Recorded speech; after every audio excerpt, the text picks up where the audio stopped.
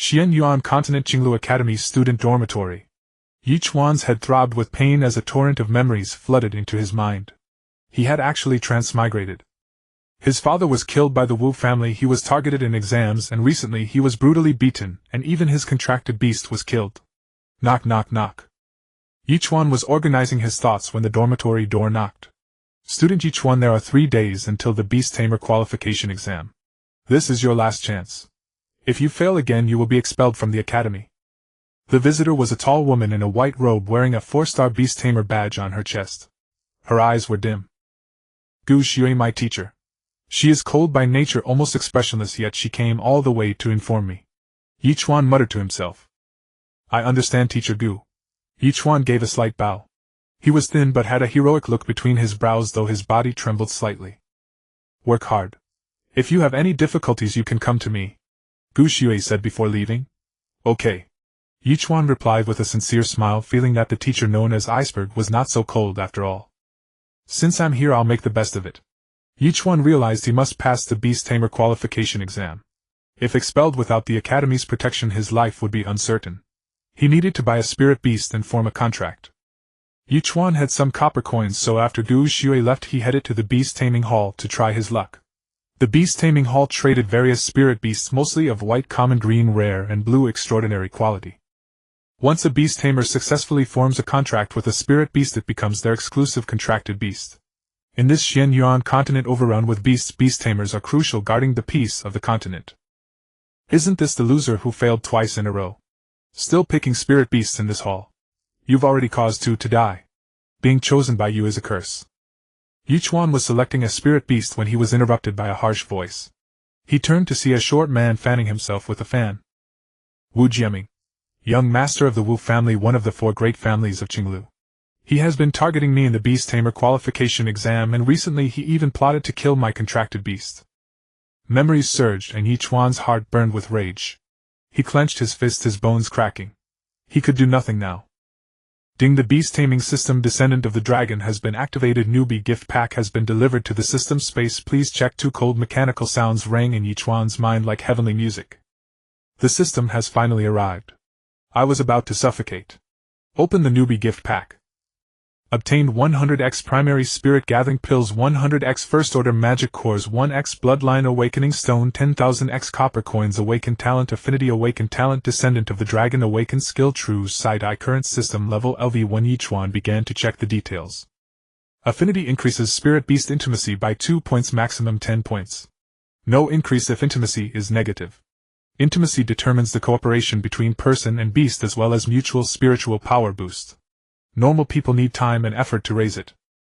This talent greatly lowers the threshold for contracting spirit beasts and enhances my combat potential. Ye Chuan suppressed his excitement and continued reading. Descendant of the Dragon, you are the soul of Dashya. Descendant of the Dragon. Damage against non-dragon creatures increased by 20. True sight eye, the system grants you the eye to see through falsehood, revealing the hidden bloodline of spirit beasts and giving you the simplest and most effective evolution item hints. Spirit beast quality determines its combat power and potential. Normal people spend huge resources for a slim chance of evolution. With true sight eye, I can easily evolve my contracted beast to legendary, or even mythical quality. Ye Chuan suppressed his excitement and pushed Wu Jiaming aside.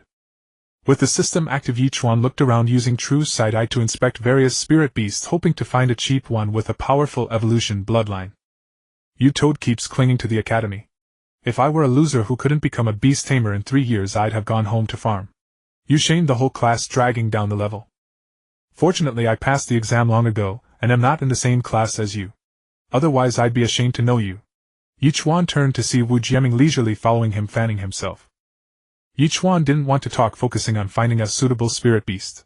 Suddenly, a boisterous snow dog caught his attention not far away. Ordinary snow dogs are black and white, but this one had a patch of red hair on its forehead. True sight eye. Named Snow Dog, rank early, first order quality, white common, intimacy 6, unbound skills, bark bite, description common, pet dog, lively nature, hidden bloodline, hellhound, purple, legendary activation condition, hellflower, bloodline awakening stone. Ye Chuan hurried toward his target. Supervisor Su, I want this Snow Dog. Ye Chuan handed over 500 copper coins, looking at the price tag. Okay. Supervisor Su shook his head. This Snow Dog was just something he brought to fill the display. It had been sitting here for months with no one interested. Snow Dog, everyone knows it's a useless spirit beast unable to advance to the second tier in its lifetime, and its combat power is no different from an ordinary dog. It's essentially a waste. It also loves to destroy homes, has a wise look in its eyes, can even be kept as a pet, and is nicknamed Era. Snow Dogs exist for entertainment, allowing ordinary people to become Beast Tamers since contracting them isn't difficult. But the students of Qinglu Academy all aim to become truly powerful Beast Tamers. How could they look down on a Snow Dog? To avoid nightfall, Ye Chuan immediately crouched down, pressing his forehead against the Snow Dogs, attempting a spiritual communication to form a contract. With a faint glow, the contract was successfully formed. A loser who failed the Beast Tamer Qualification Exam for 3 years, choosing the most useless Snow Dog. Truly a waste match is a waste. Ye Chuan heard Wu Jiaming's voice like a persistent shadow and felt a slight anger. Return. Ye Chuan thought, and the Snow Dog was drawn into the beast taming space. Who's talking? A ghost. Ye Chuan stood up, pretending to look around in panic, searching for the speaker, causing the onlookers to laugh. You waste are your eyes on your ass. Wu Jiaming, enraged and twisted-faced, hated being mocked for his short stature. He threw his fan at Ye Chuan. Waste says who? Ye Chuan nimbly dodged the fan. Waste says you. Wu Jiaming flipped his hair, and his lackey began fanning him again. Right, waste says me, you shorty. My dog can jump higher than you. The onlookers burst into laughter again. Since they had already torn apart, Ye Chuan didn't mind exposing the shortcomings. You trash who contracted a Snow Dog, you're not even a full Beast Tamer, how dare you talk about me? Ice Wolf Beast. Wu Jiaming roared, his face hideous. Though short, he was a true second-level Beast Tamer. A white spiritual energy coat appeared on him, and his hands turned into claws. The surrounding air dropped a few degrees, white mist swirled, and a huge ice wolf emerged from the beast taming space. The ice wolf beast let out a thunderous roar as if it could shatter one's very mind. Eye of true sight. Name: Ice Wolf Beast. Rank: mid-second stage. Quality: blue. Extraordinary affection: 4 bound. Skills: bite, ice, claw, howl. Special skill: none. Bio: a ferocious wolf living in the jungle, extremely vicious. Wu the Short, you dare try attack a fellow student with your contracted beast in broad daylight? Are you not afraid of being expelled from Qinglu Academy? According to the rules of Qinglu Academy, only within the Beast Tamer arena may students use their contracted beasts for sparring and combat. Private fighting severely violates Academy regulations and will be punished harshly. Ye Chuan, if you're a real man, come spar with me in the Beast Tamer arena. Wu Jiaming knew very well that his only chance to act was to lure Ye Chuan out or force him onto the arena. No. Why should I go just because you say so? What's in it for me? Ye Chuan turned to leave. What do you want? Seeing Ye Chuan about to walk away, Wu Jiaming hastily called out. 100 low-grade spirit convergence pills. Ye Chuan stated what he urgently needed. I have them. They're yours once you step into the Beast Tamer arena.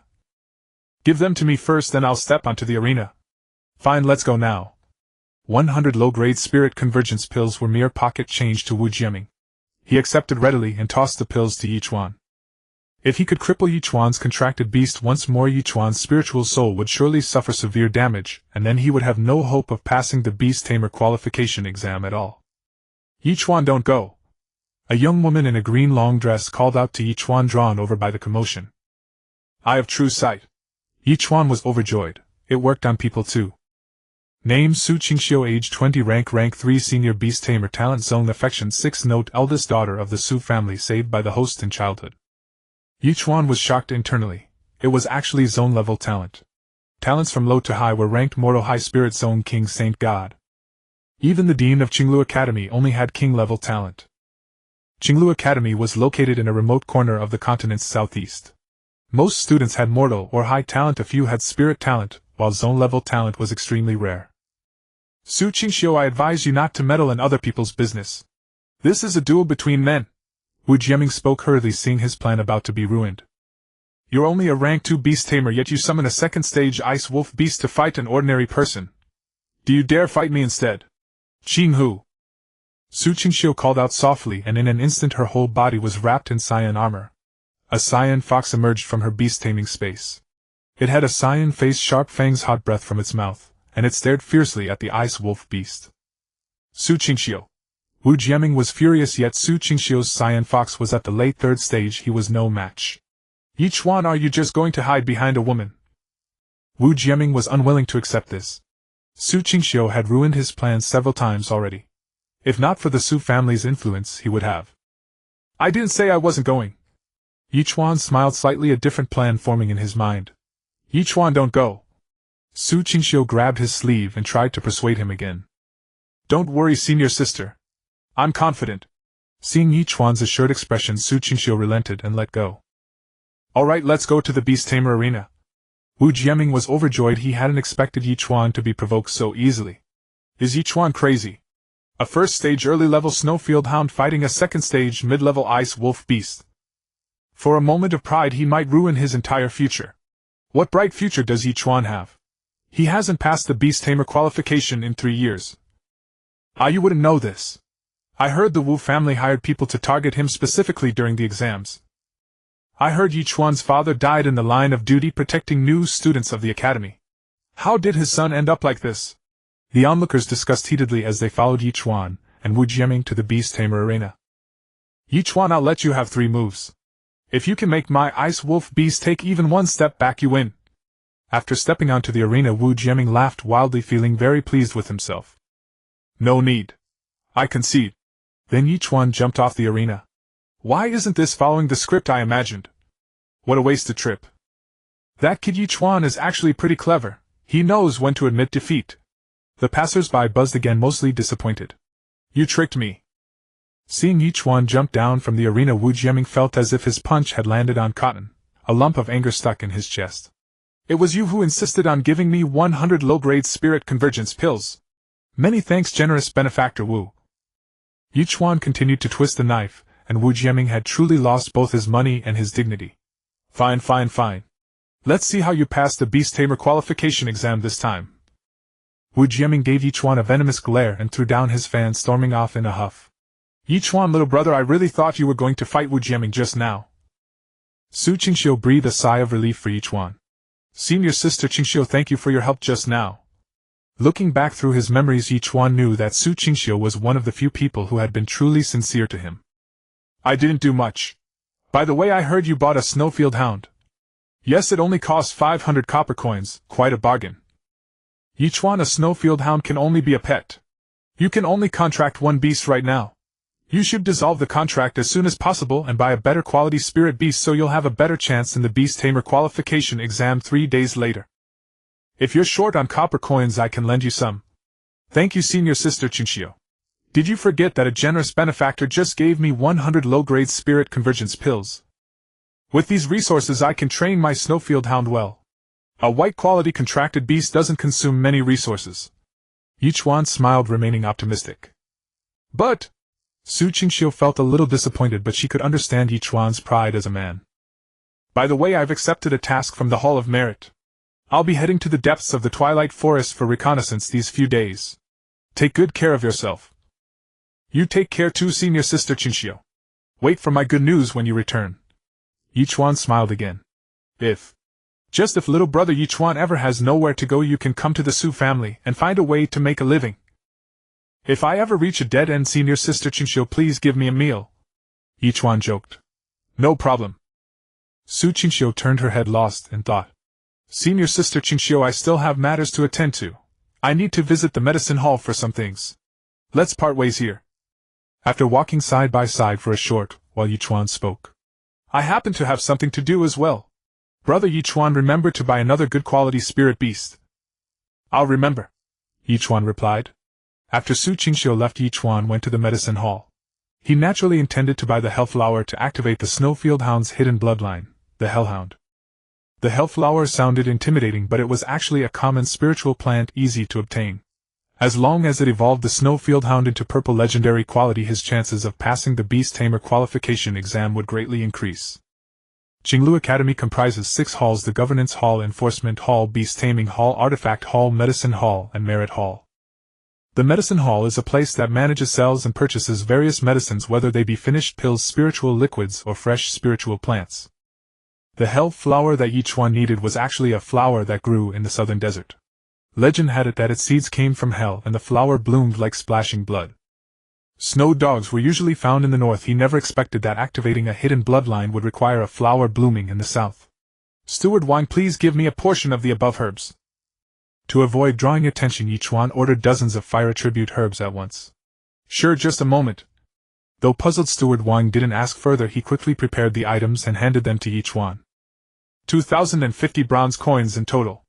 Let's make it an even 2,000. I'll use this to offset the cost. Ye Chuan took out 20 primary spirit-gathering pills and 100 bronze coins as a handling fee. Agreed. The two parties completed the transaction smoothly. Haha, look at that waste with the Academy's only white-quality contracted beast spending so much to buy fire attribute hell flowers. Doesn't he know snow dogs are ice attribute? Exactly. He'd be better off saving up more money and buying a green-quality cub from the beast taming hall instead of sticking with that trash white-quality snow dog. I heard the Beast Taming Qualification Exam in 3 days is his last chance. If he fails again, he'll be expelled. Before, he could barely scrape by relying on the Academy, but if he leaves, he'll have to go home and grow spiritual plants. Ye Chuan only wanted to return to his dormitory, quickly turning a deaf ear to the mockery of others. Beast Spirit Possession Seal Release. Back in the dormitory, he closed the doors and windows and silently recited the incantation. The beast taming space stirred and the snow dog appeared before Ye Chuan.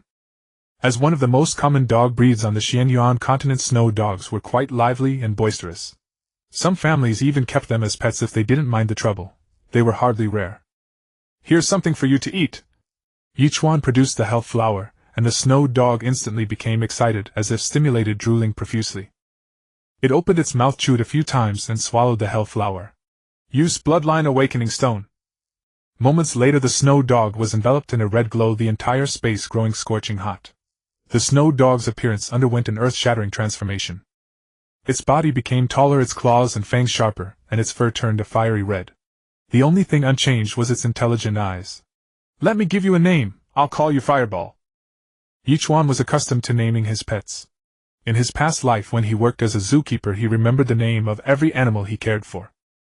Fireball stuck out its tongue, wagged its tail, and nuzzled Ye Chuan's palm. True sight. Name Hellhound. Tier 1st to early stage. Quality purple legendary. Affinity 7 bound. Skills Rage, Hell, Rending Claw, Intimidate. Special skill Shelter. Description: a dog said to come from hell, fiery tempered but very loyal. Hidden bloodline, 3-headed hellhound, red mythic. Activation condition: mutated health flower, 10 bloodline awakening stone. It can still evolve. Ye Chuan had thought that low-level spirit beasts like the snow dog had no potential for evolution. He never expected such a surprise. For other beast tamers, upgrading their contracted beast's quality was extremely difficult. But mutated health flowers weren't available at Qinglu Academy. They were a specialty of the south. Perhaps they could be found in Yan City near the Zhuke Holy Academy. Congratulations, host, on signing your first contracted beast. Rewards: primary spirit gathering pill, 200 first term magic core, 200 bloodline awakening stone, 2 bronze coins, 20,000 primary storage ring 1. What surprised Ye Chuan was that the affinity had also increased. The higher a contracted beast's loyalty, the stronger the spiritual power amplification between the beast tamer and the beast. It was rumored that when loyalty reached 10, a special effect would trigger. The more the master fed the contracted beast, and the more battles they fought, the more loyal the beast became. I wonder if these pills are enough for you to break through to the 2nd tier. After keeping a few, Ye Chuan tossed over 300 primary spirit gathering pills to Fireball. Fireball's tail wagged even faster, and its aura rose steadily, finally settling at the 1st tier late stage.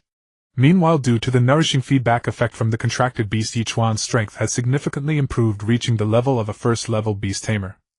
Over 300 1st-tier spirit gathering pills would have been enough to push a white, common, or rare quality spirit beast to the 2nd tier. But for a purple quality beast like Fireball, they only barely allowed it to break through to the 1st tier late stage. The higher a spirit beast's quality, the more resources it consumed, but also the more powerful its combat capabilities. Ye Chuan still had 300 1st-tier magic cores and over 20,000 bronze coins, but he couldn't afford to attract attention. Suddenly possessing so many resources might invite suspicion and hostility.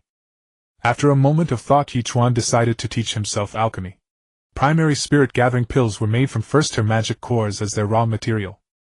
In this Beast Tamer Qualification Exam, Ye Chuan would surely be targeted again, and the situation would be worse than before. He had already prepared to be an enemy of all participants. He needed to advance Fireball to the 2nd tier before the exam. On the Xuanyuan Continent, everyone had only 3 chances to take the Beast Tamer Qualification Exam. This was Ye Chuan's last chance, and he could not afford any mistakes. No sooner said than done. That was Ye Chuan's style. He quickly went to the medicine hall again, purchased the necessary herbs from different shops, and returned to the dormitory. This time things went smoothly without any trouble. He took out an ordinary medicine cauldron, prepared a large number of magic cores and herbs, and began his alchemy journey. Magic cores contained spiritual energy, but it was tainted. The alchemy process was about extracting the essence and discarding the dross. The more advanced the alchemists, the more spiritual energy they could retain. The first time Ye Chuan was very conservative. He put in only one portion of materials, adjusted the heat, and focused entirely on purifying the magic core. In the end it was perfect. All demonic energy was purified and all spiritual energy was also purified. Again, he had plenty of materials anyway, so Ye Chuan didn't care. Resources were meant to be used in time to be meaningful. For the second time he still used only one portion of materials. Purifying again, he became more skilled, retaining about 10 of the spiritual energy, resulting in the lowest grade of primary spirit gathering pill. The third, fourth, fifth times. Soon it was almost dark. Ye Chuan yawned and stretched his body. Looking at the 300 magic cores that had turned into 299 primary spirit gathering pills, he felt an indescribable excitement. Moreover, during the alchemy process his soul had strengthened a little. It's a pity that the spiritual energy retained was less than 70. Ye Chuan was still dissatisfied, feeling that he had wasted a lot of spiritual energy. If other alchemists knew this, they would likely spit blood in anger. What newcomer could refine 300 pills in one go? That required an incredibly powerful soul. Moreover, being able to retain about 70 of the spiritual energy was already remarkable for a beginner. Ye Chuan again tossed over 200 primary spirit gathering pills to Fireball, but Fireball still couldn't successfully advance to the second tier. It seems advancement isn't just about piling on pills, you also need experience. Ye Chuan quickly understood the reason and decided to go to the merit hall the next day to take on some missions for training. Bang! Bang! Bang! Suddenly Ye Chuan's door was knocked. Who is it? Ye Chuan tensed up, ready to summon a fireball at any moment. It's me, Ye Chuan. A familiar voice came from outside the door. Why are you here? Ye Chuan opened the door, and the visitor was none other than his classmate Lin Xuanyuan. He was a burly man standing 185 centimeters tall, and weighing 200 jin, a year younger than Ye Chuan. The Beast Tamer Qualification Exam 3 days away was his second chance. Since the Beast Tamer Qualification Exam is coming soon, I heard you had a conflict with Wu Jiaming today, so I came to check on you. There was no extra chair in Ye Chuan's room, so Lin Xuanyuan simply sat on the bed. If you want to pass this Beast Tamer Qualification Exam, you'd better stay away from me. Ye Chuan warned him sincerely. What do you take me for? If I were afraid of retaliation from Wu Jiaming's bunch, I wouldn't have become your brother in the first place. Lin Xuanyuan was a bit huffy, though he knew Ye Chuan meant well. True sight. Name Lin Xuanyuan, age 17, rank level 1, intermediate, Beast Tamer, talent high, favorability 8, description a grateful and loyal person worthy of forging bonds. Ye Chuan felt a pang of shame, but it was a necessity. He couldn't afford Lin Xuanyuan turning against him at a critical moment. I'm sorry, I shouldn't have said that. Ye Chuan promptly apologized sincerely. Between brothers, don't mention it. You'll definitely pass this time. I believe you'll pass too. Ye Chuan secretly resolved to ensure Lin Xuanyuan also succeeded in the exam. Ordinarily, for the Beast Tamer Qualification Exam, an ordinary person who had signed a contract with a green quality beast had a chance to pass. The greater assessment was the examinee's adaptability and courage. In the previous 2 exams, even though Ye Chuan had only contracted white and green quality spirit beasts, he had a high probability of passing, but Wu Jiaming's men had ganged up on him, preventing him from meeting the exam's conditions. I heard from Senior Sister Qingxiu that you've contracted a snowfield dog. Lin Xuanyuan was puzzled, and that was precisely why he had come. Don't worry, I have a plan. Ye Chuan gave him a confident smile. Ye Chuan, if you're in financial difficulty, I can lend you some copper coins. At least you can buy a green rare quality spirit beast. Really, no need. Rest assured, I won't do anything uncertain. I can pass this Beast Tamer Qualification Exam. If I truly lack money, I won't hesitate to ask you and Senior Sister Qingxiu. Really, no need. Really, no need. When have I ever lied to you? Since you say so, spend these days nurturing your contracted beast well. Lin Xuanyuan stood up, preparing to leave. Same to you, make sure you pass this time. Definitely. After Lin Xuanyuan left, Ye Chuan was filled with emotion. To have even 1 or 2 such confidants in life, he could die without regret. A friend who pursues you to lend you money is truly precious. The night was deep. This was Ye Chuan's first night since his transmigration, and he found himself unable to sleep. Not until the dead of night, when a round of moonlight rose, did Ye Chuan finally fall into slumber. After waking up and tidying up briefly, he went to the cafeteria for breakfast, then headed straight to the merit hall. The merit hall was where tasks were accepted and submitted at Qingling Academy, allowing accumulation of merit points. These points could be exchanged for precious treasures within the academy. With enough points, even purple legendary quality contracted beast cubs could be obtained. It was still early, so Ye Chuan recalled Fireball into the beast space and hurried to the merit hall, browsing the tasks. Beginner task: collect 10 snow grass plants from the snowy mountains. Reward 1 merit point. Beginner task: clean the pigsty of the beast taming hall at the academy. Reward 1 merit point. Beginner task: hunt second-tier magical beasts. Wind demon wolves. Location: Qifeng Town. 10 merit points per kill. Intermediate task: hunt the third-tier magical beast Wind Demon Wolf King to completely eliminate the threat in Qifeng Town. Reward 200 merit points. Oh, the famous Ye Chuan is here to take a task. Are you picking the pig cleaning one? A useless piece of trash who can't even defend himself against a first-tier magical beast, can only take on manual labor anyone can do. A shrill voice reached Ye Chuan's ears, sounding like the eunuch's voice from his past life. True sight. Name: Li Pengfei, age 18, rank level 1, intermediate, beast tamer, talent high, favorability -6, description: has psychological issues. Believes he is a woman but is attracted to women, infatuated with Su Qingxiu. Isn't this with a charitable's lackey? What brings you here today? I don't have any shit on me. The speaker was Li Pengfei, one of Wu Jiaming's henchmen, the same one who had fanned him earlier. He was thin, with fair skin, a shrill voice, and an androgynous appearance. Nicknamed Eunuch Li. Did you eat shit for breakfast? It stinks so much. Li Pengfei taunted. I'm not like some people who enjoy being dogs, and genderless dogs at that. Ye Chuan ignored him, flipping through the scrolls. You. Li Pengfei was momentarily speechless. You what? If you've got nothing to say, step aside. Even a good dog doesn't block the way. Ye Chuan pushed Li Pengfei aside without ceremony, grabbing a task scroll. They were within the range of the heavenly eye, so no student dared to act recklessly. The so-called heavenly eye was a natural crystal that could record images. As long as one had spiritual energy, it could capture both visuals and sound. Steward Li, please register for me. Just sign here, the steward said expressionlessly. After completing the formalities, Ye Chuan left, whistling. He had taken the task of collecting snow grass, which was relatively easy and allowed him to search for low-tier magical beasts to train his combat skills. The snowy mountains lay north of Qifeng Town, a small town at the foot of Qinglu Academy under its protection, hence the task to eliminate the wind demon wolves. Ye Chuan slipped out of the academy quietly, and was now on the road to Qifeng Town, but his keen senses detected someone following him. Student task assignments are confidential, but the steward just now was surnamed Li, same as Li Pengfei. Realizing this, Ye Chuan quickened his pace, heading toward a secluded area, a dense forest beyond which lay a bottomless cliff. Heaven has a road you refuse to take, but hell has no door you barge in. Seeing Ye Chuan go that way, Li Pengfei excitedly sped up his pursuit. Ye Chuan had now reached the depths of the forest, casually picking spiritual plants, even sniffing a flower. He was waiting for his prey to come. Ye Chuan. Li Pengfei's shrill voice indeed rang out. Li Pengfei. Why are you here? Ye Chuan feigned terror. That steward was my uncle. Guess why I'm here and what I'm going to do. Beast Spirit Possession Seal Release. With a loud shout from Li Pengfei, a python about 5 meters long and as thick as an adult's thigh emerged from the beast space. Is the grudge between us worth this? Ye Chuan shook his head. I want you dead. How could a waste like you win Su Qingxiu's favor? Besides, you've offended young Master Wu. If I bring him your head, I'm sure he'll reward me handsomely. In this desolate wilderness, a waste like you dying at the claws of a magical beast is perfectly normal. Li Pengfei let out a sinister cackle. Then who do you think is the hunter, and who is the prey? If you want to kill me, be prepared to stake your life. Ye Chuan showed no fear. Playing tricks. Who doesn't know that your contracted beast is just a useless snowland dog? Seeing Ye Chuan so composed, Li Pengfei felt something was off and forced himself to stay calm. Beast Spirit Possession Seal Release. Black Flame Sword. Ye Chuan shouted.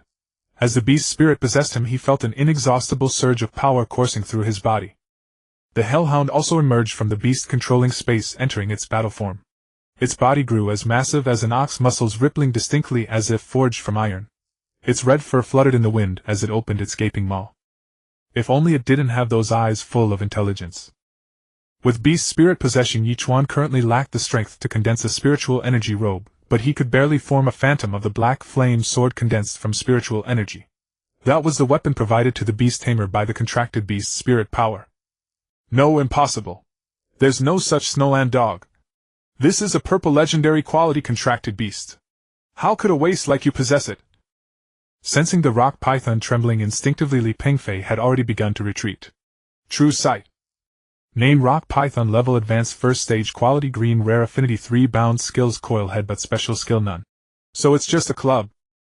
Ye Chuan didn't forget to taunt him. After all, Li Pengfei had also been among those who beat him.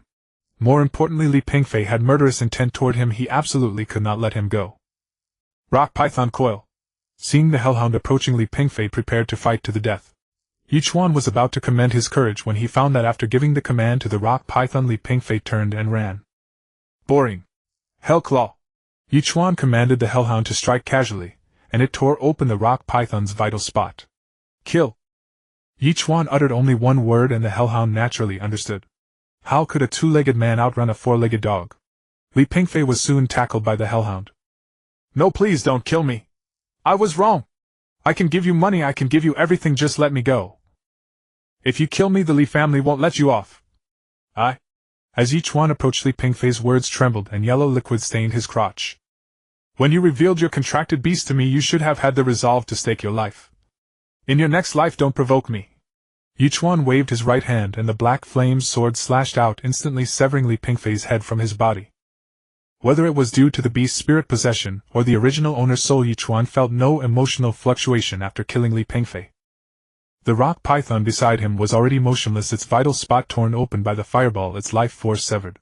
Ye Chuan was no saint, he made the best use of things. He extracted the rock python's spirit core and fed it to the fireball. The spirit beast's meat was also good stuff. He handled it simply and stored the rock python meat in his storage ring. Although this was a real battle, Ye Chuan felt nothing. It was a complete one-shot kill with overwhelming superiority in both contracted beast quality and realm. The quality of contracted beasts is divided into white, common, green, rare, blue, extraordinary, purple, legendary, red, mythical, orange, divine, and golden divine beast. The legendary golden divine beast has not appeared in the Xuanyuan Continent for over 1,000 years. Contracted beasts of different qualities have vastly different stats at the same realm. The power difference is basically a one-sided crush. If two Beast Tamers contracted beasts are similar in strength and quality, the outcome depends on their performance. The higher the affinity, the easier the seamless cooperation and the stronger the spiritual power amplification between them. Of course, contracted beast skills, countering, etc. also affect the outcome. The strength of contracted beasts is divided into 7 stages, 1st to 4th stage, then King Beast, Saint Beast, and the legendary Divine Beast. Among them there seem to be only 4 Saint Beasts, each guarding one of the 4 sacred academies.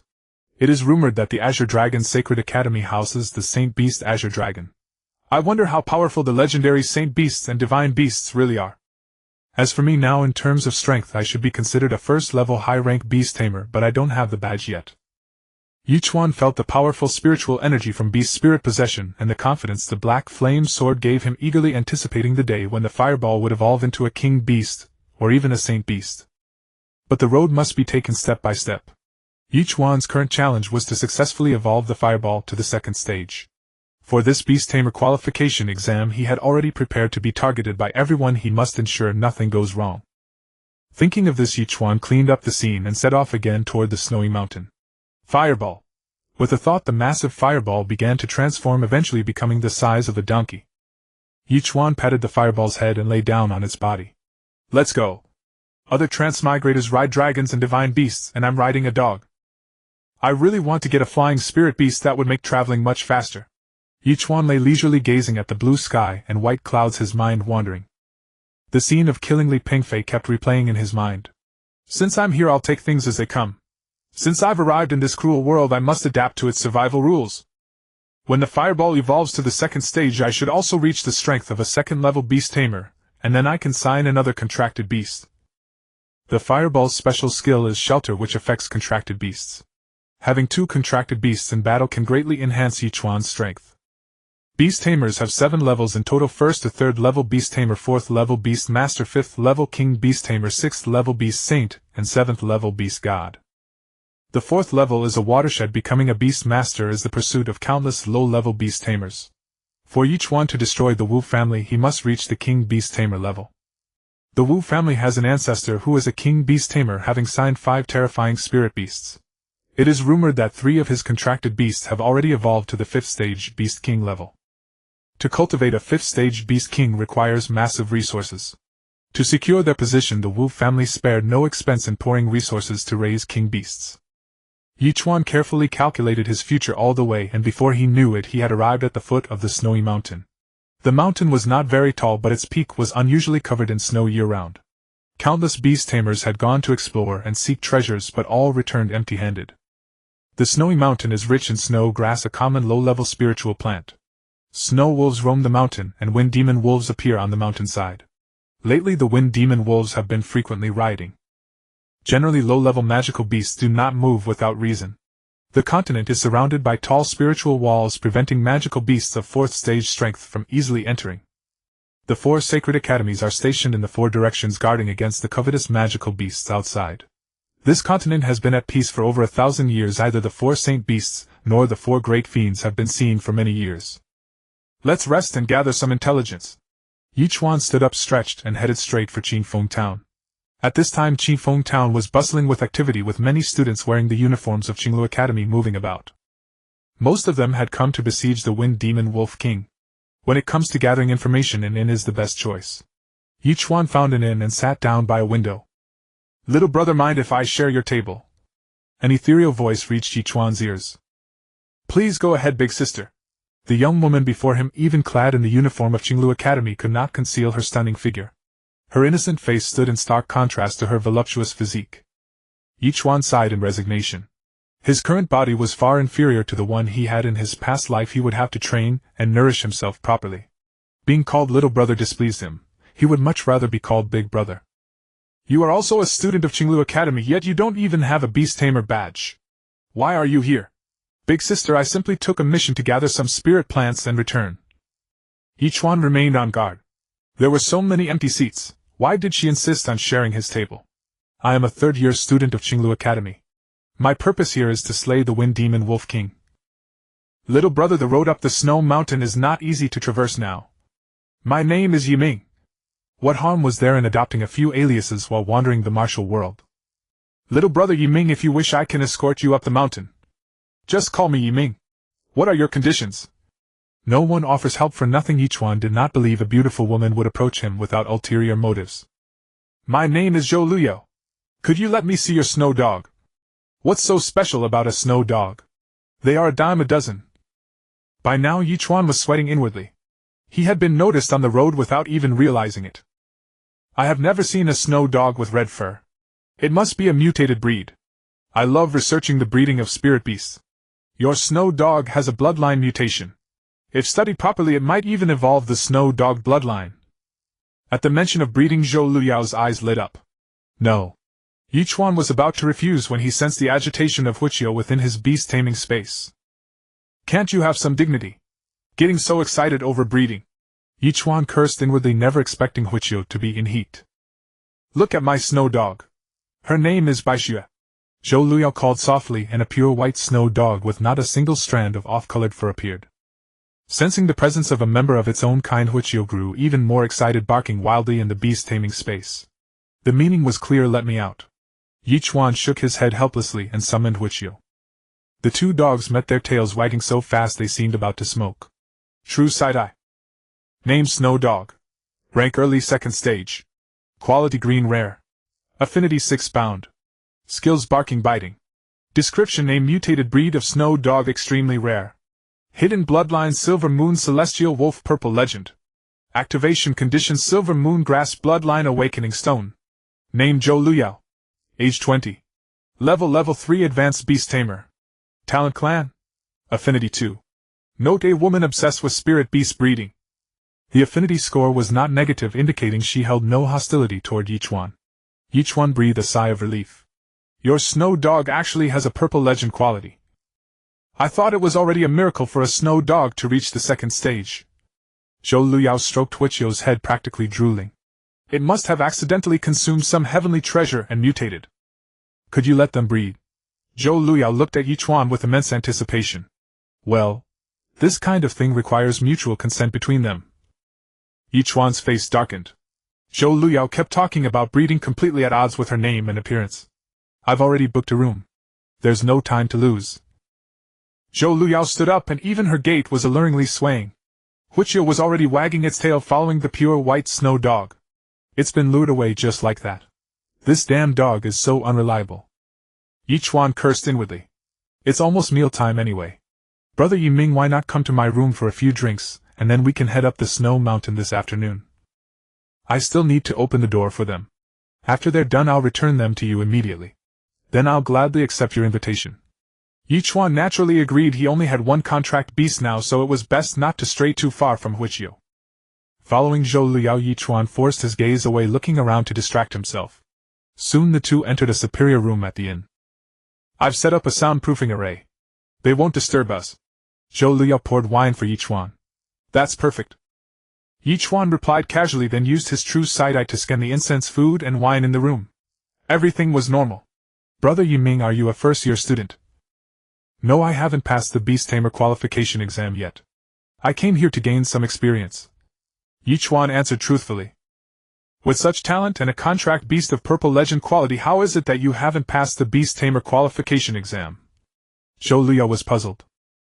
To be honest, I only recently contracted my first beast.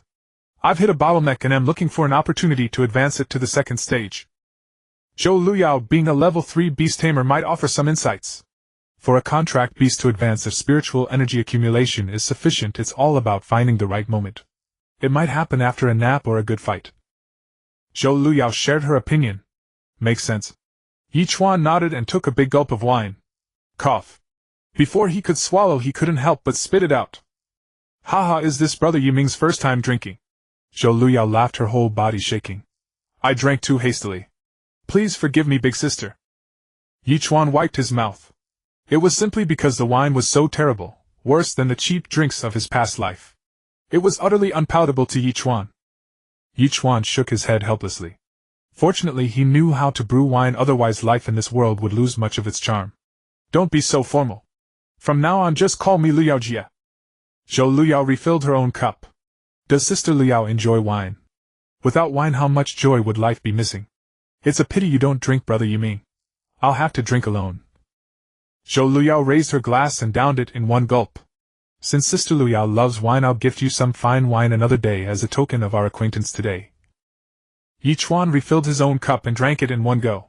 Drinking wine, the wine itself matters, but the company matters more. Facing the cheerful and open Zhou Luyao, even poor wine became bearable for Ye Chuan. Brother Yiming, drink slowly, be careful not to get drunk.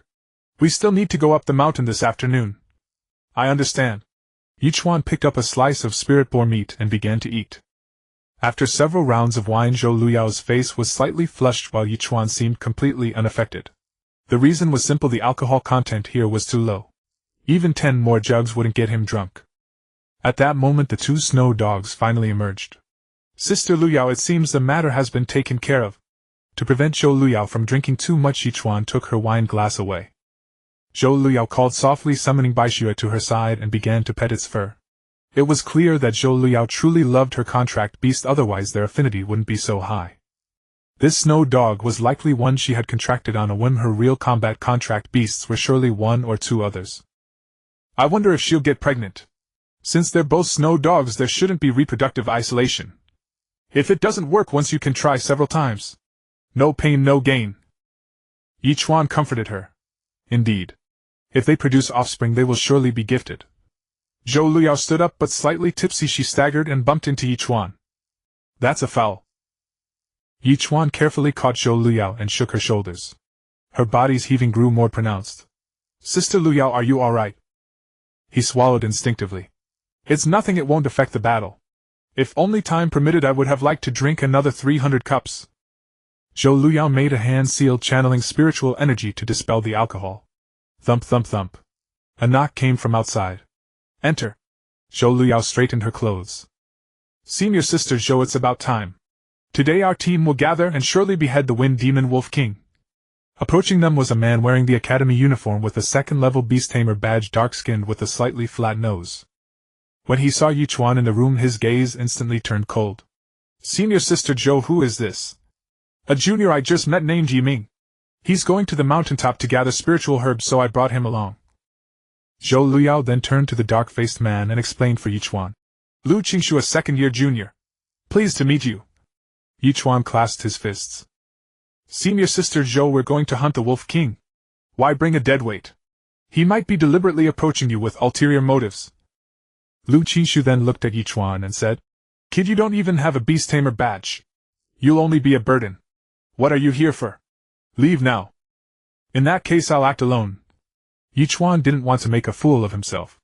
Even without using his true sight, he could feel the hostility from Lu Qingshu's dark face. All right. Zhou Luyao sighed softly. Sister Luyao, let's part ways here. The mountains and rivers will meet again. I'll remember your wine. Ye Chuan clasped his fists slightly and left gracefully. Since ancient times, beauty has been a curse. The ancients did not deceive me. Fireball, you advance. You perverted dog, you advance just from one round. Walking on the road, Ye Chuan then noticed that Fireball's strength had increased significantly, its aura already at the early second stage. Meanwhile, Ye Chuan's own spiritual energy had also improved through the feedback, reaching the level of a second-grade elementary Beast Tamer. He had thought he would go through a fierce battle, but unexpectedly he advanced after just one meal. Ye Chuan found it strange, but his destination remained unchanged, to head to the snowy mountaintop to gather snow lotus. Students of Qinglu Academy must accept tasks worth a certain amount of merit points every month to accumulate merit points, so unless there are special circumstances, tasks cannot be abandoned. Moreover, Ye Chuan wanted to test his own strength. Now, as a second-grade Beast Tamer, he could condense a spiritual energy garment, further enhancing his combat power. Ye Chuan walked all the way to the mountainside. The entire mountain was eerily silent, with not even the sound of birds, only occasional gusts of wind. Ye Chuan reached the summit effortlessly. The peak was covered in snow, yet he did not see a single snow wolf. Snow wolves are not demon beasts or spirit beasts, they are ordinary wolves. If they cultivate, they have the chance to advance to first or second grade spirit beasts. Snow lotus is abundant on the summit. The difficulty in gathering them mainly comes from the snow wolves and the wind demon wolves on the mountainside. Without any other interfering factors this time, Ye Chuan quickly collected dozens of snow lotus. Just as Ye Chuan was feeling a bit disappointed, he suddenly felt the entire mountain stirring. Such dense demonic energy! Ye Chuan exclaimed. There were at least hundreds of wind demon wolves on the mountainside. This might be trouble. Ye Chuan took out a mask from his storage ring and put it on, then walked downhill. Beast Spirit Possession Seal Release. Ye Chuan murmured. Fireball appeared, entering combat form, while he himself put on a layer of spiritual energy garment, his right hand gripping the manifested black flamed sword. The spiritual energy garment can block ordinary blade and sword damage, and also protect against rain and wind. It is an important self-defense tool for low-level Beast Tamers. It was only noon, but under the thick demonic energy the entire mountain range seemed plunged into night. Ye Chuan carefully walked towards the foot of the mountain, ready to attack at any moment. A wind demon wolf appeared in front of Ye Chuan. True sight. Name: Wind Demon Wolf. Grade Advanced Second Stage. Quality Green Rare. Affinity -10 Unbound. Skills: Pounce Bite.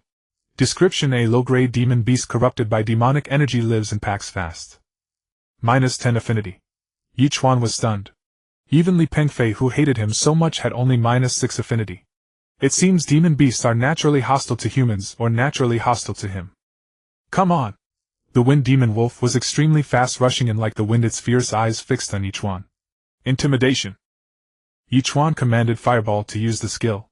It can cause a brief fear effect on beings with lower quality and strength, slowing their actions. Even so, the wind demon wolf easily sidestepped the massive fireball and lunged at Ye Chuan. Relying on his body's instincts, Ye Chuan narrowly dodged the attack. Nonetheless, the wind demon wolf's claws still tore through Ye Chuan's left arm. Rage! Ye Chuan used the skill again. He felt that both Fireball and himself had temporarily increased in strength, with enhanced attack power and speed and a stronger desire to attack. Hell Split Claw! Ye Chuan directed Fireball to attack forward. The wind demon wolf deftly dodged. It smelled the blood and became even more excited. Not good! Ye Chuan had no combat experience, and couldn't kill the wind demon wolf in time. Fireball Shrink! Fireball shrank to the size of an ordinary tiger, becoming much more agile. Ye Chuan stepped forward and stood side by side with Fireball. It seems I haven't grasped the essence of a Beast Tamer. A Beast Tamer doesn't just send out contracted beasts to fight, they must fight alongside them. Ye Chuan stroked Fireball's forehead, their minds connected. Bring it on!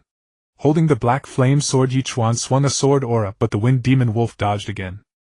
They faced off for a moment, then the wind demon wolf attacked again. Now Hell Split Claw. Fireball swung its claws and Ye Chuan swung his sword as well. Crack. Fireball's claws struck the wind demon wolf's waist heavily. The wind demon wolf flew back 4 or 5 meters, instantly spitting black demonic energy twitching on the ground. Ye Chuan dashed forward in a stride and swung his sword again, severing the wind demon wolf's head. Killed second stage demon beast 1. Obtained system upgrade points 20, system gold coins 20. System upgrade progress 20100. I wonder what benefits system upgrade will bring. With system gold coins there must be a system shop. But this should have been a crushing battle, yet I got injured. My practical combat experience as a beast tamer is indeed insufficient. Ye Chuan silently noted the lesson. He took out medicine and began to treat the wound, carefully bandaging it to avoid the smell of blood attracting more wind demon wolves. He also needed to leave this place quickly. Otherwise, if the wolf pack gathered, he would be in danger. The battle did not consume much energy, but Ye Chuan still took out a spirit-gathering pill to restore his and Fireball's spiritual energy, maintaining peak combat condition. He didn't know how many wind demon wolves were still on the mountainside. Ye Chuan remained vigilant and continued walking downhill. Along the way there were many demon beast corpses and bloodstains leading to a large cave. Run, run! A panicked voice came from afar, as if they had seen something terrifying. What's happening? Ye Chuan grabbed the shouting man, only to find that he had lost an arm. Wolves, so many wolves! The man shoved Ye Chuan aside and staggered away without looking back. 7 wolves followed him, charging straight toward the 2 of them. With his own safety at stake, Ye Chuan could only focus on protecting himself. When Ye Chuan turned around, all he saw were severed limbs and broken bones. For the first time, Ye Chuan understood the brutality of demonic beasts. These were only the ones within the inner perimeter of the spirit wall. He dared not imagine what the beasts beyond the wall were like. There were 7 wolves in total, 2 at the late second order, 2 at the mid-second order, and 3 at the early second order. They had now encircled Ye Chuan, forming a tight siege. This was the first time Ye Chuan felt the threat of death. But in his past life he had been a special forces soldier, and the ferocity in his bones still remained. Seeing himself trapped in a desperate situation, Ye Chuan instead became exhilarated. Rage! Using the fireball skill, both Ye Chuan and Huichio were enhanced. They stood back to back, their eyes fixed on the movements of the wolf pack. The largest wolf in the pack gave the command, and the other 6 wolves charged forward. Ye Chuan didn't need to worry about Huichio. It could easily defend itself. The real problem was his own lack of combat experience. Xing! Ye Chuan swung his sword with full force, slicing off the head of an early second-order wind demon wolf in one blow. System upgrade progress 40100. The cold mechanical voice sounded, filling Ye Chuan with immense confidence. If he could hold out until the system upgraded, there might be a turning point. His left arm was scratched again. The thin spiritual energy robe was as flimsy as paper against the claws of the wind demon wolves. Only a level 3 Beast Tamer's spiritual energy armor could easily block them. After 1 wolf died, the pack surrounded Ye Chuan and Huichio but did not attack. Damn, they're stalling for time. If more wolves arrive, it'll be bad. I have to take the initiative. Huichio, hold off the 2 biggest ones. Without hesitation, Ye Chuan dashed toward the 2 smallest wind demon wolves. Before Ye Chuan could reach them, the 2 wolves lunged at him. Swish! Ye Chuan bent down and slashed the belly of 1 wind demon wolf, cleaving it open instantly. They didn't bleed, instead thick demonic chi flowed out. System upgrade progress 60100. Huichio! Huichio understood immediately and pressed close to Ye Chuan again, denying the wolves any chance to strike. System upgrade progress 80100. Good job, Huichio. It turned out that Huichio had just bitten one of the late second-order wind demon wolves to death. Kill! With only 1 more kill needed for the system upgrade, Ye Chuan pressed onward, sprinting toward the smallest wolf. He knew to pick the low-hanging fruit. Under the command, the small wolf didn't retreat but leaped at Ye Chuan. Ye Chuan held his sword horizontally and thrust it into the wind demon wolf's throat. The wolf let out a painful howl and soon vanished. System upgrade progress 100100. System upgrade successful. Current level LV2. System shop unlocked. Reward additional spirit beast contract slot 1. Reward system coins 1000. Damn, that's it.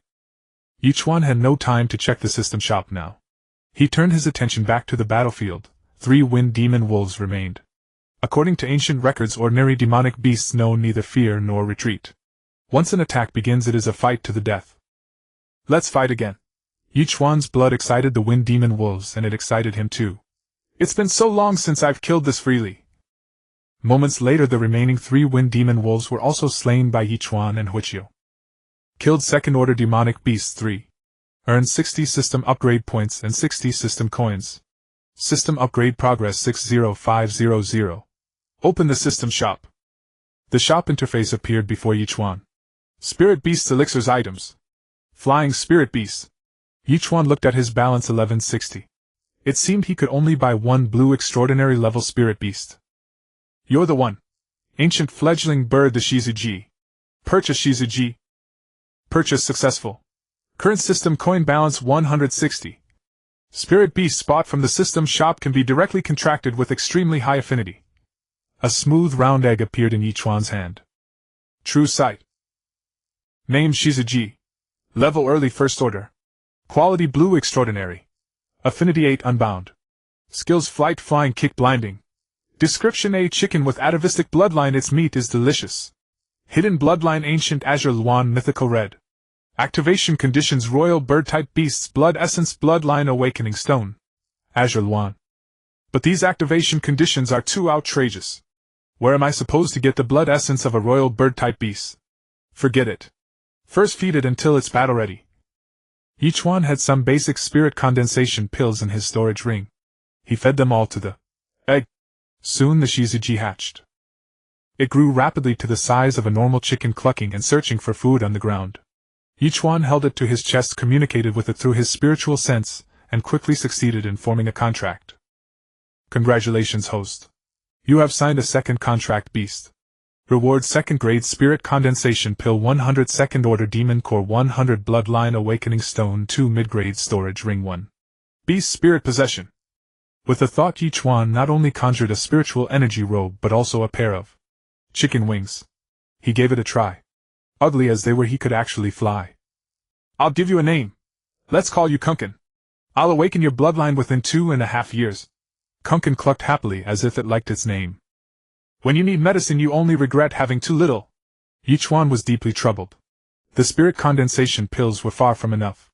The 100 second-grade pills were consumed almost entirely by his 2 contract beasts in no time.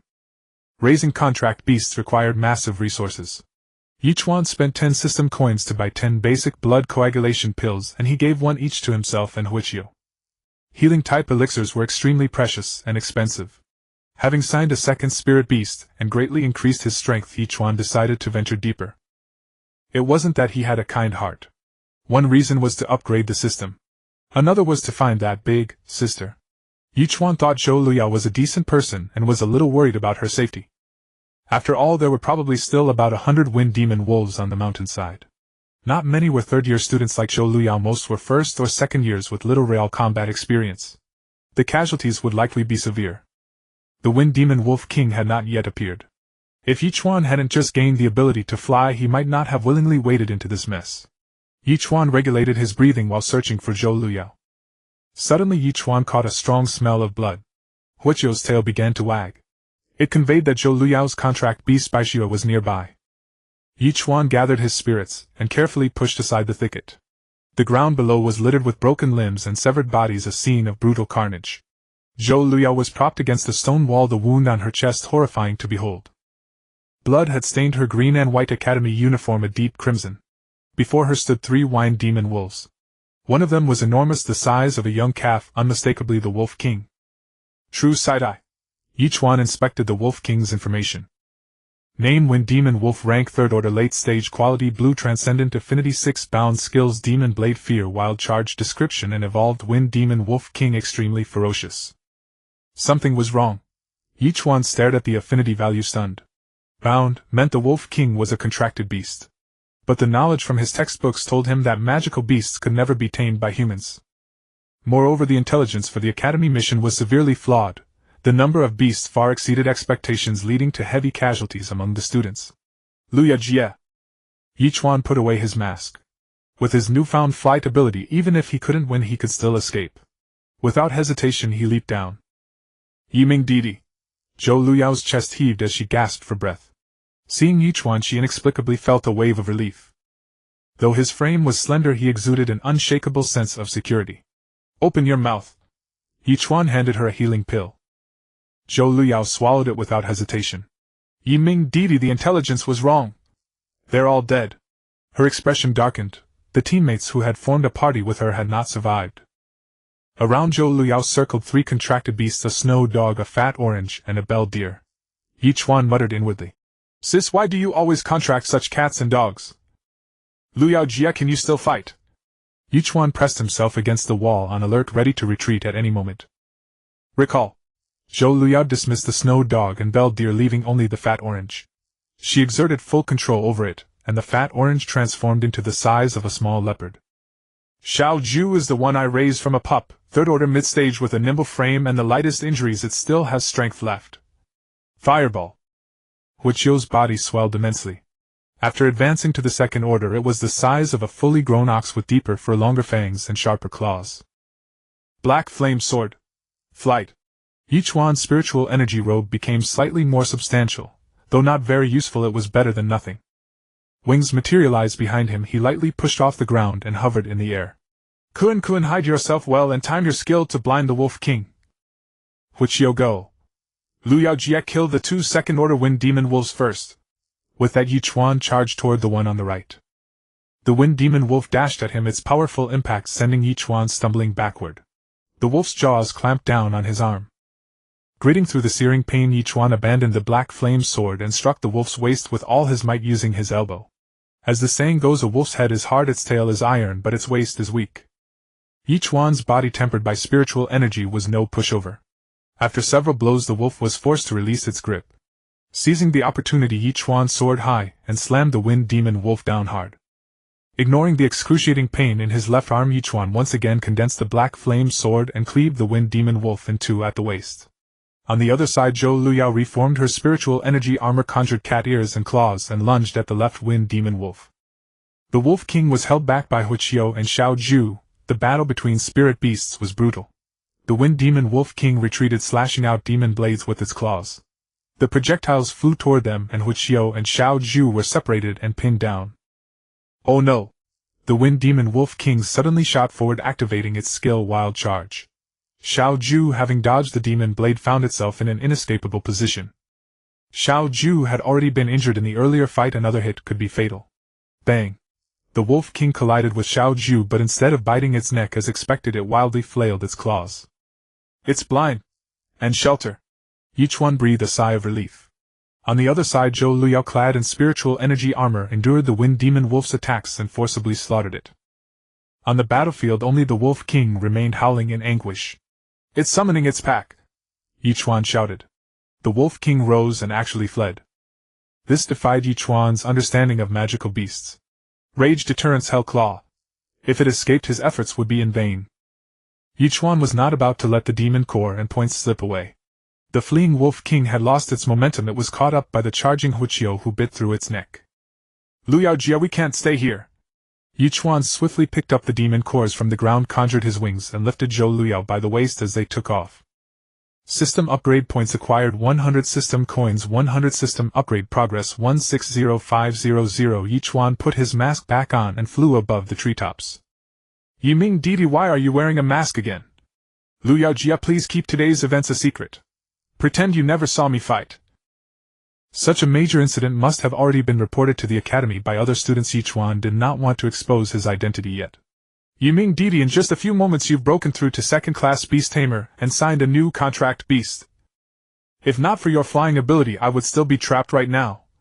I'll keep this secret. Zhou Luyao hugged Ye Chuan tighter. True side-eye.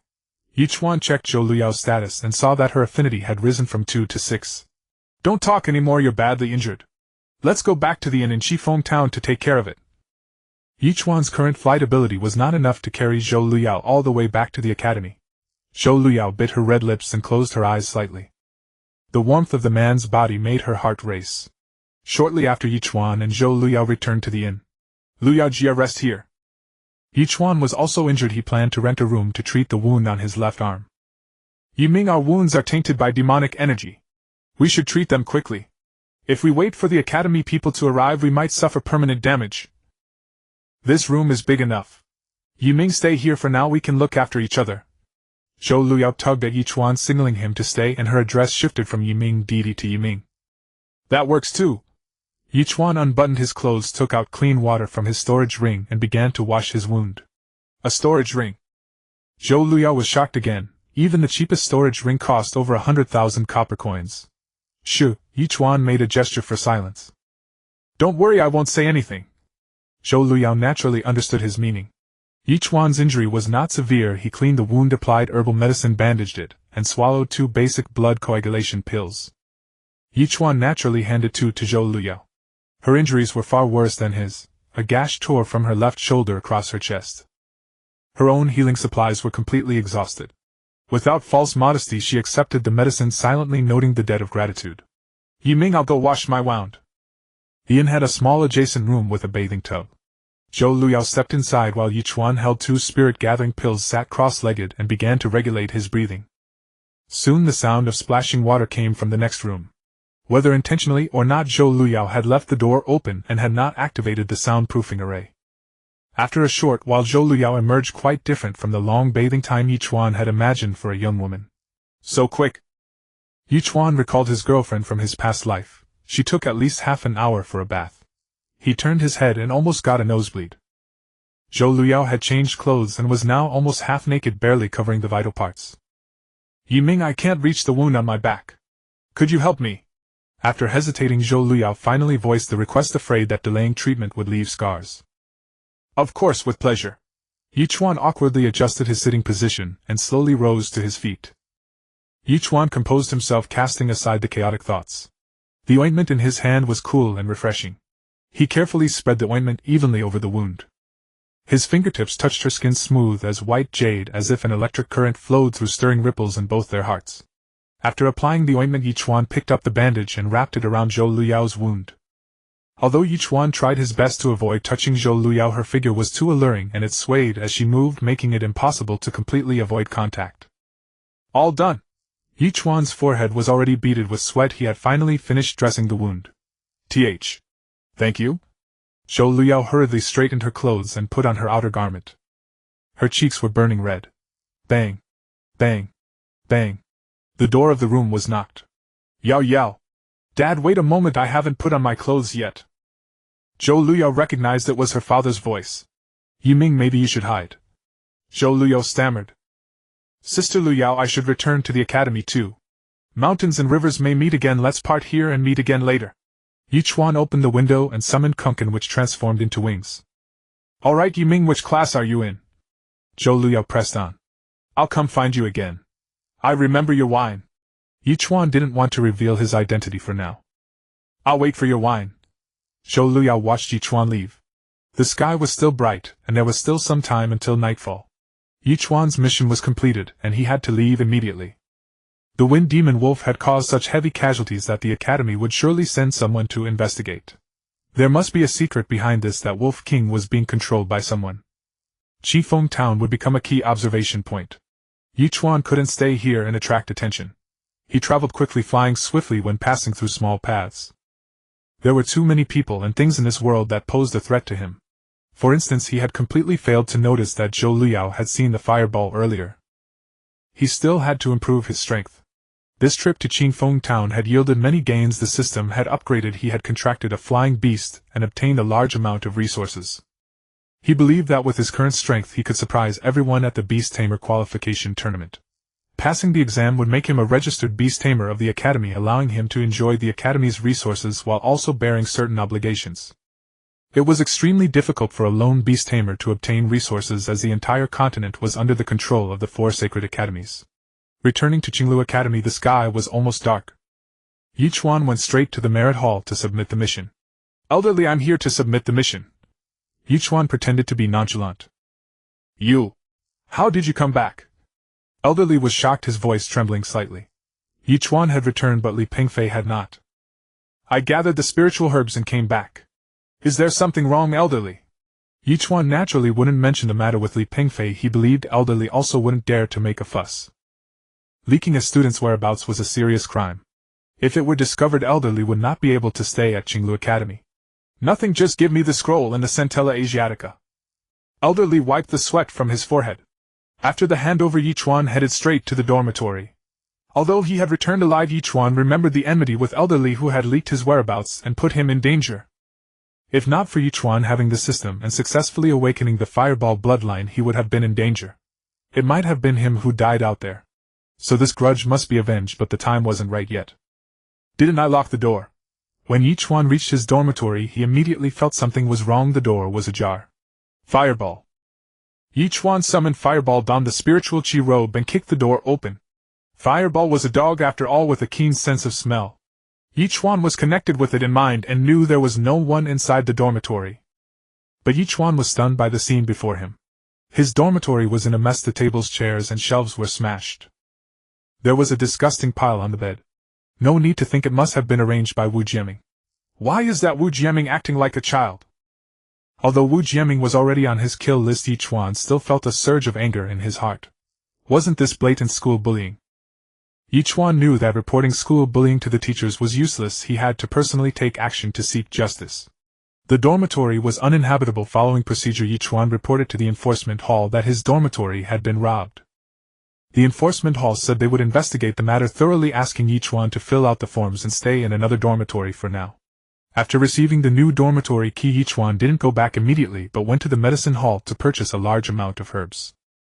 Ye Chuan now had over 100 second-stage magic cores and 1 third-stage magic core on him, so he naturally prepared to refine spirit-gathering pills. Fireball's current strength was already at the second stage early phase, nearing the mid-phase, while Kunkin was at the first stage late phase with no breakthrough opportunity yet. These resources should be enough for Fireball to advance to the second stage mid-phase. The Beast Tamer Qualification Exam was in 2 days, and Ye Chuan dared not let his guard down. After returning to the dormitory, Ye Chuan first took a bath, then began refining spirit-gathering pills. Refining second-grade spirit-gathering pills was much more difficult than the basic ones, and Ye Chuan started refining them one after another. The 101 magic cores quickly turned into 98 second-grade spirit-gathering pills and 1 third-grade spirit-gathering pill.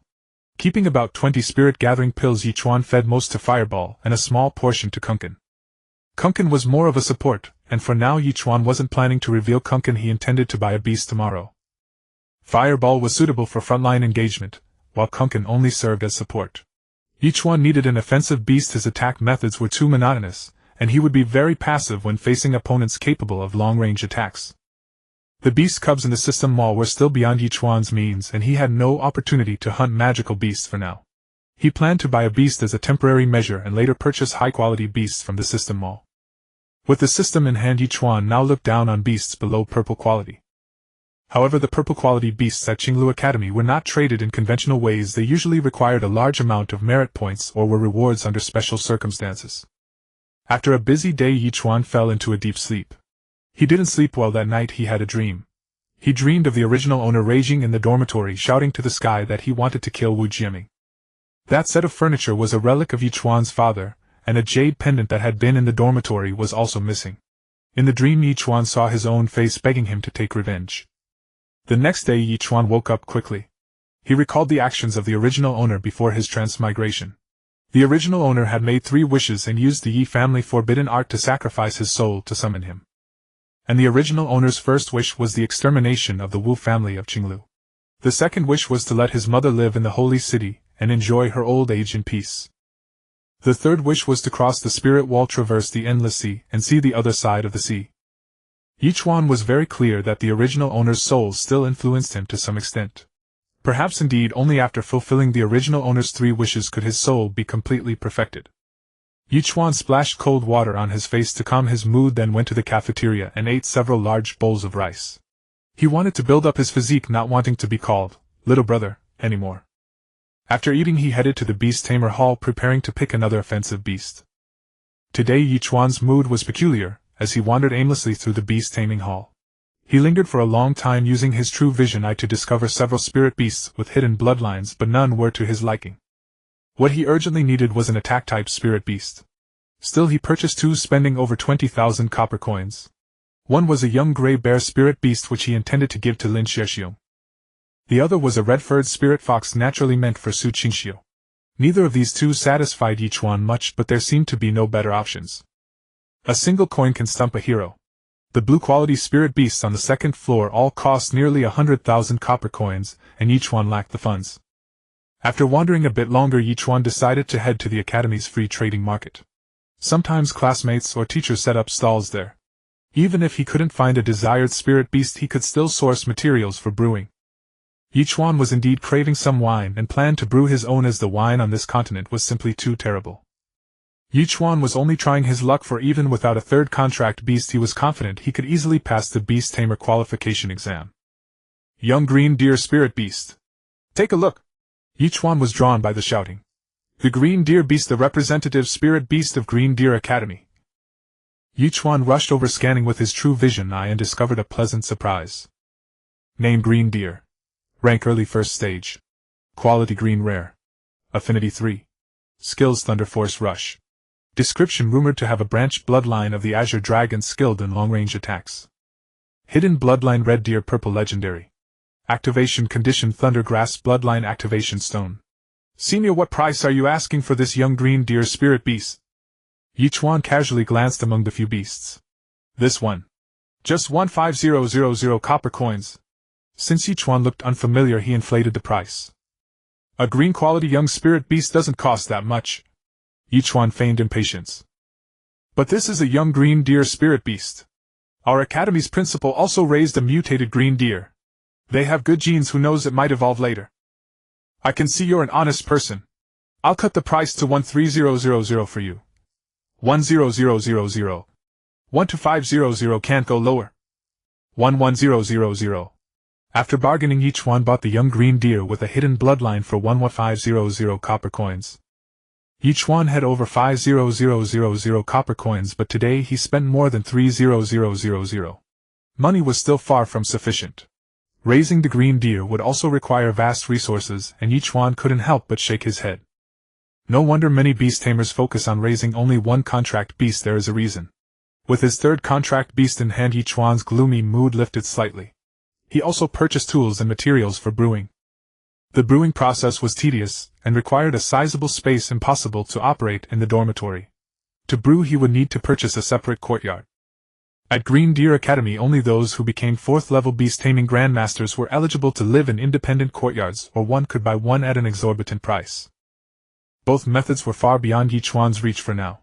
Another option was to buy a courtyard in the town at the foot of Green Deer Academy's mountain, which would be relatively cheaper, though the daily commute up and down the mountain would be cumbersome.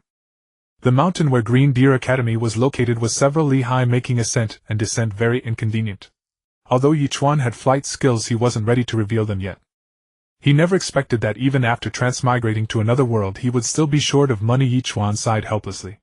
If it weren't for the approaching exams, he would have loved to find a place teeming with magical beasts to farm magic cores.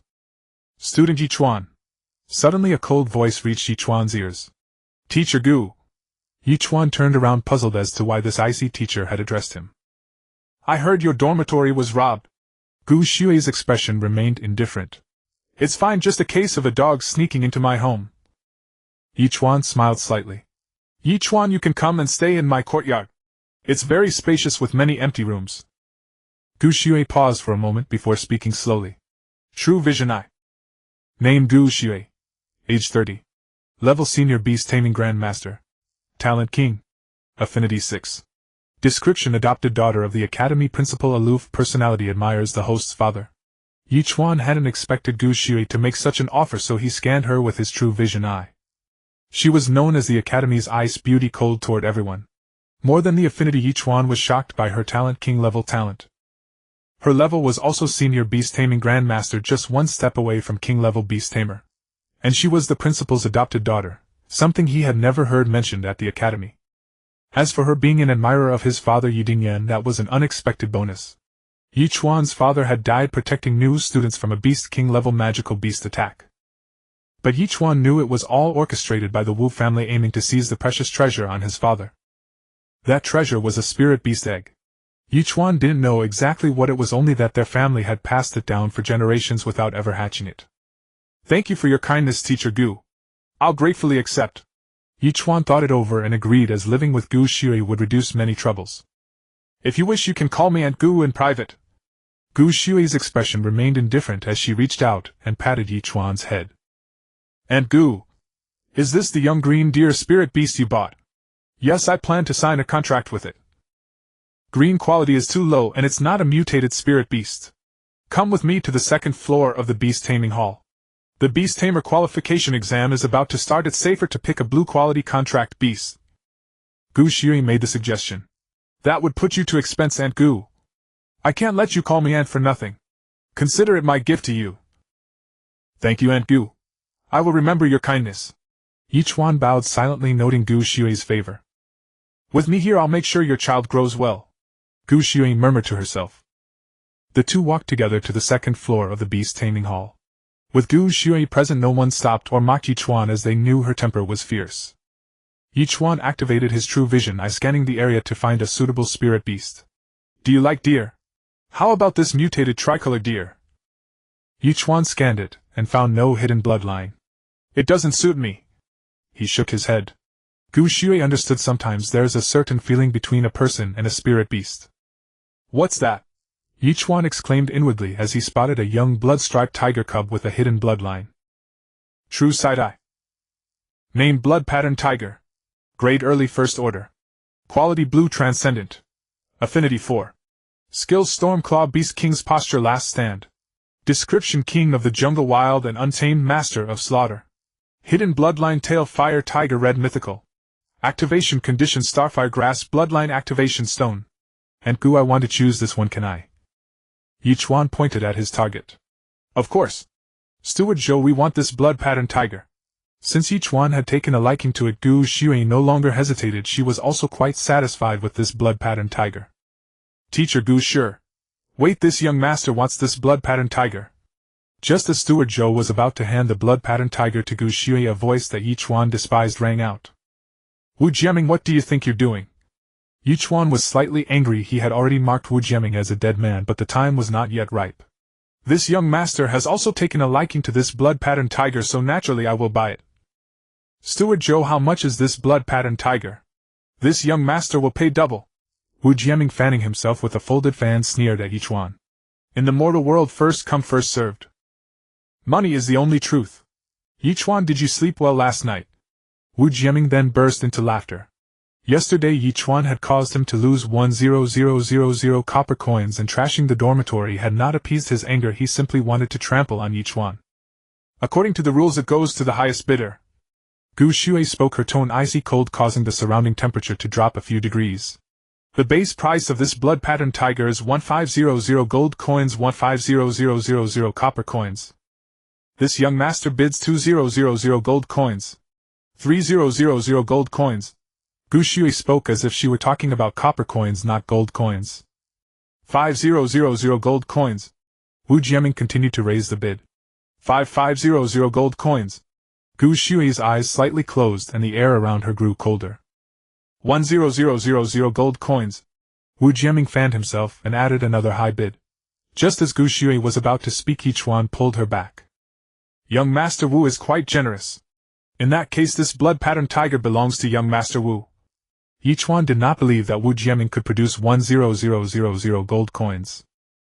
Although the Wu family was powerful, they were not foolish enough to spend money that could buy a purple quality spirit beast on a blue quality Blood Pattern Tiger. Young Master Wu, that will be 10,000 gold coins. This young master. I didn't bring enough money. Wu Jiaming had gone too far and was now breaking out in cold sweat. So young Master Wu is playing me. Does young Master Wu not know the rules of the Beast Taming Hall? Steward Zhou was a member of the Zhou family, one of the 4 great families of Qinglu, and was not afraid of Wu Jiaming's influence. Steward Zhou, I was just joking. Ye Chuan, you want it right. 5500 gold coins, it's yours. Wu Jiaming stammered. He dared not imagine what would happen if his father found out that he had spent 10,000 gold coins on a blue quality spirit beast. Wu Jiaming, even if your father is the vice dean, that won't work. At the very least you must pay a 20 penalty fee. That's the rule of the Beast Taming Hall. And it also requires that Teacher Gu is willing to buy. If she is not, then you'll have to ask your father to come and pay. Steward Zhou snorted coldly, extremely displeased. He knew that Wu Jiaming was usually arrogant and domineering, but he didn't expect him to be so unruly even in the Beast Taming Hall. We are willing to purchase at the market price. If young Master Wu is willing to pay the penalty fee, I agree to this price. Steward Zhou indicated his acceptance. Fine, I agree. Wu Jiaming broke out in a cold sweat. 2,000 gold coins. He could barely scrape together that amount by selling everything he had, which was still better than spending 1,000 gold coins. In the end, Gu Shui spent 1,500 gold coins to buy the blood-patterned tiger. As they left, Wu Jiaming's gaze grew even more venomous, wishing he could tear Ye Chuan apart on the spot. He didn't understand why Ye Chuan could receive Gu Shui's protection. That woman was someone he dared not provoke. Ye Chuan, do you have a grudge against Wu Jiaming? On the way back, Gu Shui asked. There are some grudges. I will settle them myself. Ye Chuan pondered for a moment, and decided not to tell Gu Shui about his father being harmed by the Wu family. Some things he wanted to accomplish on his own. Within this academy I can keep you from harm. Today you should try to sign a contract with the blood-patterned tiger. It has a strong wild nature, so it will require some effort. And Gu, I can do it. Ye Chuan had an affinity talent presumably related to his past life as a zookeeper, which was why the blood-patterned tiger's affinity towards him was still at 4. Go inside, I'll keep watch for you. The two quickly returned to the courtyard.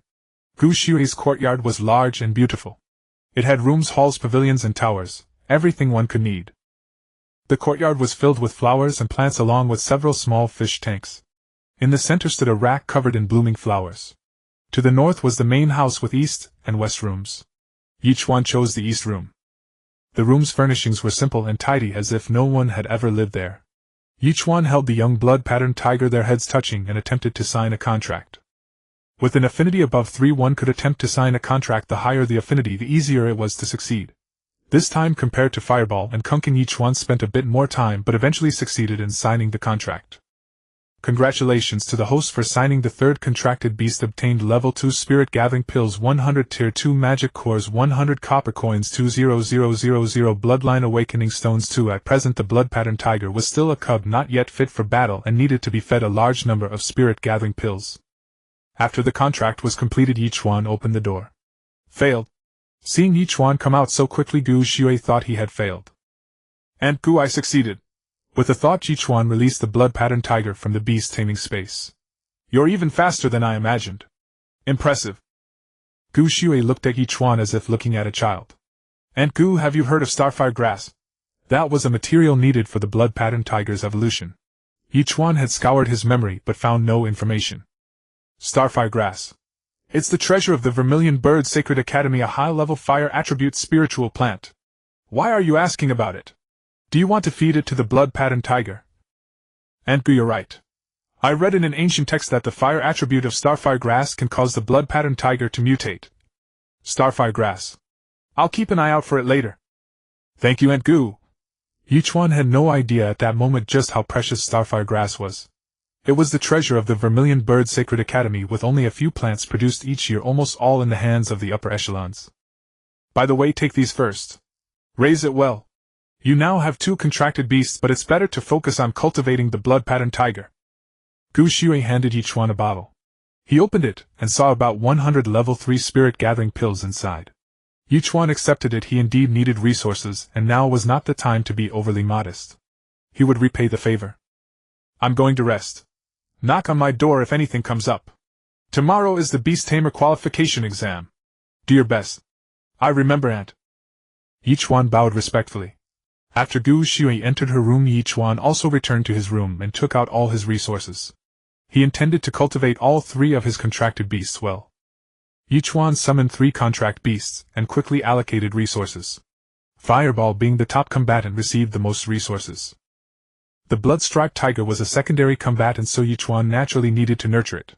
Kun Kun only served as support for now, so Ye Chuan gave it just a few spirit-gathering pills.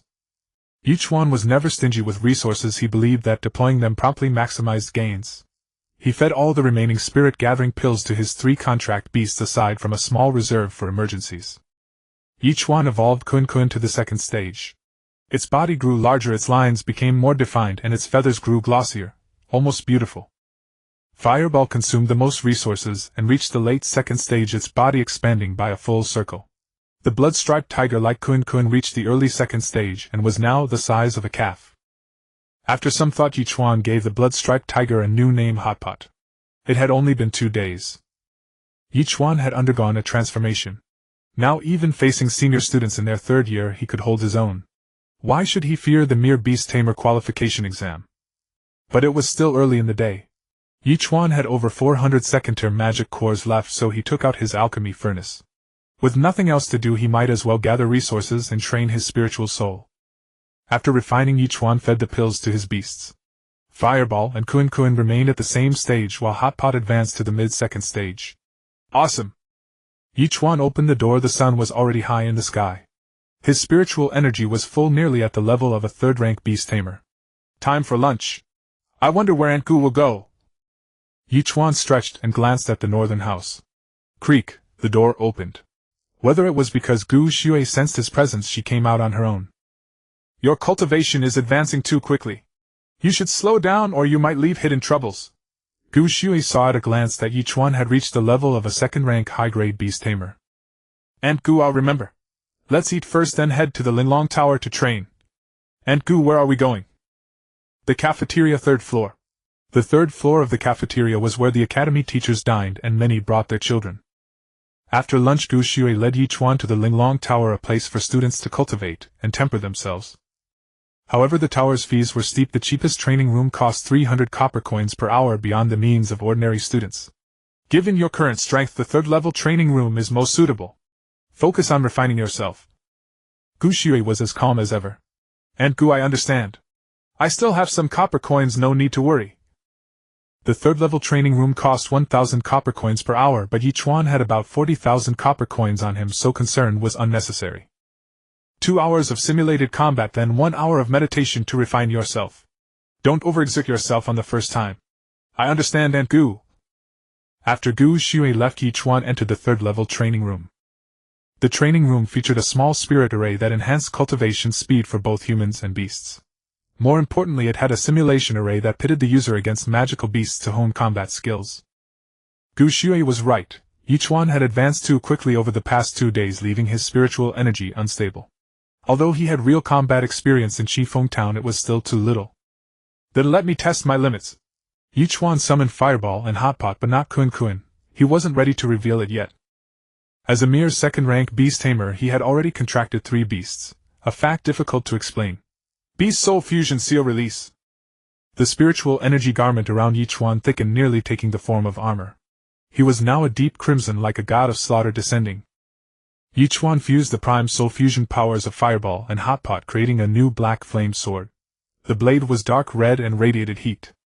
His opponents were various magical beasts conjured by the array's spiritual energy. As long as the energy lasted, they would be endless. Ye Chuan swung his sword countless times, slaying illusions without number. After 2 hours of fierce combat, he was almost completely exhausted. He had grown more proficient with Fireball and Hot Pot's skills and the power of the prime soul fusion. Though his spiritual power hadn't increased, Ye Chuan felt his energy had become more solid and his strength had improved. After the 2-hour battle, he sat cross-legged in the dense spiritual energy environment to meditate. An hour later, Ye Chuan felt he had returned to his peak. He recalled Fireball and Hot Pot and returned to the courtyard. There was still some time before dark, so Ye Chuan decided to do something else: brew wine. Since his strength couldn't be improved in the short term, he might as well start brewing.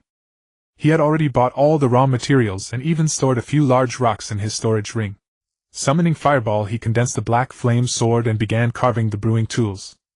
Not reaching the 4th-rank Beast Tamer Master is really inconvenient. Ye Chuan couldn't help sighing. As a Beast Tamer Master, he could use the Beast Soul Fusion power directly from the beast taming space without summoning the beast. Ye Chuan, what are you doing? Hearing the noise, Gu Shui couldn't help asking. Aunt Gu, I'm brewing wine. I'll also need to dig a few holes in the ground. Don't touch my bellflowers, but you can do whatever you want with the rest of the yard. Gu Shui looked at him curiously but didn't ask further. I'll remember, Aunt Gu. When the wine is ready, you must come and taste it. Don't stay up too late, you have the exam tomorrow. Gu Shui didn't answer directly. I remember, Aunt Gu. She went back inside without another word. Brewing wine was not a day's work today. Ye Chuan only planned to set up the tools and environment. There were many types of wine, and even the quickest needed at least 7 days. Some longer ones took half a year. So Ye Chuan set up 2 systems to work simultaneously. That way he could satisfy his craving in about 7 days. Sorghum wine, bamboo leaf, green peach blossom wine, 10-mile fragrance, daughter, red autumn dew, white monkey wine. Ye Chuan wanted to brew so many kinds. To satisfy his craving quickly, he decided to brew clear sake. He settled on yellow millet wine. With Fireball and Hotpot helping digging holes and building, the setup went much faster. Shortly after nightfall, the brewing site was mostly ready. A simple cleanup would make it fully operational. Ye Chuan thought of Zhou Luyao, the girl who swayed when she walked yet had a simple heart. Once the yellow millet wine was ready, he would go find her and reveal his true identity. He had changed beds several times over the past few days. Now, lying on a large soft bed, he couldn't help but feel emotional. The Beast Tamer Qualification Exam. Finally! Ye Chuan adjusted his sleeping position and drifted into a dream. The body instinctively remembers important matters. Thus Ye Chuan woke up early today. After washing up, he tidied the brewing area once more, preparing to start brewing wine as soon as the exams were over. After breakfast, as time was nearly due, Ye Chuan and Gu Shui headed to the central plaza of Qinglu Academy. Today was the annual Beast Tamer Qualification Exam.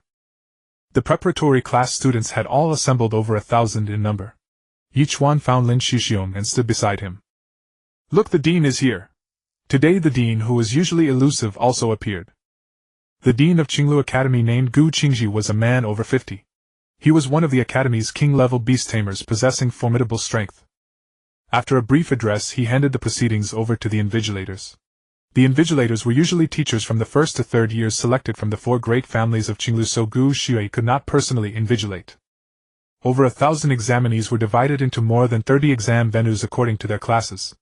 The invigilator for Ye Chuan's class was a teacher surnamed Wu, named Wu Ming, who wore a stern expression and stared at Ye Chuan several times. Ye Chuan was not afraid. In broad daylight, he did not worry about anyone pulling strings. The only test where manipulation was possible was the final one. The first test, soul assessment. Soul strength is a direct reflection of one's talent. For advanced beast tamers who need to control multiple contracted beasts simultaneously, the strength of the soul becomes increasingly important. Place your hand on the crystal before you and it will automatically measure your soul strength. Proceed in name order one by one. First, Luo Haiguang. Luo Haiguang stepped forward and placed his hand on the crystal, which emitted a yellow glow. Luo Haiguang's soul strength yellow, unqualified. Second, Sukuin. Sukuin stepped forward and the crystal shone with a green light. Sukuin green, qualified. Third, 19th, Lin Xuxiong. Lin Xuxiong walked forward and placed his hand on the crystal. A cyan light. Qualified. 20th, Ye Chuan. Ye Chuan unhurriedly stepped forward. Look, Ye Chuan is up. Last time his soul test gave a blue light. This is his 3rd time. If he still can't pass, he'll have to drop out. Ye Chuan's appearance stirred heated discussion among the students. He extended his hand and placed it on the crystal. Instantly the crystal radiated a purple light, and then it shattered. Am I seeing things? The crystal ball cracked. Unheard of. Could the crystal ball be defective? So what? No matter how strong his soul, without spiritual power he's still useless. A disdainful voice came from the crowd. The speaker was named Xuanyuan, the top student in Ye Chuan's class. He looked somewhat cold, with a lock of hair falling over his forehead, giving him a rakish air. His own soul test had reached the blue level. He had always been at odds with Ye Chuan, and his contracted beast remained a mystery. Can't compare, so you're upset about being outshone? Lin Xuxiong immediately spoke up for Ye Chuan. Your blue is because your level is only blue. My purple is because the upper limit is purple. Ye Chuan also taunted, suspecting that Xuanyuan was arranged by the Wu family, and had targeted him in the previous 2 exams as well. The invigilator replaced the crystal ball, but the result was the same. Ye Chuan purple, qualified. The invigilator Wu Ming was also startled. The only reason a crystal ball would shatter was that Ye Chuan's soul strength was too powerful for it to bear. About a quarter of an hour later, all 33 students' soul talents were tested. Most had green, the passing grade. There were 5 with red and orange, 11 with cyan, 3 with blue, and 1 with purple. The second test, spiritual power test. Spiritual power directly affects physical strength, combat endurance, and the capacity to endure beast spirit possession. The level of spiritual power often determines the lower limit of combat strength. Follow the same order as before. Everyone touch this crystal one by one. Invigilator Wu Ming brought out a new crystal. Xuanyuan 2nd tier high level spiritual power. What? 2nd tier high level. Just 1 step away from 3rd tier. Wouldn't that make him a 3rd year senior? As expected of Xuanyuan, so strong. If he's really that strong, why didn't he pass the previous 2 exams? You wouldn't know, but apparently it's because. Xuanyuan looked at Ye Chuan and said, I recall a certain someone's spiritual power hasn't broken through the 1st tier intermediate in 3 years. I'm afraid this exam won't be passed. Whether I pass or not we'll soon see. Ye Chuan stepped forward with his head held high. The crowd grew noisy again. This is his third time. Can Ye Chuan make any progress? He only contracted a snow dog. How strong could his spiritual power be? Your information is outdated. I heard Ye Chuan won Teacher Gu's favor and his contracted beast was swapped for a blood-striped tiger. Really? That's a blue-quality spirit beast worth over 1,000,000 copper coins. Under the expectant gaze of the crowd, Ye Chuan placed his hand on the crystal. The crystal radiated a brilliant light even more dazzling than Xuanyuan's earlier. Ye Chuan's second-tier high-level spiritual power qualified. The crowd was stunned again. Only those who pass the final test are true Beast Tamers. I hope certain people aren't scared to death by the demon beasts. Xuanyuan's expression darkened as he continued to mock. Ye Chuan responded with a cold snort. Moments later the spiritual power tests for all 33 students were completed. Most students had reached the passing line. But the truly difficult test was yet to come. The third test, combat test. I must reiterate, there is a risk of death. Act within your limits. Everyone take a short rest. Assemble at the back mountain grounds in a quarter of an hour. After saying this, Wu Ming left. Ye Chuan, how did your soul strength become so formidable? And your spiritual power improve so much? Lin Shixiong looked at Ye Chuan's excellent results with envy. All thanks to Teacher Gu. You've also improved a lot. I'm sure you'll pass this time. This combat test should be the same as usual, but I'm worried someone will target you. Thinking of how Ye Chuan was targeted in the previous 2 exams, Lin Shixiong felt indignant. It's fine, I have confidence. Ye Chuan was confident in his abilities. He was also looking forward to going home and brewing wine. Ha, you have confidence. If you pass this time, I'll eat my own stool. Wu Jieming's voice rang out again like a persistent ghost. What, Mr. Wu the philanthropist, have you paid the 2,000 gold coin penalty? Won't that leave you without pocket money? I owe my great improvement to your spirit-gathering pill, Mr. Wu. Keep laughing. You won't pass this time. I'll be waiting for you to be expelled. Wu Jieming laughed loudly, waving his fan as he left. A sense of unease rose in Ye Chuan's heart. Let's go. Time to set off. Lin Shixiong gestured toward the distance. The two summoned their spirit beasts and began climbing the mountain. The back mountain was some distance away with treacherous paths. An ordinary person couldn't make it in a quarter of an hour. This was also part of the test. Lin Shixiong's spirit beast was a green-quality black-haired wild boar already at the mid-first tier. Ye Chuan summoned Huigua and rode the tiger. Riding a tiger was certainly better than a dog or a pig. Ye Chuan, did Teacher Gu really buy you a spirit beast? Lin Shixiong was shocked, knowing the blood-striped tiger was worth over 1,000,000 copper coins. It's a long story indeed. Teacher Gu helped. By the way, I bought you a gift. It's currently in Teacher Gu's courtyard. After the exam, come with me to get it. A gift? You'll see. And there will be another surprise later. The surprise Ye Chuan mentioned was naturally the ability to upgrade that green quality spirit beast to purple legendary quality. Alright, I'll wait for your surprise. But for now, your real surprise is to pass this Beast Tamer Qualification Exam. I'll do my best to help you. This is your last chance while I still have one more. It's fine, we'll pass together. The two urged their contracted beasts forward, quickly reaching the back mountain. The dense forest of the back mountain was vast, divided into more than 10 zones, each separated by formation barriers. Students, this combat test is exceptionally dangerous. The Academy will place first and second tier demon beasts within the back mountain area. The condition to pass is simple: survive for 1 hour inside. To ensure your safety, I will give each of you a spiritual power puppet. If you encounter life-threatening danger, crush the puppet. It will protect you and bring you out, but that also means you lose qualification. Students, is everything clear? Remember, life is the most important. Understood. The students stood up and replied. Good. Now come forward and collect your spiritual power puppets. The puppet felt cool in his hand, but Ye Chuan sensed something was wrong. True side-eye. Name: spiritual energy puppet. Description: instantly enlarges upon being crushed, protecting the one who crushed it. Contains a spice that attracts demon beasts, drawing in demon beasts from miles around. So it was tampered with. Yet Ye Chuan was unafraid. First and second rank demon beasts posed no threat to him. Having kept a low profile for so long, it was time for him to make a grand return and let his name resound throughout the academy. With enough fame, he could more easily obtain resources and participate in various competitions such as the 9 Academies League, and even have the chance to join the legendary Azure Dragon Sacred Academy. With enough fame, at least the Wu family wouldn't dare make any overt moves. After all, Qinglu Academy wasn't just the Wu family, there were 3 other major clans. Before entering, Ye Chuan glanced outside. Wu Jiaming was watching him from afar, seemingly waiting for him to become a laughingstock. After entering the back mountain, Ye Chuan sensed that the space inside seemed much larger than outside, likely due to an array. From the outside, the back mountain covered only a few miles around, but once inside, even the space before him was larger than that. Ye Chuan and Lin Xiaoxiong parted ways. With over 20 students scattered across such a vast space, it was normal not to find each other, and the mountainous forest was complex, filled with dense woods and fog. Silence, an eerie silence, was Ye Chuan's first impression. Since the area was still under surveillance by the Heavenly Eye, Ye Chuan only summoned Fireball and Hotpot. The test merely required enduring for 1 hour. Ye Chuan was in no hurry. He sat down on the spot, waiting for trouble to find him. Before long, Ye Chuan heard sounds from the distant forest.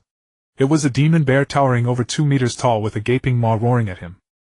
Its strength had reached the late 2nd rank. An ordinary person would have been terrified by such a sight, but Ye Chuan was different. He had experienced life and death.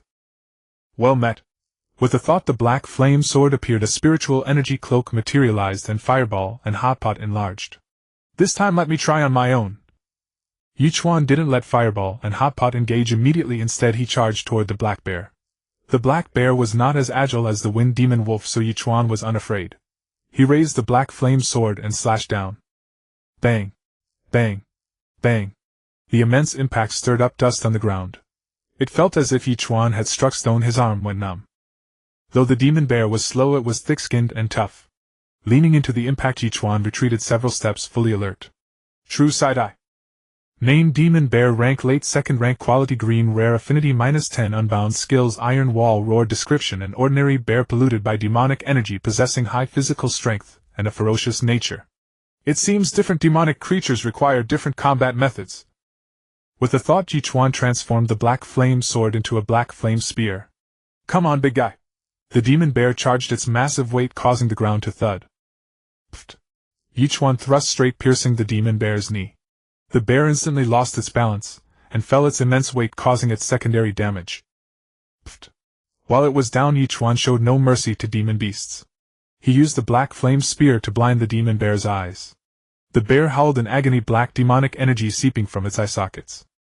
Perish! Ye Chuan struck with full force, thrusting the black flame spear into the demon bear's mouth. No matter how tough its body, the inside was tender. The spear pierced through its throat, and it collapsed. Gain 20 system upgrade points. Progress 180,500. Gain 20 system coins. Balance 170. Ye Chuan stored the demon core into his storage ring, then sensed the forest stirring again. Over a dozen 1st and 2nd rank demon beasts charged at them. Fireball, Hotpot. The 3 immediately formed a small circle to counter the beast's assault. Bang! Bang! Bang! The 1st rank demon beasts fell one by one under the claws of Fireball and Hotpot. Even 2nd rank beasts were either killed or severely wounded when struck head-on. This was the suppression of bloodline and quality. Fireball was purple legendary quality, and Hotpot was blue transcendent quality. Dealing with a pack of green rare quality demon beasts was child's play. Soon the wave of demon beasts was entirely slain by the 3. Ye Chuan and his companions had hardly expended any spiritual energy. More! Ye Chuan knew that normally the number of demon beasts released in the test was twice or thrice the number of examinees, but this was too fast. This time dust and smoke billowed as if an army were approaching. Before Ye Chuan appeared 34 1st and 2nd rank demon beasts. They varied in size and species, but what caught Ye Chuan's attention was a tiger-type demon beast. Whether tiger-type spirit beasts or demon beasts at the same rank, they far surpassed ordinary species. If that demon tiger was late 2nd rank, with the help of so many other demon beasts, Ye Chuan would indeed face considerable pressure. In such a scene, any other examinee would have been terrified into crushing their spiritual energy puppet. True side-eye. Name: Demon Tiger. Rank: early 3rd rank. Quality: green. Rare. Affinity 5. Bound skills: Tiger descending the mountain, king of the jungle. Description: the king of beasts polluted by demonic energy with impressive strength, agility, and stamina. Bound. 3rd rank. No wonder Wu Jiaming was so confident that I wouldn't pass the exam. The Wu family must have someone who can control demon beasts. Perhaps it's Xie Yunlong. The 3rd rank demon beast must be under his control. His spiritual energy shows as upper 2nd rank, he must have tampered with it. This third-rank demon tiger must have suppressed its strength to enter as late second rank then advance to early third rank inside. Ha, come let's fight to our heart's content. Rage. King of Beasts stance.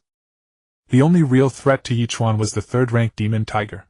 Though it was third rank, its quality was inferior to Fireball and Hot Pot, so in a one-on-one fight it would be no match.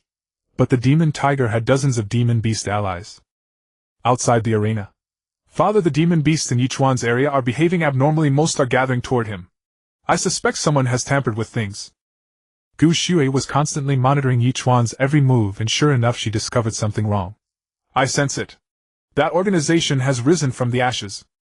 Father, you mean the organization that was destroyed 1,000 years ago? Exactly. The demon masters, they could form contracts with demon beasts. Most of them were deranged, no different from wild beasts. 1,000 years ago they caused turmoil across the continent, and were wiped out by that person's clan. I never thought they would reappear in the world after a millennium. Gu Qingji looked at the sky, lost in thought. Father, I'm worried about Ye Chuan's safety.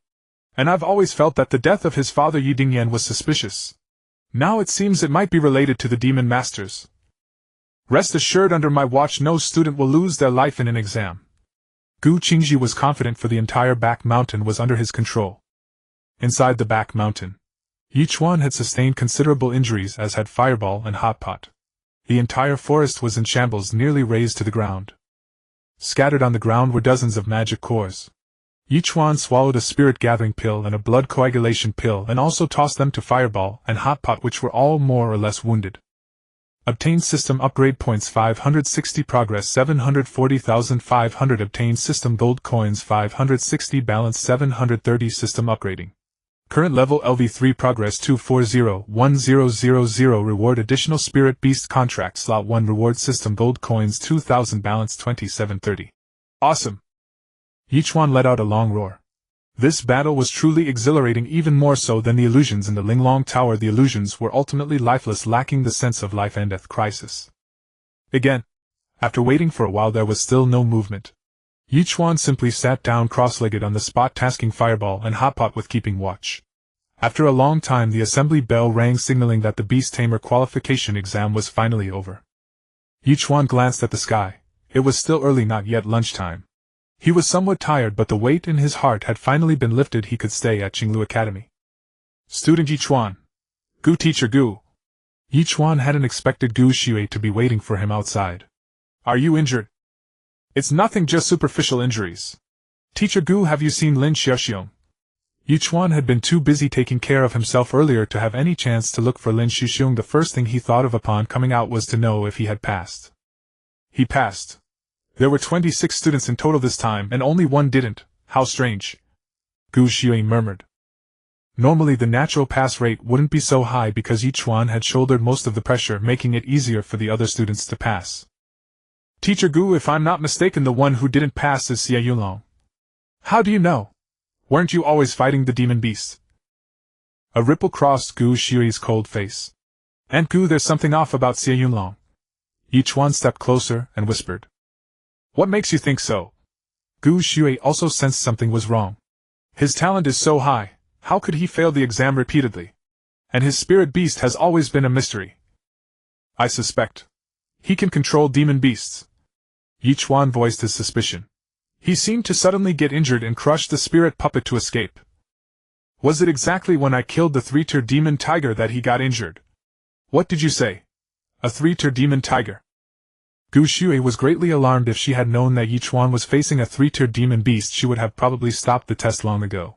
That's right, I killed the demon tiger. If it had been contracted, the master would surely have suffered a severe blow.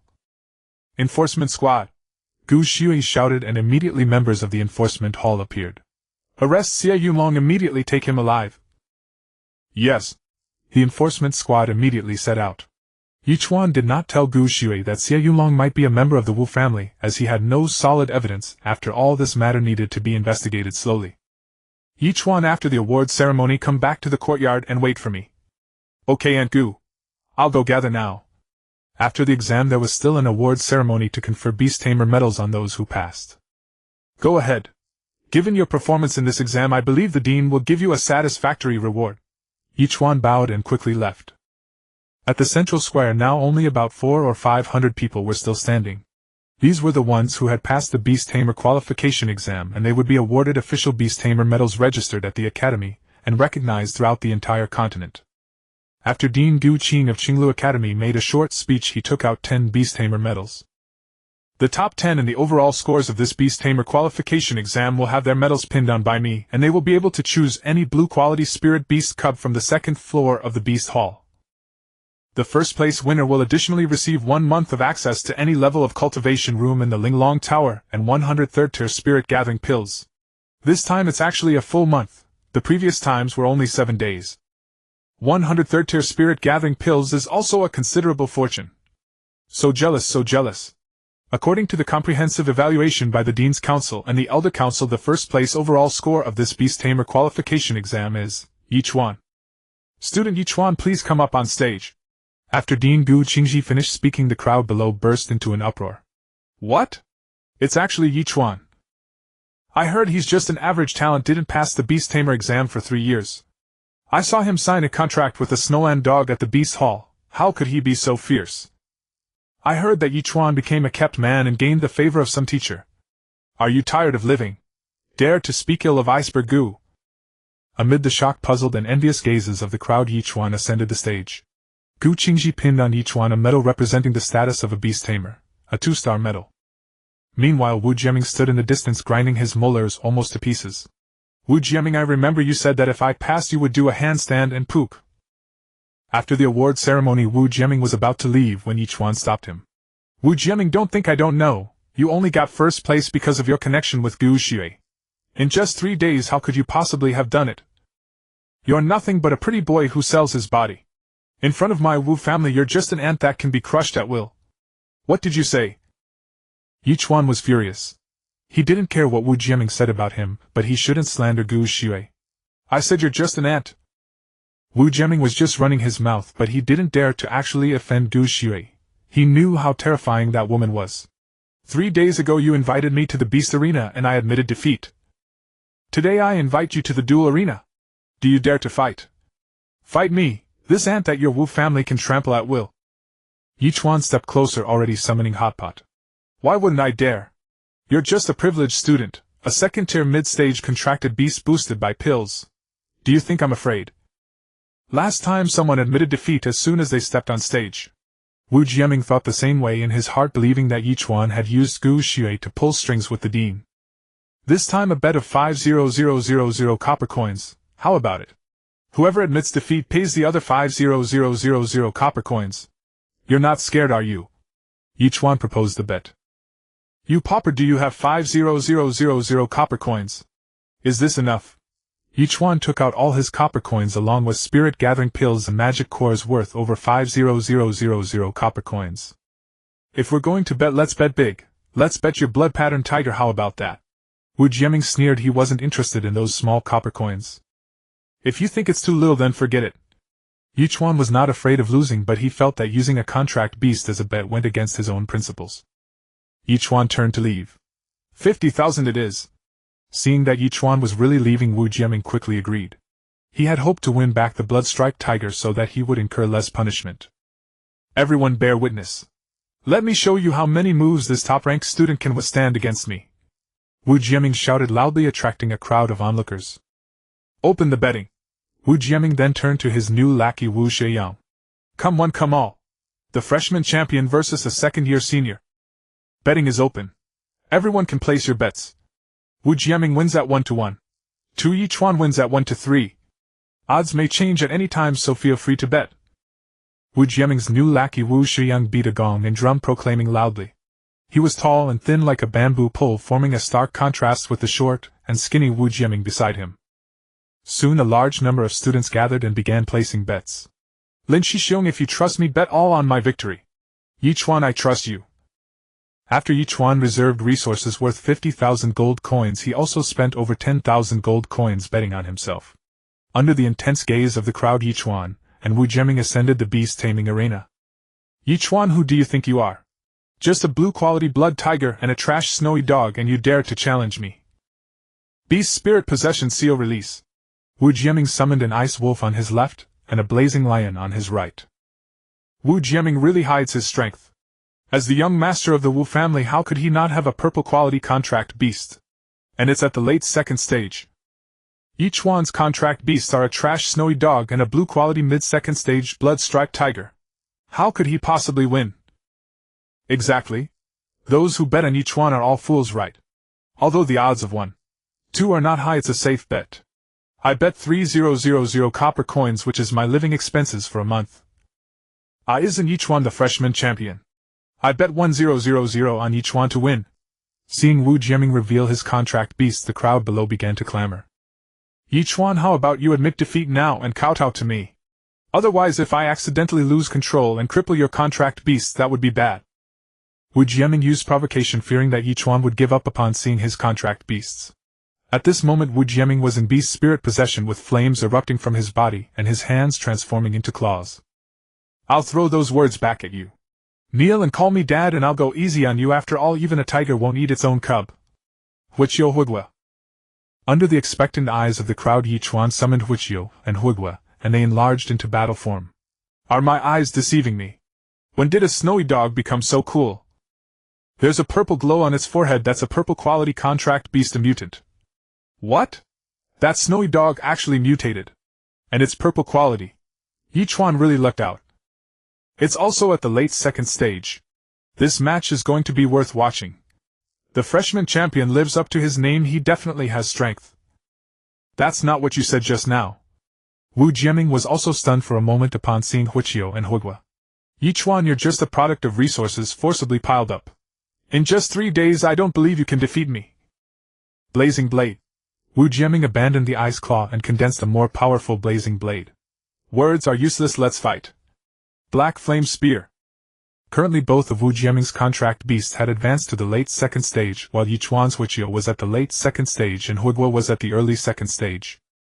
Beasts like tigers and lions, when matched against other types of spirit beasts at the same level, almost always have an advantage. This is the suppression of bloodline. For example, a first-stage snowy dog encountering a first-stage blood-striped tiger would probably not even dare to stand up. But the hellhound is no snowy dog. Legend says it comes from hell and is extremely ferocious. How could it fear a lion or a lone wolf? After a brief fierce battle, Wu Jiaming was already retreating step by step. Impossible. Absolutely impossible. I've been training in the cultivation room all along. How could a waste like you, who only passed the exam after 3 years, be this strong? But you are about to be defeated by the very waste you speak of. Ye Chuan launched another attack, and Wu Jiaming could only barely defend, already at the edge of the arena. Wu Jiaming, admit defeat. Your 2 contract beasts are exhausted. Bang.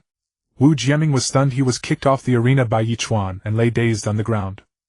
Young master Wu, get up. How's your gambling integrity? Ye Chuan jumped off the arena and asked from a position of superiority. If not for the many eyes around, Ye Chuan would have taught Wu Jiaming a lesson he would never forget.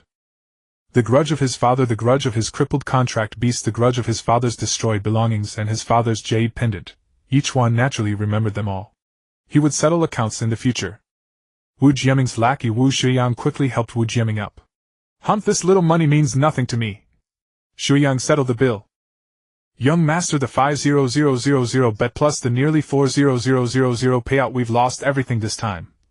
If not for the many who bet on you, we would have to borrow from the treasurer. Wu Shuyang muttered while holding paper and pen, but Wu Jiaming knocked them out of his hand. Let's go. Generous master Wu, take your time, no need to see you off, and thanks for the resources.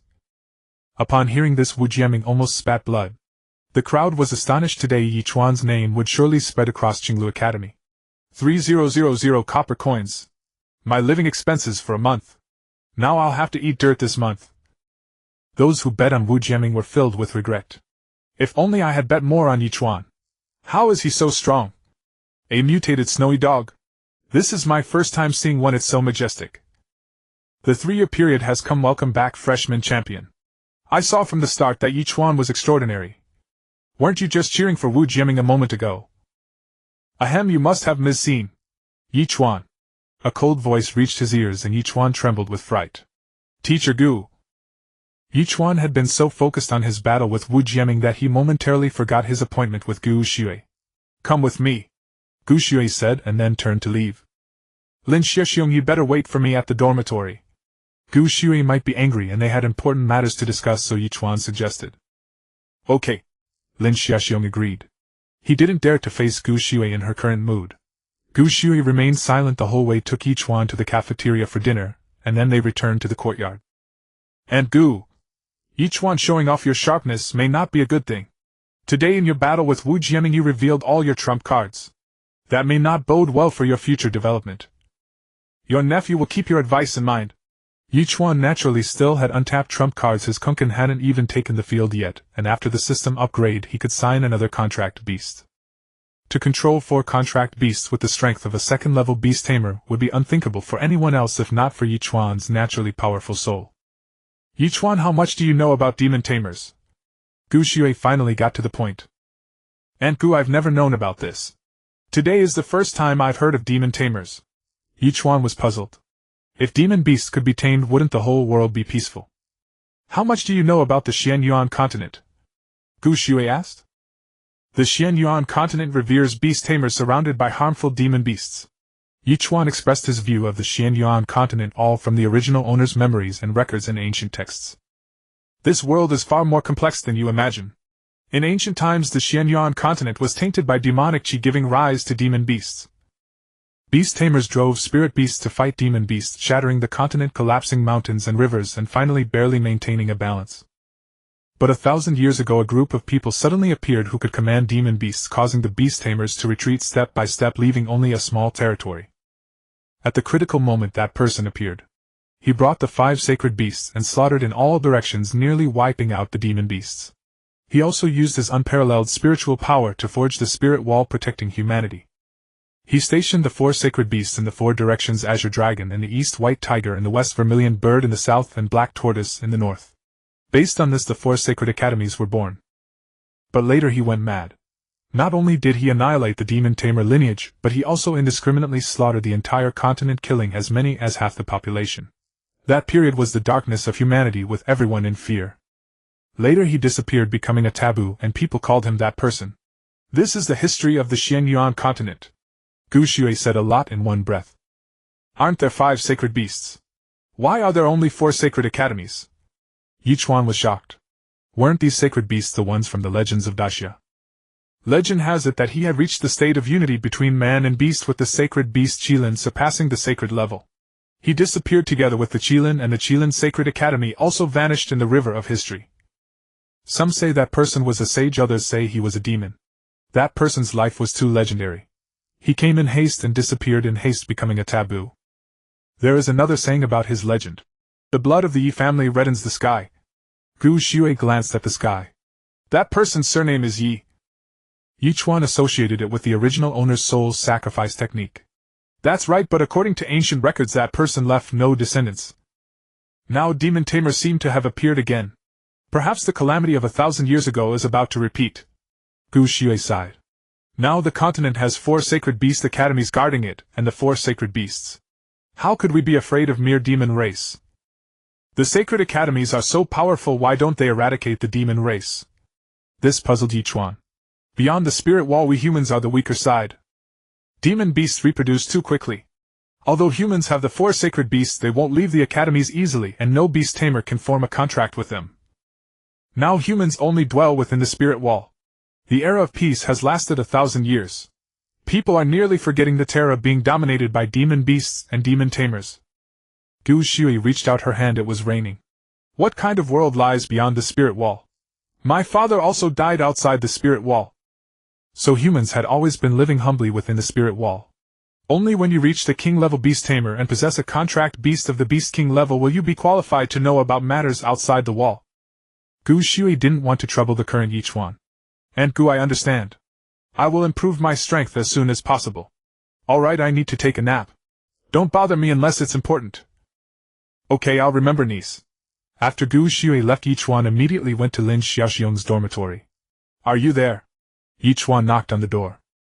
Lin Xiaoxiong quickly opened the door and let Ye Chuan in. You're almost a second-level beast tamer. When the time comes, you can first sign a contract with this little gray bear. Raise it for now, it can increase intimacy. Ye Chuan handed the little gray bear to Lin Xiaoxiong. Ye Chuan, I trust your judgment. You found a variant quality among the snow dogs. This little gray bear must be extraordinary too. Besides, I feel a strong connection with it. Lin Xiaoxiong took the little gray bear, happily stroking its head. I'm glad you like it. I believe it will help you in the future. But it must be expensive, it's green quality. It's fine. If you feel indebted, you can pay me back when you're well off. The two exchanged pleasantries for a while, then Ye Chuan took his leave. Ye Chuan dared not slack off in cultivation. After parting, he went to the Linglong Tower to cultivate for 3 hours before returning to Gu Xue's courtyard. It was still not too late. Ye Chuan finally started tinkering with brewing wine. He worked alone from the afternoon until complete darkness. Ye Chuan felt that brewing wine also seemed to be a form of cultivation. It improved his state of mind. He was covered in sweat and dirt. He took a good bath and changed into clean clothes.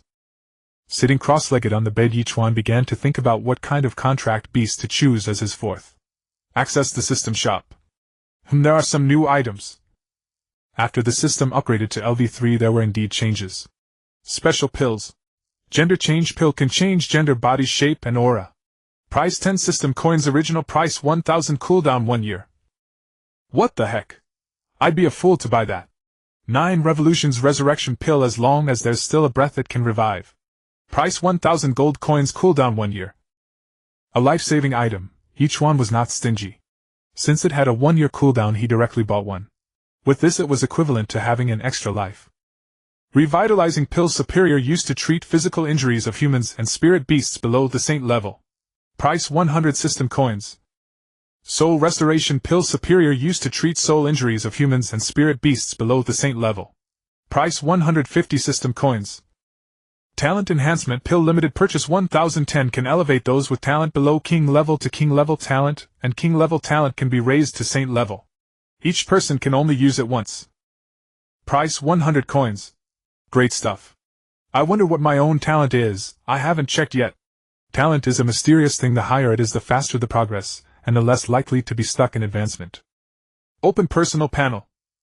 Host Ye Chuan, age 18, gender male, talent divine, awakened talents, affinity descendant of the dragon, awakened skill true sight level 2nd level, advanced beast tamer, bio the universe's invincible super handsome host. Holy crap. Divine level talent. This pill is useless for me, but I can give it to those I trust to build my own power. This thing is so heaven-defying, but unfortunately I can only buy 10. Otherwise I could create a new Sacred Beast Academy in no time. Ye Chuan naturally thought of giving one to Gu Xue first, since he was still relying on her protection. The higher her strength, the better. But how to reasonably get Gu Xue to take the talent enhancement pill was a problem. After much deliberation, Ye Chuan decided to start with his father.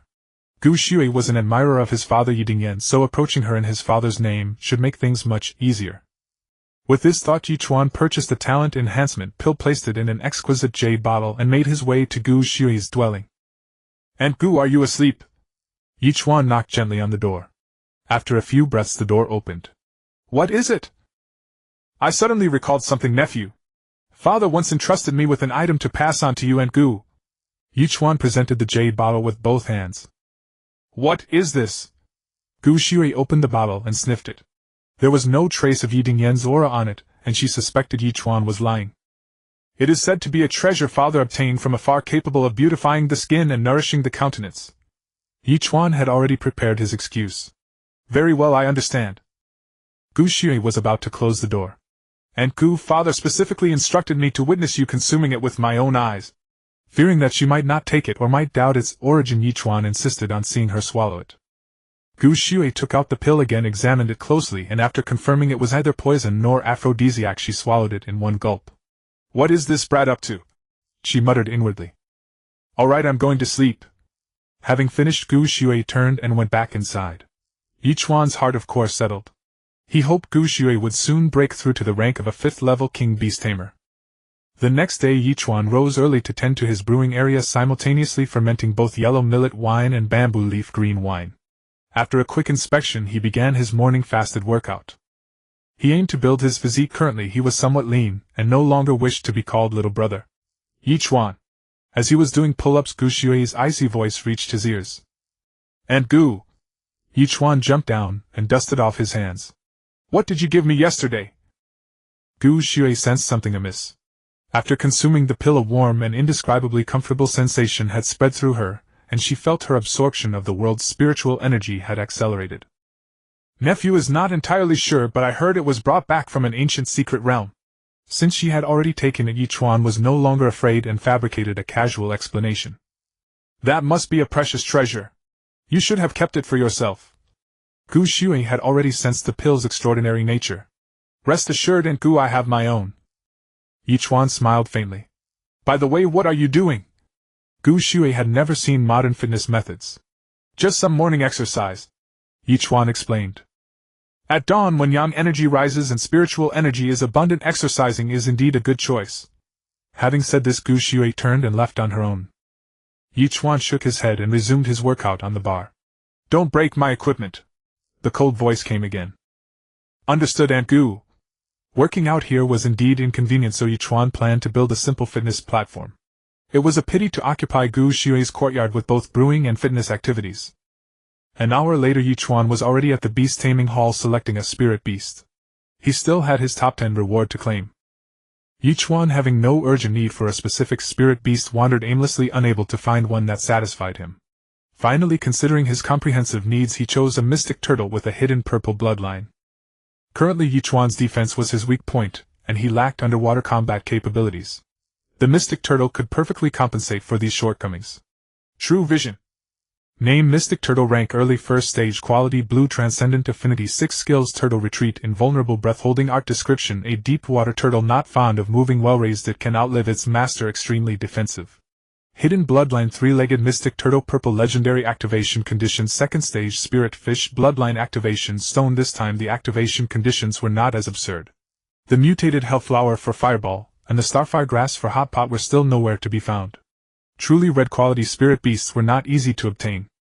A second stage spirit fish was not a rare item. Ordinary spirit fish were used as food and were not adept at combat. Ye Chuan quickly found one of decent quality at the free trade market. Returning to the courtyard, Ye Chuan signed a contract with the mystic turtle and used the second stage spirit fish and the bloodline awakening stone. Congratulations, host, on binding your fourth contracted beast. Obtained 100 second grade spirit gathering pills, 100 second stage magic cores, 20000 copper coins, 2 bloodline awakening stones. The system's rewards remained the same. Ye Chuan speculated that he needed to break through to the third grade Beast Tamer level to increase the rewards. But Ye Chuan was uncertain when he would advance, so improving his strength as quickly as possible was the safest bet. True vision. Name: 3-legged Mystic Turtle. Rank: Early First Stage. Quality: Purple. Legendary Affinity 7. Skills: Turtle Retreat. Invulnerable Breath Holding. Art special skill: Body as shield. Description: I became crippled but also stronger. Hidden Bloodline Dragon Turtle. Red mythical activation condition: Celestial Mystic Stone. Bloodline activation stone. By now Ye Chuan had amassed a great deal of resources, over 170,000 copper coins, more than 100 each of second grade and third grade spirit gathering pills, and over 100 second stage magic cores. With resources in hand, Ye Chuan's first instinct was to consume them. After setting aside 20 third-grade spirit-gathering pills, he used up the rest, including refining the second-stage magic cores into second-grade spirit-gathering pills.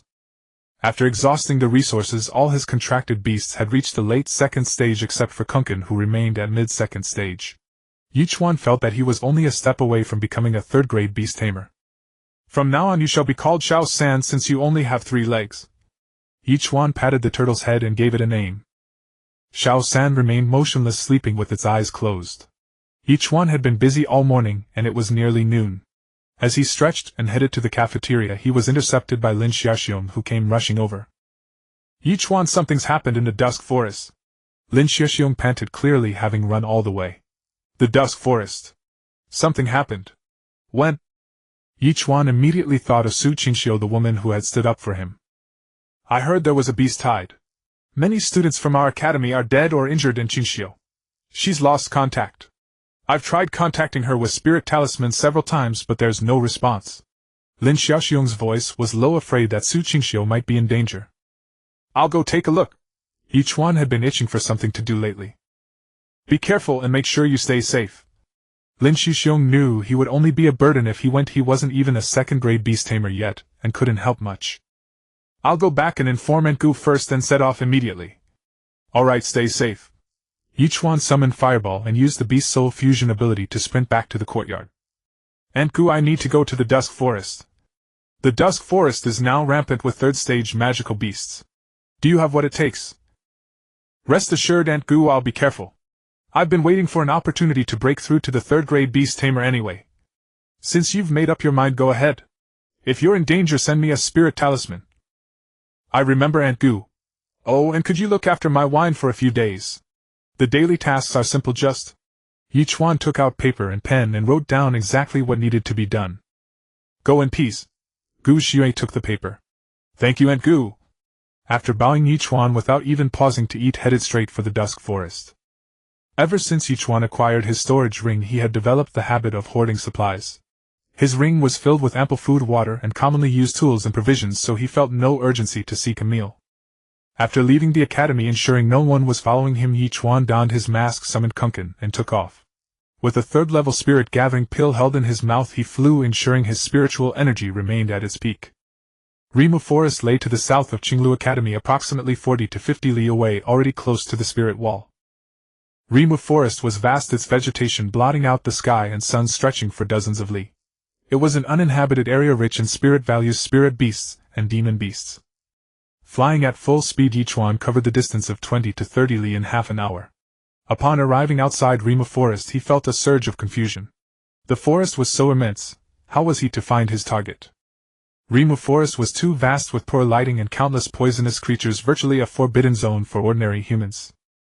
Ye Chuan had Xiao San's beast spirit attached to his body. The gauze armor formed by Xiao San's beast spirit offered stronger defense, and a certain degree of poison resistance. Though Ye Chuan had no idea where to seek Su Qingxiu, his intuition told him to head toward the central area. The closer to the core, the heavier the demonic energy. A beast tide was terrifying. Some spirit beasts might harbor no malice toward humans, but driven by other beasts, or demon beasts, an instinctive fear, they would rampage wildly, posing a great threat to towns. If all the spirit beasts and demon beasts in Rimu Forest swarmed out, even a royal-level beast tamer might not be able to resolve the situation. Fortunately, this beast tide was only a localized one.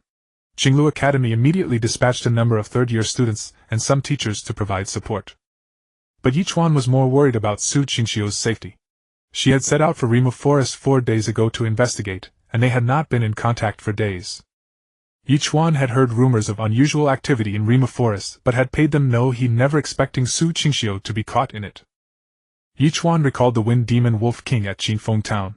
He strongly suspected that the Demon Tamer organization was behind this, but he couldn't fathom their motive. It seemed to cause no substantial harm to Qinglu Academy, let alone the 4 sacred institutes. Ye Chuan wished he could bring the red-haired fox, but he lacked a spatial treasure capable of containing living creatures. Such items were rare treasures throughout the continent, priced at millions of copper coins. Ye Chuan advanced cautiously and swiftly, fearing any delay in the optimal rescue time. Huqiu Qinghu once appeared before me. Do you remember its scent? Beast Tamers and their contracted beasts shared a spiritual connection. Huqiu indicated that it still remembered but had yet to catch the scent. As Ye Chuan gradually approached the central area, Huqiu suddenly began to howl. It had caught the scent of Qinghu, growing stronger, indicating that it was nearby or had lingered in the area. Qingxiu! Qingxiu! Ye Chuan began calling Su Qingxiu's name, hoping for a response while following Huqiu slowly. Blood! He spotted a trail of blood leading to a distant cave. The cave was pitch black, exuding an oppressive pressure. Ye Chuan immediately became fully alert, attaching all his beast spirits to his body.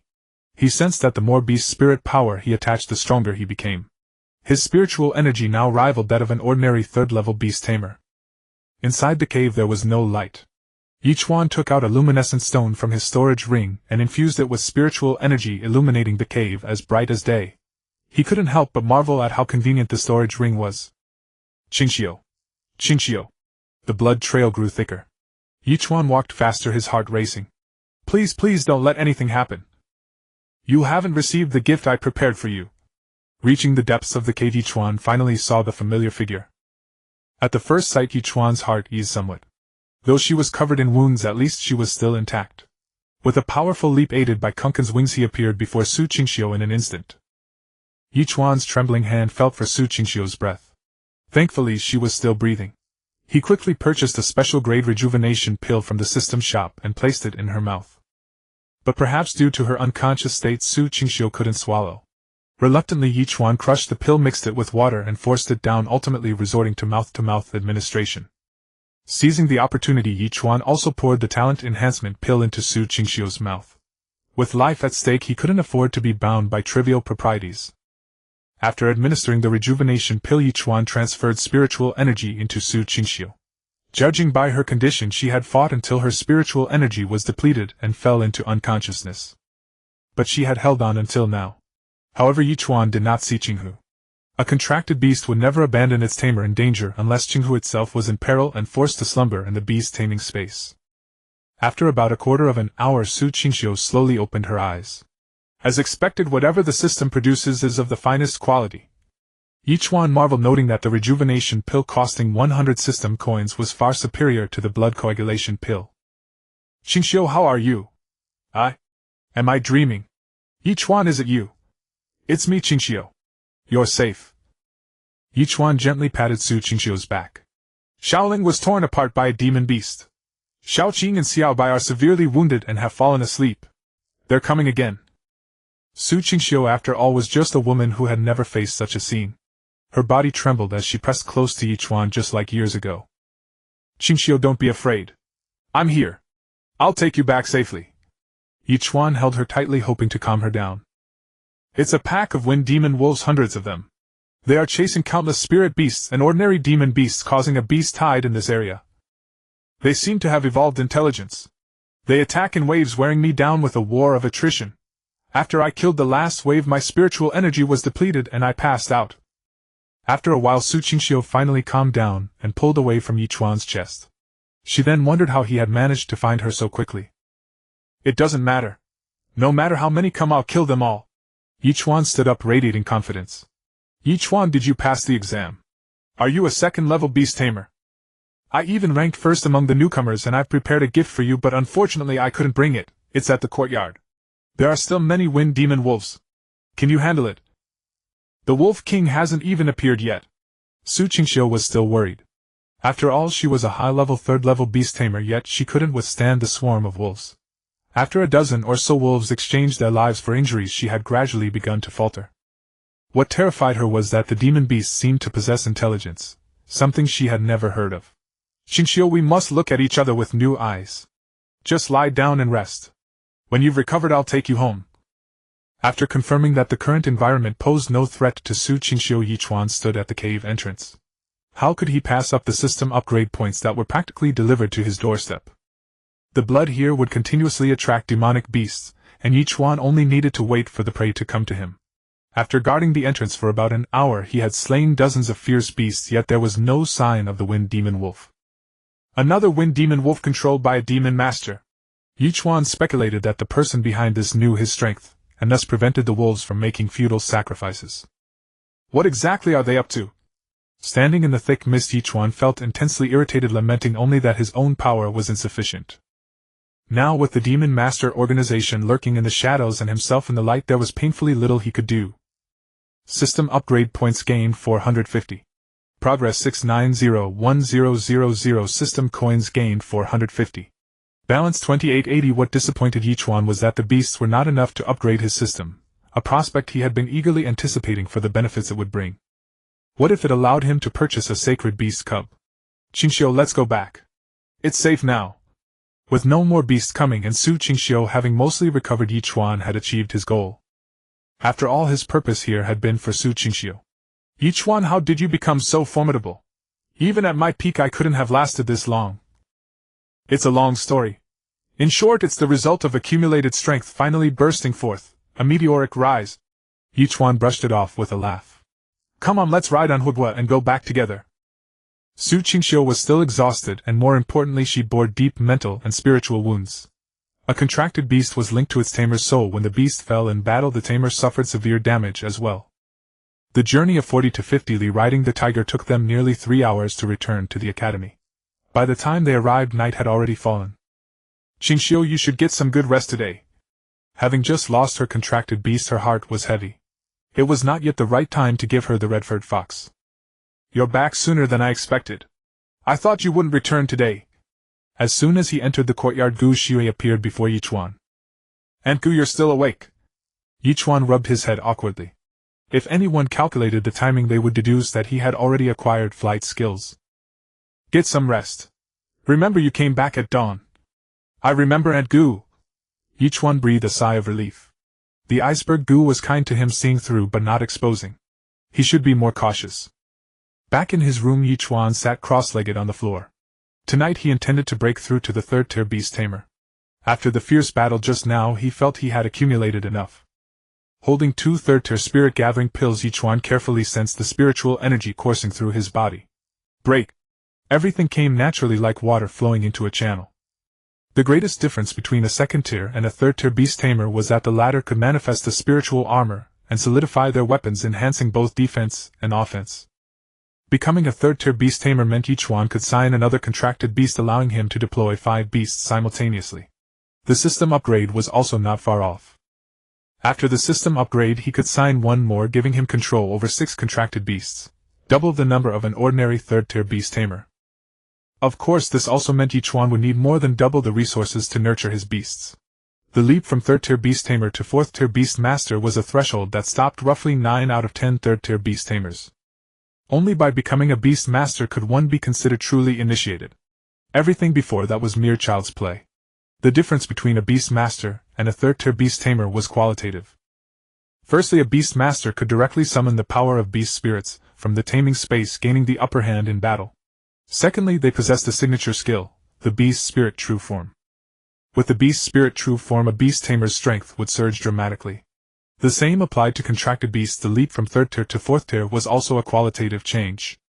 Thus the purpose of the spirit wall was to prevent fourth tier and above beasts from easily entering.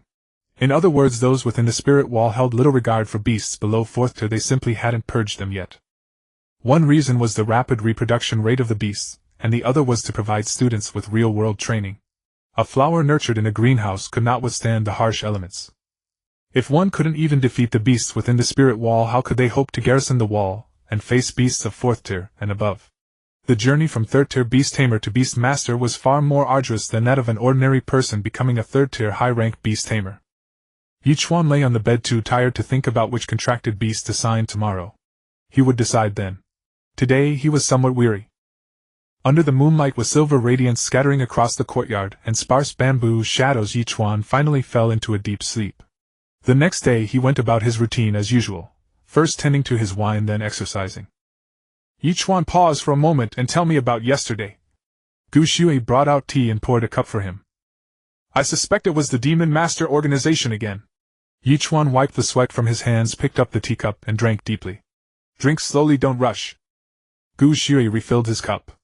I wonder if other academies have encountered similar situations. What is their purpose? What do they stand to gain?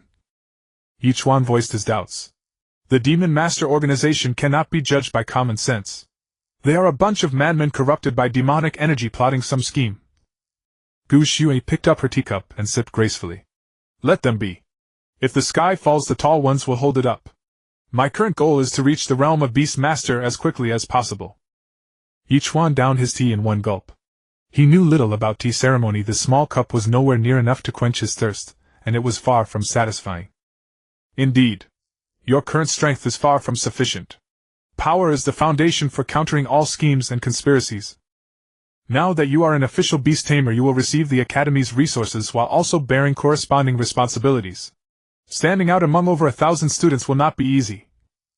If you wish to advance, you could participate in the 9 Academies Grand Competition next early autumn for some experience. Gu Shui took another sip of tea. The 9 Academies Grand Competition.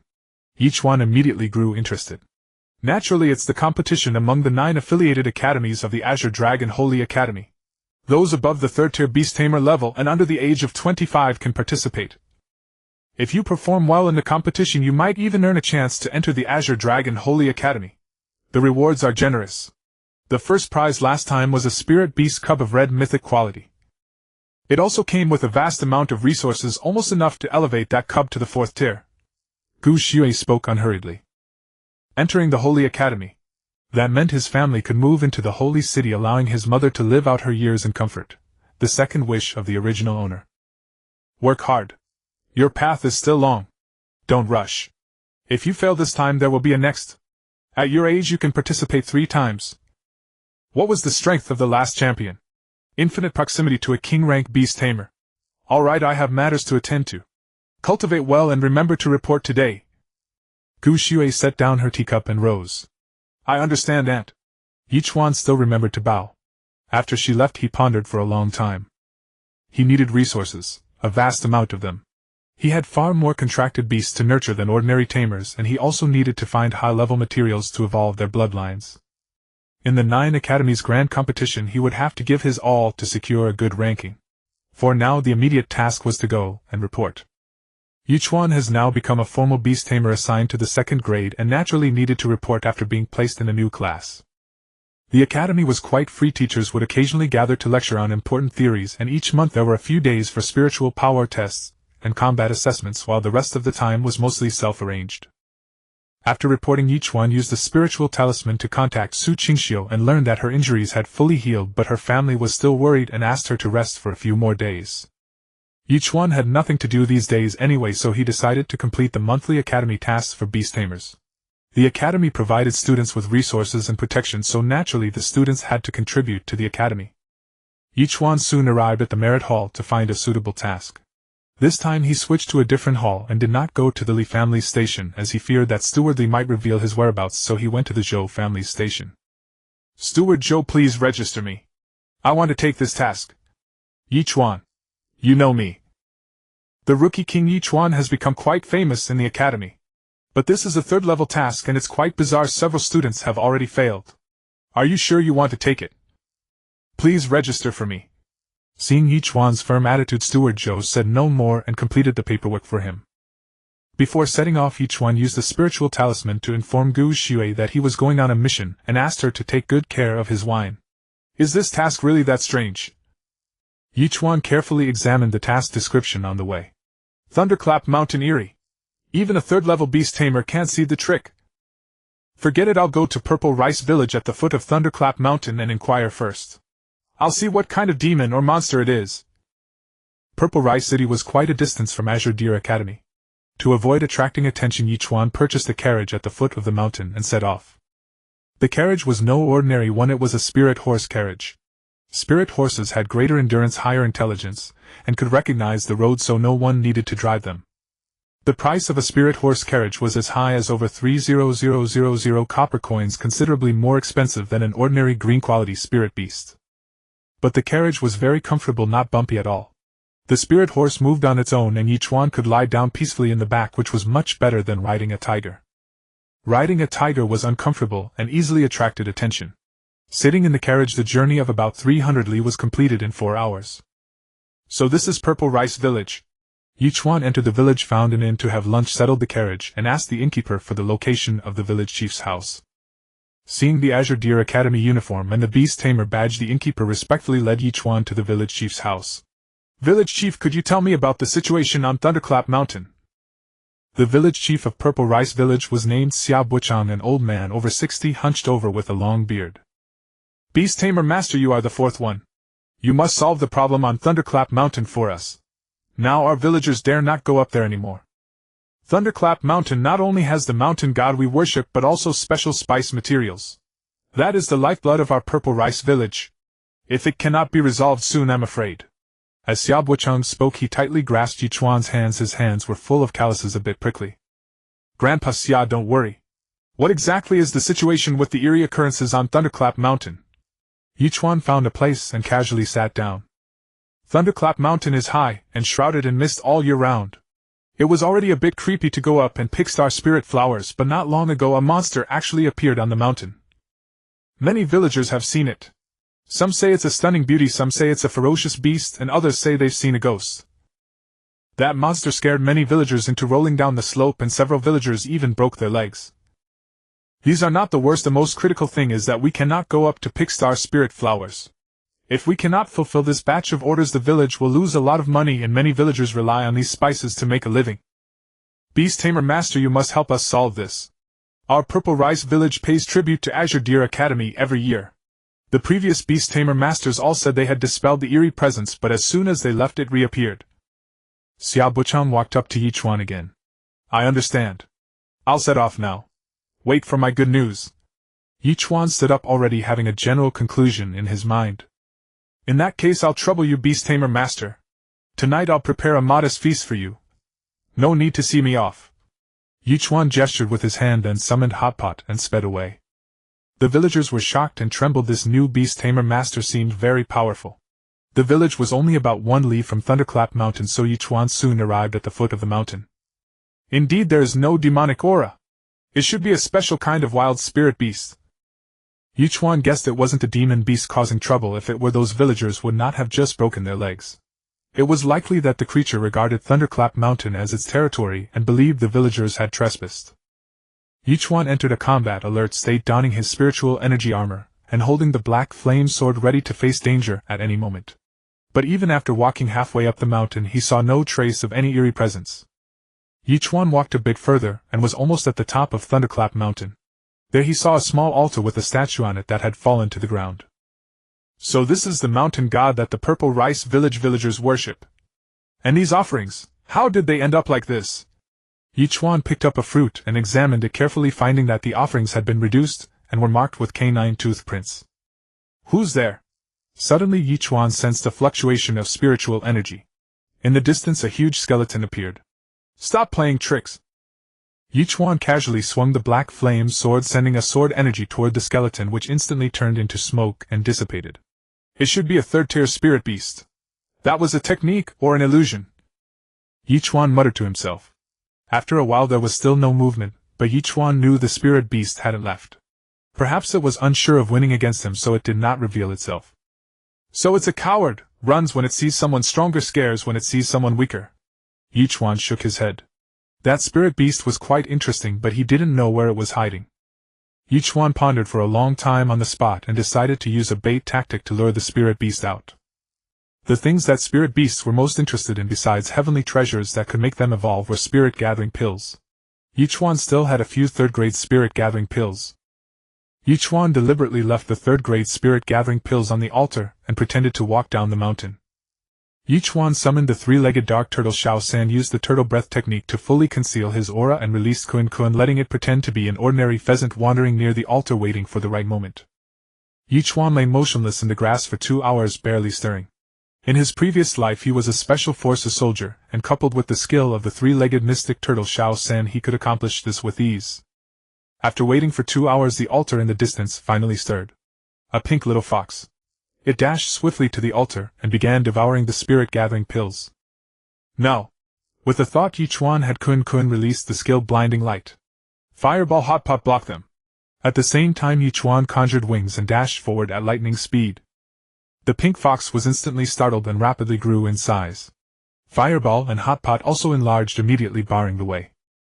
The pink fox was surrounded by 1 man and 4 beasts, all frozen in place, a delicate standoff between 5 beasts and 1 man. True sight. Named Thousand-Faced Fox, rank early 3rd stage, quality purple, legendary affinity 2, skills Disguise Charm, Lightning Strike, special skill Deep Dream, description a fox dwelling in Thunderclap Mountain, enjoying the mountain god's incense, mutated after consuming thunderclap grass. Hidden Bloodline, 6-tailed spirit fox, red, mythical activation conditions 9, grade purple, Ganoderma, Bloodline, awakening stone. Little one, why not follow me? I'll fill your belly with whatever you want to eat. Ye Chuan was intrigued by this pink-furred fox not merely for its beauty. At present he didn't lack combat-type spirit beasts, rather he needed those with special skills. Ye Chuan took several roast chickens from his storage ring and gently warmed them with spirit fire, instantly filling the air with aroma. True sight. He activated the skill again and saw the affinity rise from 2 to 3. With the thought, Ye Chuan had Hotpot and Fireball revert to their normal size. Come here, he coaxed, as if luring a child with candy. The pink fox was still hesitant. Ye Chuan tossed the roast chicken over. It wasn't an ordinary chicken, but a spirit chicken, roasted and then frozen in his storage ring. The little fox was clever. It could sense Ye Chuan bore no killing intent, and it also detected a scent of something it liked on him. Sign a contract with me. Ye Chuan approached cautiously after the fox finished eating. The fox first shied away, then leaped onto Ye Chuan on its own accord. True sight. The affinity had become 4. Ye Chuan held the pink fox, pressing his forehead against its head, attempting to forge a contract. After about a quarter of an hour the contract was successfully formed. Ye Chuan learned that it was a female fox. Congratulations, host, on signing the 5th contract. Beast reward 100 3rd-grade spirit-gathering pills, 100 3rd-tier magic cores, 50000 copper coins, 5 bloodline awakening stones, 1 advanced storage ring. The system rewards were exactly as Ye Chuan had anticipated, distributed according to his current strength. Ye Chuan examined the advanced storage ring. Its space was as large as a football field, able to hold a vast amount of supplies. After playing with the ring, he stroked the little fox's head, wanting to give it a name. "I'll call you Shensi, child of the mountain god." The little fox yelped happily, clearly fond of the name. After the contract, Ye Chuan learned that the strange occurrences in the area were indeed caused by it, but it had never harmed a single life. After a moment of thought, Ye Chuan plucked a few strands of fur from Ali and had Shensi transform it into an ordinary fox. He would use this to report back to Zidao village. Soon Ye Chuan returned to the village chief's home. "Beast Tamer, how did it go?" Chief Xuanyuan asked anxiously. "I have succeeded. This is the demon's true form. I have captured it." Ye Chuan pointed to the manifested fox. "Really, Beast Tamer? From now on we can safely go up Thunderclap Mountain?" Xuanyuan found it hard to believe. "Rest assured, you may go up and verify right now. I will stay here tonight, and you can confirm again tomorrow," Ye Chuan replied with certainty. "In that case, many thanks, Beast Tamer. But how should we deal with this demon?" The demon was still alive, and the chief remained uneasy. "Such a demon harms the world. It must be eradicated completely."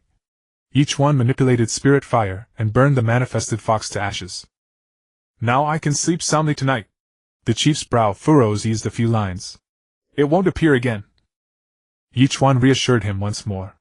"Beast Tamer, our village has prepared a modest feast. Please do us the honor."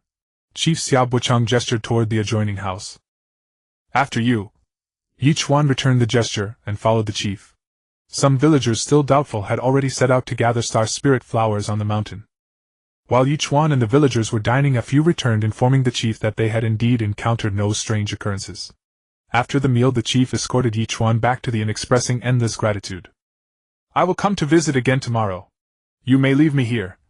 "Beast Tamer." Chief Xuanyuan leaned in and whispered. "Would you like a girl? I can summon one from the Blossom Tower." "No need." Ye Chuan turned and left. This old man over 60, still so improper.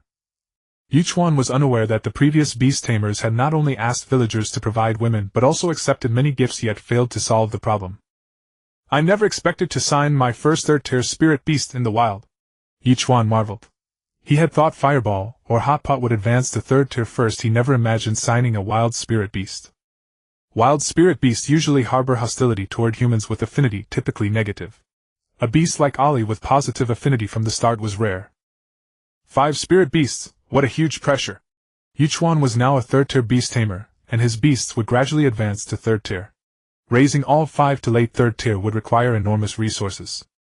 Currently registered as a second-tier beast tamer, Ye Chuan could claim 10 second-tier spirit gathering pills monthly, a mere drop in the bucket. He had yet to register as third tier, which would grant him 10 third-tier pills per month. It was late autumn and the night air was cool. Tonight was the first time Ye Chuan had stayed outside in days, and it felt rather strange. Alone in an unfamiliar place. No, not alone. He had his contract beasts with him. When he slept, he would release Fireball and Hot Pot for a sense of security.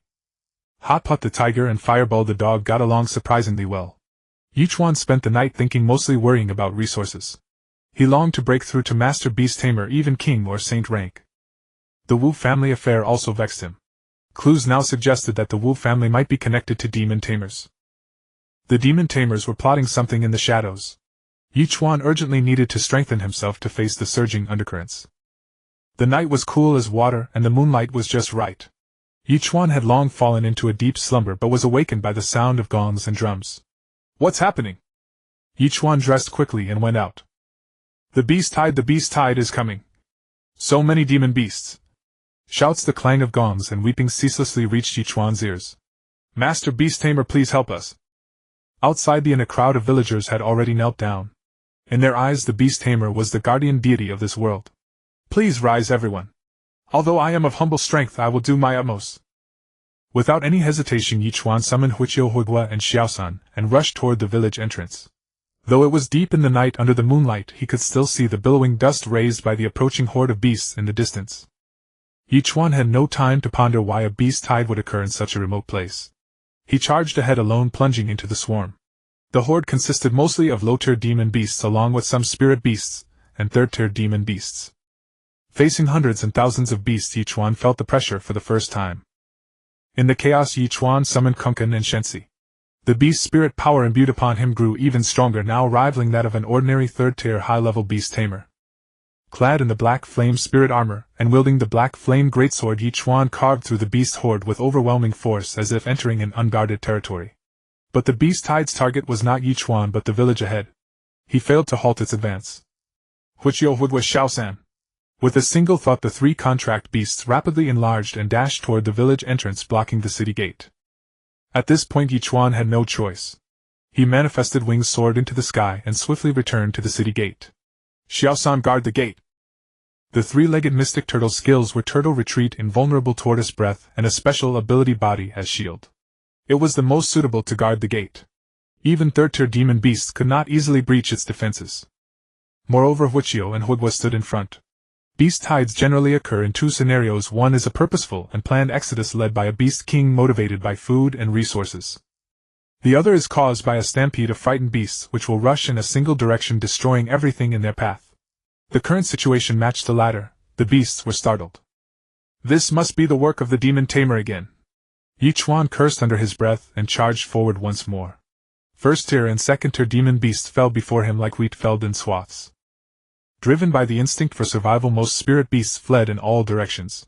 Spirit beasts were different from demon beasts. They possessed higher intelligence, and did not fight humans to the death like demon beasts. What remained were mostly first-tier demon beasts, with fewer second and third-tier ones. Ye Chuan counted 5 third-tier demon beasts and 30 to 40 second-tier ones. Although first-tier demon beasts could not breach Ye Chuan's spiritual armor, they drained his stamina and spiritual energy.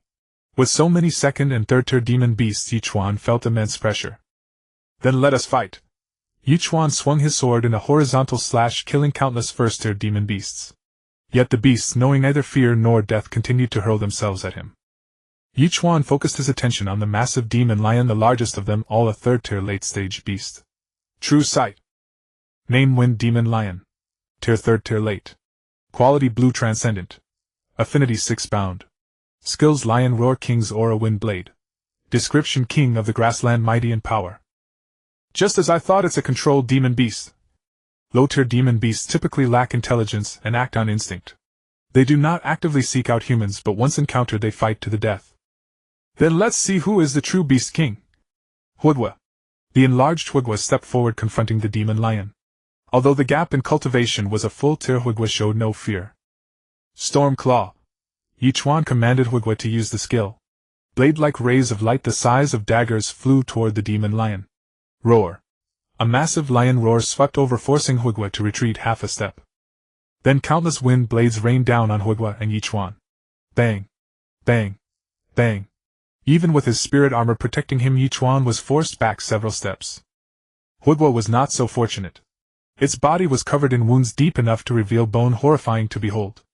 Hudwa collapsed, gasping heavily on the verge of death. Hudwa, Hudwa. This was the first time Ye Chuan had tasted defeat since arriving in this world. I was too arrogant. Ye Chuan wanted to slap himself hard, but with his armor on he could not. Hudwa, I'm sorry, I'm so sorry.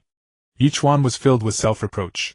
Facing an opponent far stronger than itself, Hudwa had not retreated because Ye Chuan needed it.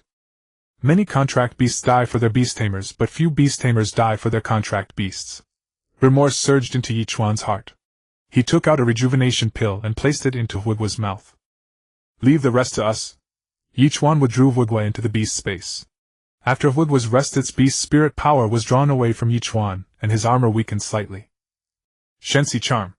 A beam of pink light struck the demon lion, which uncontrollably walked toward Shensi. Thunder Strike, Deterrence Rage. Against an opponent of higher strength, Shensi could only charm for about 1 or 2 seconds. Ye Chuan used the skills of Shensi and Huichio Thunderstrike to paralyze the demon beast's movements and deterrence, and rage, which also affected himself. Ye Chuan felt his strength and speed increase. Shying. He swung his sword and slashed out, blinding the demon lion's eyes. Under the immense force, even its nasal bone was shattered. Roar. The demon lion went berserk. Though blind, it could still locate Ye Chuan roughly by scent, wildly swiping its claws. Claws the size of a human head struck Ye Chuan's armor with loud bangs, nearly breaking his bones. Shelter. Huichio's special skill activated, usable only once in a short period. Ye Chuan roared, using his arm to wedge the demon lion's mouth open and plunge the black flame sword into its throat. The black flame sword was merely a manifested weapon, not a true spiritual artifact, and could barely penetrate the demon lion's defenses. Thus Ye Chuan targeted the weakest point from within the mouth. The demon beast finally fell, but the battle was not over. Huiqiu, Shensi and Kunkin were cooperating to hold back the other third-tier demon beasts. Fortunately, the other four were at the early and middle stages of third tier, and all of green quality. Even though Huiqiu and the others were outmatched in cultivation, their superior quality and bloodline suppression gave them a slight advantage. The demon beast's assault did not cease with the lion's fall, instead it became more frenzied. Hundreds of low-tier beasts surged forward, nearly overwhelming Ye Chuan and his spirit beasts. Even a good tiger cannot withstand a pack of wolves. Xiaosun, with its extraordinary defense, suffered relatively minor injuries. Kunkin flew in the sky almost unscathed, but its spiritual energy and stamina were nearly depleted, on the verge of collapse. However, Huiqiu and Shensi were severely injured, their bodies covered with wounds. Huiqiu's front leg was broken by a third-tier demon bear. Ye Chuan hastily gave all his contract beasts spirit-gathering pills and rejuvenation pills. Gradually the surrounding demon beasts diminished, and Huiqiu's size shrank as well. In the end, even with the rejuvenation pill and spirit-gathering pill, the little fox was gravely wounded and near death. Ye Chuan embraced it tightly and withdrew it into the beast space. Kunkin had been flying in the sky all along, but its stamina could no longer hold out. If it landed, its combat power would be greatly reduced, so Ye Chuan also recalled it. Xiaosun had been continuously consuming spiritual energy to maintain its enlarged form and skills guarding the gate. Its body began to shrink slowly, it too was nearing its limit. Fortunately, dawn broke. After Ye Chuan killed the last demon beast, he finally collapsed from exhaustion. Upon opening his eyes once more, Ye Chuan found himself back in the familiar inn. He had slept soundly, and when he awoke, night had already fallen. System has been upgraded to LV4. Current progress 4305000. System coins 8050. Reward received additional 1 contractable spirit beast slot. Just as Ye Chuan had anticipated, the system had leveled up. He also received an extra 5000 system coins, which was an unexpected delight. Access the system shop. Ye Chuan wanted to see if there were any new items for sale. There are actually new treasure categories added. Lumos Sword High-Grade Spirit Artifact 1000 system coins limited to 1 purchase. Lumos Spear High-Grade Spirit Artifact 1000 system coins limited to 1 purchase. Lumo Blade, Lumo Bow, Lumo Halberd, Lumo Shoes, Lumo Arm Guards, Lumo Helmet. Lumo Armor 1000 system coins. Ye Chuan marveled at how expensive the defensive gear was. He decided not to purchase anything for now and continued browsing other new additions. Bloodline Awakening Stone 500 system coins. Purple Grade Offensive Tiger Type Spirit Beast Juvenile 5000 system coins. Red Grade Offensive Snake Type Spirit Beast Juvenile 30000 system coins. Appearance Preserving Pill capable of beautifying the skin and delaying aging, suitable for both men and women 100 system coins. Superior Replenishing Pill for humans and spirit beasts below Saint level universal 100 system coins. With over 8000 system coins in hand, Ye Chuan spent 1000 on the Lumo Sword and another 500 on the Lumo Boots. Lumo Set 2-piece bonus activated. Strength 10. 3-piece bonus Spiritual Energy 10. 4-piece bonus Divine Soul 10. 5-piece bonus effects doubled. Just as expected, anything from the system is top-notch. There are even set bonuses. Ye Chuan then spent another 1000 system coins on the Lumo Arm Guards and Lumo Helmet, activating the 4-piece effect. The Lumo armor was far too expensive for Ye Chuan to afford. As for the weapons, they were considered the same body part, and could not activate the set attribute.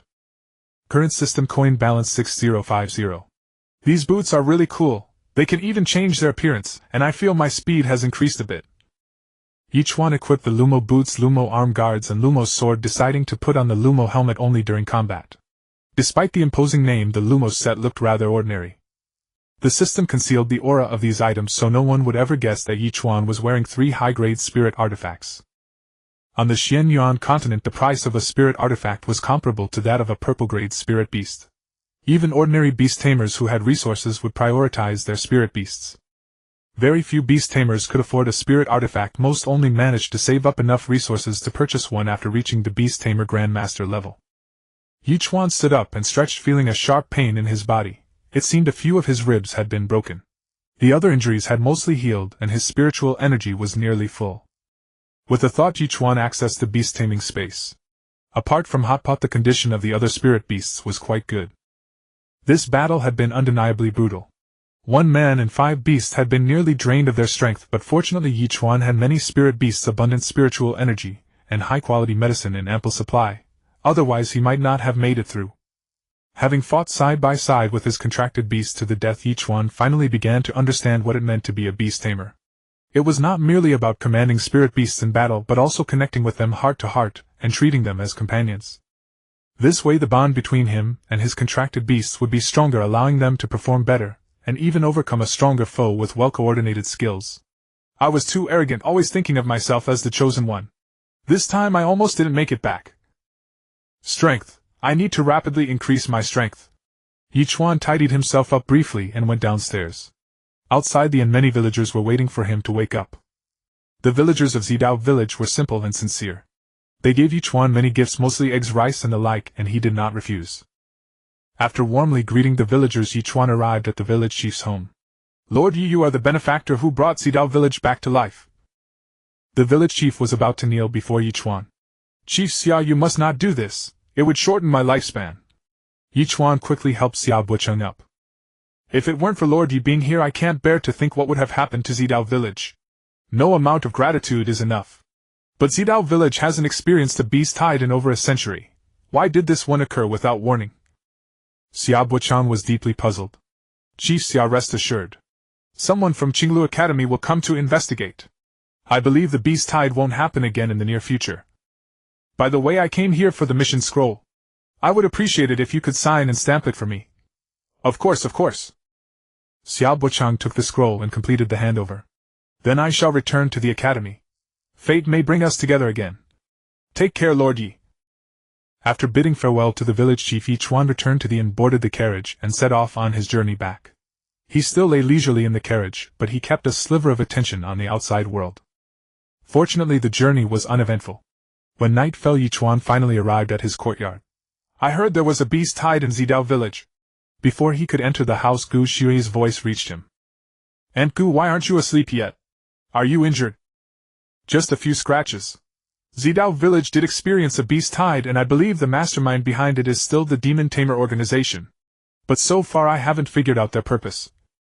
Since he had nothing else to do, Ye Chuan began checking on the progress of his wine brewing. You're only in your 2nd year. You can take some intermediate missions, there's no need to go outside the academy. Danger and opportunity go hand in hand. I think this trip was worth it. If I stayed cooped up in the academy training in the Linlong Tower every day, I'd be bored to death. Ye Chuan fanned the brewing stone platform. The aroma of wine was already perceptible. As you wish. As long as you don't go beyond the spirit wall, you shouldn't encounter any danger. I understand, Aunt Gu. I also need to thank you for taking care of the wine I brewed these past 2 days. The wine was almost ready, and Ye Chuan grew increasingly excited. What kind of wine is this? I've never seen such a brewing method before. The fragrance grew stronger, and even Gu Xue became interested in the wine. It's called Huangliang Yiming, Huangliang wine. I found the recipe in an ancient text, so naturally you haven't seen it before. The one next to it is called Zhiyeqing, which takes longer to brew, another month or 2. In a few days the Huangliang wine will be ready. You can try it then, Aunt Gu. Ye Chuan couldn't help but smile, remembering his agreement with Zhou Luyao. What are you smiling about? I thought of something happy. Get some rest, it's late and the weather is getting colder. Got it, Aunt Gu. You should sleep early too. The next day Ye Chuan went to the Merit Hall early to submit his mission. Steward Zhou, I've come to settle the mission. All right. Steward Zhou took the scroll and quickly completed the handover. Steward Zhou, are you from the Qinglu Zhou family? What is it? Steward Zhou began bustling about organizing the scrolls. I recall there is a senior sister in the 3rd year named Zhou Luyao. Which class is she in and where is she now? Do you know Steward Zhou? Steward Zhou was a member of the Zhou family, so he might know something about Zhou Luyao. Ye Chuan decided to inquire. Zhou Luyao. She's in class 1, but she hasn't been at the academy these past few days. Steward Zhou, do you know what happened? I'm not entirely sure. I'm just a minor steward in the Zhou family, I'm not privy to the family's major affairs. But I heard her father has arranged a marriage for her. Thank you, Steward Zhou, for telling me this. Ye Chuan gave a slight bow. It's nothing. These aren't exactly secrets. Steward Zhou lowered his head and continued working. After bidding farewell to Steward Zhou, Ye Chuan headed straight for the 3rd year territory. Ye Chuan had already contacted Su Qingxiu in advance using a spirit talisman, and she was waiting for him in the square. Senior Sister Qingxiu. Ye Chuan, what do you need me for? Senior Sister Qingxiu, do you remember the gift I said I'd prepare for you? Of course I remember. Su Qingxiu smiled gently. Take these 2 pills now. Ye Chuan handed over the jade bottle containing the beauty preservation pill. What is this? In any case, it's beneficial but harmless. And please keep it a secret for me. Ye Chuan made a shushing gesture. I'll remember. Su Qingxiu promptly took the beauty preservation pill. Come with me to Teacher Gu's courtyard, I have another gift there. Seeing that Su Qingxiu had taken the pill, Ye Chuan added, I heard from Lin Xiaoxiong that you're living with Teacher Gu now. Is that true? There's even a rumor that you're a kept man. Su Qingxiu pouted. What nonsense is that? I call her Aunt Gu in private. Whatever you do, don't say that to Teacher Gu's face. With her temper, if she finds out someone's slandering her reputation, there's no telling what she might do. So that's how it is. A smile curled at the corner of Su Qingxiu's mouth. I can't believe you've grown so much in just a few days. You've already caught up to me. With your talent, I'm sure you'll become a king-level Beast Tamer in the future. You too. Chatting and laughing, the two soon arrived at the courtyard. What is all this? Su Qingxiu looked at the brewing setup and exercise equipment, feeling very curious. I'm brewing wine. In another 2 or 3 days the first batch should be ready. Really? Then I'll have to try it. The aroma is so rich. Look, your gift is over there. Ye Chuan pointed to cages in the distance. There were 2 cages, one held a red-furred spirit fox, and the other a green deer. Is this red-furred spirit fox for me? Yes, I've been feeding it here in the courtyard these past few days. Ye Chuan opened the cage as he spoke. It's so cute. Su Qingxiu picked it up and gently stroked it. It seems to like you more. But its quality is only green. That's all right. I really like it. Thank you, Ye Chuan. We don't need to thank each other. By the way, Qingxiu, you're in the 3rd year. Do you happen to know someone named Zhou Luyao? Zhou Luyu. I do know her. Do you need to see her about something, Ye Chuan? Su Qingxiu hesitated for a long while upon hearing the question. Just something minor. Ye Chuan naturally wanted to find out where to locate Zhou Luyao since his wine was almost ready. She hasn't been at the academy these past few days. Her father personally came to pick her up. Su Qingxiu didn't know why, but the joy of receiving the spirit fox seemed to vanish. She had no confidence in facing that outstanding woman. Like Zhou Luyao, Su Qingxiu was also a member of the Qinglu 4 great families, but Zhou Luyao was the daughter of the family head while Su Qingxiu was born to a collateral branch. Zhou Luyao had many suitors at the academy not only because of her looks and figure. In a few days I should be going out on a journey. Ye Chuan expressed his plan. Why? Why suddenly go on a journey? Isn't the academy good? The academy is good, but I want to explore the world outside. Don't worry, I'll return before the 9 academies tournament. Ye Chuan had already made up his mind. He wanted to search for materials to evolve his spirit beast's bloodlines and travel along the way. Having come to this world, he ought to see it properly. That's good. When the 9 academies tournament comes, Ye Chuan, you'll surely astonish everyone. Su Qingxiu forced a faint smile. It's not like we'll never see each other again. We can always stay in touch using spirit talismans, and you have this little fox by your side. Ye Chuan could see that Su Qingxiu was reluctant. Ye Chuan, have you ever loved someone? I don't remember. It's been too long. Ye Chuan found it strange that Su Qingxiu would ask such a question, which reminded him of his past life. Then do you like Zhou Luyao? I like her, but not in a romantic way, like the way I like you. Ye Chuan expressed his thoughts. He knew that hesitation only leads to complications. He had no romantic feelings for Su Qingxiu, and at first she had only treated him like a younger brother. The sooner this was said, the better it would be for both of them. I understand, Ye Chuan. Su Qingxiu took a deep breath and turned around. I have things to do. I'll take my leave now. Before you leave, remember to let me know. Su Qingxiu began walking toward the door. Ye Chuan seemed to see her wiping away tears. He shook his head helplessly. I hope giving her the little fox was the right choice. The spirit beasts Ye Chuan had given to Lin Xiaoxiong and Su Qingxiu, though green in quality, possessed hidden bloodlines of purple quality. Ye Chuan had already used the bloodline awakening stones in advance. Once they consumed the materials required for evolution, they could evolve into new purple quality spirit beasts. Ye Chuan had checked those materials were all things they loved to eat and were quite common. The chances of them finding them were fairly high. If they still couldn't evolve, then it could only be blamed on their own lack of fortune. Ye Chuan's current accumulation was insufficient, and he didn't want to reveal his trump card yet.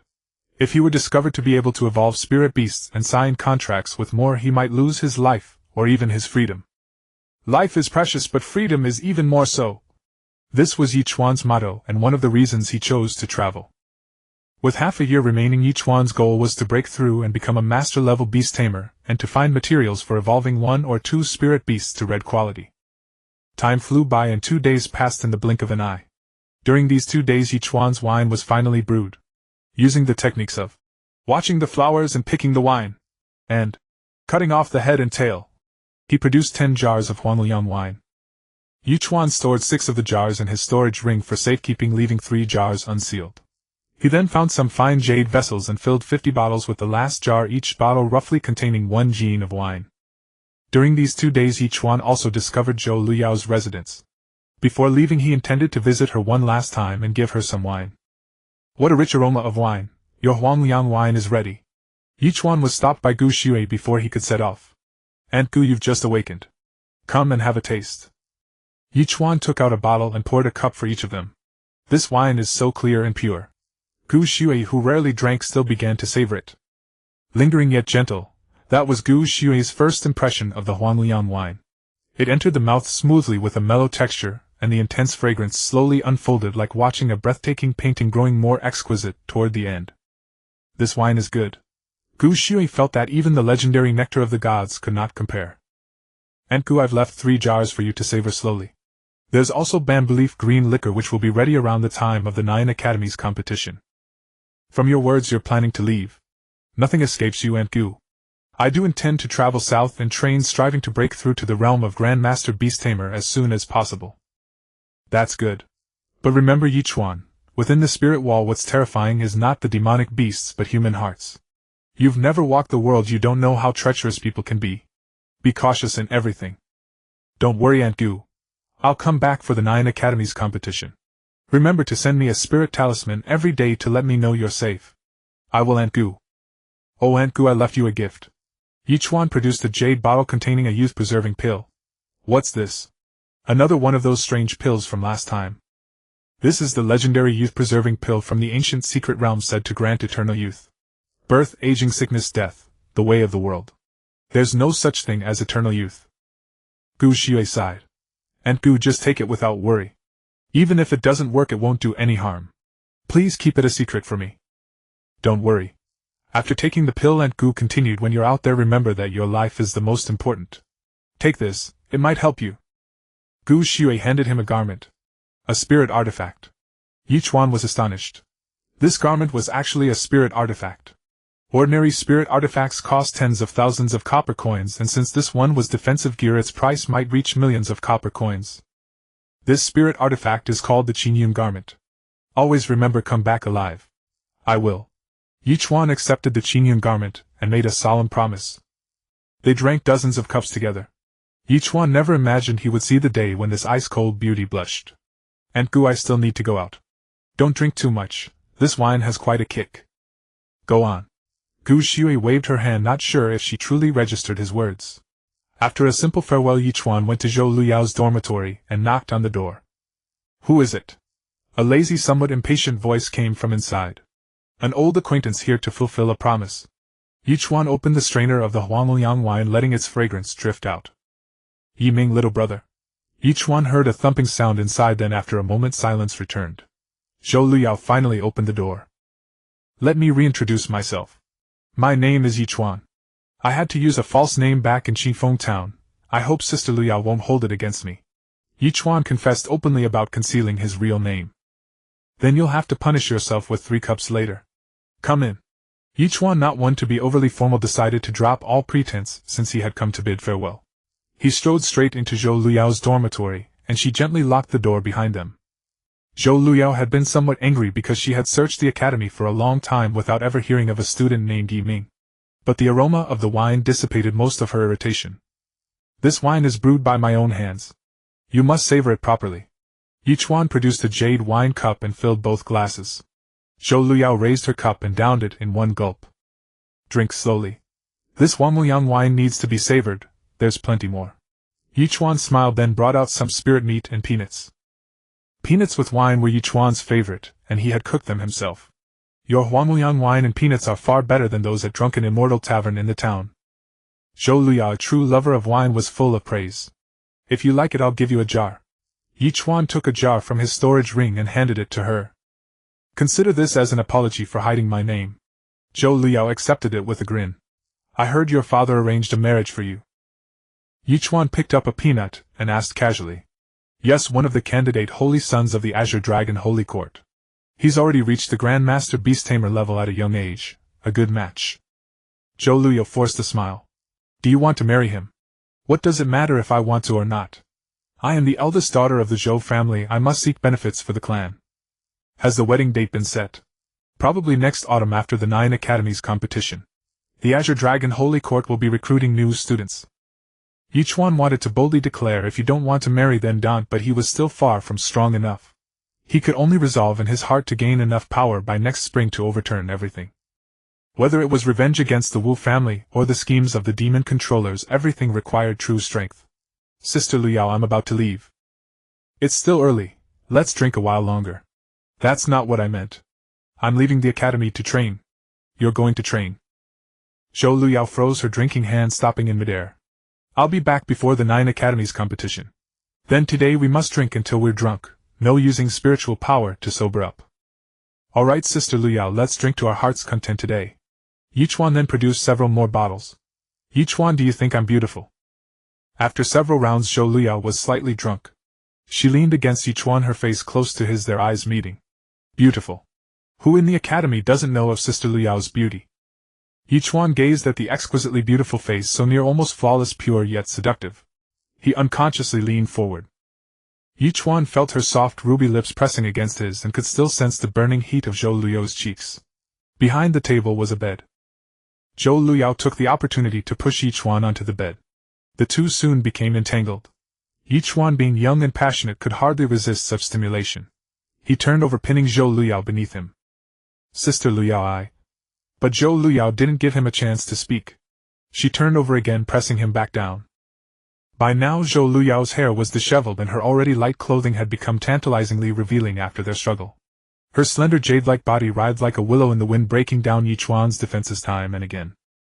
If Ye Chuan were to play the gentleman now, he would be an unromantic fool. But he detested being on the bottom. With one hand hooking around Zhou Luyao's neck and the other on her waist, he pressed her down beneath him once more.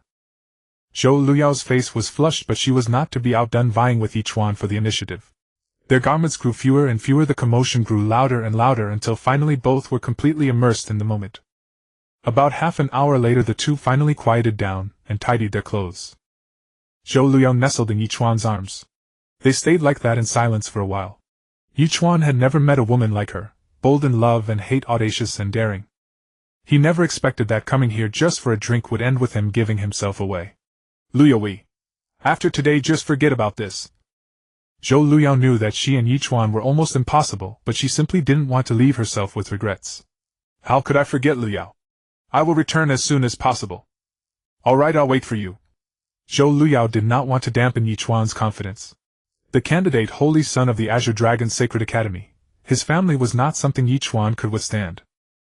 Luyao, I have a gift for you. Ye Chuan took out a beauty-preserving pill and a talent enhancement pill. What are these? Pills that can enhance talent and slow aging. Take them now. Ye Chuan described them as ordinary. Such pills could be bought in the pharmacy, but they had almost no effect. All right. Zhou Luyao assumed they were from the pharmacy, but she was still happy and promptly swallowed them. Luyao, summoned Bai Shui. Zhou Luyao was puzzled, but she summoned it anyway.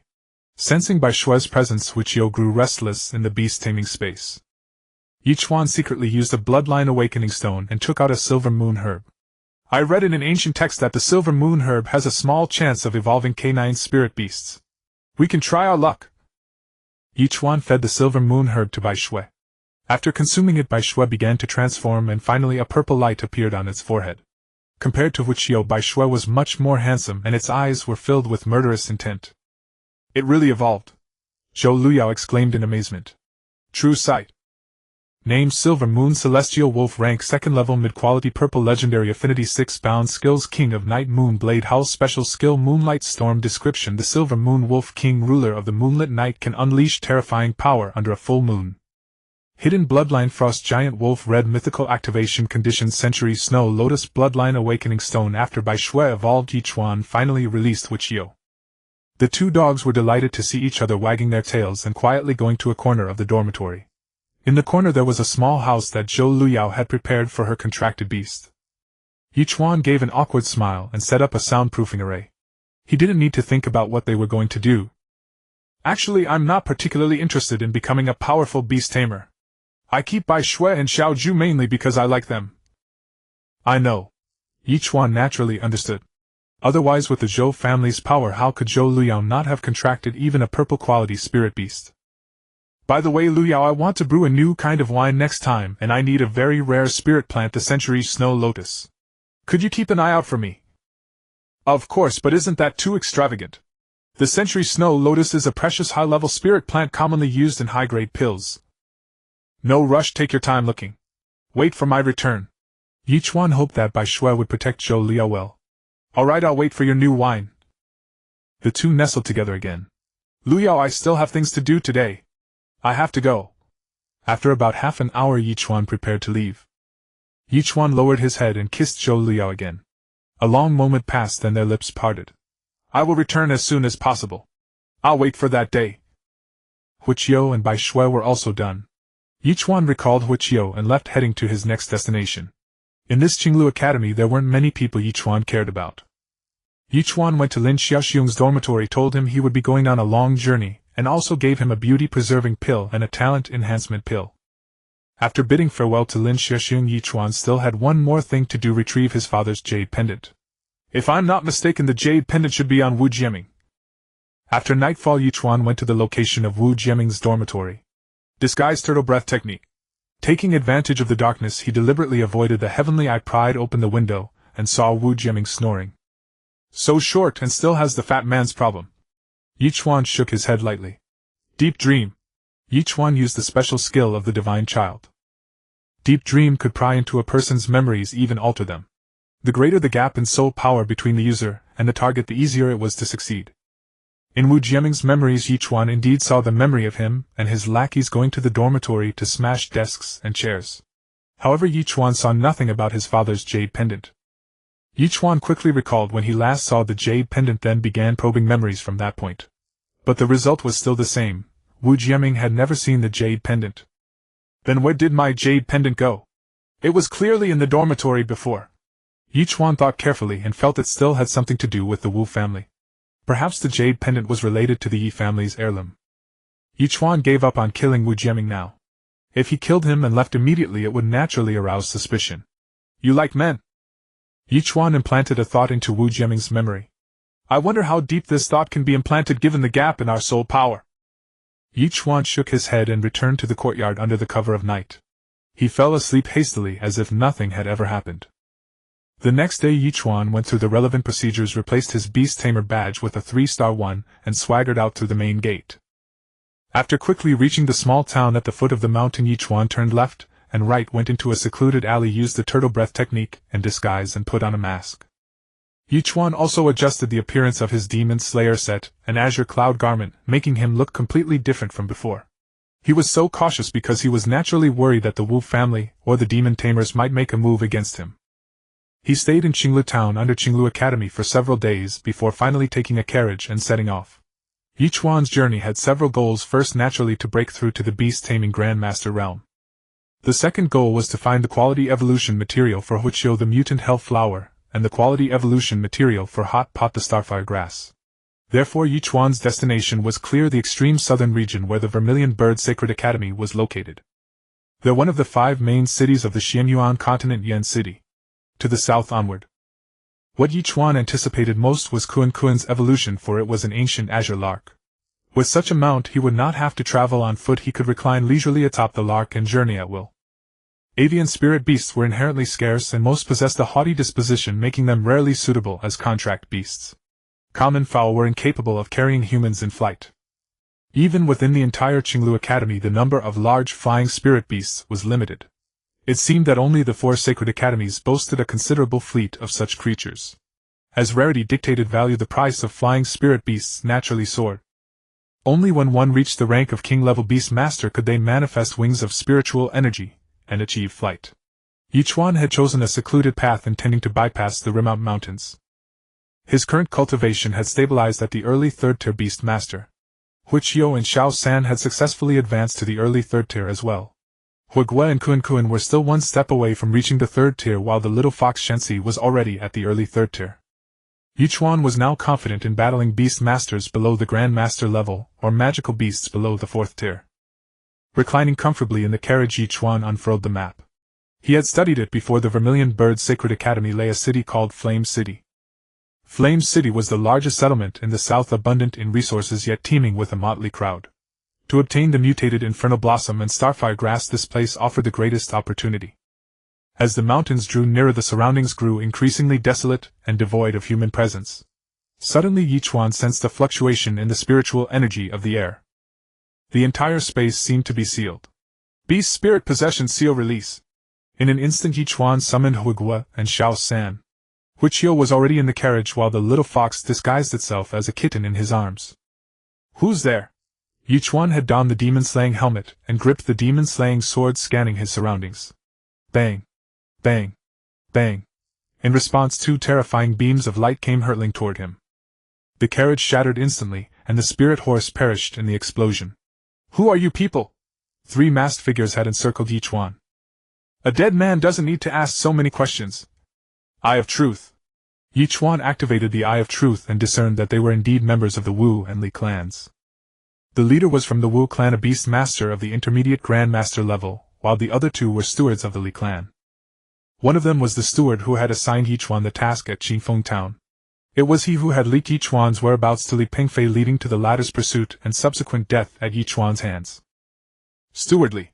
Ye Chuan marveled inwardly, never expecting that before he could seek out stewardly, the steward would come to him first. 2 high-tier 3rd-level beast masters and 1 intermediate-tier Grand Master. Ye Chuan seemed to be at the end of his rope. "Ye Chuan, give up. The spiritual energy in this area has been sealed by us. Your talismans cannot escape and no one will come to your rescue. Just obediently offer your neck." "Ha ha ha ha!" They burst into wild laughter. "Is the Wu clan trying to eliminate all traces by killing me?" Ye Chuan's mind raced. He had initially thought that the Wu clan was merely killing for treasure, and since he didn't appear to know anything, there was no reason for them to target him.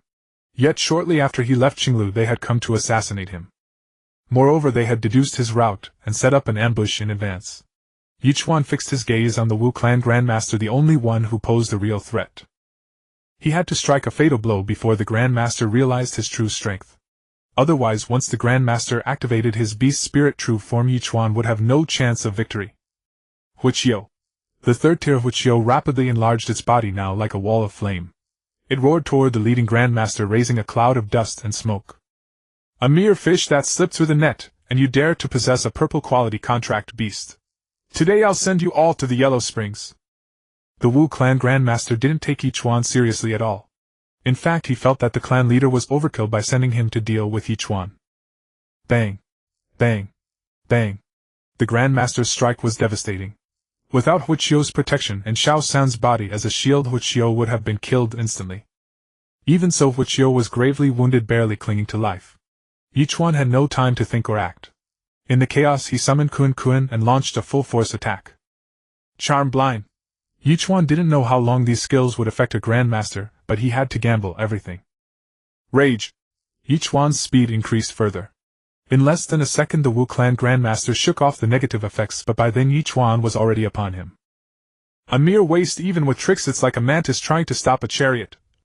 The Grandmaster showed no fear, clad in his spirit armor, and struck casually to kill Ye Chuan. Thud. Bang. Ye Chuan was struck hard. His spirit armor was like paper against the Grandmaster's attack, but fortunately the azure cloud garment absorbed most of the damage, or he would have struggled to withstand it. Yet Ye Chuan's demon-slaying sword plunged into the Grandmaster's heart. How is this possible?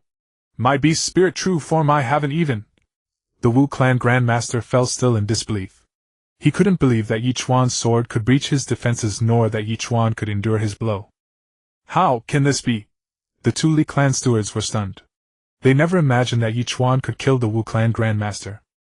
Taking advantage of their shock, Ye Chuan withdrew Huiqiu and fed it a rejuvenation pill. Stewardly, long time no see. Matters had reached this point Ye Chuan couldn't let them escape. He stopped pretending and had all his spirit beasts enlarged to surround the two. Five spirit beasts. Who exactly are you? How can you control 5? Cold sweat beaded on the stewards' foreheads. How a dead man doesn't need to ask so many questions. Ye Chuan threw their own words back at them. With the spiritual power of 4 spirit beasts, the complete demon-slaying set, and the wings Kun had conjured, Ye Chuan left them no chance to escape. Ye Chuan swiftly killed the Li clan steward he didn't know, then cornered the one he recognized. Stewardly, at this point, do you have any last words? As you said, this space is sealed. Your talismans can't get out. Pfft. The steward panicked and furious, and already wounded by the spirit beast, spat out a mouthful of blood. Ye Chuan, I was just following orders. Don't kill me. Stewardly, we have old and new grudges to settle. Last time you leaked my whereabouts and put me in danger. I haven't settled that debt yet, and now you come to hunt me down. So Li Pengfei was indeed killed by you. If he hadn't wanted to kill me, he wouldn't have died by my hand. It wasn't I who killed him, you are the one who caused his death. Ha ha ha ha. I caused his death. I killed my own son. The steward laughed, and cried, seemingly losing his mind. Ye Chuan hadn't expected such a disgrace within the Li clan, but he cared little for other scandals. Thud. He struck the steward with a hand blade, knocking him unconscious. He still needed information. Deep dream. Ye Chuan once again used the Divine Sun's ability to probe into Steward Li's memories. Moments later, with a swift motion of his blade, he severed Steward Li's head. Ye Chuan did not obtain much useful information, just as he had anticipated. The assassins were indeed sent by the Wu family, who, witnessing his rising talents, sought to eliminate him at the root. I never thought I'd be targeted even after being so cautious in Qinglu town. This encounter further impressed upon Ye Chuan the vast gap between himself and a beast-taming grandmaster. If that grandmaster had not underestimated him and exchanged palm strikes, but instead maintained distance and unleashed the beast spirit true form, Ye Chuan would have stood no chance. The high-grade spirit weapon, the demon-slaying sword, also played a significant role in Ye Chuan's victory. Otherwise, even in close quarters, he could not have breached the Grandmaster's defense. As for the contract beasts, which suffered severe backlash after their master's death, Ye Chuan naturally did not leave them alive. Spirit beasts possess a degree of intelligence and keen senses. He slaughtered all 10 of the 3 men's spirit beasts, categorically collecting their spirit cores, spirit flesh, and spirit bones. This place is not safe to linger. Ye Chuan quickly looted the area, then activated the turtle breath technique, unfurled his illusory wings, and sped away. The Azure Dragon Holy Academy lay to the east, the Vermilion Bird Holy Academy to the south, and the Qinglu Academy nestled in the southeast corner between them. From here, Ye Chuan was still a vast distance from Flame City, nearly 10,000 li away. Even riding a spirit horse at full speed would take about half a month. Ye Chuan's spirit horse had perished in the recent battle, so he had to travel on foot. The surrounding area was desolate and uninhabited. Ye Chuan journeyed until nearly dusk without seeing a single household. Only at night did he finally find a dilapidated temple. The temple appeared ancient, overgrown with weeds and draped in cobwebs, abandoned for a long time. Ye Chuan tidied it up briefly and decided to rest there for the night. He gathered some dry firewood, lit a fire, and brought out spirit meat and fine wine for dinner. His narrow escape today had only sharpened his thirst for power, yet the gains were considerable. Fireball and Kun had successfully advanced to the 3rd tier, and he had also plundered a fair amount of resources. That Wu family beast-taming grandmaster, though a grandmaster, was old and talentless, receiving no cultivation resources, not even a spirit weapon. He did possess some resources, several hundred 3rd-grade chi-gathering pills, some materials, and a few thousand copper coins. Ye Chuan calculated his current copper coins and found he had about 400,000. He decided not to use these resources for now, but instead to first obtain materials for evolving his spirit beasts, aiming to see who would first reach the red mythic quality. Intuition told Ye Chuan that the red and purple levels represented a qualitative leap, for the materials were exceedingly rare. If they were as easy to acquire as those for the purple tier, he would not be so anticipative. In his 18 years of memory in this world, Ye Chuan had never seen a red quality spirit beast. He had only heard that the Qinglu Academy's principal possessed a red quality 9-colored deer. Drinking large bowls of Xuanyuan wine, feasting on spirit meat, and warming himself by the fire, Ye Chuan found the scene somewhat pleasant, though he felt a pang of loneliness. May this journey go smoothly. His destination was still 10,000 li away, and who knew how many events would unfold along the way. Night had grown deep, and Ye Chuan prepared to sleep. His high-grade storage ring held ample space with abundant supplies. He took out a bed, covered himself with a quilt, and felt very warm. In this wilderness Ye Chuan habitually placed Fireball and Hot Pot outside. They stayed by his bed guarding him. Ye Chuan slept on the bed while Fireball curled up atop Hot Pot. The night passed without incident. The next day Ye Chuan rose early, his physical strength and spiritual energy fully restored. After a simple cleanup he set off again toward his destination. Ye Chuan did not linger on the road. Occasionally some magical beasts would approach him, and he would dispatch them with ease. Passing through a small town he restocked supplies and bought a horse-drawn carriage. After nearly 10,000 li of travel Ye Chuan, weathered and dusty, finally arrived at Flame City on the 20th day. Flame City lies due south of the city is the Vermilion Bird Holy Academy, which perches atop an extremely high mountain. Flame City's walls towered hundreds of meters high, its scale enormous, with a population of millions. It was one of the 5 major cities of the Xuanyuan Continent. The city had dozens of gates crowded with people coming and going incessantly. I hope I can find what I need here. Ye Chuan pinned on his 3-star Beast Tamer badge and swaggered into Flame City. The first order of business in Flame City was to find lodging, ideally not too remote. Innkeeper, are there any rooms available? Ye Chuan walked to the city center and selected an ordinary-looking inn named Fortune Inn. Sir, please take a look. The innkeeper pointed to a board behind him which listed the remaining rooms and their prices. Heaven Class Premium Suite 10,000 copper coins per day. Earth Class Premium Suite 5,000 copper coins per day. Ordinary Premium Room 1,000 copper coins per day. Ordinary Room 300 copper coins per day. Ye Chuan murmured to himself. Give me an ordinary premium room for 7 days. Certainly that will be 7,000 copper coins for the room plus a deposit of 1,000 copper coins. Here is the key. The innkeeper handed the key to Ye Chuan, who paid promptly. With a click Ye Chuan turned the key and opened the door. The room was tiny, roughly 20 square meters, furnished with only a bed, a table, and chairs, and a wardrobe. The room also had a small alcove with a bathtub. After such a long journey Ye Chuan immediately lay down to rest, sleeping until the next morning. Ye Chuan went out and bought a simple map of Flame City from a vendor searching for nearby auction houses or large trade associations. The chances of finding high-grade spirit items were higher in those places. 10,000 Treasures Pavilion. Ye Chuan arrived at his first destination, a 5-story opulently decorated building. There was also a 10,000 Treasures Pavilion branch in Qinglu Town beneath the Qinglu Academy, but Ye Chuan had visited it and found nothing he needed. I hope this place can surprise me. The 10,000 Treasures Pavilion was a massive merchant guild on the Xuanyuan Continent, dealing in consignment sales, purchases, and auctions. Its headquarters were in the Holy City, with 4 major branches located in the main cities of the 4 cardinal directions.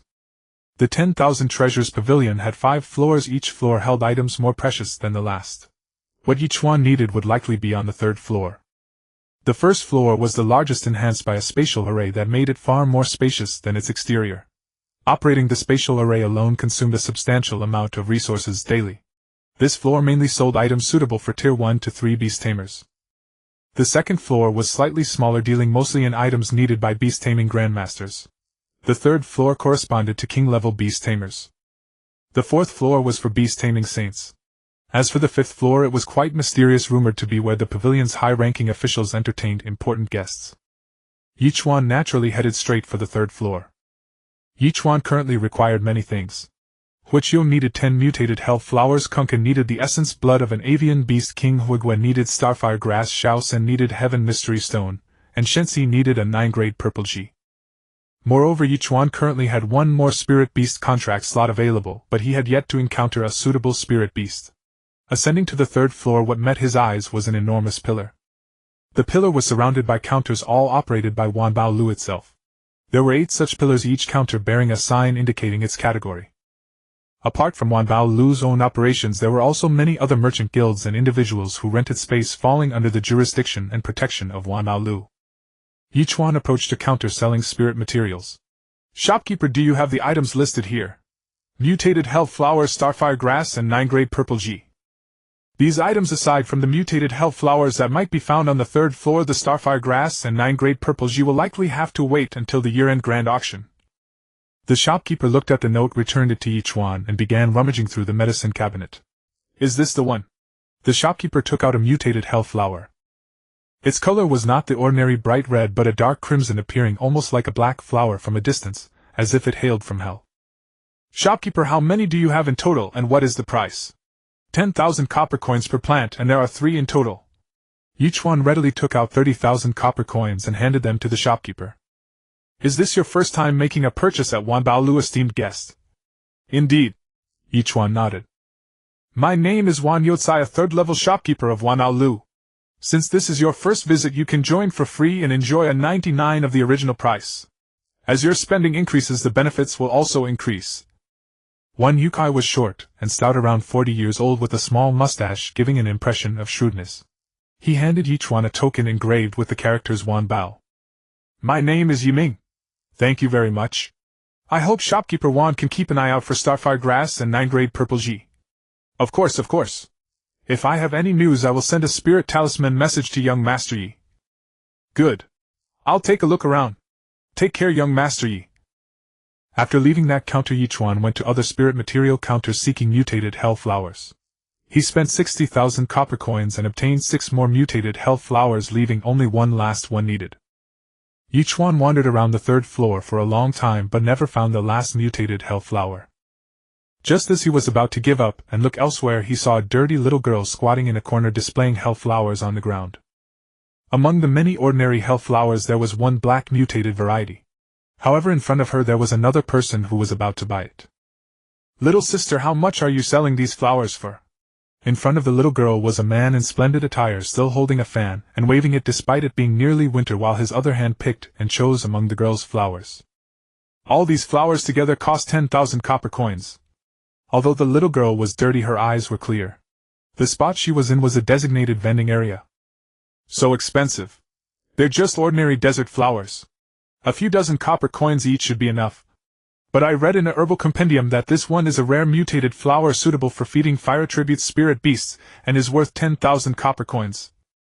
That's just sunburn. How about this? I'll give you 1,000 copper coins for all these flowers. Deal. The man continued speaking, but his hands were already gripping the mutated hell flower. Sorry, I'm not selling. The little girl lowered her head, leaning against the wall, her eyes flickering with fear, but she stubbornly tried to take back her flower. You wild child, don't be ungrateful. Giving you 1,000 copper coins is already an honor. The man in splendid attire shoved her hard, and the little girl fell to the ground. He threw down the copper coins and was about to pocket the mutated hell flower when Ye Chuan grabbed his arm. Give it back to her. Ye Chuan's low voice sounded. Who do you think you are, daring to meddle in my affairs? And who do you think you are, causing trouble in Wanbaolu? Are you from Wanbaolu? The man in splendid attire immediately deflated. No, but I know people from Wanbaolu. What you're doing is a blatant provocation against Wanbaolu. Mind your own business, humph. The man in splendid attire dropped the mutated hell flower, picked up his money from the ground, and fled in disgrace. Before leaving, he shot a venomous glance at Ye Chuan, as if trying to remember his face. Big brother, thank you. Little sister, if you ever encounter such a situation again, be sure to shout loudly and let the people of Wanbaolu uphold justice. Ye Chuan bent down and gently stroked the little girl's head. Big brother, I understand. Little sister, sell all these things to me. I'll give you a satisfactory price. Ye Chuan handed over 12,000 copper coins. No, that's too much. 10,000 copper coins is enough. The little girl quickly waved her hands. It's okay, little sister. Take it. Ye Chuan stuffed the money into the little girl's pocket. He had finally obtained 10 mutated hell flowers as he wished, and he was very excited. Little sister, be careful on your way home. Remember to take the main roads. Ye Chuan kindly reminded her. Yen's city had numerous surveillance eyes almost covering the entire city. There were also law enforcement patrols on the streets, mostly composed of those who had graduated from various academies, but had not yet reached the rank of beast taming grandmaster. He was somewhat worried that the little girl might face retaliation. After parting with the little girl, Ye Chuan quickly returned to the inn. Finally, this moment has come. Huichio. Ye Chuan shouted, summoning Huichio, and used the 10 mutated hell flowers and the bloodline awakening stone. After using them, Huichio was enveloped in red light, and even the air became scorching hot. Immediately Huichio let out a loud roar, its body grew another size larger, and its fur deepened in color, burning like the legendary black fire. The biggest change was in its head. Huichio's mouth became wider, its face showed a ferocious glare, and the intelligent look in its eyes finally disappeared. However, in its normal state, Huichio still had only one head. Only when entering battle would it simultaneously reveal 3 heads. True sight. Name: 3-headed hellhound. Rank: early 3rd tier. Quality: mythical red. Intimacy: 8 bound. Skills: Hell Venom, Hell Claw, Hell Transformation. Special skills: Hell Shelter, Death Substitute. Description: a monster guarding the underworld, a demon of darkness. Hidden bloodlines: Sky Swallowing, Earth Devouring, Dog Orange, Divine. Activation condition: Holy Beast Stone, special item available in the shop. The rank has regressed a bit. Huichyo was originally close to the mid-third tier, but now its aura was extremely unstable, as if even the third tier was a struggle. But Ye Chuan could understand the higher the quality, the more spiritual energy was required for advancement, so Huichyo's realm had actually dropped after evolving. Ye Chuan casually took out dozens of third-grade spirit-gathering pills and fed them to Huichyo, and only then did its aura gradually stabilize.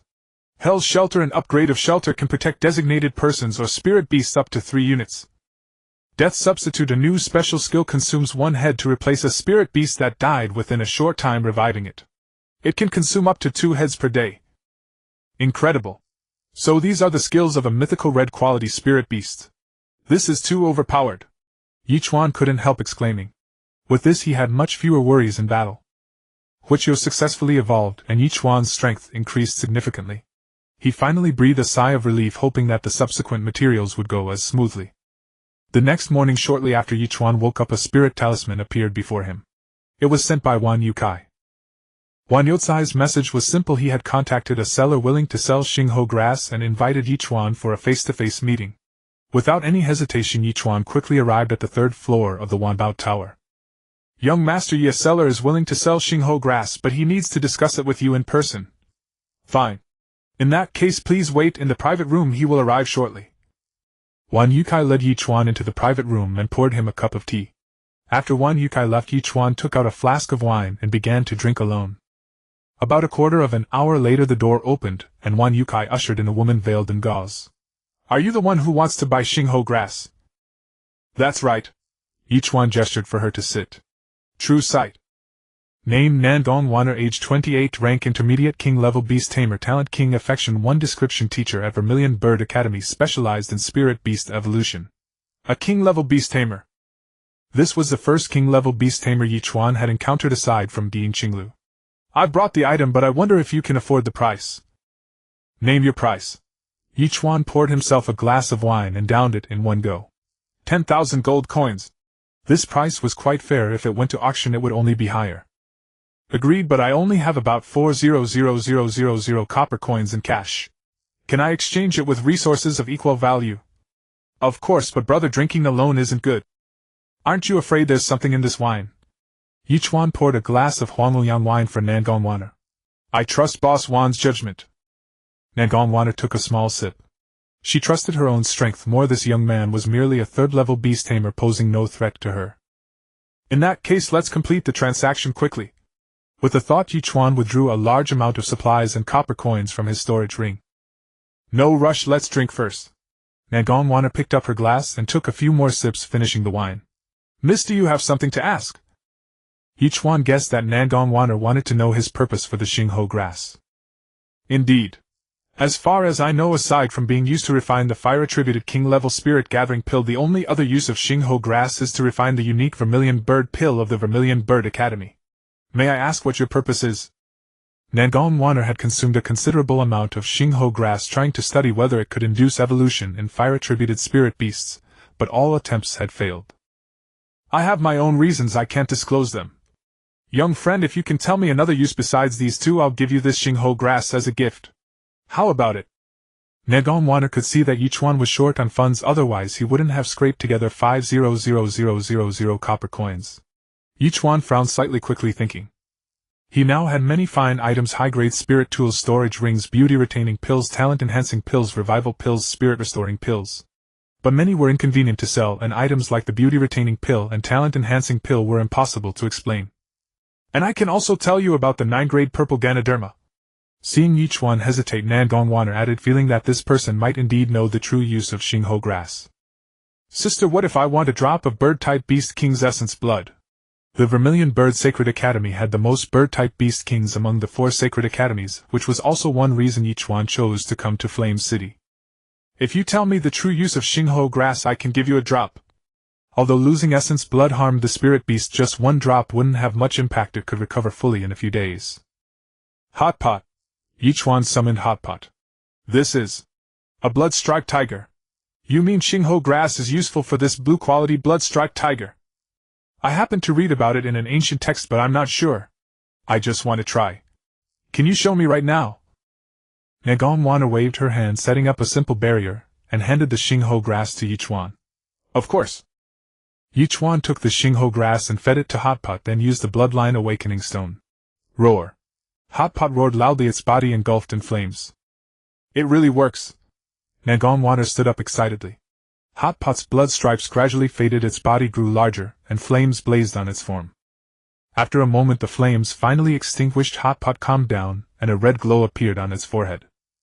Evolving directly from blue quality to red quality. If I hadn't seen it with my own eyes, I would never have believed it. I never imagined Xingho grass had such a use. The fire attribute spiritual energy of Xingho grass was extremely rich, so Xuanyuan usually fed it to high-grade fire attribute spirit beasts, but aside from enhancing their spiritual power, it had no other effect. Just luck. The ancient text said the success rate isn't high. Ye Chuan stroked Hotpot's head like fireball. Hotpot's quality had improved, but its realm had dropped somewhat. However, both Ye Chuan and the spiritual energy of fireball and Hotpot had become more condensed. Although the quantity had decreased, the quality had greatly improved, and their overall strength had still increased significantly. True sight. Name: Tail Fire Tiger. Rank: Early 3rd Stage. Quality: Red. Mythical skills: Savage, Flame, Claw, Awe-inspiring. Special skills: Fierce, Star Power, Prairie Fire. Description: Legend has it that it is the 6th of the 28 mansions in the east, the tail of the azure dragon portending danger. Hidden Bloodline. Xiansha Black Tiger. Orange. Divine activation conditions: Sacred Beast Stone. Young friend, your wine is excellent. If you have time, let's drink together another day. I'm at the Vermilion Bird Sacred Academy. My name is Xuanyuan. I'm Yiming from the east. I'll probably be in Flame City for a while. I'm sure we'll meet again. You still need a drop of bird-type Beast King's essence blood. Exactly. Hon. With Xuanyuan's call, the space instantly became scorching hot, even slightly distorting. Crimson clouds rolled and heat waves surged. A fiery red bird about 2 or 3 meters in length appeared. Its feathers were flaming red, its wings broad, and its tail long. If it spread its wings, the room would not be able to contain it. True sight. Name: Xuanyuan. Rank: Early Beast King. Quality: Red. Mythical affinity: 7. Bound skills: 1. Fire, Confusion, Fire Feathers. Special skills: Fateful Encounter, Flame Storm. Description: Legendary ancient divine bird presiding over marriage, can calculate the fate between two people. Unexpectedly, my Homer doesn't have a bad impression of you. Of course I have the affinity talent. Ye Chuan muttered to himself. As promised, I'll give you this. Homer spat out a drop of essence blood, and Xuanyuan used a jade bottle to contain it, then handed it to Ye Chuan. Many thanks. Ye Chuan carefully put away the essence blood. May I ask, what do you need the avian beast king essence blood for? Alchemy. Ye Chuan chose to conceal the truth, for Kun was one of his trump cards. Very well then, our transaction is complete. Xuanyuan was about to leave. Miss Xuanyuan, please accept this. Ye Chuan had gained the Starfire Grass and the Avian Beast King Essence Blood today, further enhancing his strength. That's fine. We may have the chance to cooperate again in the future. By the way, are you still searching for the 9-grade Purple Ganoderma? Indeed. The 9-grade Purple Ganoderma. Perhaps you can look for it at the year-end auction. Thank you for the information. By the way, Miss Xuanyuan, have you ever heard of the Celestial Profound Stone? The Celestial Profound Stone is a specialty of the Xuanwu Holy Academy. In this place only the Dean might possess some, but he is elusive, making it hard to find. I understand. Ye Chuan clasped his fists. By the way, young master, where did you buy that wine? I brewed it myself. It's called Xuanyuan wine. If you like it, Miss Xuanyuan, I'll give you a few bottles. Ye Chuan took out 10 bottles from his storage ring and handed them to Xuanyuan. She accepted the wine and took her leave. After completing the formalities, Ye Chuan hurriedly left the Wanbao Tower, his VIP level having been raised. Kun. Ye Chuan summoned Kun, dripped the essence blood into its mouth, and used the Bloodline awakening stone.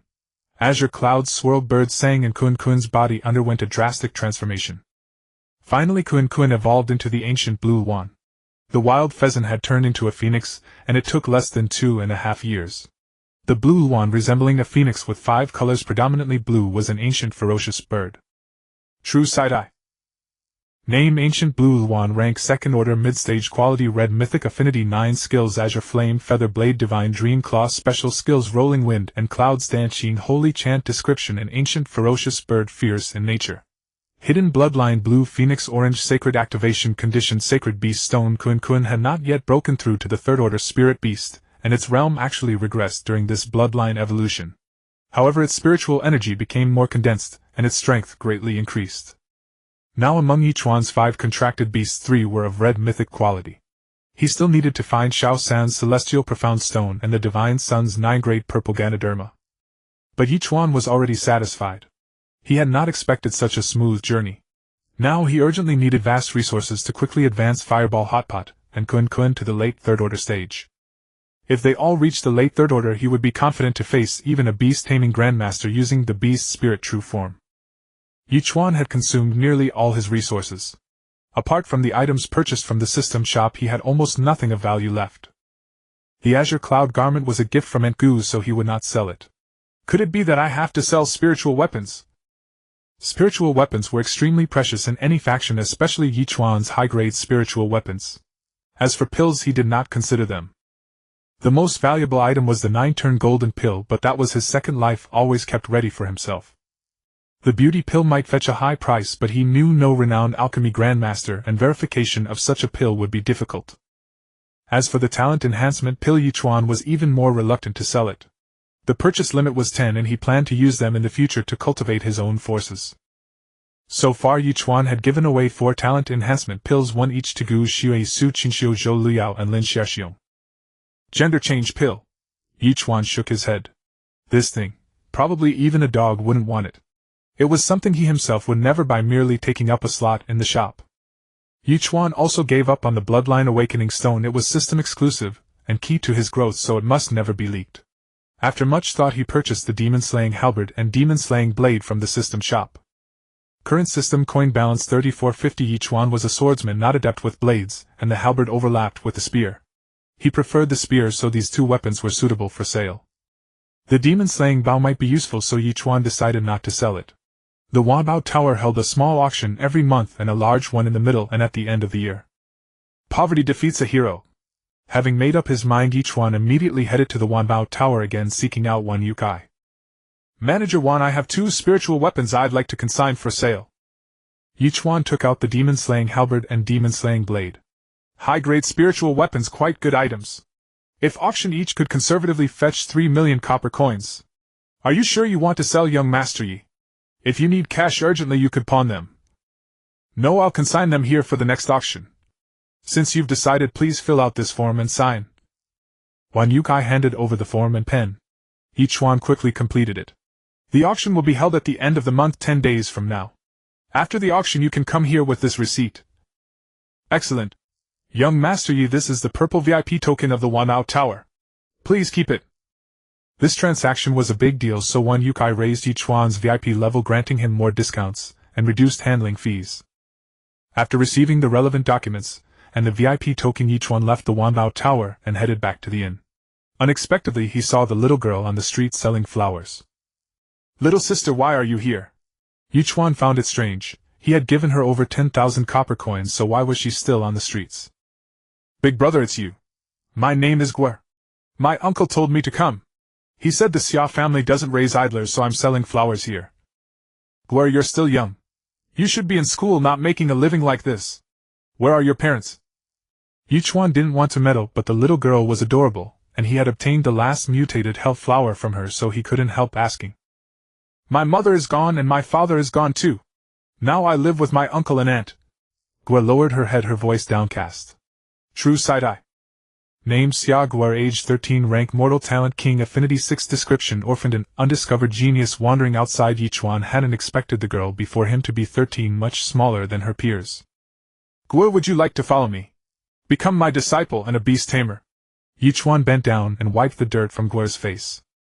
Can Guer become a beast tamer too? Of course, Guer can become a very outstanding beast tamer. Ye Chuan replied with certainty. Great. Then I'll follow you from now on, big brother. But I need to go back and tell my uncle and aunt first. Alright, I'll wait for you. Ye Chuan watched Guer leave and quietly followed her. Ye Chuan followed Guer until she entered a rather pleasant-looking courtyard, then waited quietly for her to come out. He waited until late into the night, but Guer never emerged. After all, those are her uncle and aunt. Surely they wouldn't harm her. Yet a sudden sense of foreboding rose in Ye Chuan's heart. He pretended to leave, then doubled back using the turtle breath technique, evading the heavenly eyes on the main road before vaulting into the courtyard. The courtyard was pitch dark without a single lamp left lit. Hard to imagine this was the home of a prominent family. Fireball. Ye Chuan summoned a fireball and sent it to seek out Whirl. Guided by the fireball, he arrived at the woodshed. Ye Chuan forced open the door and saw Whirl sleeping in the straw. They don't treat Whirl as a person at all. They even lock her in at night. A nameless fury burned in Ye Chuan's heart. After setting up a soundproofing formation, he gently shook Whirl awake. Big brother, am I dreaming? Whirl opened her eyes in a daze.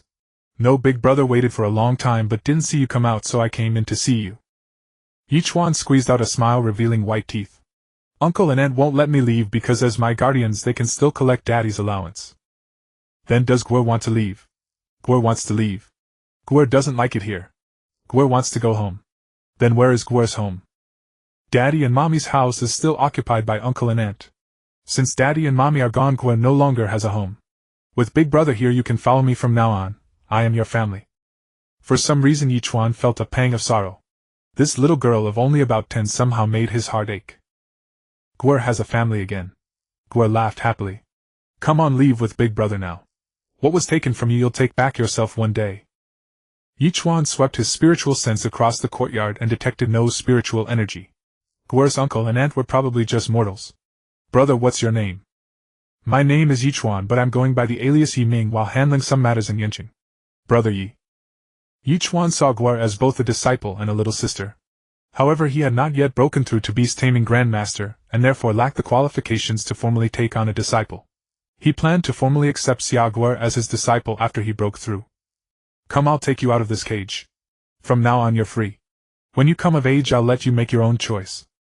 Ye Chuan patted Whirl's head, took her hand, and walked outside. Kunkin. He summoned Kunkin, who materialized a pair of wings. These wings are far cooler than the chicken wings from before.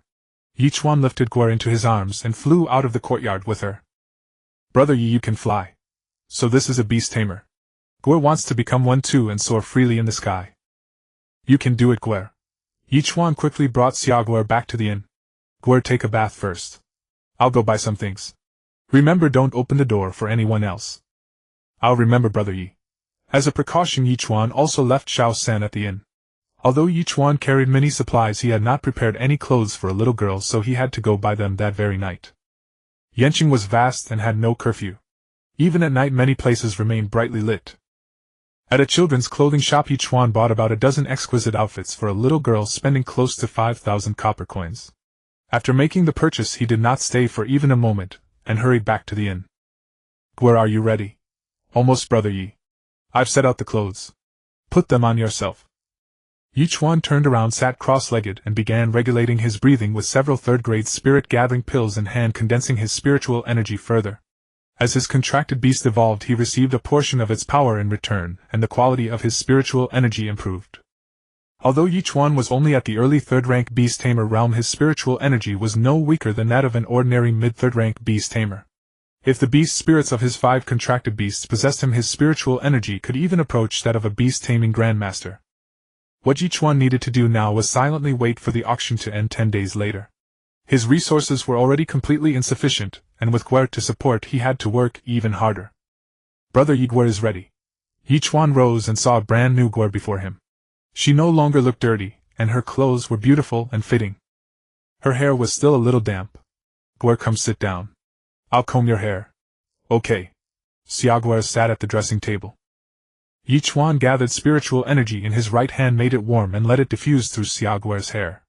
Brother Yi, it's so warm and comfortable. Ye Chuan was drying Whirl's hair. Almost done. He picked up a comb, drew her hair straight, and began to coil it into a bun. Whirl was only 13 this year. Ye Chuan styled her hair into a butterfly bun, leaving the long hair behind unbound and naturally cascading down her back. Done. Ye Chuan put down the comb and looked at Whirl. Now Whirl was clean and tidy, dressed anew from head to toe. Her large glistening eyes were as bright and pure as black jade, her small nose was delicate and pink, and a smile hung at the corners of her lips. Whirl stood up and twirled around joyfully. Ye Chuan watched her with complicated feelings, unsure whether taking her in had been right or wrong. He still had things to do and was afraid of involving her, of dragging her into the abyss. I'll take it one step at a time. Since I've taken her and I will definitely protect her well. Ye Chuan said this to himself. Go rest early. You can sleep over there. What about Brother Ye? Don't worry. Brother Ye brought his own bed. Ye Chuan waved his right hand and a simple bed appeared in the room. Amazing. This is called a storage ring. When Guer comes of age I'll give you one. The time was not right, and making Guer wear a storage ring now would only harm her. Okay. Guer will hurry up and grow up. Remember to eat well and grow strong, Guer. I'll remember. Sleep early. Brother Ye will wake you tomorrow. Okay, Brother Ye. Xiao Guer obediently returned to bed. So warm, so soft, so comfortable. Climbing out to the bed, Guer said happily. Then sleep well, Guer. Ye Chuan felt a pang of heartache. The next day, by the time the sun rose, Ye Chuan had already been exercising for a while. This was his daily morning workout, something he had always kept up. It had begun to show results. His frame was broader than before, and his muscle lines were more defined. Brother Ye, did I oversleep? It doesn't matter. Ye Chuan had deliberately not disturbed Xiao Guer because he wanted her to have a good night's sleep. Guer, go wash up.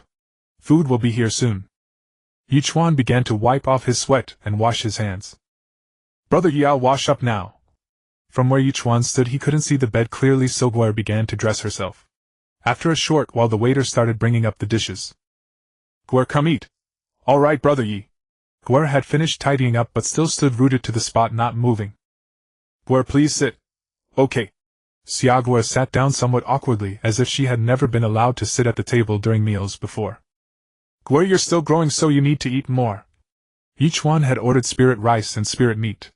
Since Xiao Guer was still young, perhaps she could still be nurtured back to normal height and development. Xiao Guer murmured softly and began to eat slowly. But as she ate, she started to cry. Guer, what's wrong? Is the food not to your liking? Xiao Guer cried even harder. Ye Chuan approached and pulled her into his arms, letting her weep freely. She cried for a long time, about half an hour, before she stopped sobbing and lifted her head. Brother Ye, I'll be fine. It was just that she hadn't lived like a human being in far too long, hadn't received love in far too long. From now on, Brother Ye will protect you. Now eat up. Ye Chuan used his spiritual power to heat the food again. Xiao Guer nodded and continued eating. Half an hour later, Guer finished breakfast. Ye Chuan called the waiter to clear the leftovers and locked the door. Guer, today I'll start teaching you the theoretical knowledge of being a Beast Tamer. Xiao Guer immediately sat up straight and proper. A Beast Tamer is someone who forms a contract with a spirit beast, fighting side by side, complementing each other, and becoming each other's bond. Ye Chuan didn't go into specific techniques, he only talked about general knowledge related to Beast Tamers. Xiao Guer was still unstable and needed to take things slow.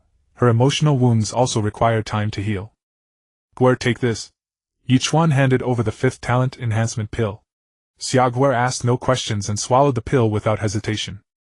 As for the beauty preservation pill, Xiao Guer was still too young for it. Thus Ye Chuan and Xiao Guer stayed at the inn for 9 days. On the afternoon of the 9th day, Ye Chuan finally received a spirit talisman from Wan Youcai asking him to come collect the copper coins. Guer, after staying indoors for so many days, let's go out for a walk this afternoon. Sounds good. After all, Xiao Guer was still a young girl. Staying cooped up in the room all day, even with good food and drinks sometimes, made her feel stifled. Guer, your spirit soul is still a bit weak. Once it strengthens, you can try to communicate with a spirit beast and form a contract. Today let's first go to the Wanao Tower and have a look around so you can experience it. Ye Chuan noticed Xiao Guer's hair was messy and smoothed it out. Okay. Xiao Guer showed a smile. Put this on. Ye Chuan took out an exquisite face veil and had Xiao Guer wear it. Guer understands. Xiao Guer naturally knew she couldn't be exposed yet. Her uncle and aunt had probably already reported her disappearance to the law enforcement team after not seeing her for several days. After putting on the veil, Ye Chuan took Xiao Guer's hand and set out. To avoid drawing attention, they took a carriage. They soon arrived at the Wanao Tower, and Ye Chuan headed straight to the 3rd floor. Young Master Ye, this is the proceeds from your consignment. After deducting the handling fee, it comes to a total of 6,300,000 copper coins. Wan Youcai handed over several gold notes issued by the Wanao Chamber of Commerce and accepted throughout the continent. Please exchange some small change for me, 3 million will do. Without some cash on hand, Ye Chuan always felt a bit uneasy since not every place could use gold notes, which were too large in denomination. Of course. Please wait a moment, Wan Youcai said with a smile. In no time, a Wanbao Tower apprentice carried out a chest of gold coins. Young Master Yi, here are 30,000 gold coins. Would you like to count them? I've already counted. Ye Chuan swept his divine sense over them briefly and confirmed the total was correct, then stored the gold coins into his storage ring. For now, resources should be sufficient.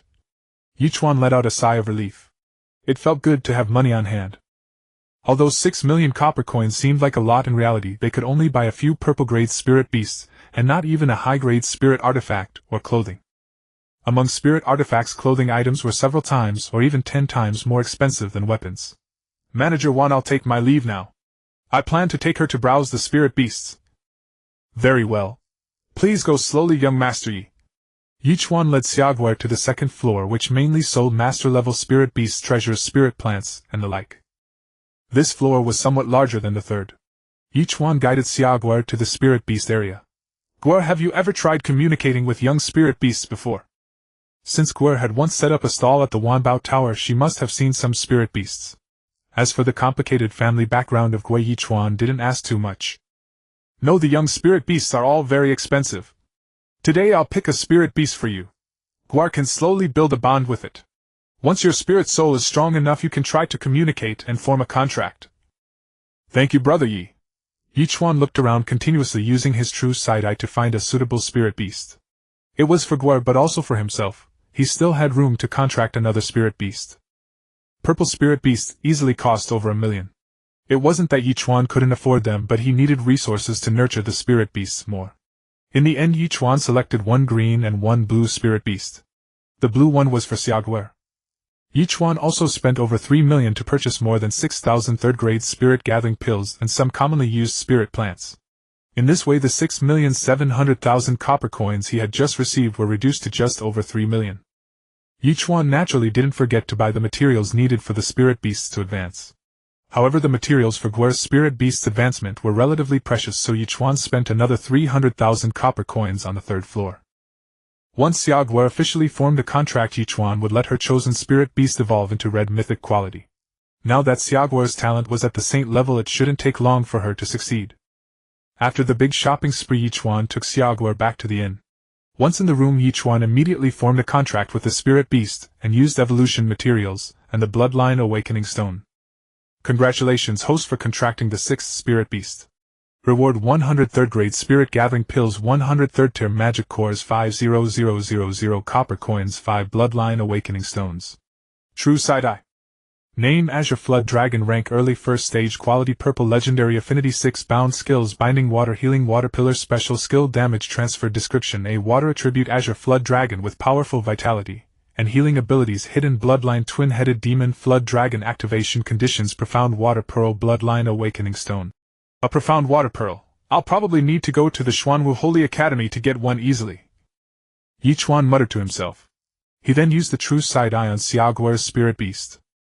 Name: Swift Wind Eagle. Rank: early 1st stage. Quality: blue. Transcendent affinity 4. Unbound skills: wind piercing claw, riding the wind eagle, strikes the sky. Description: an eagle of the sky with a proud and solitary nature. Hidden bloodline, mystic bird, red mythic. Activation conditions: king of birds, life feather, bloodline awakening stone. Xuanyuan liked this eagle, and Ye Chuan liked it too because the materials for its quality evolution were relatively easy to obtain. Next, it's time for a pleasant leveling session. Ye Chuan brought out a vast amount of resources and began to enhance his strength. Ye Chuan first naturally fed the Fireball Hotpot and Kunkin, which had already evolved into red quality. Just raising all 3 to the late 3rd stage consumed most of the spirit-gathering pills. Red quality indeed consumes more. With plenty of resources remaining, Ye Chuan continued to feed Xiao San Shensi and the newly contracted beast Qingjiaoqing. In the end, when only a little over 100 third-stage spirit-gathering pills remained, Ye Chuan finally upgraded all his contracted beasts to the late 3rd stage. Ye Chuan felt that his own spiritual energy through the feedback had already surpassed the limit of the 3rd level, continuously compressing and solidifying, far exceeding ordinary 3rd-stage high-level Beast Tamers. With my current strength, as long as it's not an exceptionally monstrous Grandmaster, I should be able to kill instantly. Ye Chuan was extremely confident, which was brought to him by 3 red mythic quality contracted beasts. Next, it's time to train and strive to break through to the Beast Tamer Grandmaster realm as soon as possible. Ye Chuan felt that this breakthrough to Beast Tamer Grandmaster would definitely not be simple. He had been leveling up too easily all along, and the Beast Tamer Grandmaster was a bottleneck for most Beast Tamers. Even with his divine grade talent, he might be stuck for a while. It had only been a little over a month since Ye Chuan arrived in this Xuanyuan Continent. It was early winter, and even in the south the weather was getting colder. "Master Yi, at noon tomorrow at Vermilion Bird Tower I invite you for a talk." Suddenly Ye Chuan received a spirit talisman message from Xuanyuan. Ye Chuan thought for a moment, and agreed. After all, Xuanyuan had helped him a great deal. "Gwar, at noon tomorrow come with me to Vermilion Bird Tower."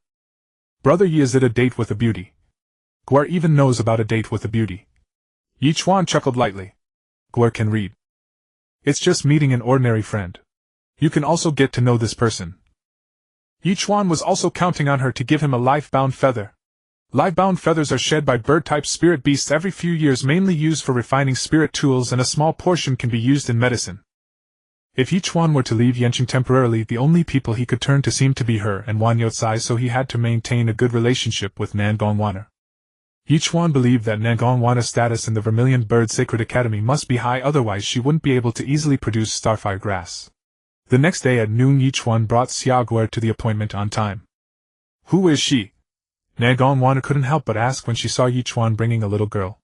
Now Xuanyuan had already removed her veil, meeting Ye Chuan face to face. "Don't worry, she's one of us. To me she's like a half-disciple. But in just 10 days I didn't expect your cultivation level to improve so quickly." Xuanyuan noticed that Ye Chuan's spiritual energy was much thicker than before. "Just luck, it's thanks to Miss Nangong for giving me what I needed." "How much do you know about the blood pattern tiger or about spirit beast quality evolution?" Xuanyuan got straight to the point. She had been researching the blood pattern tiger these days and had consumed some starfire grass, but only one had been upgraded to purple legendary quality, never to red mythic quality. "Not much, just lucky. Ancient texts also clearly state that this method has a low success rate." "Is that so? May I ask where the ancient text master you mentioned is? Can I borrow it for a look?" As Xuanyuan spoke, the entire space was sealed off and the air turned somewhat cold. True vision eye. Ye Chuan observed for a moment, and found that the favorability was still at 1 with no ill intent. "Everyone has secrets. This is a secret of my Yi family, passed down only to males, never to females," Ye Chuan said jokingly. "Aren't you afraid that I might attack you?" Xuanyuan looked at Ye Chuan. She didn't understand why that man was so confident that she wouldn't use force on him. "Miss Nangong, you look like you come from a distinguished family, a proper lady. How could you do such dirty things?" Ye Chuan naturally wouldn't tell her that he had the true vision eye, but upon careful thought the gap between him and Xuanyuan was like a chasm, whether in strength or status. She indeed had no reason to covet anything from him. "Which academy does Master Yi belong to, or has he joined any faction?" Xuanyuan developed a desire to recruit talent, wanting to take Ye Chuan into the Vermilion Bird Academy. "Miss Nangong is so straightforward, I won't beat around the bush. My real name is Ye Chuan, and I use the alias Yi Ming out of necessity. I come from the Azure Deer Academy in the east. I came here only for training and to participate in the 9 Academies Grand Competition next autumn. If you can pass the special admission assessment of the Vermilion Bird Sacred Academy, I can make an exception and take you under my wing as my student." "Thank you for your kindness, Miss Nangong. I will seriously consider it, but for now I have unfinished business and cannot join the Vermilion Bird Sacred Academy." Ye Chuan stood up and politely declined. "What a pity." Xuanyuan raised her cup and took a sip of wine, but found it hard to swallow. After getting used to yellow millet wine, the taste of other wines paled in comparison. "Master Yi, since you are a registered student of Azure Deer Academy, I can invite you over under the pretext of academic exchange." "If Master Yi has nothing to do, you can come with me to the Vermilion Bird Sacred Academy and take a look, and we can study the issues related to spirit beast quality evolution together." "Of course, but I must bring her along. I can't rest easy leaving her alone." Ye Chuan gestured with his eyes towards Xiaoguer beside him. "She can enter as an assistant. It's fine. The Vermilion Bird Sacred Academy wouldn't be so narrow-minded as to not accommodate a little girl." "That's good then. It's settled. I will apply for the process to the dean right away. Master, you wait for my news." "All right, since that's the case, we have finished our meal." Ye Chuan prepared to leave the table. "Wait. Does Miss Nangong have something else?" Ye Chuan turned around. "I wonder if Master Yi still has any wine?" Xuanyuan asked. "Of course." Ye Chuan took out 30 bottles of yellow millet wine and handed them to Xuanyuan. "In that case I won't be polite."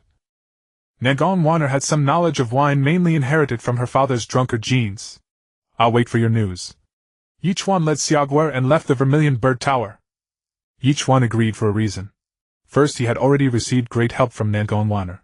Second, he still needed to obtain a life-bound feather from a bird-type beast king for Whirl. If he helped Xuanyuan solve her troubles, he would be more comfortable making requests. Moreover, Ye Chuan had another goal: the Vermilion Bird Tower of the Vermilion Bird Sacred Academy. The Vermilion Bird Tower was similar to the Linglong Tower of Azure Deer Academy used for students to cultivate. The difference was that the Vermilion Bird Tower was more realistic, even simulating the sensation of pain and death, and had a higher concentration of spiritual energy. It was suitable for Ye Chuan to consolidate his cultivation level inside. The opportunity to go to the Vermilion Bird Sacred Academy was rare, so Ye Chuan naturally cherished it, and also let Xuanyuan gain some experience. After returning to the inn, Ye Chuan still patiently guided Xuanyuan on matters related to soul's spiritual energy, and beast taming, hoping that she could soon sign a contract with the Swift-Winged Eagle. This inn was a bit small. If conditions allowed, Ye Chuan would really want to buy a courtyard in Yanqing, but that would cost millions or even tens of millions of copper coins. Still so poor. Ye Chuan sighed helplessly. He had enough resources now, but the day he broke through to Grandmaster they would run out immediately. Ye Chuan patiently tutored Xuanyuan until nightfall, then they each went to sleep. Early the next morning, Ye Chuan received a spirit talisman message from Xuanyuan. Ye Chuan took the spirit book, not expecting Xuanyuan to have completed the procedures so quickly, less than a day. It seemed she was truly anxious about the progress of her research, and her status was far from that of an ordinary teacher. The two agreed to meet at the South Gate at noon. We're about to go to the Xuanyuan Academy for an academic exchange and will likely stay for a while. Think about whether there's anything you need to do. It won't be easy to come down the mountain later. Ye Chuan informed Xuanyuan, hoping she would consider her own matters. I want to go pay respects to my father and mother. Of course, where are Guer's father and mother? Guer's response was within Ye Chuan's expectations. She was not like ordinary women who might have asked him to avenge her and reclaim what was hers. Although Guer was small and slender, she was stubborn, bold in love and hate, and she wanted to settle things herself. Outside Yen City there were vast wildernesses dotted with countless lonely graves where Guer's parents were buried. The two brought some offerings and spirit money and walked to the destination. Xuanyuan knelt before her parents' grave. The grave was small, looking like a mound of earth without even a tombstone, just a small wooden board. But inside it lay her parents and also her happiness. Father, Mother, Guer is unfilial, only able to bury you here temporarily. In the future, Guer will definitely move you to a feng shui treasure land and build a new grave. Guer knelt before the grave and kowed out heavily several times. Brother Yi, let's go. After kowtowing, Xuanyuan turned to Ye Chuan and said, Let's go. Ye Chuan straightened Guer's clothes and hair and wiped the mud from her forehead. The two walked and stopped along the way, buying some novel trinkets, and timed their arrival at the South Gate around noon. Xuanyuan was already standing outside the South Gate, seemingly waiting for some time. Miss Xuanyuan, sorry to keep you waiting. Ye Chuan clasped his fists, and Xuanyuan also bowed. No matter, let's set off immediately. Hong. Xuanyuan summoned her spirit beast Xuanyuan, and instantly made it gigantic. Look, it's the Beast King of the Xuanyuan Saint Academy. Such a strong pressure, such a huge size, that bird is so cool. What bird? Ignorant, that's a Xuanyuan. Even the Xuanyuan Saint Academy has only a few. The gigantic Xuanyuan instantly attracted the attention of countless onlookers. Go on up, Guer. Remember to hold on to Hong tightly. Xuanyuan was a bit trembling, but she didn't stop her ascent. She climbed onto Xuanyuan's back and gripped several of its feathers tightly. This child is quite brave. Xuanyuan couldn't help but praise. This child is destined to be with me. Brother Yi, you go up too. It's just like riding a carriage, only without a roof. Thank you for the reminder, Miss Xuanyuan. Ye Chuan naturally felt no fear. He had already owned Kunkan and experienced flight. After all three were on board, Xuanyuan flapped its enormous wings, stirring up a gale on the ground, and slowly ascended into the air. The Xuanyuan Saint Academy was very high. If an ordinary person walked up a whole day wouldn't be enough. As a teacher with a flying contracted beast, Xuanyuan naturally had it much easier, saving a lot of time going up and down the mountain. Xuanyuan flew from the south of Yen City to Xuanyuan Mountain in just 2/4 of an hour. This is the Xuanyuan Saint Academy. Xuanyuan brought everyone to the main gate of the Xuanyuan Academy. Two enormous pillars soared into the clouds, carved with lifelike patterns of the sacred beast Vermilion Bird. Between the pillars hung a large plaque on which was written in wild cursive, Xuanyuan Saint Academy. This is the sacred land that countless beast tamers yearn for. Ye Chuan sighed. He had never expected that his first time entering a Saint Academy would be the Xuanyuan. In his heart, he had hoped to enter the Azure Dragon's Saint Academy. According to the process, you two will need to come with me to the principal's office and the administration hall to handle the formalities. Xuanyuan led the way, guiding them. Ye Chuan and Xiaoguo looked around in all directions full of curiosity. Ye Chuan casually scanned. There were quite a few students here who had reached the level of 4th grade beast taming grandmaster. As expected of a Saint Academy, even a beast taming grandmaster was only a student here, while at Qinglu Academy they could be a teacher. Have you two eaten? I'll take you to the cafeteria. After finishing the formalities, Xuanyuan said to Ye Chuan and the other, "We'll gladly accept your hospitality." The three went to the teacher's cafeteria and had a simple meal. After eating, Xuanyuan led Ye Chuan and the other to her research courtyard. The courtyard was large, guarded by formations, and the plaque on the gate read, "Diamond Court." Inside the courtyard, various young spirit beasts were raised. "Brother, you look at this blood-striped tiger." Entering a spacious room, Xuanyuan pointed at a blood-striped tiger cub. The blood stripes on its body were now deeper, appearing almost black from a distance. True sight. Named Black Gold Blood-Striped Tiger, Tier Early 1st Grade Quality Purple Legendary Intimacy 3 Unbound Skills Black Gold Flame Tiger Descending the Mountain Shadow Claw Descriptions Special Bloodline Mutated after consuming Starfire Grass Hidden Bloodline Dark Demon Tiger Red Mythic Activation Conditions Dark Gold Mystic Jade Bloodline Awakening Stone. Is this the blood-striped tiger that successfully mutated? Its quality is still purple, but it's the best among purple qualities. Not bad. Through my research combined with the records left by predecessors, I discovered that only mutated spirit beasts have the opportunity for subsequent quality evolution. This blood-striped tiger is the only one that successfully mutated out of dozens I carefully selected. This also proves that the records in the ancient texts you saw are accurate. But it only advanced to purple quality. I'm not sure why. Xuanyuan had a dream to mass-produce purple-quality spirit beasts, or even red-quality ones. Miss Nengong's spirit beasts are like humans. Their innate bloodline and talent determine their status from birth. Those born with powerful bloodlines and extraordinary bones are more likely to evolve. What the ancients did was to select a few exceptionally gifted beasts from many, then repeatedly test them with spirit plants or heavenly treasures. There are no shortcuts. You can only use the most likely materials through comprehensive analysis. For example, the blood-striped tiger is fire-attributed, so its evolution might require fire-attributed treasures. But this one's blood stripes have now converged, showing a dark gold trend, so it probably doesn't need fire-attributed treasures anymore. Besides, according to the textbooks, spirit beasts don't necessarily evolve only by consuming spirit plants.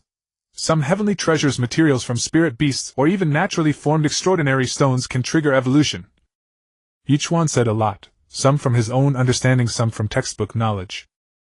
Of course, the most important thing was that he had true sight, which allowed him to see hidden bloodlines, and the system would provide the simplest and most effective evolution paths and material clues. This was Ye Chuan's greatest trump card, his capital to ascend to the pinnacle of the Xuanyuan Continent. Brother Ye, you are young but have your own unique insights. Xuanyuan then led Ye Chuan and Xiaoguo to another room. Brother Ye, take a look at this spirit beast. Ye Chuan followed Xuanyuan's gaze, and a huge wave surged in his heart. Ye Chuan followed Xuanyuan's gaze, and a huge wave surged in his heart. The room was spacious yet exceedingly empty, with only a giant crimson bird inside. Flames blazed all over its body, making the space scorching hot. Vermilion bird. Ye Chuan was stunned. No, it's not the vermilion bird. Ye Chuan steadied himself, sensing no pressure from a sacred beast. The spirit beast before him lacked the divine essence. It resembled the form, but not the spirit. True side-eye. Name: Infernal Sun Sparrow. Rank: Late 2nd Stage. Quality: Red. Mythical Affinity 2. Unbound Skills: Solar Flame, Bathing Fire, Infernal Storm. Special Skills: Undying Wrath, Flame Guard. Description: a small green quality fire sparrow evolved into red mythical quality through continuous research and cultivation at the Academy. Hidden Bloodline, Undying Phoenix. Activation conditions: Sacred Beast Stone. Miss Nengong, what is this? This is a spirit beast prepared for a person of noble status. Xuanyuan said in a low voice. May I ask what doubt Miss Nengong has? Young Master Yi, do you think sacred beasts can be artificially cultivated? Xuanyuan asked such a question? I don't know. I've never heard of sacred beasts being cultivated. Whether from the textbooks or Ye Chuan's own memory, he had never heard that sacred beasts could be cultivated. Then where do the azure dragon, white tiger, vermilion bird, black tortoise, and the legendary Qilin sacred beast come from? Everything must have a beginning and an end. Perhaps they are manifestations of the myriad phenomena of heaven and earth. Ye Chuan thought of the legends of Daxia. Ye Chuan was astonished inwardly. He had never expected that the Vermilion Bird Sacred Academy would attempt to create a sacred beast. Apart from the 4 great sacred beasts, he knew very little about other sacred beasts. Almost all the sacred beasts on the entire continent were within the 4 great sacred academies, which was why their status was unshakable. Young Master Ye's thoughts are quite unique. Human spirit beasts and even demonic beasts might all be born from the myriad phenomena of heaven and earth. It's just that their choices and encounters differ, leading to different evolutionary paths. So I want to thoroughly study the direction of evolution. But every time I end up overspending the Academy's budget, and the results are mediocre. For example, the blood-striped tiger earlier, although one succeeded in evolving to purple quality, the resources consumed were enough to purchase many purple quality spirit beasts. Xuanyuan stroked the feathers on the sun sparrow's head, full of affection for her masterpiece. Perhaps this is fate. For some spirit beasts, the destination they strive for their entire lives is merely the starting point of a high-blooded spirit beast. Take your red Luan for example, born with red quality. How many beast tamers spend their entire lives dreaming of forming a contract with a red quality spirit beast? Some spirit beasts are born without such bloodline. No matter how many resources and efforts are expended, they will never evolve. Ye Chuan expressed his opinion. With his true sight eye, he wouldn't even glance at a spirit beast without a hidden bloodline. But I've heard that in ancient times a great cultivator's spirit beast evolved from the most ordinary cats and dogs. One evolved to the orange sacred level, and common livestock evolved into sacred beasts. Perhaps it's just an exaggeration. Maybe those cats and dogs were special themselves. Ye Chuan believed that perhaps there truly were mortals who could defy fate, but it was ultimately too difficult. Ye Chuan sighed and subconsciously looked back, catching a glimpse of a purple figure that vanished in the blink of an eye.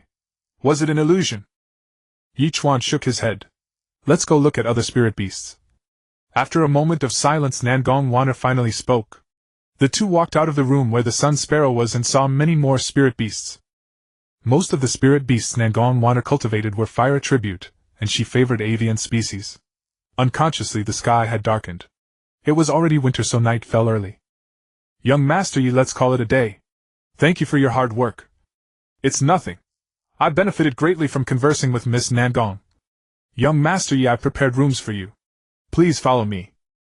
Xuanyuan continued to lead the way, soon arriving at a courtyard. I live alone.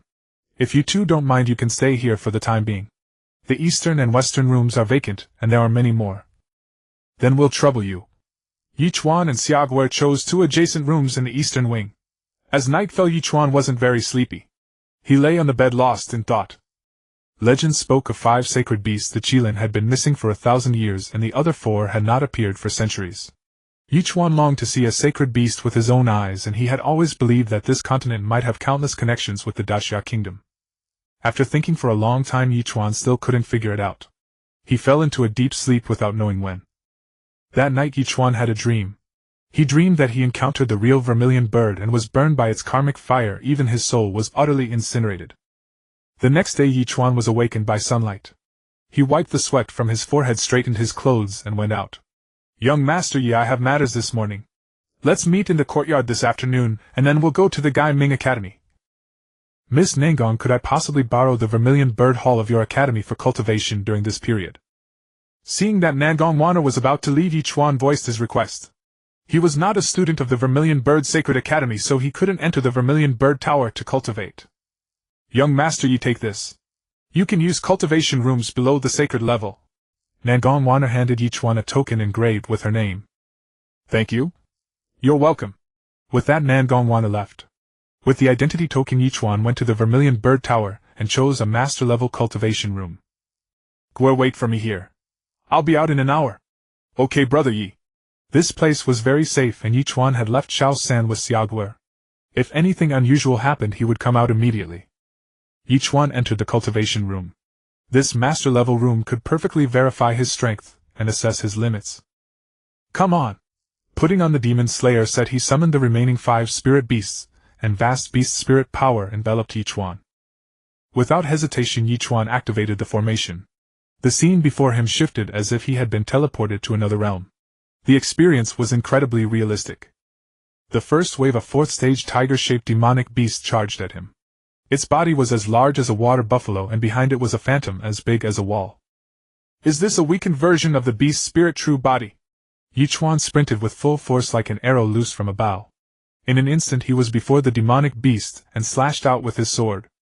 The Demon Slayer sword rang out, getting stuck in the demonic beast's skull. So this is the defense of a 4th stage demonic beast. It's even more terrifying than imagined. Ye Chuan's sword could cut through the demonic beast's fur and flesh but couldn't sever bones as hard as its skull. Roar! The demonic tiger howled to the sky, its massive claws and phantom striking at Ye Chuan. Ye Chuan quickly retreated to dodge. A Qing Bind. Hot pot power of the ominous star. Ye Chuan charged forward again, severing the demonic tiger's head with one sword stroke. The demonic tiger quickly vanished. The first wave of attacks ended. Soon 3 more demonic beasts appeared in the distance, rushing toward Ye Chuan at high speed. Well struck. Hell's 3-headed dog Hell transformation. Hell poison. The fireball's massive body instantly sprouted 2 more heads, spewing venom at the 3 distant beasts. Sizzle. The hell poison struck the beasts, producing a sound like hot oil poured over vegetables. The 3 beasts let out agonizing howls. Azure flame. Kun had evolved into a sacred azure wand, soaring through the heavens, breathing azure flames at the 3 beasts below. Moments later, the 3 beasts were reduced to ashes. Again. The third wave brought not beasts but a humanoid phantom. Come fight. The phantom was accompanied by 4 spirit beasts, each surrounded by enormous phantom projections, appearing majestic and solemn. This is the beast spirit true form, the hallmark ability of a beast master grandmaster. The beast spirit true form was immensely powerful, but it came at a cost. It consumed an enormous amount of spiritual energy from both the tamer and their contracted beasts. Activating 4 beast spirit true forms simultaneously would be difficult to sustain even for a quarter of an hour. The phantom raised its right arm and a sparrow-like spirit beast projection lunged at Ye Chuan. Sacred Azure Chant. Ye Chuan deployed Kun's special ability, and a crisp Luan's cry resounded through the space. The Sacred Azure Chant could slow the enemy's movements, exposing their weaknesses while also bolstering allies, enhancing their speed and strength. Feather Blade. Ye Chuan used Kun's ability again, and countless azure feathers shot toward the phantom like sharp blades. The phantom formed a hand seal, and a bear-shaped phantom enveloped its body. The azure feathers struck the bear-shaped beast spirit projection, erupting in a dazzling display of light. At the same time, the sparrow-like spirit beast projection charged at Ye Chuan with incredible speed. Hell Shelter. Hell Claw. Ye Chuan activated the fireball's abilities. The immense impact of the sparrow-shaped spirit beast caused a small explosion, sending Ye Chuan stumbling back over a dozen steps. The beast's spirit armor was shattered outright. Had it not been for the defenses of Hell Shelter and the azure cloud garment, the strike would have severely wounded him. On the other side. Wind-sweeping clouds. Ye Chuan commanded Kun to use its second special ability, a wide-area attack that could also spread its azure flames. The bear-shaped phantom on the humanoid figure radiated golden light, shielding it once more. But the other 2 spirit beast projections were not so fortunate. They were blown to the ground by the fierce wind, their bodies scorched by azure flames. Ferocious. Blazing Claw. Ye Chuan quickly directed the fireball to charge at the phantom, convinced that the bear-shaped projection could not protect the figure indefinitely. The fireball, now massive in size, was as large as a wall, yet it still appeared minuscule before the beast's spirit true form. Bang! The bear projection collided with the fireball, producing a thunderous explosion. 2 of the nearby beast spirit true forms were instantly shattered. It seems even a beast master grandmaster spirit beasts vary in strength. This phantom's 2 strongest are the sparrow type and bear type, 1 for offense, 1 for defense. The other beast spirit true forms are clearly much weaker, barely reaching the 4th rank with poor quality. Time to end this. Divine Dream Claw. Ye Chuan and Kun attacked the phantom together. The bear-shaped projection finally crumbled under the assault. Ye Chuan used the demon-slaying sword to sever the phantom's head. But Ye Chuan had no time to catch his breath. The 4th wave arrived immediately. The 4th wave consisted of 5 beasts, all at the mid-4th rank. Nearly a whole major realm difference. Ye Chuan commanded all 5 spirit beasts to attack simultaneously, following closely behind as he plunged into a fierce battle. After a moment, Ye Chuan emerged from the illusion array. The training chamber in the Vermilion Bird Tower is far more realistic than the Linglong Tower. It felt like I experienced a real battle. With all his might, Ye Chuan managed to kill 3 beasts, and gravely wound 1, but ultimately he was defeated by the strongest, a serpentine beast. However, Ye Chuan was only a 3rd-rank advanced beast tamer at the moment. To have achieved such a feat was no small accomplishment. An ordinary 3rd-rank beast tamer would likely be defeated in moments against 5 4th-rank beasts. This is the immense combat power brought by superior quality and greater numbers. Red quality truly lives up to its mythic status. Ye Chuan still had Xiao San, who had not yet fought, and he had not taken any rejuvenation or spirit recovery pills. If it were a battle to the death, Ye Chuan was confident he could slay all 5 beasts. This time Ye Chuan merely sought to familiarize himself with fighting 4th-rank beasts and a Beast Master Grandmaster. "Gwr, have you been waiting long?" Upon leaving the training chamber, Ye Chuan immediately found Gwr. She had obediently stayed in place playing with her swift winged eagle. "Brother Yi, I think I've formed a contract with Xiao Feng." Xiaogua let the swift winged eagle perch on her arm, her face brimming with joy. Ye Chuan used his true sight eye and saw that it was indeed bound with an intimacy level of 5. At just 13 she had already formed a contract with her first beast.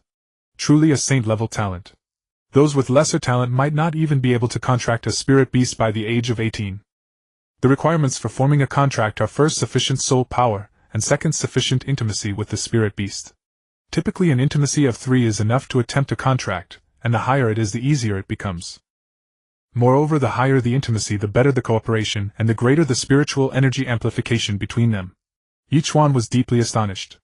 "Gwr, your talent is exceptional. I can ask Lady Nangong to take you as her disciple. Joining the Vermilion Bird Sacred Academy might be far better for you than staying with me." Ye Chuan patted Xiaoguer's head, speaking solemnly. "No, I want to stay with Brother Yi." Xiaoguer shook her head in refusal. "Gwr, do you understand what the Vermilion Bird Sacred Academy means? It is the dream destination for all Beast Tamers across the continent, with the resources and ability to nurture you into a true master. Here you could even reach the level of a king-rank Beast Tamer or a saint-rank Beast Tamer." Ye Chuan thought that perhaps Xiaoguer did not grasp the status of the Vermilion Bird Sacred Academy. "No, I want to follow Brother Yi. Are you abandoning me?" Xiaoguer lowered her head, her voice tinged with sadness. "Of course not.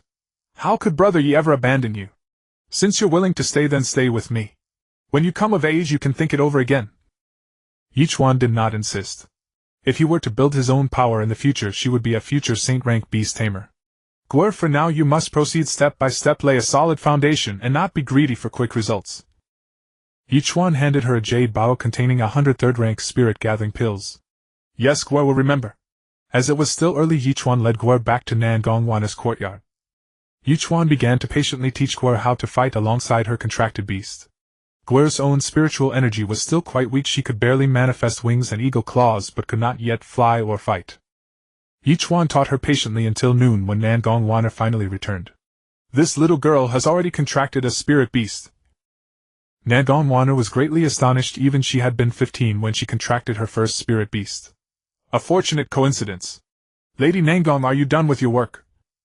Ye Chuan brushed off the topic. Since Gwr was unwilling to leave him for now, there was no need to push her toward Nangongwana. Some spirit beasts are naturally drawn to humans. If the intimacy is high enough, contracting one early is not unusual. After all, the Vermilion Bird Saintess had already broken through to Beast Master Grandmaster, at just 16, hailed as a once-in-a-century genius. The world has never lacked geniuses. What it lacks are those who can grow to become the ultimate supreme. Nangongwana naturally would not regard a young girl as a future supreme. A genius who has not yet grown is nothing. Genius is merely a label for the weak, just as no one would call the current Vermilion Bird Academy's dean a genius. Shaking off the title of genius might be the true beginning of the path to strength. "Let's go eat first, and afterward I'll take you to the Gai Ming Hall. There are a few special spirit beasts there." Nangongwana once again led Ye Chuan and Xiaoguer to the dining hall. After the meal, the group arrived at Gaiming Academy for another brief academic exchange. Ye Chuan, relying on his true sight eye, solved many problems that had troubled Nangongwana. More than 10 days passed in a flash. During this period, Ye Chuan occupied himself with nearly only 3 tasks: discussing spirit beast evolution with Nangongwana, teaching Xiaoguer how to command contract beasts, and cultivating in the Zhuge Tower.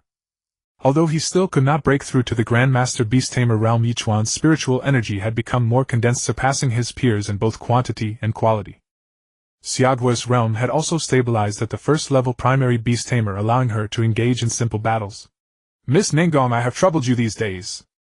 The academic research schedule had concluded, and Ye Chuan prepared to bid farewell to Nangongwana. "Young Master Yi, are you planning to leave?" Nangongwana discerned Ye Chuan's intention to depart. "After all, I am not a student of Zhuge Academy. It would be inappropriate to stay here indefinitely. Moreover, my current realm has reached a bottleneck, and I wish to seek an opportunity for breakthrough outside. Young Master Yi, have you ever heard of the ancient secret realm?" "Naturally. The secret realm is a special space formed by the distortion and collapse of space during the ancient spirit-demon war. Within these realms one may find ancient hidden treasures or encounter peerless great dangers. Ye Chuan also knew that most ancient secret realms were controlled by the 4 great holy academies, with a few in the hands of major beast-taming families. It was said that beyond the spirit wall secret realms were countless. Not long ago the Zhuge Holy Academy discovered a new special secret realm. According to the research of the Elder Council, the realm exerts a powerful suppressive effect on beast tamers above the 3rd level. Allowing a beast-taming saint to enter directly might cause uncontrollable changes. Therefore the Academy plans to send some 3rd-level beast tamers and beast-taming grandmasters to explore the secret realm. Xuanyuan looked at Ye Chuan as if implying something. But I am not a student of the Zhuge Holy Academy. Ye Chuan did not believe such a good opportunity would come to him. Perhaps that secret realm was exceptionally dangerous. Ye Chuan used his true side eye again on Xuanyuan and found that her affection level had only increased from 1 to 2, just slightly better than a stranger. The Academy can invite you in as an external aid. Any resources you obtain inside you may keep for yourself. The ancient secret realm has a higher concentration of spiritual energy, purer and more refined, which might help you break through your realm. I don't understand why Miss Xuanyuan wants me to enter. Ye Chuan shook his head slightly. He would not be swayed by beauty. Consider it a transaction just like before, beneficial for both of us. What do you want me to do? Quite simple, help a young girl retrieve an item from the secret realm. Aside from that item you may take all other resources you obtain. Is the secret realm dangerous? If I said there was no danger, young master, you would not believe me. Naturally the secret realm is fraught with perils, but danger and opportunity coexist. The decision is yours. Are there demon beasts inside? What realm are they? Yes, there are demon beasts. The secret realm also suppresses them, but not as severely. Their overall strength should be around the 4th tier. In that case I can agree. But while I am away, please take good care of Xiaoguer, Miss Xuanyuan. Ye Chuan had several reasons for agreeing, the primary one being the chance to improve his strength. Killing demon beasts would increase his system upgrade points, and earn him system upgrade coins. Ye Chuan eagerly anticipated what the next system upgrade would offer.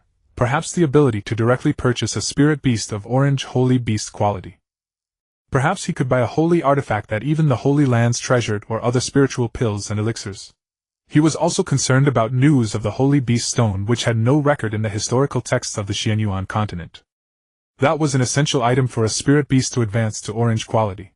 In that case, young master, you please stay here for a few more days. The secret realm will open soon. As for Xiaoguer, I will take good care of her.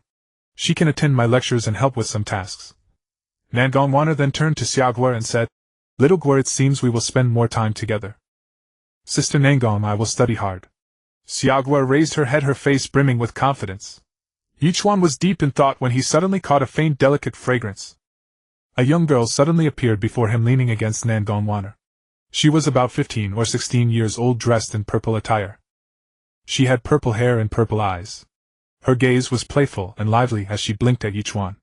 Ye Chuan was stunned. Her purple robes fluttered, her long hair moved with the wind, and she even stuck out her tongue at him. Young Master Yi, this is Luo Ziyue, also a member of the Zhuge Holy Academy. For this trip to the secret realm you two can look after each other. Xuanyuan then looked at Ye Chuan and said, Ziyue, this is Ye Chuan, a student of Qinglu Academy, and your assistant for the secret realm expedition. Ye Chuan. Luo Ziyue smiled lightly, her eyes curving into crescent moons. Yes. Ye Chuan withdrew his gaze, realizing he had been somewhat rude. I entrust the secret realm matters to you. Okay. The secret realm will not open for a few more days. In the meantime, you two can get to know each other. Get a good understanding of each other's contract beasts, and the environments they excel in, so you can coordinate better. Xuanyuan pushed Luo Ziyue, who was leaning against her, upright. Between Beast Tamers, cooperation between different spirit beasts can yield unexpected results. For instance, Ye Chuan's 6th contract beast A Qing is an Azure Flood Dragon. Its skills are Bind, Water Pillar, and Water Healing. By using Bind to trap an enemy, contract beasts that deal powerful damage can strike the enemy's weak points, making battles much easier. Ye Chuan, I look forward to your guidance. Luo Ziyue, it's a pleasure to meet you. Ye Chuan and Luo Ziyue exchanged brief greetings. You two get along on your own. You're the same age, so I won't interfere. Xuanyuan then left, taking Xiaoguer with her. How about we have a fight? Luo Ziyue paced gracefully, but her words left Ye Chuan puzzled. Why fight? And how should we fight? Ye Chuan found Luo Ziyue mischievous and unpredictable. I'm just curious, why does Sister Nan Gong hold you in such high regard? It's just a transaction. Come on, strike with full force. Luo Ziyue had already assumed a stance, her hair fluttering without wind as a spirit beast phantom coalesced around her. Beast spirit true body. This girl is only 15 or 16, yet she's already at the beast taming grandmaster realm. Shock waves surged through Ye Chuan's heart. True side-eye. Name Luo Ziyue. Age 16. Level intermediate beast taming grandmaster. Talent saint. Affection 1. Description: Zhuke Saint is talent infinitely close to godhood, a genius that appears once in a century. Fighting here, wouldn't that be inappropriate? This was Nan Gongwana's courtyard. Simple. Luo Ziyue waved her right hand and a small tower appeared in her palm, rapidly expanding in size. A sacred artifact. Ye Chuan was stunned once again. This young lady was indeed a wealthy heiress. Entering this Xuanyuan tower for combat will naturally not disturb others. Luo Ziyue pointed at the tower on the ground. Since that's the case, I won't dampen Miss Luo's spirits. Let us enter the Xuanyuan tower and battle. Ye Chuan also wished to test the outcome of a true confrontation with a real beast-taming grandmaster. Relax, do not resist, Luo Ziyue said as she formed the hand seal.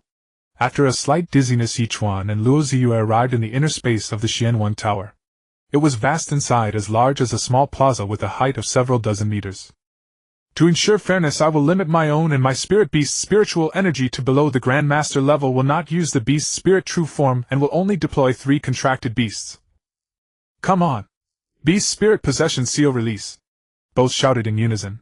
Ye Chuan deployed Fireball, Hotpot, and Little 3, all of which were at the late 3rd stage with qualities of 2 red and 1 purple, just 1 step away from the 4th stage. Luo Ziyue deployed only 1 beast, which bore a striking resemblance to the legendary phoenix, but in a dark purple hue. However, the radiance emanating from its forehead once again stunned Ye Chuan. Orange light. A sacred quality spirit beast on par with a divine beast. Ye Chuan was utterly bewildered.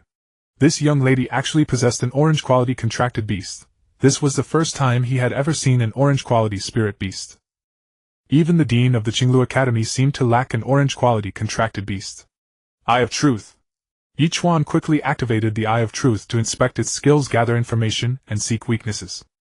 Name: Dark Ether Purple Phoenix Stage Early 4th Stage Quality Orange Sacred Affinity 8 Skills Thunder Prison Spherical Lightning 10,000 Thunder Heavenly Pull Special Skills Dark Ether Transformation Purple Thunder Armor Description: Hatched from an ancient spirit beast egg with ancient dark ether bloodline. Thunder Attribute: Swift as a shadow, balanced in offense and defense. Hidden bloodline. Activation condition. I can't see the hidden bloodline or activation conditions. Ye Chuan guessed that the system level was insufficient to reveal them, but this also indicated that the Dark Ether Purple Phoenix could evolve further. Upon seeing this terrifying information, Ye Chuan immediately became fully alert. Hell Transformation. Power of the Baleful Star, awe-inspiring might. Invulnerability. Ye Chuan promptly applied several buffs to himself. Here I come! Luo Ziyue shouted, and the Dark Ether Purple Phoenix struck like lightning. Dark clouds gathered above Ye Chuan and his 3 contracted beasts. Not good, it's 10,000 Thunder Heavenly Pull, a wide area attack. Hell's Shelter Turtle and Shell. Ye Chuan activated the skills of Fireball and Little 3. Little 3's Turtle and Shell could protect itself while boosting Ye Chuan's defense, and Fireball's Hell's Shelter worked for all of them. Rumble. Ye Chuan felt a tingling numbness all over his body. Indeed, when the area of effect is too large, there's less need to worry. With the protection of their skills, both Ye Chuan and his contracted beasts were unharmed. Just as he was feeling relieved, he suddenly found himself immobilized with lightning flickering around him. Thunder Prison. Simultaneously, the Dark Ether Purple Phoenix transformed into a sphere and hurtled toward him. Spherical Lightning. Use body as shield. Ye Chuan employed Little 3's signature skill. Little 3 morphed into a giant turtle and stood before Ye Chuan. Sizzle. Ye Chuan seemed to hear the sound of roasting meat. Once the attack subsided, Ye Chuan quickly withdrew Little 3 into the beast taming space. Little 3 was temporarily unable to fight again, and using pills for the duel was unnecessary. No, I must take the initiative. Ye Chuan was far too passive. Ferocity. He activated Hotpot's skill to enhance his own state. The Thunder Prison dissipated, and Ye Chuan shot toward Luo Ziyue like a sharp blade. Hell Poison, Hell Claw, Blazing Claw. Bang. Bang. Bang. The fierce collision kicked up dust, but Ye Chuan failed to hit Luo Ziyue. Blocking his path was still the Dark Ether Purple Phoenix. The dark ether purple phoenix had now changed form, shifting from a bird-like shape to a humanoid form, its body covered in a pale purple armor. Dark ether transformation and purple thunder armor. Ye Chuan knew he must not engage head-on, so he quickly retreated, attempting to widen the distance. But how swift was the dark ether purple phoenix! It pursued Ye Chuan closely, its claws nearly reaching him. Blazing field. Ye Chuan commanded Hotpot to use its special skill, a large area fire attack. Ye Chuan's target was not only the dark ether purple phoenix but also Luo Ziyue, who was not far away. At the same time, Fireball was charging forward, about to collide with the dark ether purple phoenix. Bang! Bang! Bang! The flames of Hotpot scorched Luo Ziyue, producing a crackling sound. Luo Ziyue was also covered in a layer of purple thunder armor. Moreover, she seemed to be wearing a divine spiritual artifact, rendering the flames almost harmless. Why? Just one orange contracted beast, and I'm already helpless against it. Am I really so inferior? Ye Chuan finally understood what true genius meant. Ye Chuan, if you have no other tricks, then this duel is yours to lose. Luo Ziyue's purple eyes glowed, losing some of their playfulness, and gaining a hint of authority. Alright, bring it on. Since Luo Ziyue had even summoned an orange-quality spirit beast, Ye Chuan no longer wished to hold back. Kunkin, let me see just how great the gap is between me and a true prodigy. Ye Chuan summoned his fourth contracted beast, Kunkin. As Ye Chuan summoned Kunkin, the beast's spirit power once again surged through him, raising his spiritual energy by a notch, making him feel as if he had inexhaustible strength. Interesting. To think someone at the third-tier Beast Tamer level could simultaneously contract 4 spirit beasts. How powerful must his soul be? In that case, I shall fight with all my might. Luo Ziyue exclaimed softly. 2 more spirit beasts appeared before her. Eye of Truth. Name: White Jade Spirit Rhinoceros. Stage Mid. 4th Stage. Quality: Red. Mythical Affinity 7. Skills: White Jade Armor, Rampage, Blessing. Special Skills: White Jade Shockwave, Fury. Description: a pure white rhinoceros, gentle in temper with strong defense but occasionally prone to tantrums. Hidden Bloodline Dragon Rhinoceros. Activation conditions: Sacred Beast Stone. Name: Crimson Flame Spirit Serpent. Stage Mid. 4th Stage. Quality: Purple. Legendary Affinity 6. Skills: Crimson Flame Coil, Iron Whip, Sting. Special Skills: Weakness, Perception. Description: a spirit serpent that dwells near magma. It seems that even the Sacred Academy doesn't have that many orange-quality spirit beasts. Ye Chuan breathed a sigh of relief. If Luo Ziyue had all orange-quality contracted beasts, he might as well just surrender. Kunkin Azure Flame. Kunkin, soaring in the sky, spat out azure flames and attacked Luo Ziyue and her Crimson Flame Spirit Snake. Pick the softest persimmon first. Ye Chuan naturally intended to eliminate Luo Ziyue's weakest contracted beast first. Seeing this, Luo Ziyue quickly used the white jade armor of her white jade rhino. Danqing Sacred Chant. Divine Dream Claw. Pfft. A deep bloody gash appeared on the abdomen of the Crimson Flame Spirit Beast. This was because Ye Chuan had changed his target at the last moment, otherwise if it had struck the vital spot the beast would surely have died. Seeing this, Luo Ziyue had no choice but to recall the Crimson Flame Spirit Snake into her beast taming space. If the Purple Thunder Armor were still usable, it would naturally block this attack, but the Purple Thunder Armor consumed a massive amount of spiritual energy, and with Luo Ziyue's current chi, she could not sustain it for long. Rage. White Jade Shockwave. The battle had reached a fever pitch and Luo Ziyue was fully in the zone. She directly used the 2 special skills of the Spirit Jade White Rhino. In an instant the earth trembled and Ye Chuan could barely stand, while only Kunkin remained unharmed in the air. Danqing Sacred Chant, Wind Sweeping Clouds. Ye Chuan naturally would not be stingy with his skills, for this was the critical moment that would decide the outcome. Luo Ziyue, the Dark Descendant Violet Phoenix, and the Spirit Jade White Rhino were all swept into the storm. Although the Dark Descendant Violet Phoenix was powerful, it consumed an enormous amount of spiritual energy, and its special skill could only be used once in a short period. Luo Ziyue could no longer use the Purple Thunder Armor either. It's over. Flame Claw. Ye Chuan used Kunkin's beast spirit power to conjure wings and also manifested Huigua's tiger claws, then attacked Luo Ziyue. It was originally aimed at Luo Ziyue's neck, but Ye Chuan, afraid of hurting her, shifted his hand slightly. He grabbed something soft. Bang! Ye Chuan was struck by a palm from Luo Ziyue. Even through the Qingyun garment, Ye Chuan felt a sharp pain in his chest, and he was sent flying. He sensed that the spiritual power of that palm strike had reached the beast-taming Grandmaster level. Luo Ziyue had released her spiritual power suppression. Miss Luo, I didn't mean to, Ye Chuan hastily explained. Ye Chuan felt that most of the damage from his claw had been blocked by Luo Ziyue's clothes. Her garment was at least a high-grade spirit artifact, or even a sacred artifact. High-grade defensive spirit armor was worth tens of millions of copper coins, and sacred artifacts were even more priceless. 3 reds and 1 purple. Ye Chuan, you are truly amazing. Luo Ziyue's purple eyes faded and she returned to her normal expression, her eyes curving into crescent moons as if nothing had just happened. It was sheer luck. If Miss Luo had not used her beast spirit true form, suppressed her cultivation level, and not deployed all her contracted beasts, I would have had no chance at all. A loss is a loss. In the secret realm my strength will be suppressed to a similar level, and if I were at the same cultivation level as you I would have no chance to defeat you either. Luo Ziyue recalled all her contracted beasts. This battle has taught me a lot. Thank you, Miss Luo. Ye Chuan cupped his fist in a polite gesture. Then how will you thank me? Luo Ziyue stared at Ye Chuan, her purple eyes once again emitting a radiant glow. I want to. Ding. Ye Chuan was snapped back to reality by the system's mechanical sound. Charm technique hypnosis. I want to pledge myself to you. Ye Chuan pretended to be hypnotized and said. Luo Ziyue blushed and turned away. Retract.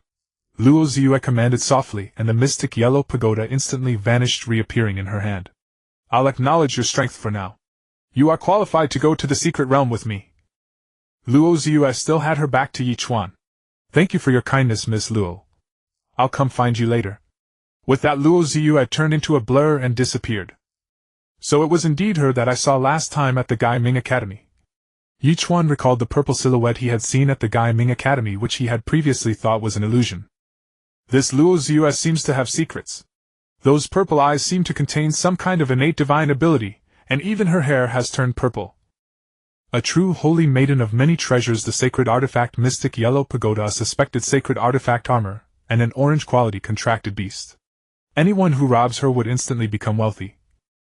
But Ye Chuan only thought about it as the vermilion bird saintess. She must have life-saving measures and most likely also the spiritual protection of a beast-taming saint. Setting aside everything else, just the fact that Luo Ziyue could hide inside the mysterious pagoda gave Ye Chuan no way to deal with her. Ye Chuan gently stroked his right hand with his left, recalling the scene just now as if he could still feel the softness in his palm. Back to the training room. Ye Chuan shook his head and stopped thinking. It happened that today Xuanyuan had taken Xiaoguo away so he could train a bit longer. Entering the training room again, Ye Chuan did not immediately enter the illusion array. Instead, he sat cross-legged to recover spiritual energy, and also fed his spirit beast some pills, especially Xiao San, who was severely injured. After sitting for about an hour, Ye Chuan and his spirit beasts had all recovered to their peak condition. After the previous battle, Ye Chuan's bottleneck had loosened a bit, and he felt that he was not far from breaking through to the beast-taming grandmaster level. Continue the battle. Ye Chuan activated the illusion array and threw himself fully into the fight. He fought again, and his coordination with his contracted beasts grew increasingly better. In most cases, Ye Chuan only deployed Huiguo Huojiu and Xiao San. Even when facing an opponent as powerful as Luo Ziyue, Ye Chuan did not reveal all his spirit beasts, only letting Kunken appear. Damn it, how on earth do I obtain a sacred beast stone? Ye Chuan's main concern now was this issue, and he placed his hopes on the system upgrade. System level LV4. System upgrade progress 5205000. System gold coin balance 4900. I hope the quantity and quality of demon beasts in the secret realm won't disappoint me. Shaking his head, Ye Chuan plunged back into the arduous battle.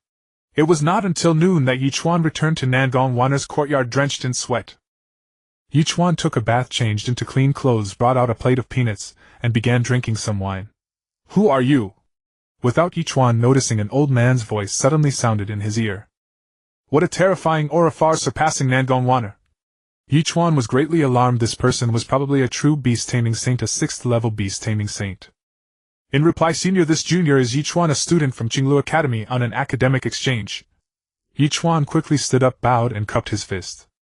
Is that so? How come I don't know about it? The old man had already sat down uninvited, picked up the wine cup, and poured himself a drink. Senior, if you don't believe me, you can check at the enforcement hall. Here are the documents. Ye Chuan handed the documents to the old man before him. Not looking. The old man waved his hand and downed the wine in his cup in one gulp. After eating a few peanuts, he picked up the wine jug and poured it into his mouth, drinking half a jug in one breath. Senior, where did you buy this wine? Although it's a bit light, it's smooth on the palate with an endless aftertaste. Is it a new wine from the Vermilion Bird Pavilion? The old man carefully placed the wine jug on the table and picked up some peanuts to eat with his hand. It was merely brewed in my spare time. If you like it, senior, I would be honored to gift you some. Ye Chuan knew that this person must hold a high and mighty position within the Vermilion Bird Holy Academy, and building a good rapport with him could only prove beneficial. You said it yourself. The old man extended his right hand, the meaning unmistakable. Ye Chuan retrieved another 20 jars of wine from his storage ring, the last batch drawn from that open vat. Young man, you're quite decent, and now I believe you truly are here for an academic exchange. By the way, I may not have much else, but I do have a daughter. If you lack a companion, I could introduce her to you. The old man stowed the wine away with a grin, then, ever fond of the cup, drained the entire flagon on the table. Eye of Truth. Name: Nangong Lufeng, age 50, level 6th rank, 2nd grade, Beast Master, Grandmaster, talent Saint Affinity. 2 notes: one of the vice heads of the Vermilion Bird Holy Academy, fond of wine, amorous by nature, and unrestrained in demeanor. So he truly is a 6th rank Beast Master, Grandmaster. Ye Chuan was stunned. A widely known saying circulated throughout the Xuanyuan Continent. Grandmasters have 9 grades, and each grade is a world apart. All beneath the Grandmaster are mere ants. The word saint alone signified that such beings had already transcended the bounds of mortals, possessing heaven-shaking battle power. He's also surnamed Nangong. Could he be related to Nangong Waner? He had just mentioned having a daughter, and he had come questioning Ye Chuan's identity. Most likely Nangong Lufeng was Nangong Waner's father. Ye Chuan muttered inwardly. Thank you for your kindness, senior, but I must focus on my studies for now. Matters of the heart are not something I've considered yet. Ye Chuan declined politely. Are you kidding? With his current status and position, pursuing Nangong Waner would only be asking for trouble. Besides, Nangong Waner's affection toward him was not particularly high, only slightly better than toward a stranger. Very well then. That daughter of mine is far too proud and looks down on everyone. Otherwise she wouldn't be unmarried and childless at her age. Nangong Lufeng took out some wine and began drinking again. Ye Chuan then thought of Gu Xue. She too was older now, and he had never heard of her having a companion. This Ice Queen Gu was perhaps truly devoted to his father, and that was why she extended her affection to him. I wonder how Aunt Gu is doing now. Ye Chuan's thoughts drifted back to the Green Deer Academy, then to Zhou Luyao and Su Qingxiu. Father, why are you here? As the two sat in silence, Nangong Waner finally returned with Xiaoguo. You unfilial daughter! You have such fine wine and never thought to tell your father sooner. Nangong Lufeng stroked his beard and spoke with feigned anger. Father, you are weighed down by 1,000 affairs of state. How would your daughter dare trouble you over such a trivial matter? Nangong Waner's reply was so perfectly worded that Nangong Lufeng could find no fault with it. From afar I spotted a young man in your courtyard and thought you had. Well, I got excited for nothing. With that, Nangong Lufeng rolled up his sleeves and took another great gulp of wine. In an instant the second bottle was nearly finished. Father! Nangong Waner seemed unusually at a loss, especially with Ye Chuan and Xiaoguo present. Your father is old and longs for grandchildren. Then Nangong Lufeng glanced at Nangong Waner once more. Forget it. I'm off.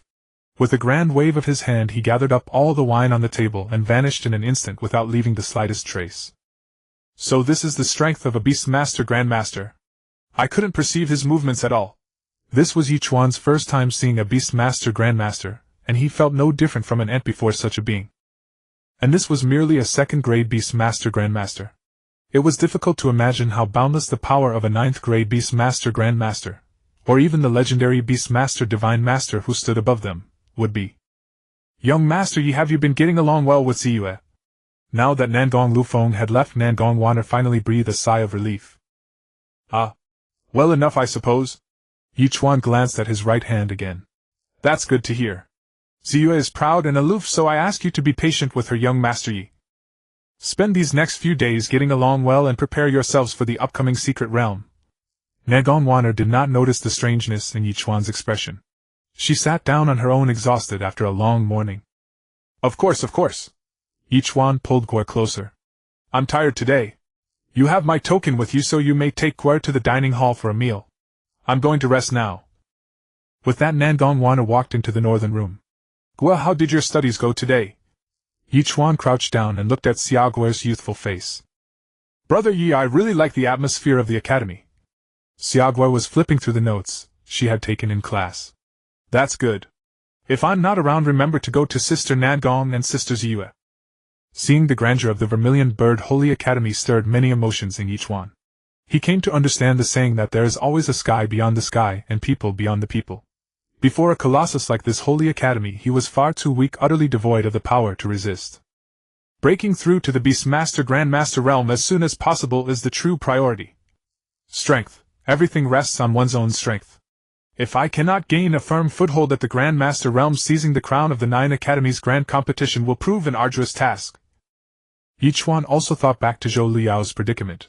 She had been forced into an engagement by the family of the Azure Dragon Holy Academy's candidate Holy Son.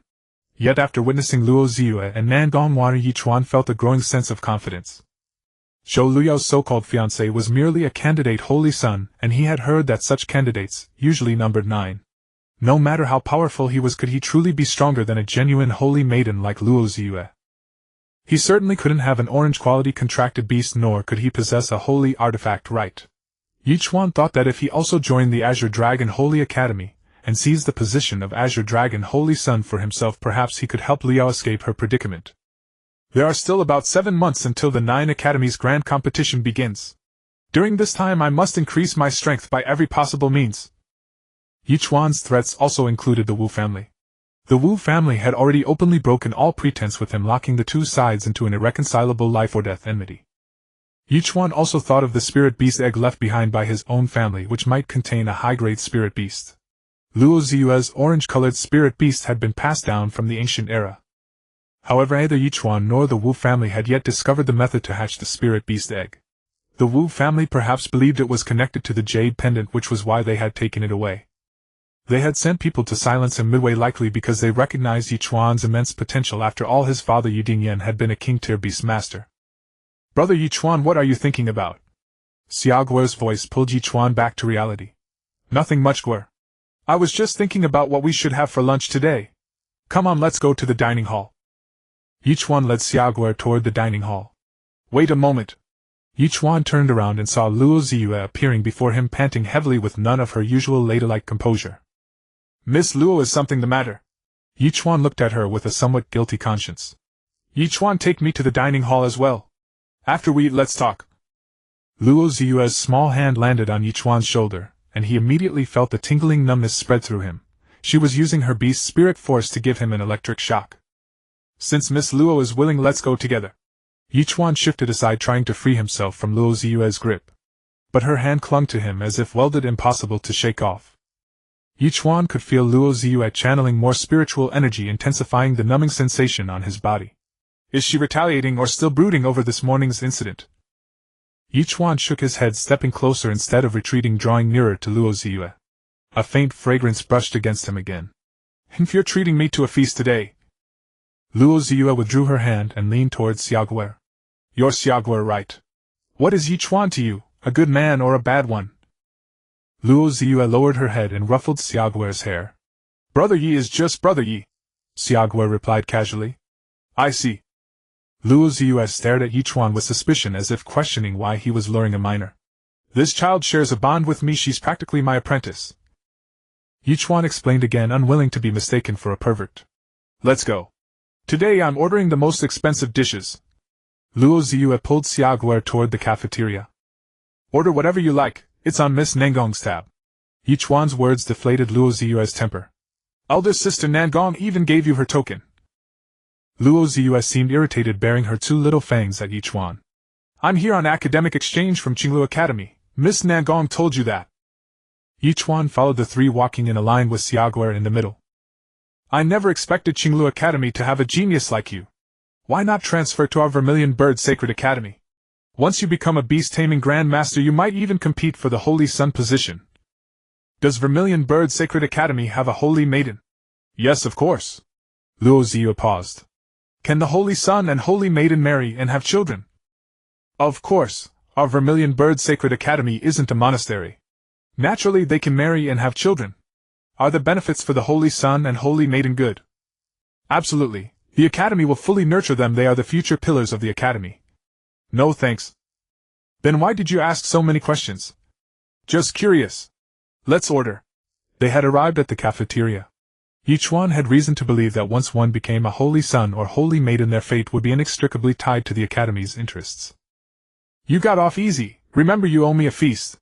Luo Ziyue ordered some ordinary spirit meat and spirit plants.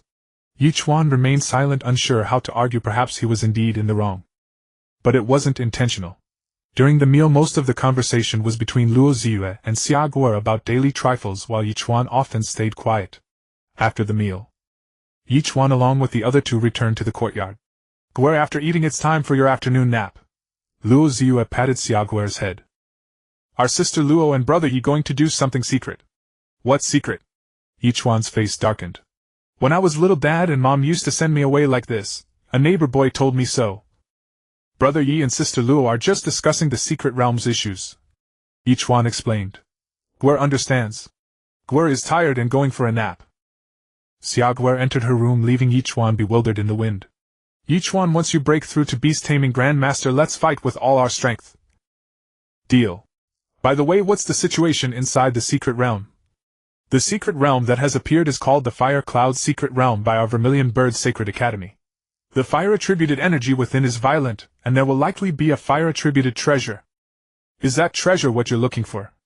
Actually, I don't know exactly what I'm looking for, but I just feel compelled to go. Perhaps it's that fire-attributed treasure. I also want my Crimson Flame Spirit Snake to evolve further. Not every spirit beast has the bloodline to evolve. Aren't you afraid all your efforts will be in vain? Ye Chuan had seen through his true side-eye that the Crimson Flame Spirit Snake had no hidden bloodline, but it was already of purple quality. Quite impressive. I have to try right. Like my white jade spirit rhinoceros, I've raised it for 3 years from blue quality to red quality.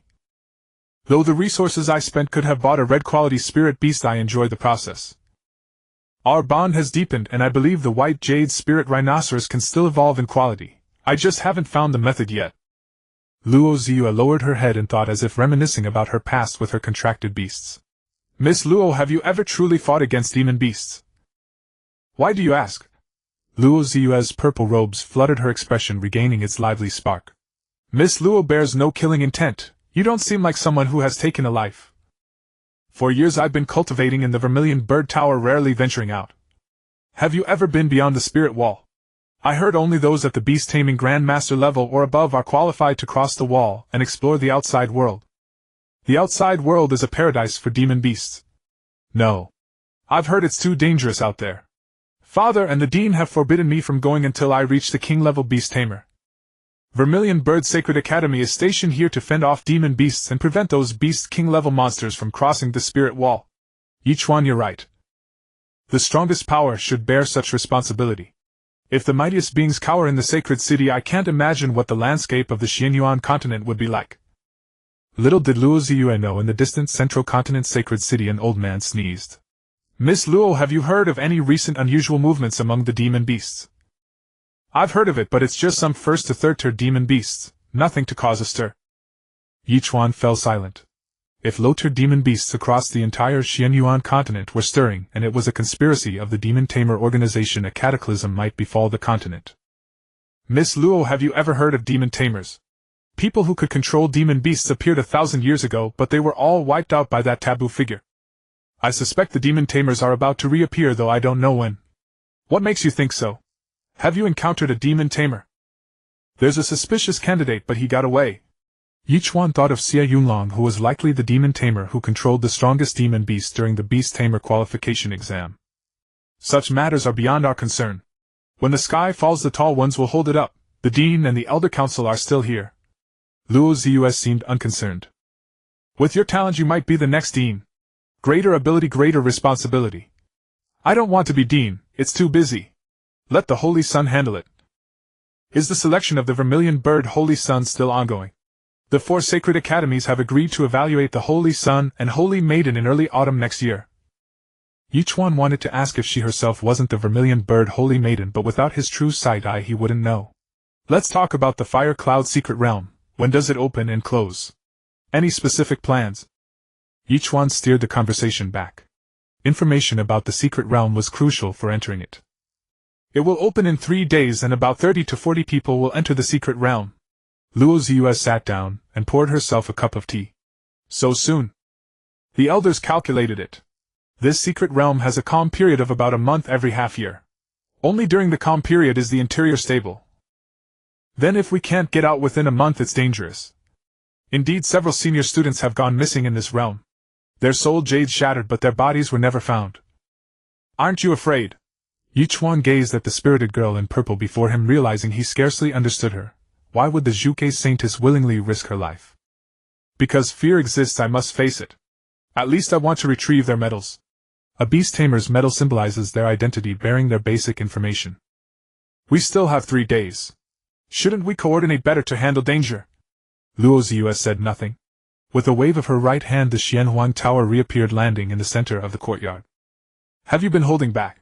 Luo Ziyue stared at Ye Chuan, her purple eyes gleaming again. You've been holding back too, haven't you? Ye Chuan with his system remained unaffected. Luo Ziyue slumped onto the table, feeling a bit discouraged. Her ocular art had failed against the 3rd-level Beast Tamer, yet even ordinary Beast Tamer Grandmasters couldn't resist her gaze. Let's fight again. Luo Ziyue stood up. She sensed that once Ye Chuan reached Beast Tamer Grandmaster, she would never have a chance to defeat him again. So she wanted to thrash him while he was still only a 3rd-level Beast Tamer. No. Ye Chuan wasn't foolish. This girl fought without honor and likely intended to beat him up. No, you must fight.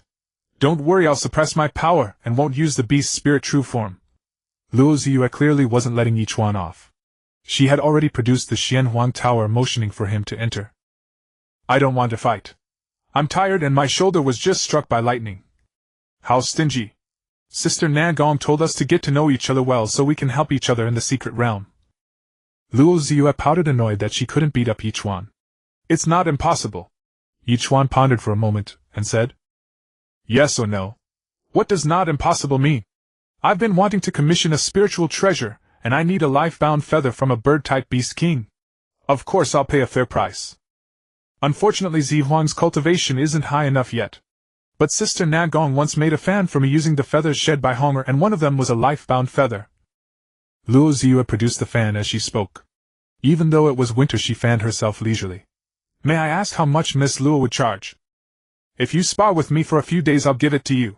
Feathers like this are mostly found in our Zhuge Sacred Academy, they're hard to come by elsewhere. Deal, let's go.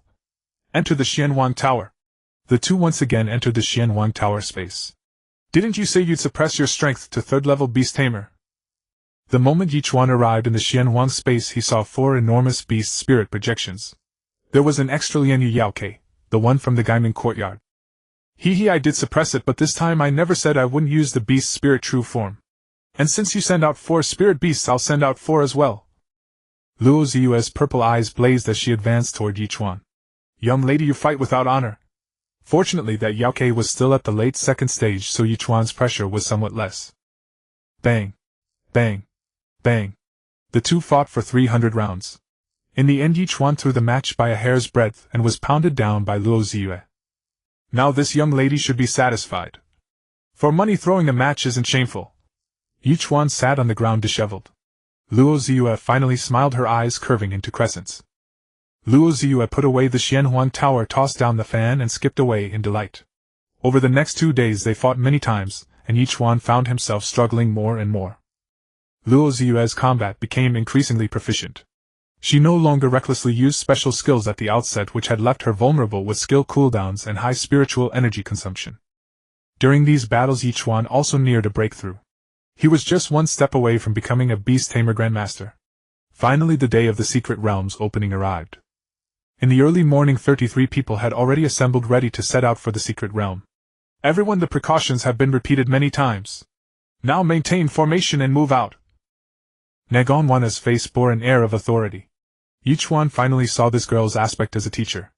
Her Honger now had a body as huge as a house, its back spacious enough to hold dozens of people. The 33 people all boarded the back of Hongwan. Nagonwana stood at the neck while Ye Chuan and Luo Ziyue followed closely behind. The remaining 31 stood in 3 rows. Who is that guy? Why is he next to the Saintess? I've never seen him before. Maybe he's not from our academy. I heard he's a student from the East here for an academic exchange. I really don't understand why such an important spot is given to an outsider. I've heard some rumors. They say that guy is Nagonwana's. Ahem. Nagonwana coughed, and the air around them turned cold. The 33 fell silent. The journey was wordless until they reached the Secret Realm entrance. The realm lay northwest of the Zhuge Sacred Academy atop a high mountain now guarded by the academy. From not far away they could see the distorted space and feel the violent spiritual energy. So you are the Zhuge Saintess? Ye Chuan looked at Luo Ziyue feigning surprise. Genuine and authentic.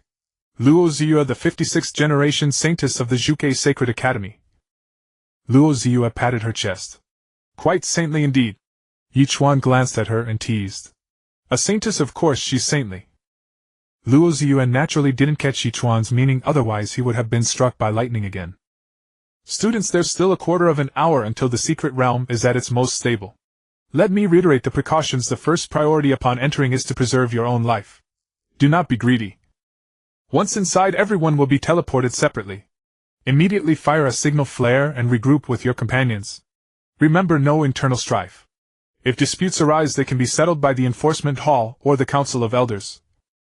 Xuanyuan, facing the 33 about to enter the secret realm, spoke again. The realm was vast and no one knew where they would be teleported. To avoid internal conflict, the Zhuge Sacred Academy had carefully selected participants based on interpersonal relationships. Do you understand? Xuanyuan's tone turned stern. We understand. The 33 answered in unison. After the speech, they made final preparations and confirmations. They checked equipment, signal flares, food, contracted beast status, and so on. Ye Chuan and Luo Ziyue also chatted casually. Their main goal was to ensure they could quickly recognize each other. Ye Chuan even summoned Huichio and had it carefully memorize Luo Ziyue's scent. Luo Ziyue also gave Ye Chuan a purple feather, freshly molted from an Yi Huang. The scent was still fresh, which would help an Yi Huang find Ye Chuan. Bang! They heard the sound of space being crushed and shattered. The gate of the secret realm had finally opened. Enter in an orderly manner and remember the precautions I just mentioned. Xuanyuan spoke again. The crowd responded and entered the secret realm one by one.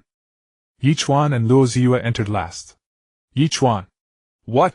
Hold my hand, maybe we can teleport to a nearby location. Luo Ziyue extended her hand. Ye Chuan instinctively grasped her wrist. Luo Ziyue smiled faintly and together they stepped into the secret realm. The moment they passed through the secret realm gate, a wave of scorching heat assaulted them, and Ye Chuan felt a dizzying sensation as if entering another dimension.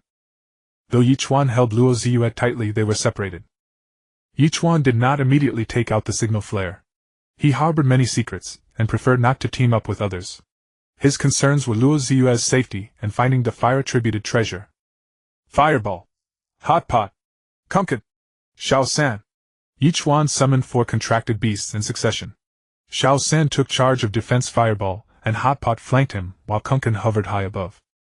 Their bodies were in their normal forms, not combat modes, consuming negligible spiritual energy. According to Fireball's message, Luo Ziyue was not nearby. Strange, I felt scorching upon entering, but now nothing. Is it because I'm too far from the core area? Ye Chuan could not discern directions, relying solely on instinct and Kunkin's feedback. The region was a vast plain with a mountain range in the distance toward which he walked. A howl echoed.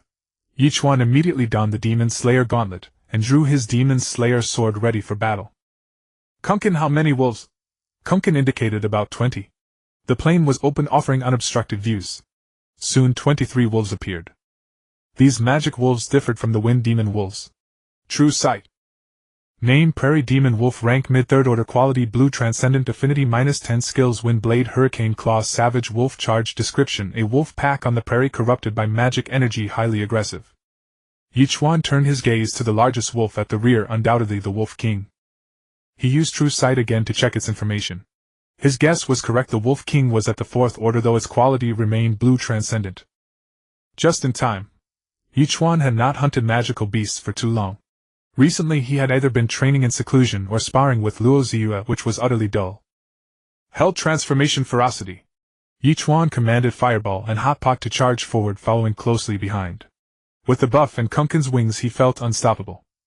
With a single sword strike a magic wolf was cleaved like tofu. Too weak. Ye Chuan was empowered by Beast Spirit's skill boosts and the Demon Slayer armguard and sword. He also possessed a talent descendant of the dragon, which granted a suppression effect against non-dragon creatures and increased damage.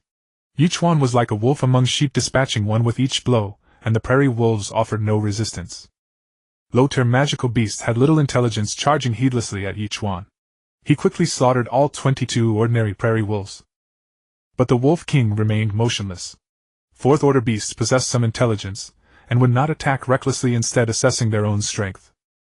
The Wind Demon Wolf King at mid-fourth order eyed Ye Chuan warily, trying to gauge his power. Ye Chuan, however, pressed forward and attacked. The Wolf King howled, its body swelled, and a beast spirit phantom emerged, attempting a desperate strike. Too weak. Ye Chuan swung his sword downward, cleaving both the phantom and its body in two. Gained 880 system upgrade points. Current progress 14005000. Gained 880 system coins. Current balance 5780. Excellent. The progress, stagnant for days, had finally moved. Ye Chuan reflected that he had only entered the secret realm a day ago. At this rate, the system would soon upgrade to LV5. After collecting the magic cores, Ye Chuan pressed on. According to Kunkin's reports, no magical beasts or human traces appeared before the mountain range. I wonder where Luo Ziyue is. As he walked, Ye Chuan sketched a simple map. Kunkin. Upon entering the dense forest, Ye Chuan decided to fly low, so he ordered Kunkin to descend. He stood on Kunkin with Fireball Hotpot and Xiao San also aboard.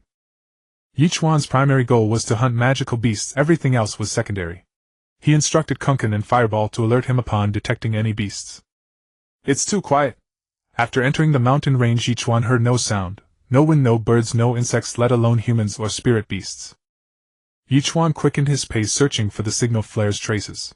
The flare was specially made, lingering in the sky for about half an hour, enough for Kunkin to cover great distances. This mountain range is larger than it appears from outside. Has space twisted too? As he ventured deeper, thick fog and dense vegetation made progress difficult. To continue flying, he would have to ascend higher or abandon Kunkin and walk. After a moment's thought, Ye Chuan chose to walk. The vast mountains might contain students, and flying high could cause him to miss them. Holding the Demon Slayer sword, Ye Chuan hacked through thorns and brambles, finding nothing. The only sensation was the increasingly violent fire-attributed energy, confirming his direction toward the core area. After walking for a while, Ye Chuan fired a signal flare upward. It shot into the sky but burst in a place he could not see. Space distortion. Ye Chuan shook his head. The situation was more complicated than imagined. According to Luo Ziyue, such a phenomenon had not occurred before. Ye Chuan continued, detecting no movement. The air grew increasingly scorching as he advanced. He carried abundant supplies and took out water to drink. I should be close to the core area now. No matter how vast the mountain range, it must have boundaries. He had flown and walked extensively, progress should have been made. Suddenly Ye Chuan sensed Fireball's agitation. It detected Luo Ziyue's scent nearby, and her aura was unstable, as if she was in a fierce battle. Hell transformation. Ye Chuan immediately used Fireball's skill to speed up, disregarding the foliage, and ordered Kunkin to charge straight ahead. After all, saving someone was more important. Luo Ziyue. Ye Chuan shouted with spiritual energy, his voice carrying far. I'm here. Luo Ziyue's Ani Zihuang also sensed the feather aura on Ye Chuan and let out a loud cry. What is that thing? Ye Chuan saw from afar a demon beast the size of a small hill, its entire body blazing with crimson flames. Its oppressive aura was terrifying even without the phantom of a spirit beast. Its body was already that huge. Now it was spewing flames in all directions. Ye Chuan once again increased the flying speed of Kunkin and fed it a spirit restoration pill. He finally saw the true spirit phantom of Ani Zihuang. Under the suppression of the secret realm, its body was much smaller, like a tiny child compared to the enormous demon beast. True sight. Name: Blazing Flame Demon Dragon. Rank: mid-5th stage. Quality: Red Mythic. Affinity: 5 bound. Skills: Infernal Descent, Flame Breath, Fear. Special skills: Wall of Flame, Cataclysmic Earth. Description: A demon dragon slumbering in magma, adept at flame attacks, enormous in size but lacking agility. Is this a dragon? Bound again. Is it someone from the Demon Tamer organization? Moreover, this dragon was different from the Daxia dragon Ye Chuan had imagined. It looked like a western lizard dragon. With those two tiny wings, can it even fly? Ye Chuan muttered. Despise the enemy mentally but respect them tactically. Without a doubt, this was the most terrifying demon beast Ye Chuan had ever encountered. Not only was its rank high, but its bloodline was also extremely powerful. Red quality dragon lineage. I wonder if the descendant of the dragon effect works on a lizard dragon as well. Ye Chuan murmured in his mind. Effective, a cold mechanical voice sounded. Ye Chuan's confidence surged. Aching Bain. Qingjiao spat a water pillar that coiled around the blazing flame demon dragon, but before it could fully encircle it, the water was completely evaporated. Water may counter fire, but the disparity in strength between the two was too great. Fortunately, the secret realm also suppressed the demon beast, or else Ye Chuan would not have had the courage to act. Shensi charm. Ye Chuan, now disregarding whether he would be exposed, summoned Shensi, and used the charm skill, uncertain how long it would last. Ye Chuan could sense the blazing flame demon dragon's gaze being drawn for a moment, but it quickly regained focus. Not even a single breath's time. It seems we have to go hard. Ferocity, hell's venom. Ye Chuan transformed into Kunkun's wings, leaped off Kunkun, and prepared to land on the blazing flame demon dragon's mountain-like body. At the same time, he used the fireball skill to enhance his state, and also controlled the fireball to spew hell's venom at the blazing flame demon dragon's eyes. The blazing flame demon dragon spewed flames, incinerating the hell's venom completely. It seemed a bit angry and lashed its tail at Ye Chuan. The thick tail crashed toward him like a giant iron pillar. Ye Chuan nimbly dodged and struck out with his sword. Crack! Ye Chuan's demon-slaying sword clashed as if against mystic iron, sparking brilliant flames. Ye Chuan's repeated provocations infuriated the blazing flame demon dragon even more. It roared to the sky and summoned a sky full of blazing fire. Invulnerable Dan Qing's sacred chant.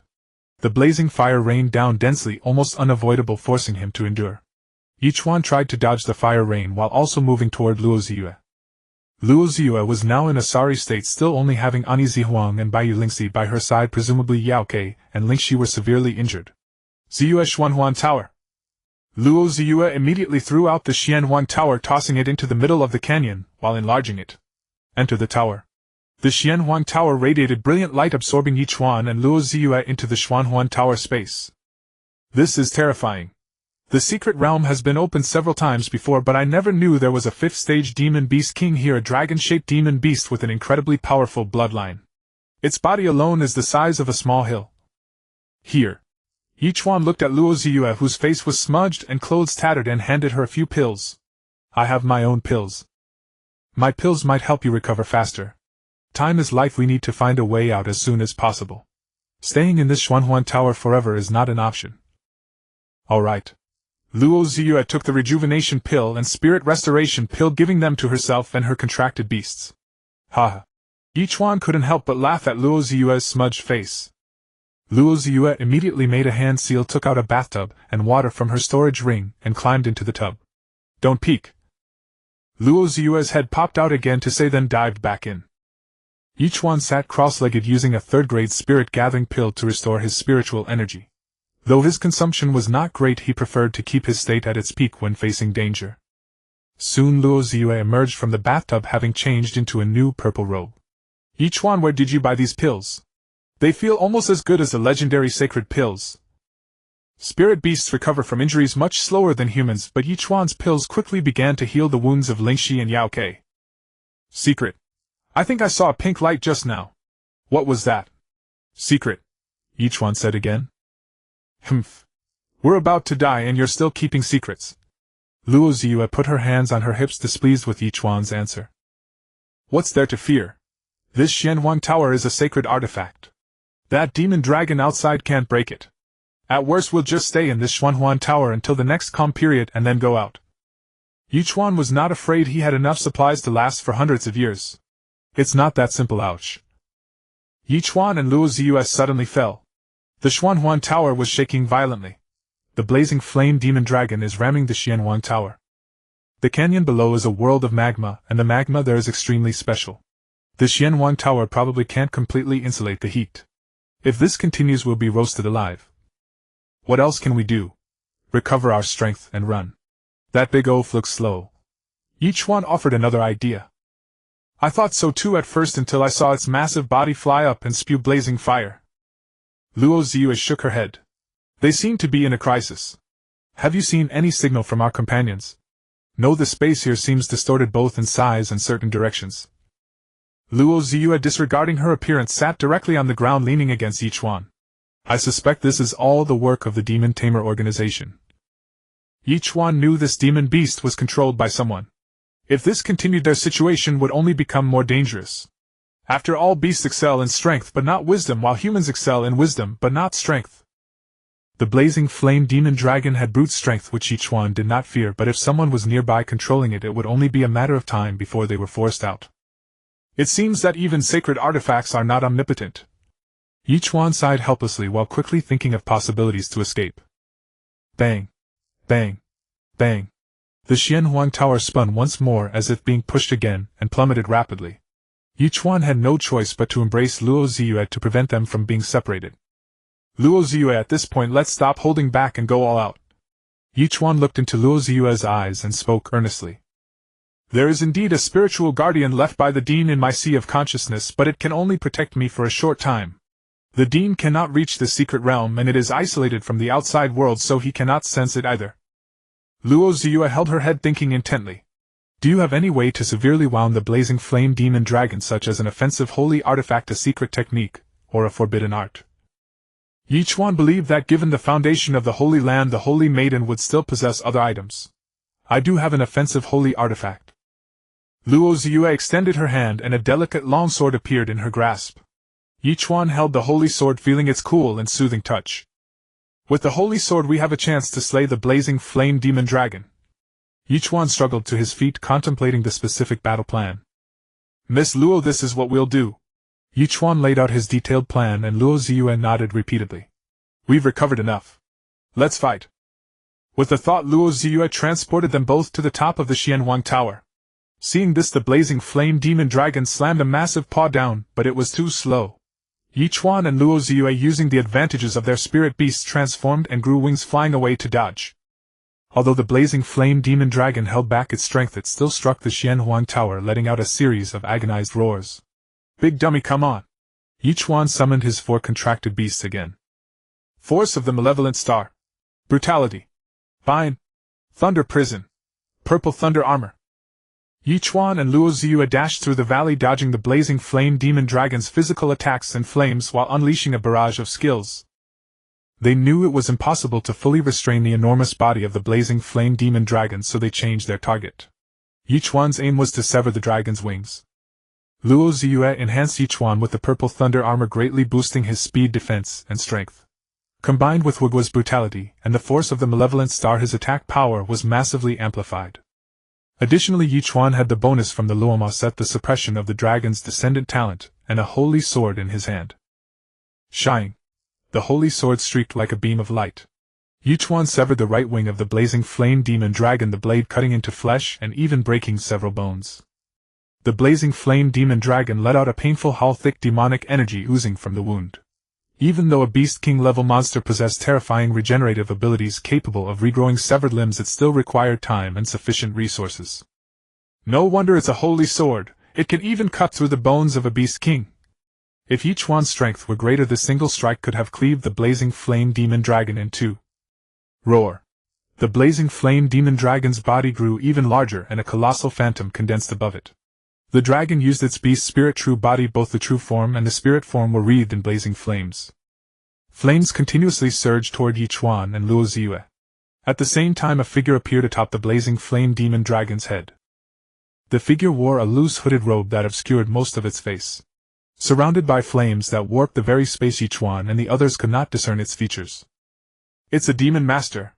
This blazing flame demon dragon is controlled by that demon master. Ye Chuan dodged attacks while calling out to Luo Ziyue in the distance. An ant from inside the wall dares to harm my beloved pet. The demon master conjured wings, rose into the air, and looked down upon Ye Chuan and Luo Ziyue. A demon clan member, no need for words, Luo Ziyue said indignantly. She had only been searching for something in the valley when she was attacked by the blazing flame demon dragon. Beasts seemed to harbor a natural enmity toward humans, yet for some reason the demon master could control them. You sinners, couldn't you stay inside the wall? How dare you covet our secret treasures? Heavenly treasures are meant for those fated to find them. Also, why do you call us sinners? What crime have we committed? Ye Chuan attempted to communicate with the demon master. Mere ants, your very existence is a crime. Heaven-crushing, earth-shattering. The blazing flame demon dragon roared to the sky, its 4 claws violently striking the ground. Countless rocks and boulders collapsed, nearly filling the valley. Countless massive stones crashed into the valley floor, which cracked open, revealing flowing magma. Ye Chuan and Luo Ziyue were forced to fly high into the air. The blazing flame demon dragon hurled boulders at them with its claws and tail.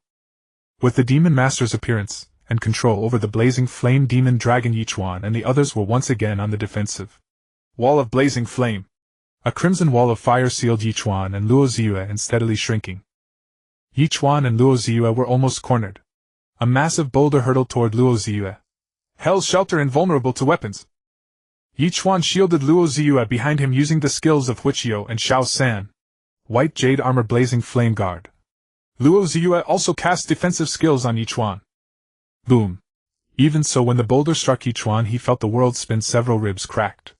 At the same time, the boulder propelled Ye Chuan outside the wall of flames. But Luo Ziyue was still inside. Ziyue, enter the tower. Countless boulders rained down on Luo Ziyue. Roar. Just as Luo Ziyue pulled out the Xuanyuan Tower and enlarged it to enter, the blazing flame demon dragon interrupted her. It's fear, the blazing flame demon dragon's skill. In an instant, Luo Ziyue was struck by a barrage of boulders. She had already used her purple thunder armor, white jade armor, and blazing flame guard. Now Luo Ziyue could only hastily form a spiritual energy armor and rely on her holy artifact, the purple light robe, to endure. Ziyue. The Xuanyuan Tower landed. Luo Ziyue was hit by countless boulders, her body covered in wounds. If not for the protective power left by the Sage Master in her mind, she would have been in mortal danger. Even so, Luo Ziyue's condition was critical. Ye Chuan sensed her life force rapidly fading. He embraced Luo Ziyue, and she used the last of her spiritual energy to transport them both into the Xuanyuan Tower's space. Bang! Bang! Bang! Ye Chuan felt the Xuanyuan Tower being violently battered. It had fallen into the valley, landing in the magma, and the temperature was steadily rising. Ziyue! Ye Chuan took out several rejuvenation pills and stuffed them into her mouth. But Luo Ziyue's life force continued to ebb, only at a slower pace. Humans and beast races were different. The human body was frail. Even at the Sage Master realm, one could not regenerate severed limbs on their own. Cough, cough, Ye Chuan, I feel like I won't make it out. I never thought that I, the holy maiden who has roamed the Vermilion Bird Holy Academy for 3 years, would fall in this obscure secret realm which supposedly has a low death rate. Cough, cough. Luo Ziyue coughed up more blood and fragments of internal organs. No, you won't die. Ye Chuan's divine sense locked onto his only 9-cycle golden pill, but he hesitated. Was it really worth it for this girl he had only known for a few days? Ye Chuan, help me. Take off my clothes. Luo Ziyue coughed blood incessantly, speaking in broken sentences. Ye Chuan looked puzzled but complied. Under these circumstances he had no amorous thoughts. He removed Luo Ziyue's outer garment, revealing her underclothes, which were completely soaked in blood. Ye Chuan, this is the purple cloud robe, a low-level sacred artifact. I have already dissolved the soul bond. Put it on, you will have a chance to escape. Luo Ziyue did not cry, she was still smiling. Even though her face was covered in blood and her body burned by flames, her eyes still curved into crescent moons. Ye Chuan's right hand clutched the purple cloud robe tightly. On the robe her lingering warmth remained. He was silent, engaged in a fierce inner struggle. Ye Chuan, take this. Luo Ziyue handed Ye Chuan a heavenly eye, a strange stone that could record images and sounds, but it required spiritual energy to activate. What for? Ye Chuan's voice was low. You record and I'll speak. Cough. Father Headmaster. Ziyue is unfilial, failing to fulfill my duties as a daughter and as a saintess. It is all my own recklessness, nothing to do with Ye Chuan. Please do not make things difficult for him. Cough. Ye Chuan, after I die with the purple cloud robe and the speed of the azure luan, that fat dragon won't be able to catch up. It's already lost one wing. Take my belongings and my body back to the Vermilion Bird Holy Academy. I believe Father and the Headmaster will not make things difficult for you, they are reasonable people. Cough. Stop talking, stop talking. You won't die. Ye Chuan bowed his head and held Luo Ziyue against his chest. He could not stand by and watch Luo Ziyue die without saving her. He could not bear to see her die in his arms. Such a lively, adorable, and kind-hearted girl, this should not be her end. Ye Chuan took out the 9 revolutions golden pill and placed it into Luo Ziyue's mouth. Luo Ziyue coughed again, spitting out the 9 revolutions golden pill. Ye Chuan picked it up, placed it back into her mouth, and leaned down to kiss her. Even though he was not the one taking the 9 revolutions golden pill, he felt an immense warmth, his whole body bathed in a cozy glow.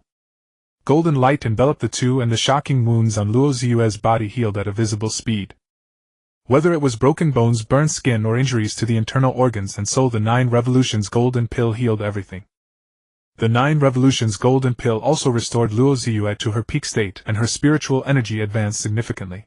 Overwhelmed by emotion, the two kissed passionately for a long time until they were separated by another tremor from the Xuanyuan Tower. Ye Chuan, let's get out. I'm going to kill that fat dragon and that demon master. With the thought, Luo Ziyue brought them both back to the top of the tower. Impossible! The demon master shouted, standing on the head of the flame demon dragon. Nothing is impossible. Today is your day of death. Beast Spirit Possession Seal Release. Fireball Hugwa Kunkan Xiaosan Shenxiaching.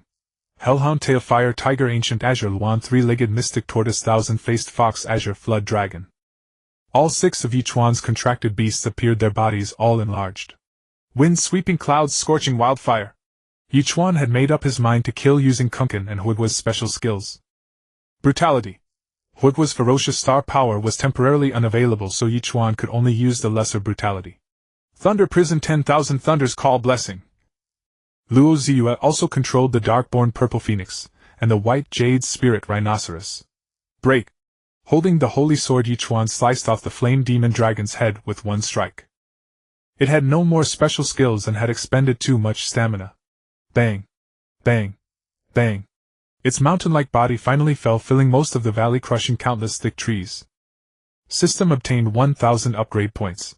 Host killed 2 levels above, reward doubled. Current progress 34005000. System obtained 2,000 gold coins. Current balance 7,780. Impossible, impossible.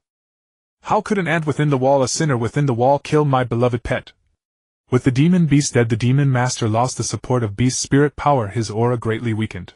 He barely managed to conjure spiritual energy, wings staggering in the air. Calling us ants and sinners at every turn, who do you think you are? Kunkan! Azure Flame Feather Blade Divine Dream Claw. The demon master was knocked to the ground. Who are you people? What right do you have to call us sinners? Ye Chuan pressed the holy sword against the demon master's throat. Sinners have no right to question me. Kill me if you will. Charm Deep Dream. Ye Chuan used Shenxi's skill, attempting to probe his memories. But the gap in their strength was too great. Ye Chuan could not obtain any information. Want information? Dream on. The demon master turned his head away. True Sight. Name Lu Yunfeng, age 35, rank low-level, king rank, demon master, talent king, favorability -9, description. Ye Chuan did not get any useful information from True Sight either. Let me ask. Luo Ziyue stepped forward and Ye Chuan turned the demon master's head back. Luo Ziyue's purple eyes radiated a brilliant light. What organization are you from? What is your purpose? Why do you call those inside the wall sinners? We. The demon master had just spoken 2 words when his head lolled to the side again. He's dead. Ye Chuan placed his hand on the demon master's neck. There's a restriction inside his body, it erased his soul. Luo Ziyue was somewhat disappointed. Ye Chuan shook his head and cut off the demon master's head with one sword stroke. Let's go. Ye Chuan sighed and took the demon core from the huge flame demon dragon corpse. Such violent demonic chi! Luo Ziyue also faced a beast king level demon beast for the first time. If not for the suppression within the secret realm, the 2 of them would never have been able to defeat a beast king level demon beast. The demonic chi is dissipating and the giant body is slowly shrinking. Luo Ziyue murmured again. It seems we know too little about the world outside the wall. Perhaps only by leaving the spirit wall can we learn the truth. And why are we considered sinners? Ye Chuan felt that things were getting more and more complicated. When the secret realm opens, I'll ask Father and the headmaster. Luo Ziyue patted herself and said, I'm filthy. I'm going to take a bath. You deal with the demon beast corpse yourself. Luo Ziyue released the Xuanyuan Tower and entered it herself. Ye Chuan bowed his head and used the holy sword to dismember the flame demon dragon's corpse. Vast amounts of black demonic chi continuously surged from the corpse. Apart from having demonic chi, demon beasts seem no different from spirit beasts. What exactly is demonic chi? The demon master was from outside the spirit wall. Why does he harbor such malice toward those inside the wall? Why didn't he summon a second demon beast? Was he unable to, or was there another reason? After cleaning up, Ye Chuan also took out a bathtub, quickly washed himself, changed into new clothes, and dried his hair with spiritual energy. Ye Chuan, what did you give me to eat? After a moment, Luo Ziyue appeared behind Ye Chuan. A single pill. Ye Chuan replied indifferently. The 9-turn golden core pill was exceedingly precious, and Ye Chuan did not wish to burden Luo Ziyue with undue pressure. He was not one to seek gratitude for favors. Thank you? Luo Ziyue had 1,000 words to say, but in the end they condensed into those 3 syllables. She knew this pill was far more precious than a saint-grade pill, for she felt her marrow cleanse, her physique stronger than before, and her spiritual energy greatly enhanced, soon to break through to the rank of Advanced Beast Master Grandmaster. Below is that our destination? Ye Chuan pointed at the valley beneath, now splattered with lava. It seems we can't enter. Luo Ziyue shook her head, somewhat dejected. Let's look for another entrance. It's only the first day. Ye Chuan was in no hurry. The valley was vast, the previous battle only damaged a corner. Kun. Ye Chuan summoned Kun to scout ahead. It's incredible that you can control 6 contracted beasts at the 3rd tier beast master level. Do you have any secret technique? Teach me, please. Luo Ziyue's violet hair drifted, some strands entwining around Ye Chuan's neck. Perhaps it's just my natural talent. No secret technique. Please keep it confidential, Miss Luo. Ye Chuan gently pulled the violet hair away, finding it smooth. Call me Ziyue. You just did, so why grow distant now? Ziyue, do you have any clue about what you're looking for? They had already kissed, and Ye Chuan was not a rigid man. Perhaps it's at the center of the valley, but this time the space is twisted and I haven't seen any of the other companions. Luo Ziyue summoned Yao Ke, making it retract its flames, and gestured for Ye Chuan to follow her up. The terrain was now severely damaged and difficult to traverse. I feel there's something strange about this secret realm. If other demon masters are involved, your students from the Vermilion Bird Holy Academy might be in danger. Ye Chuan analyzed. Perhaps we've been separated by a formation. The secret realm is vast, but we should at least see a signal flare.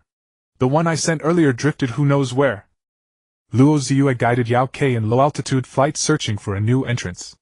Yao Ke, being a fire-type creature, was sensitive to fire elemental energy, making it the perfect choice for finding the entrance. Found it. Luo Ziyue pointed into the distance. There's a cave there, it might lead straight underground. Ye Chuan looked closely and saw the entrance hidden beneath dense forest. The two passed through the forest and entered the cave, where an intense heat instantly struck them. It seems we've entered a secret realm within the secret realm. The space here feels completely isolated from the outside. Luo Ziyue sensed the spatial fluctuations. There's a smell of blood. Be careful. Ye Chuan summoned Huiqiuhuigua and Xiao San, instructing them to survey the surroundings while Kun still flew above. It's all lava below. Feeling the heat waves rising, Luo Ziyue moved closer to the center of the path. There are birds and snakes. Ye Chuan was astonished to find creatures within the lava. All simple fire-type beings lacking intelligence, not even first-tier spirit beasts. Luo Ziyue caught a small bird.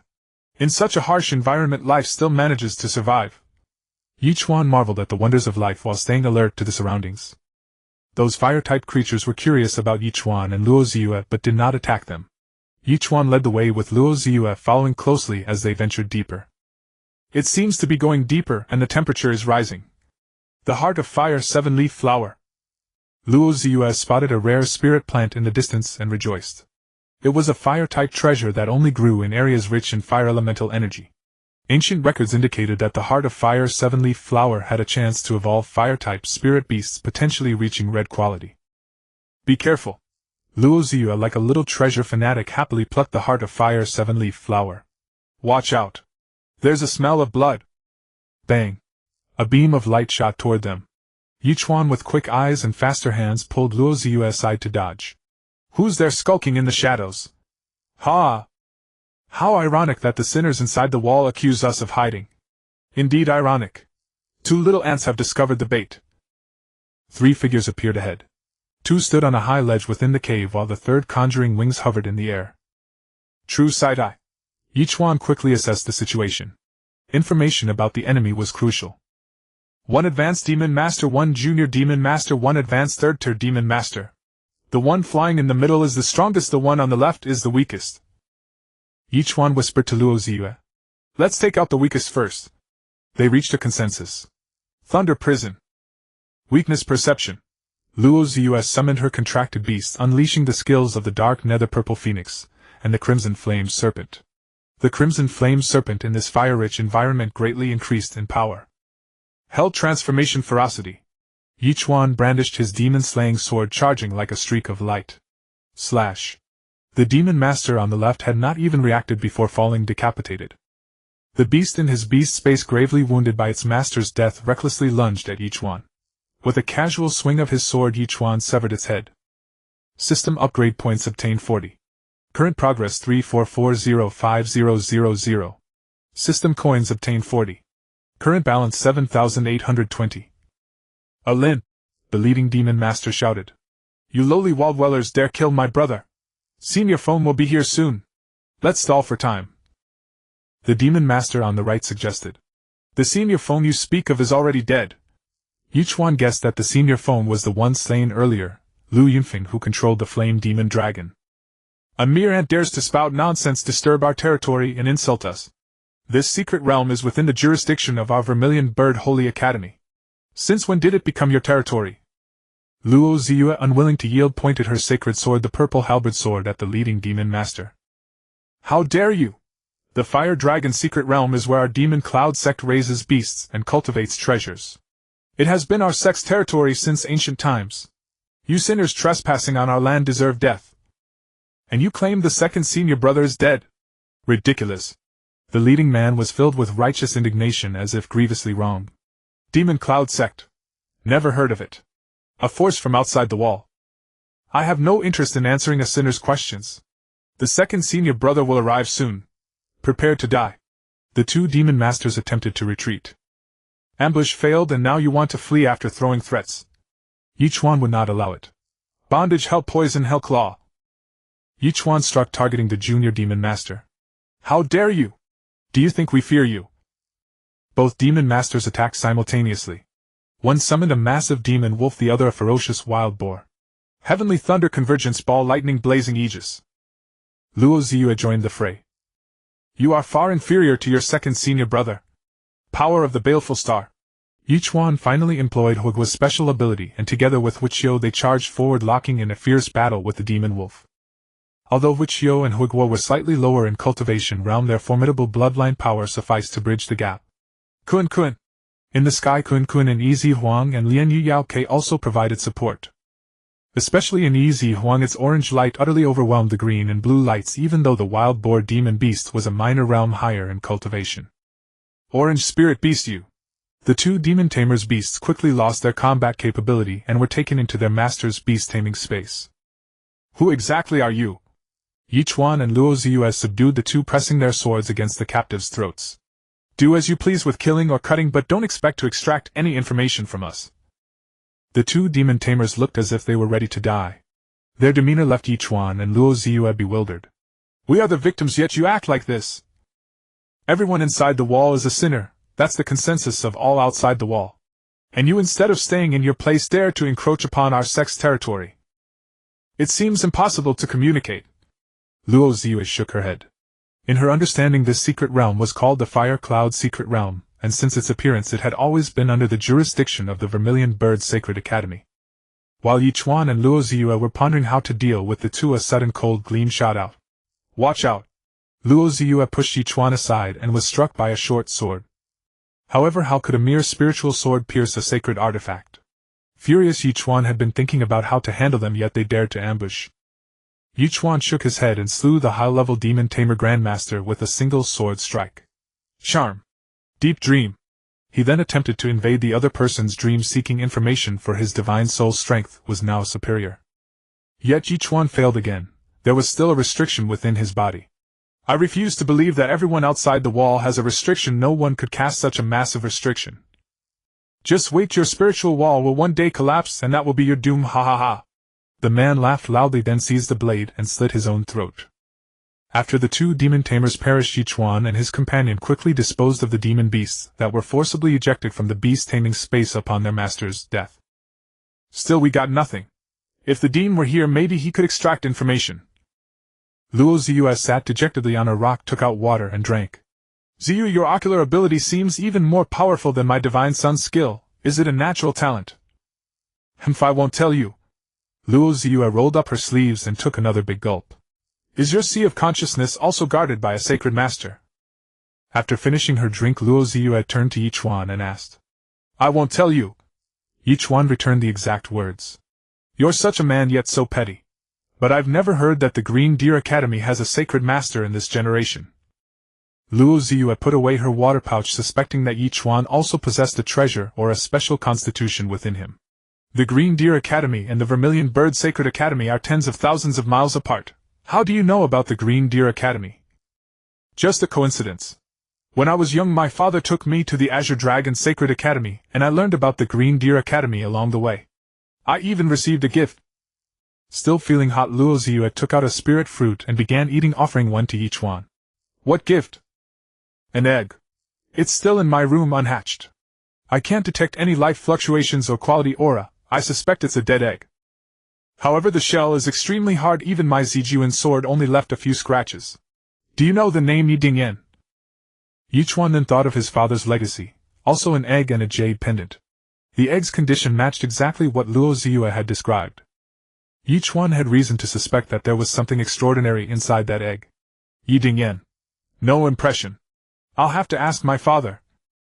Luo Ziyue pondered for a while and found the name unfamiliar. Ziyue, according to continental records, the Xuanyuan Continent has been peaceful for over 1,000 years and the 4 sacred beasts haven't appeared for centuries, right? Yes. Have you ever suspected that the 4 sacred beasts might have disappeared long ago? You are from the Vermilion Bird Sacred Academy. Have you ever seen the Vermilion Bird or anything related to it? Now that you mention it, I have indeed never seen the Vermilion Bird. The news that the Vermilion Bird is in the Academy is passed down by word of mouth and known to all. No one would doubt the Sacred Academy. Luo Ziyue suddenly felt the spirit fruit in her mouth lost its flavor. Since the Qilin disappeared long ago, it's not impossible that the 4 sacred beasts have also vanished. Moreover, records state that no one except that person has ever formed a contract with the 4 sacred beasts. The blood of Yi the Sky also red. You mean that forbidden person? Ye Chuan, isn't your surname Yi? Luo Ziyue's mouth fell open. According to records, that person left no descendants and vanished along with the Qilin. The rumor says his last appearance was at the Holy City. The Holy City is the safest place in the entire Xuanyuan Continent, and that person possessed supreme cultivation. How could he disappear without reason? Luo Ziyue's face was full of questions. I think it's all related to the Demon Tamer organization outside the wall. The Demon Tamer organization, so sinister. I heard that person wiped them out 1,000 years ago, but they've made a comeback. Luo Ziyue felt that the Demon Tamers, like the Demon Beasts, were rightly called the Demon Race. Their actions were completely beyond rational understanding. So do you think we should continue deeper? Perhaps we can find a place and wait quietly for the secret realm exit to open in a month. Ye Chuan still remembered that among those people there was a senior brother whose realm was likely no lower than the controller of the Flame Demon Dragon. If the two of them encountered him, it would be quite dangerous. Ye Chuan, have you sensed the opportunity to break through to the Beast Taming Grandmaster? I feel it's close. I've been tempering myself at this realm for over half a month. You've only been at the high-level 3rd grade Beast Tamer for half a month. Luo Ziyue was once again astonished by Ye Chuan, but then she recalled that he could contract 6 spirit beasts simultaneously. He surely had extraordinary qualities. Yes, after several consecutive battles I have faintly touched the threshold of the Beast Taming Grandmaster. Ye Chuan answered truthfully, especially today's battle with the Flame Demon Dragon had greatly benefited him. To be safe, we should both advance our realms before going deeper. I sense a great battle ahead, and I'm also about to break through to the high-level Beast Taming Grandmaster.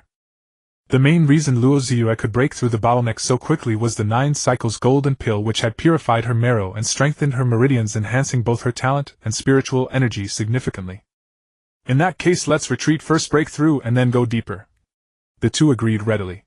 Sinners inside the wall, you dared to kill my junior brother. Just as Ye Chuan and the others were about to leave, a cold voice sounded. Ye Chuan turned his head and saw over a dozen people emerging from the depths. True sight. Name: Xuanyuan, age 36, rank advanced, king level demon tamer, talent king, favorability -10. Description: that man is a mid-level king level demon tamer, and the woman beside him is a low-level king level demon tamer. The other dozen or so are ranging from 3rd level demon tamers to 4th level beast taming grandmasters. Ye Chuan murmured. Run! Ye Chuan also felt that fleeing was the best option under the circumstances. After all, where there is life there is hope. Kun Kun! Ye Chuan summoned Kun Kun and immediately enlarged it, pulling Luo Ziyue onto its back. Purple Thunder Armor! Luo Ziyue cast Purple Thunder Armor on Kun Kun, greatly enhancing its speed and defense. Ye Chuan controlled Kun Kun, directing it to fly swiftly toward the exit. Trying to escape. Xuanyuan raised his right hand, radiating a brilliant light. With a thunderous rumble, the exit collapsed under Xuanyuan's attack. Countless boulders rolled down, blocking the opening. Many more fell into the lava, vanishing without a trace. Xiao Yu! Luo Ziyue summoned the Bayulingxi, attempting to force open the blocked entrance. But as the dust cleared, a massive beast had already sealed the cave mouth. True sight. Name: Infernal Blood Dragon. Rank: Late 5th Stage. Quality: Red. Mythic Affinity 6. Bound. Skills: Flaming Breath, Blood Prison, Rage. Special Skills: Blood Refining 9. Heavens Sweeping Thousands. Description: A dragon raised on the blood of countless creatures, extremely ferocious, able to burn blood to unleash terrifying combat power. Roar. The Infernal Blood Dragon spewed crimson flames toward the two. White Jade Armor Blazing Guardian. Hell Guardian. Even with all their stacked defenses, they were still repelled by the flames.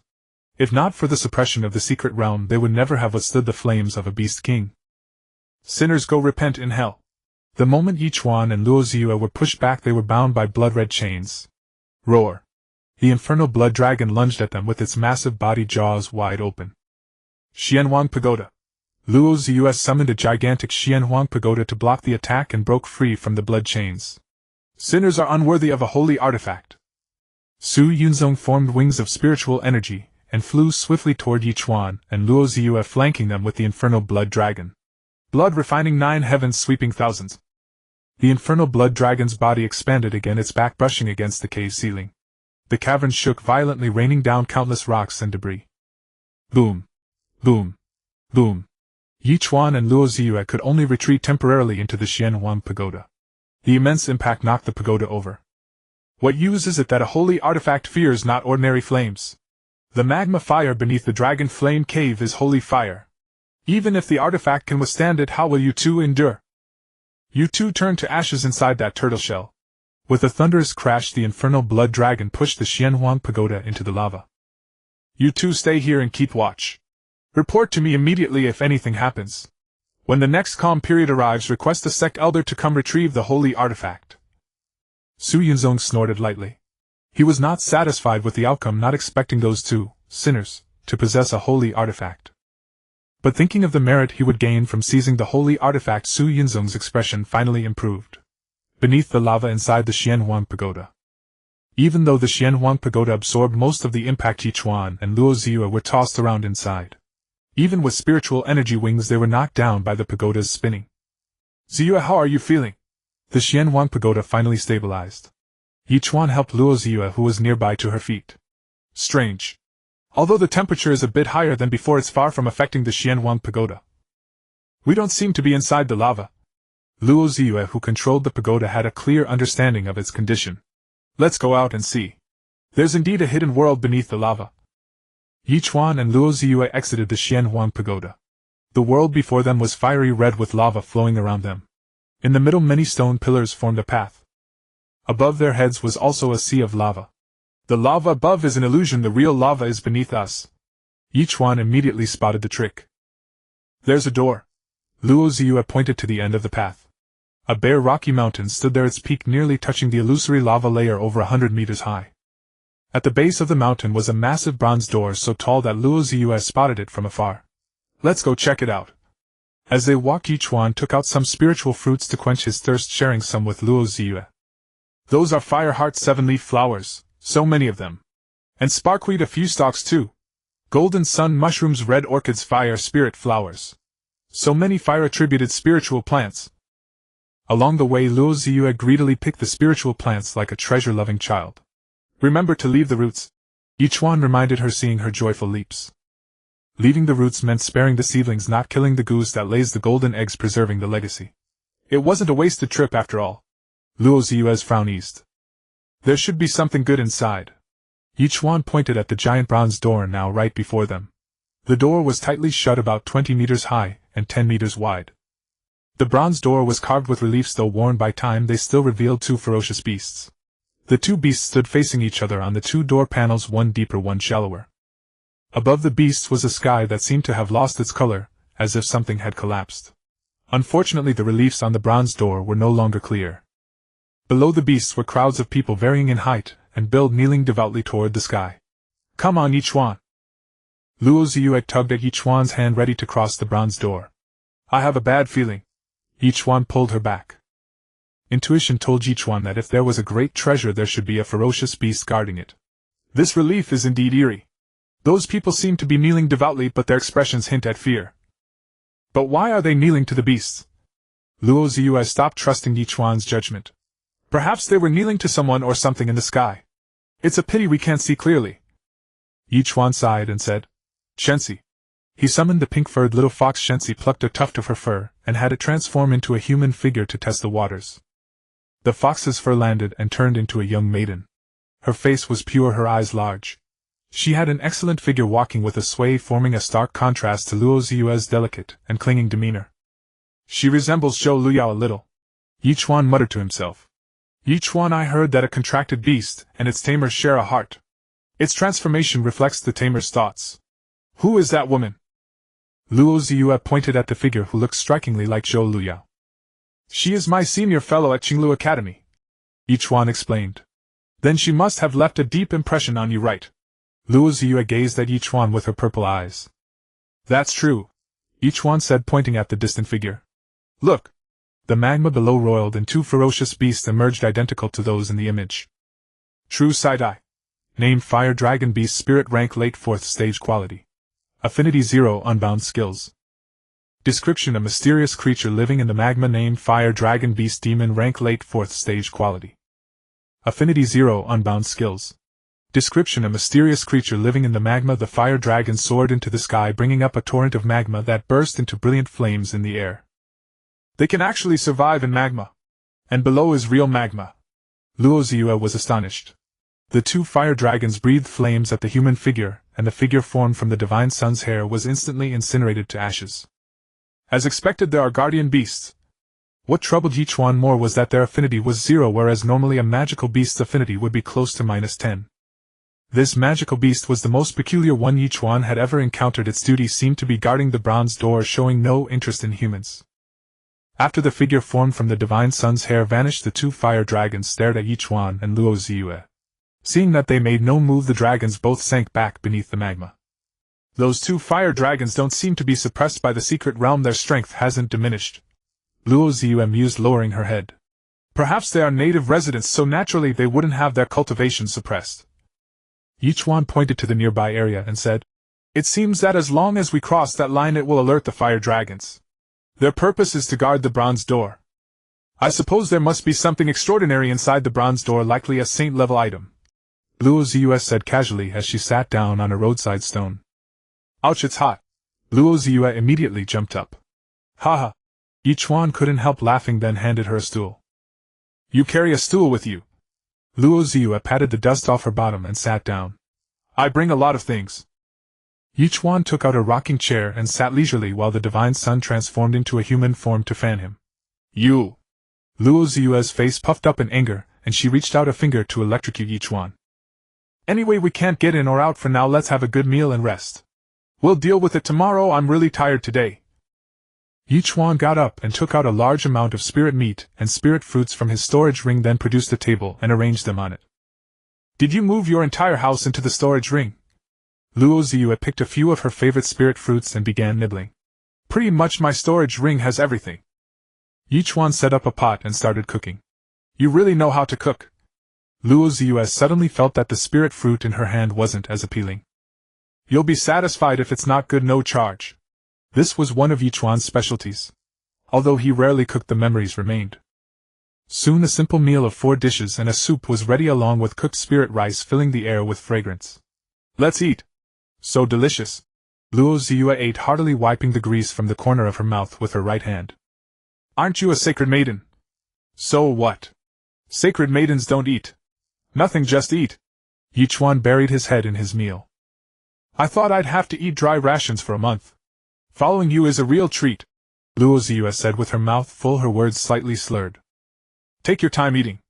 I promise the dishes won't repeat for a month. Next time I'll let you taste the cuisine from my hometown. Great. Luo Ziyue took another big gulp of soup. After about 2/4 of an hour they finally finished eating, and Ye Chuan cleared away the leftovers. Let's rest. Whatever happens we'll deal with it tomorrow. There's still nearly a month left. Where do we sleep? Find a place surrounded by mountains on 3 sides and sleep in the Xuanyuan Pagoda. Ye Chuan had already thought it through. Okay. Luo Ziyue waved her right hand and placed the Xuanyuan Pagoda at the spot Ye Chuan indicated, then the two entered the pagoda. Time to sleep, time to sleep. Ye Chuan took out a large bed from his storage ring and lay down on it. You really did move your house out. Who brings a bed when traveling? Don't people just bring a meditation cushion and sit cross-legged? Luo Ziyue sat on a meditation cushion leaning against the pagoda's wall. I like sleeping on a bed, it's comfortable. Ye Chuan covered himself with a thin silk quilt. Although it was very hot, it was his habit to sleep with a blanket. Do you have another bed? No, why would I bring two beds when traveling alone? Ye Chuan turned over and looked at Luo Ziyue. Forget it, I'll sleep. Luo Ziyue closed her eyes and began to meditate, preparing to enter a meditative sleep. If you want to sleep on a bed, come on. I can use the table to make a temporary one. No, as cultivators, how can we indulge in material comforts? We must train diligently. That's not what you said when you were eating just now. Ye Chuan rolled his eyes at Luo Ziyue. Mind your own business, just sleep. Fine, I'm really going to sleep. Ye Chuan pulled the quilt over himself and fell into a deep sleep. The next morning. Wife kiss. Ye Chuan was having an amorous dream. In the dream, the face of the person was randomly pieced together from memories. He felt as if he was holding a warm jade-like body and leaned in to kiss it. Huh! Holy crap! Ye Chuan opened his eyes and was startled to find that he was holding the blazing flame spirit serpent. The serpent's body lay in the middle of the bed with Ye Chuan on the left and Luo Ziyue on the right. Pervert! Why is everyone a pervert? Ye Chuan shouted, then sat up and began to put on his clothes. What does wife mean? Luo Ziyue opened her eyes drowsily. Why are you in my bed? Luo Ziyue shouted, pulling the quilt over to wrap herself. Look clearly, this is my bed. I'm the victim here. Ye Chuan, now dressed, jumped out of bed and began to tidy his clothes and hair. Seems so. I woke up in the middle of the night and got into bed half asleep. Luo Ziyue said, rubbing her temples with her index finger. Wait, I, the sacred maiden, haven't said anything yet. You're the one who's unhappy. Purple light bloomed at her fingertips, crackling in the air. A boy must protect himself when out in the world. Ye Chuan finally finished arranging himself and stretched. You haven't told me yet, what does wife mean?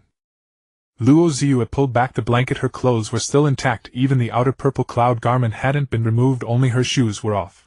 Wife is a dialect from my hometown meaning a very close woman. Ye Chuan explained. So am I your wife? Luo Ziyue looked at Ye Chuan with her innocent purple eyes. Of course it counts. After all, we have shared life and death together, so naturally it counts. Ye Chuan said with a perfectly serious face. That's more like it. Then why not call me wife a couple of times? Luo Ziyue, for her part, began to put on her shoes.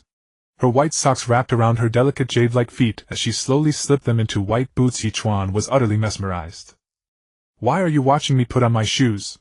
Luo Ziyue's violet eyes were full of confusion. Nothing. Wife. Ye Chuan turned his head away. Let's go. With a single thought, Luo Ziyue transported the two of them outside the Xuanyuan Tower. Last night, without being disturbed, they had slept soundly and peacefully. Ye Chuan, how do you think we should open the bronze gate? By killing the two fire dragons or by some other means?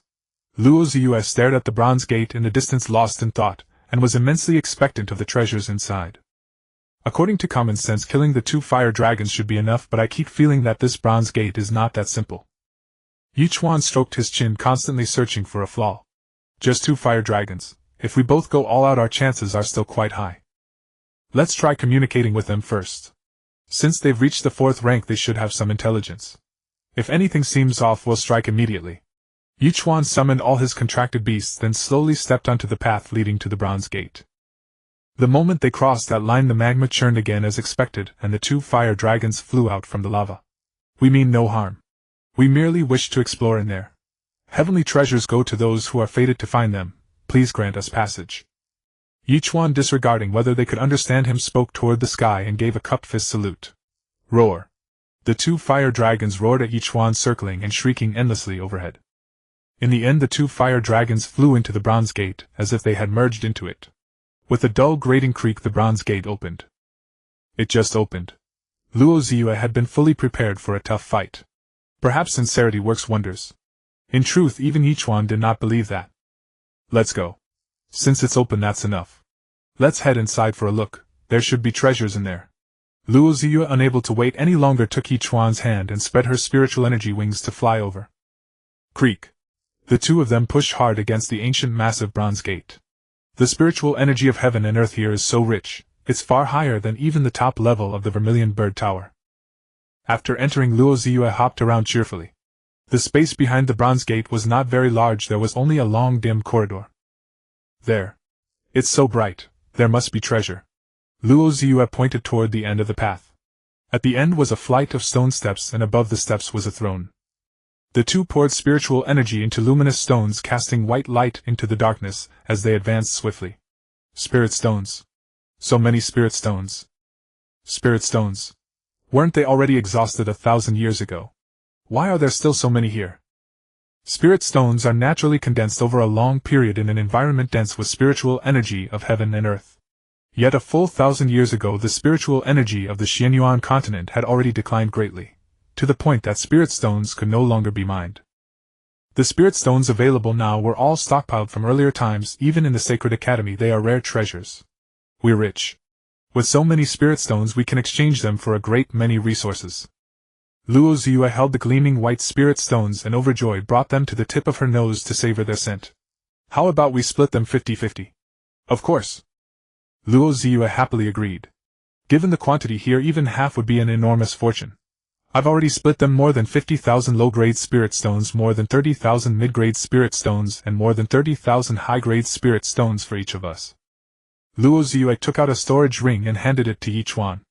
I'm afraid that even if all the spirit stones in the entire Vermilion Bird Sacred Academy were gathered together they still wouldn't match this amount. Why have spirit stones become so scarce now? Luo Ziyue murmured to herself. I've heard it was that person's doing. Tell me more. Luo Ziyue was not particularly interested in that taboo figure, and she knew less about him than Ye Chuan did. Legend says that person's spiritual power reached the absolute pinnacle of the world, at the peak of this continent, and he could break through the boundary and ascend to immortality. But he worried that after his ascension the human homeland would be harassed by the demon race, so he condensed all the spirit stones under heaven to form a spiritual wall that protects mankind. Because of this, spirit stones have been rare since 1,000 years ago, so people today use spirit-gathering pills instead. The spiritual wall is over 100,000 li long, dozens of meters high, and several meters wide. If it was truly forged from spiritual power, such an ultimate peak of spiritual power is simply unfathomable. Luo Ziyue looked off into the distance, imagining what the spiritual wall looked like. She had never visited it. These are not matters for people at our current cultivation realm. We should return to the Vermilion Bird Sacred Academy and report to the Dean. Ye Chuan still believed that strength was the foundation of everything. Only with strength could one hold the key to one's own fate. There's something over there. What is it? Wait, don't move. Eye of true sight. Name: Sacred Flame Stone. Description: it can forge sacred weapons, help spirit beasts evolve, and promote the rapid growth of fire-attributed spirit plants and spirit beasts. It is the cornerstone of this valley. Once it is taken away, the valley will collapse. That is a sacred flame stone. I read about it in ancient books. It is the cornerstone of this valley, and the moment it is removed the entire valley will collapse. If we leave it right here, it will continue to give birth to more fire-attribute spirit plants and spirit beasts. Ye Chuan suggested that Luo Ziyue leave it there. Fine. Anyway, we know the location and we've already gotten so many spirit stones and spirit plants, we shouldn't be too greedy. Luo Ziyue held a small, exquisite high-grade spirit stone in her palm and fondled it carefully. Let's just break through again. In a few days we'll go up and have another showdown with that senior brother. Ye Chuan was now desperate to break through to the beast-taming Grandmaster realm, for it would be a qualitative change. The two sat down cross-legged on the spot, held spirit stones in their hands, and began to cultivate. Ye Chuan felt that even the quantity and concentration of spiritual energy in a low-grade spirit stone far surpassed that of a third-tier spirit-gathering pill. 3 days later, Ye Chuan successfully broke through to the initial stage Beast-Taming Grandmaster realm, while Luo Ziyue successfully broke through to the advanced stage Beast-Taming Grandmaster realm. Excellent. Beast Spirit True Form. When one reaches the strength of a beast-taming Grandmaster, one can directly mobilize the beast spirit power without summoning the spirit beast. Combined with the beast spirit true form, this is the hallmark of a beast-taming Grandmaster. Ye Chuan summoned Hotpot's beast spirit true form. A huge tiger phantom enveloped Ye Chuan's body, and he felt as though he possessed inexhaustible strength. Manipulating the beast spirit true form phantom was as easy as moving his own arm. Want to spar? This time it was Ye Chuan who made the proposal. He wanted to test his own strength, and also become more proficient in fighting with the beast spirit true form. No. Luo Ziyue gave a soft humph. Ziyue, let's spar. Ye Chuan moved closer to Luo Ziyue and gave her a smile, revealing his white teeth. Then call me wife. Wife, let's spar. Deal. Luo Ziyue finally agreed, her violet eyes shining. Beast Spirit True Form. Bang. Bang. Bang. Ye Chuan and Luo Ziyue fought for 300 rounds inside the Bronze Gate. In the end, Ye Chuan barely managed to gain the upper hand over Luo Ziyue by deploying 6 spirit beasts. Among Ye Chuan's 6 contracted beasts, 5 had already broken through to the early 4th rank, with only Shensi yet to break through. Shensi was special and occasionally proved useful. Luo Ziyue's contracted beasts had also broken through to varying degrees. Dark Origin Purple Phoenix reached the middle 4th rank, Alchemy Radiant Sparrow the late 3rd rank, White Jade Rhino the late 4th rank, and Crimson Flame Serpent the late 4th rank. You're bullying me with numbers, unfair. After a short rest we should go up. It's been 4 days, it's time to teach them a lesson. Ye Chuan clenched his fist, thinking that if he could kill that infernal blood dragon, the system could upgrade to LV5. Neither of them used special abilities to avoid affecting the upcoming battle. After meditating for about 2/4 of an hour, both of their spiritual power and condition had returned to their peak. With the thought, Ye Chuan manifested the spiritual wings of Xuanyuan. As a beast-taming grandmaster now, he could use the power of beast spirit possession without summoning his spirit beasts. Luo Ziyue similarly manifested the wings of Dark Origin Purple Phoenix. The two flew upward. As they approached the illusory magma, they stopped to listen for any sounds. Shaolin, do you think the senior brother will succeed this time? This time our demon cloud sect mobilized so many elite disciples just to hunt that beast king for spirit weapon crafting materials. That's a native beast king. Its strength is not suppressed here. Even if dozens of us disciples besiege it, we might not win. Anyway, it's none of our business. We'll just wait here for the senior brother to come out. I say those two are already dead. Why are we watching here? When the time comes, contact the sect to retrieve the holy artifact. The entrance is also blocked, outsiders can't get in. Better to be cautious. If someone attacks from outside, we can notify the senior brother immediately. The two were still chatting, unaware of the approaching danger. Bang. They attacked from behind, each knocking out a demon tamer with a single hand chop. Let me try again. My divine soul has improved a lot. Deep dream. Ye Chuan managed to glimpse a corner of the dream, but the key parts were still blocked. Ye Chuan only knew that they were from a sect called Demon Cloud Sect outside the wall. The entrance to the secret realm was in their back mountain, and Demon Cloud Sect was located beyond the spirit wall, not too far from it. As for the key information about the restrictions, the sinners, etc., he still had no clue. Bang. Bang. Bang. In the distance, earth-shaking sounds came. Judging from the scene, it should be the Demon Cloud Sect members ganging up on the native Beast King of the secret realm. I didn't expect there to be a native Beast King deep inside the cave. Let's go join the fun. Luo Ziyue had just broken through both her spiritual power, and the rank of her contracted beast had improved, and her morale was high. The two lightly flapped their spiritual wings and continued deeper. This space is sealed by a high-level formation, a flag formation infinitely close to a holy artifact. It seems they are well prepared to besiege the Beast King. Luo Ziyue hid behind a large rock with Ye Chuan behind her. True sight. Name: Lava Giant. Rank: early 5th rank. Quality: Purple. Legendary affinity -1. Skills: firm as a rock, hardened lava spike. Special skill: Earth Tremor. Description: a magma intelligent being formed over countless ages. It's only a newly advanced Beast King and only purple quality. With the formation and multiple attackers, that native Beast King is in danger. Ye Chuan analyzed. That native Beast King has incredibly high defense. It will take them a while to fight. I wonder how long they've been at it. Luo Ziyue pointed at the Beast King, which was even larger than the infernal blood dragon, and covered in rock. Let them fight like Snipe and Clam. Will watch from the shore and reap the benefits in the end. Ye Chuan used the turtle breath technique, also covering Luo Ziyue. When they're almost done, we'll strike first and kill that senior brother. That senior brother's cultivation level is too high. Even in the Holy Academy he could be a teacher, but he's just a disciple. Luo Ziyue found the strength beyond the wall evident. They are a sect while we are an academy. The structures are different. If they were truly that powerful, they would have already breached the spirit wall. Ye Chuan, however, believed that the strength inside and outside the wall was not too far apart. The two waited for a long time, roughly 4 to 5 hours. Time to strike. Purchase demonic bow. Purchase successful. Current system gold coin balance 6940. With a thought, the demonic bow appeared in Ye Chuan's hand. He then put on the demonic helmet, activating the 4-piece set bonus. Blessing. Cruelty, malignant star power. Ye Chuan drew the bow like a full moon. The spirit energy arrow nearly materialized, aiming at the senior brother Xuanyuan. Swish. The arrow shot out like a cannonball. Bang! The arrow hit Xuanyuan, the immense force sending him flying crashing into the mountain wall, dislodging a few rocks. If his spiritual power hadn't automatically protected him, and he hadn't worn a spirit artifact, this strike would have pierced through him.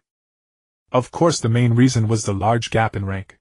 If he were a third-rank Beast Tamer, even wearing a holy artifact, he couldn't have blocked this strike, and the tremendous force would have shattered his internal organs.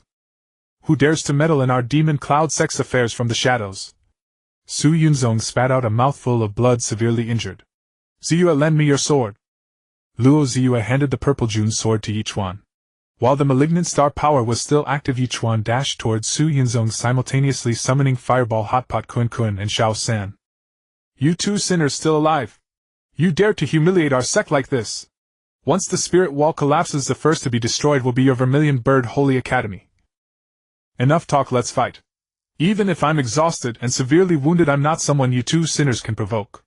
Form the formation. Xuanyuan roared. Dozens of disciples abandoned the encirclement of the lava giant and surrounded Ye Chuan and Luo Ziyue. Roar. The lava giant was still trapped by the formation and couldn't escape, letting out a long howl. Beast Spirit True Form. Ye Chuan and Luo Ziyue shouted simultaneously. Dark Origin, Purple Phoenix, White Jade, Rhino, Fireball. The 8 spirit beasts they summoned all became gigantic, while the beast spirit true form attached to them. The entire spacious cave instantly became cramped. True sight. Ye Chuan scanned again to confirm their strength. Azure Flame, Danqing Sacred Chant, Wind Sweeping Remnant Clouds. Kun cried out high in the air. The Azure Flame of the Azure Luan rampaged among the crowd. Danqing's Sacred Chant and Wind Sweeping Remnant Clouds were highly compatible skills, and the scene became incredibly chaotic. Most demon tamers below the 4th rank were burned to ashes, while some were swept into the magma. The magma here was real magma. Cries of weeping, screams, and exclamations echoed through the space. You want our lives, so we won't spare yours. After the storm, only a scene of devastation remained, with merely 13 demon tamers still standing. Criminal, how dare you! Die! Blood prison raged, sweeping 1,000 armies. The Hellfire Blood Dragon's body grew even larger, and the phantom of its beast spirit form had already surpassed the cavern ceiling. Invulnerable Hell's Shield, Hell's Transformation. White Jade Armor, Blazing Guardian. Ye Chuan and Luo Ziyue once again combined their skills. Their strength had advanced significantly, naturally enhancing the effects of their skills. Hell's Poison, Hell's Claw. The colossal fireball tore apart the blood-colored chains. Break! Ye Chuan repeated his tactic, using the holy sword to sever the Hellfire Blood Dragon's forelimb. In this confined space, severing a forelimb was more effective than cutting off a wing. Roar! The Hellfire Blood Dragon let out a painful howl, then spewed blood-colored flames at Ye Chuan. Unfortunately, Ye Chuan, now a beast-taming grandmaster, had surged in power and only suffered minor burns. Damage transfer. This was Ye Chuan's first time using the skill of a Qing, the Azure Flood Dragon, allowing him to transfer part of the damage he received to a Qing. A Qing possessed strong healing abilities, and the transferred damage was also weakened. After the damage transfer, the burning sensation on Ye Chuan's body subsided significantly. Rascal! A person beside Xuanyuan shouted, and his beast launched an attack at Ye Chuan. Junior brother Zhao No! Zhao Feng was the 2nd king-level demon tamer, but only newly advanced. Under the suppression of the secret realm, his strength was comparable to a beginner beast-taming grandmaster. Zhao Feng's beast was relatively ordinary, a giant tiger with long fangs, merely of purple legendary quality. A mantis trying to stop a chariot, overestimating yourself. Ye Chuan swung his sword, cleaving the giant tiger's head. Pfft. Zhao Feng spat blood. His contracted beast's death severely wounded him. Obtain system upgrade points 2130. Obtain system gold coins 2130. System upgrading.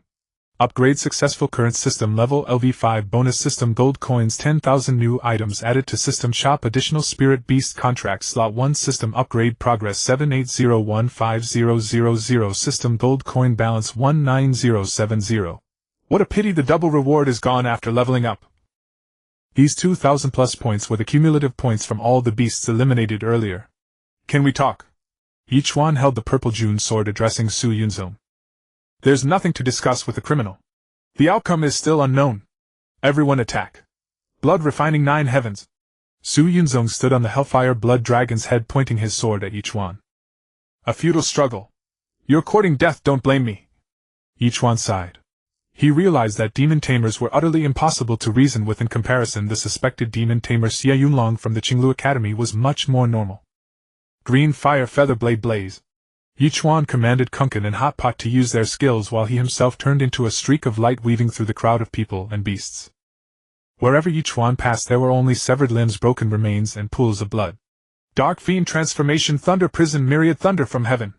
Luo Ziyue was also fighting. In less than a quarter of an hour the only demon tamer still standing was the senior brother Su Yunzong. His black hair was disheveled, his body covered in blood and wounds, and he knelt on one knee gasping heavily. Ye Chuan and Luo Ziyue were also drenched in blood, but most of it belonged to others. Unless they were below king level, few could endure more than 3 moves against Luo Ziyue. Her Dark Fiend Purple Phoenix was of orange divine quality. The legendary sacred beasts were also of this quality. The Dark Fiend Purple Phoenix greatly enhanced Luo Ziyue's combat power. Haha, I never imagined Su Yunzong would die at the hands of 2 criminals. Su Yunzong took out a special spirit talisman, and murmured something with his head bowed. Once the spirit wall collapses, your Vermilion Saint Academy will be doomed. I have already sent your appearances via message. When the Secret Realm's exit opens, my Demon Cloud sect will naturally receive it. You two just wait for the relentless pursuit of my Demon Cloud sect. Haha. Su Yunzong stood up, slit his own throat with his sword, and fell from the Hellfire Blood Dragon into the lava. Su Yunzong would rather die standing than perish at the hands of criminals. With Su Yunzong's death, the Hellfire Blood Dragon was gravely wounded and went berserk. But it was already battered and scarred. How could it be a match for Ye Chuan? Fine. The severely wounded Hellfire Blood Dragon was even restrained by water droplets spat out by a Qing around its neck. Swish. Ye Chuan struck off the Hellfire Blood Dragon's head with one swing of his sword. It's over. Ye Chuan looked at the scattered remains filled with emotion. Obtained system upgrade points 1800, current progress 2580150000. Obtained system gold coins 1800, balance 20870. Ye Chuan sighed, then began cleaning up the battlefield, dividing the spoils equally with Luo Ziyue. Access the system shop. With a thought, an interface visible only to him appeared before Ye Chuan. He first checked the artifact category. Mountain Cloud Sword, high grade holy artifact, 10,000 system gold coins, limit 1. Mountain Cloud Blade, Mountain Cloud Spear, Mountain Cloud Bow. Mountain Cloud Robe, high grade holy artifact, robe, indeed, 100,000 system gold coins. Then Ye Chuan checked the Spirit Beast category. Orange Spirit Beast Juvenile Offensive, 100,000 system gold coins. Orange Spirit Beast Juvenile Defensive, 100,000 system gold coins. Orange Spirit Beast Juvenile All-Rounder, 100,000 system gold coins. Ye Chuan stopped looking, the prices were too high.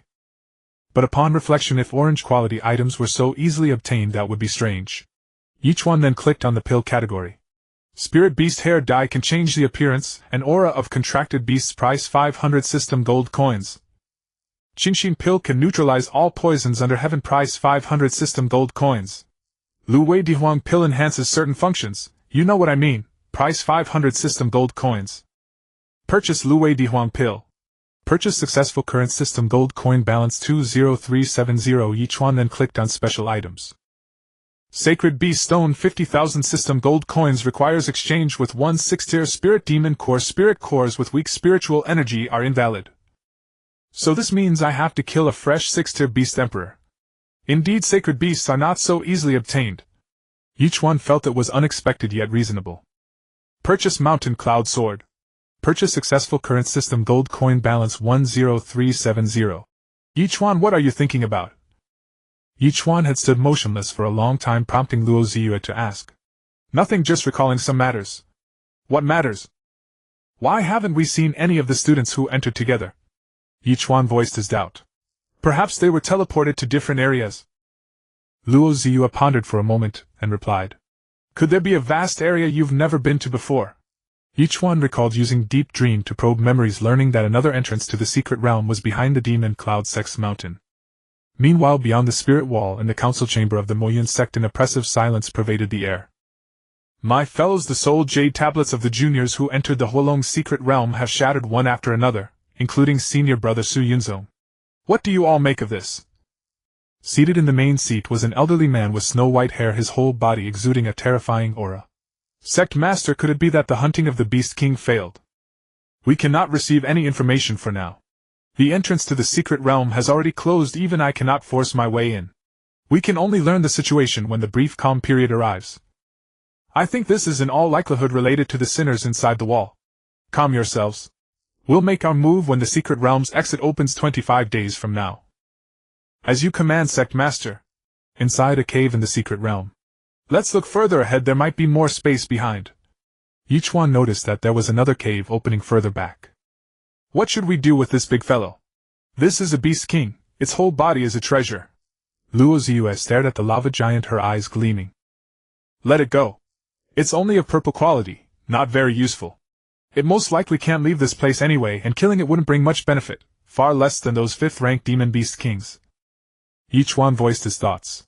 In just a few days they had already slain 3 5th-rank demon beast kings, a feat that would be extremely difficult to achieve outside the secret realm.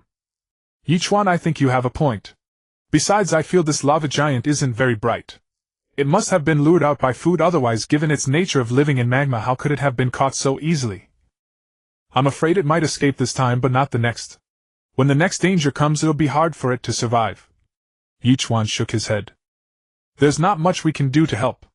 With our current soul strength, we're not even capable of forming a contract with it, and our intimacy level wouldn't meet the requirements either. Luo Ziyue could not think of a good solution either. Forget it. Respect its fate. Let's go in. Ye Chuan shook his head, used the Zijuan sword to sever the banner formation, and the lava giant cast a grateful look at the two before sinking back into the magma. A moment later a stone flew out from the magma and the lava giant resurfaced, letting out a roar at the two. Though they could not understand its language, Ye Chuan and Luo Ziyue understood that it was a gift of gratitude from the lava giant. This is a holy flame stone. Although it's not as large as the earlier one, it's more than enough to forge a holy weapon. Luo Ziyue's eyes curved into crescents again. This was a saint-grade treasure. It seems that sometimes good deeds do bring good rewards. This was a pleasant surprise, a twist of fortune that made all the hard work worthwhile. But there's only one. Luo Ziyue toyed with the holy flame stone, unsure how to divide it. No matter. This one is yours. We still have more than 20 days left, and there will be other treasures. We can divide things up slowly later. This thing was of little use to Ye Chuan, as none of his contracted beasts currently needed a holy flame stone. Really? That's wonderful. Luo Ziyue jumped with joy. Let's go deeper. The two spread their spiritual energy wings and continued deeper. But the cave seemed to have reached its end. When they advanced further, the path started leading upward. Along the way, Ye Chuan remained fully alert, for traces of human activity were everywhere. It seems this path was taken by the demon tamers. This cave network connects in all directions. Ye Chuan fell into thought, but he still couldn't figure out why no students from the Zhuke Holy Academy had been seen. Could my junior fellow students all have? Luo Ziyue lowered her head, slightly worried that they had all been killed by the demon tamers. After all, the demon tamers did not regard them as their own kind, but merely as heinous sinners. Don't be so pessimistic. There were so many people and they were teleported randomly, the odds of them all being killed together are low.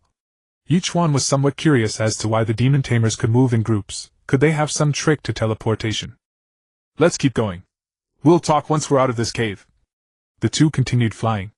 The exit was far deeper than the entrance they had come in from, and it took them a full quarter of an hour to fly out. Let's fire a signal flare first and see if there's a response. With that, Luo Ziyue took out a signal flare and shot it into the sky. Bang! Though it was still somewhat distorted, it wasn't too bad this time. Ye Chuan and Luo Ziyue could still see the flare. The two continued toward the outside of the cave entrance, vigilantly watching their surroundings. The area was vast and open, with a mountain range ahead, though not as grand as the one where they had hunted the blazing demon dragon before. Look over there. Luo Ziyue pointed excitedly at the distant sky. It's a signal flare coming from the mountain range. We finally got a response. The two sped up and flew forward. I have a bad feeling about this. Luo Ziyue's voice was low. Her purgatory sunbird had a lot of contact with her schoolmates, and she could sense the sunbird's mournful cry. The two quickened their pace. Fireball! Ye Chuan summoned Fireball and had it locate the direction of their companions. The two people and one dog weaved through the dense forest until they finally found a cave entrance. There was still a pool of fresh blood at the cave entrance. Could it be the classmate who sent the signal? He was discovered, and then... Luo Ziyue covered her mouth and nose, barely holding back her tears. Turtle breath technique. Ye Chuan activated the turtle breath technique, and the two entered the cave again to investigate. On the ground there were pools of blood from time to time, along with pieces of flesh and bone. Rage burned silently in Ye Chuan's heart. It's the cave opening ahead. Both Fireball and the purgatory sunbird gave the same answer. Even the senior brother is gone. The rest must be nothing but a bunch of worthless rabble. Let's go. Ye Chuan, I'll lend you the Xuanyuan sword after all. Luo Ziyue handed the Xuanyuan sword to Ye Chuan. No need. I still have a treasured sword that has never been drawn. Today it's time it tastes blood. Ye Chuan drew the Xuanyuan sword, its cold light piercing, and its sword aura humming. Luo Ziyue had already summoned all her contracted beasts, while Ye Chuan summoned Fireball, Hotpot, Kunkan, and Xiaosan. You sinners, did you really think that just because someone escaped and fired a signal flare you'd be saved? Let me tell you, senior brother and second senior brother each entered through 2 different cave entrances. None of your people will be coming through. Haha. Glare all you want. It won't kill anyone. If I'm in a good mood, I might even throw you a few scraps. Luo Ziyue and Ye Chuan could not wait a single moment longer and barged straight in. Even though they had just gone through battle themselves, they were shocked by what they saw before them. 15 students from the Zhuge Holy Academy were locked inside specially made iron cages bound by iron chains that hooked into their flesh. Their meridians had clearly been crippled, leaving them devoid of any spiritual energy.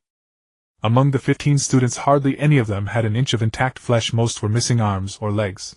Some of the female students had been tortured so horribly that the sight was unbearable. Don't look. Let me do the killing. Ye Chuan covered Luo Ziyue's eyes. The scene before them was simply too tragic. The demon tamers of the Moyan sect seemed not to treat them as sinners, but rather not as human beings at all. No, I am the Holy Maiden. This is a responsibility I cannot escape. Luo Ziyue firmly moved Ye Chuan's finger away. Her entire body trembled as she tightly gripped the purple June sword. Another one coming to die. Inside the cave were over a dozen demon tamers, all of them at the Grandmaster level, or below. Kill. Luo Ziyue did not want to waste a single word. She commanded the dark fallen purple phoenix to charge at the demon tamers. An orange terror spirit beast. One of the demon tamers stumbled backward in terror. How? How did they find this place? Where is senior brother? Luo Ziyue's dark fallen purple phoenix was like a wolf among sheep. No one could withstand a second strike. It was a blow struck in fury. The beast spirit, true form of the dark fallen purple phoenix, reaped lives like purple flames. Before long the cries of agony grew fainter, and ultimately not a single demon tamer survived. Fellow disciples, I'm sorry I didn't find you sooner. Luo Ziyue and Ye Chuan hurriedly cut open the iron cages and distributed healing medicine to everyone. So these are the legendary demon tamers. They treated us like livestock, tormenting us for sport. A student clenched his fist and pounded the ground in fury. Are the others still alive? The topic was heavy, but Luo Ziyue could not avoid it. There were 33 of us in total. 17 are here, 15 died here, and 1 is still missing. Everyone check quickly, who is absent? The older student who spoke was named Ji Lianshan, a novice Grandmaster Beast Tamer. His arm was twisted beyond recognition, yet he remained silent without a word. Junior brother Lianshan, focus on recovering. Leave the rest to us. Although Ji Lianshan was older than Luo Ziyue, she was the Holy Maiden, so by seniority all disciples were her juniors. Don't resist. Enter my Xuanyuan Tower. Luo Ziyue summoned the Xuanyuan Tower, sending the injured inside, and placed a large amount of food and various medicines within. Another student is missing. Luo Ziyue's expression dimmed, her earlier aura gone. She collapsed to the ground, burying her head between her knees. We'll search slowly. Maybe he's still alive. Ye Chuan helped Luo Ziyue up and let her lean against his chest. I never expected such heavy casualties, especially when I, the Holy Maiden, personally led the team. Although he couldn't see Luo Ziyue's face, Ye Chuan heard soft sobs. Disasters are unpredictable. Fortune and misfortune shift like the wind. Who could have foreseen the demon tamers meddling here? Ye Chuan gently patted Luo Ziyue's back. Though she was the Holy Maiden, she was still just a 16-year-old girl. Ye Chuan looked up to the heavens and sighed. He felt that the world was about to change. The 1,000-year peace of the Xuanyuan Continent was on the verge of shattering. The wind stirs before the mountain storm. Ye Chuan became even more determined to rapidly increase his strength. He wanted to grow faster, ideally reaching the king-level Beast Tamer in a short time. What frustrated Ye Chuan was how difficult it was to obtain a sacred beast stone. It required 500,000 system gold coins and hunting a 6th-rank beast king demon spirit beast. If he directly purchased an orange-quality spirit beast cub, it would cost over 100,000 system gold coins, or even hunting 100 king-level demon beasts. Under these circumstances, Ye Chuan could only cross the spirit wall to hunt demon beasts. Ye Chuan, would you be willing to join the Vermilion Bird Holy Academy? Luo Ziyue looked up, her expression unusually serious. I don't know. At least not yet. I still have unfinished business. Ye Chuan felt helpless. He still had a heap of troubles to deal with at the Green Deer Academy. If you join the Vermilion Bird Holy Academy, I can ask Father and the Dean to make you the Holy Son. The Academy's resources will be tilted toward you, and you might even become the future Dean. But there is one condition: you must marry me. Ziyue, even if I were to marry you, it would never be to become the Holy Son or the Dean. It would be because I truly love you. And the same goes for you. I hope you want to marry me because you truly love me, not because you want to bind me to the Vermilion Bird Holy Academy. Do you understand? Ye Chuan reached out and wiped the tears from Luo Ziyue's eyes. So you don't love me, is that why you refuse? You prefer those older girls, don't you?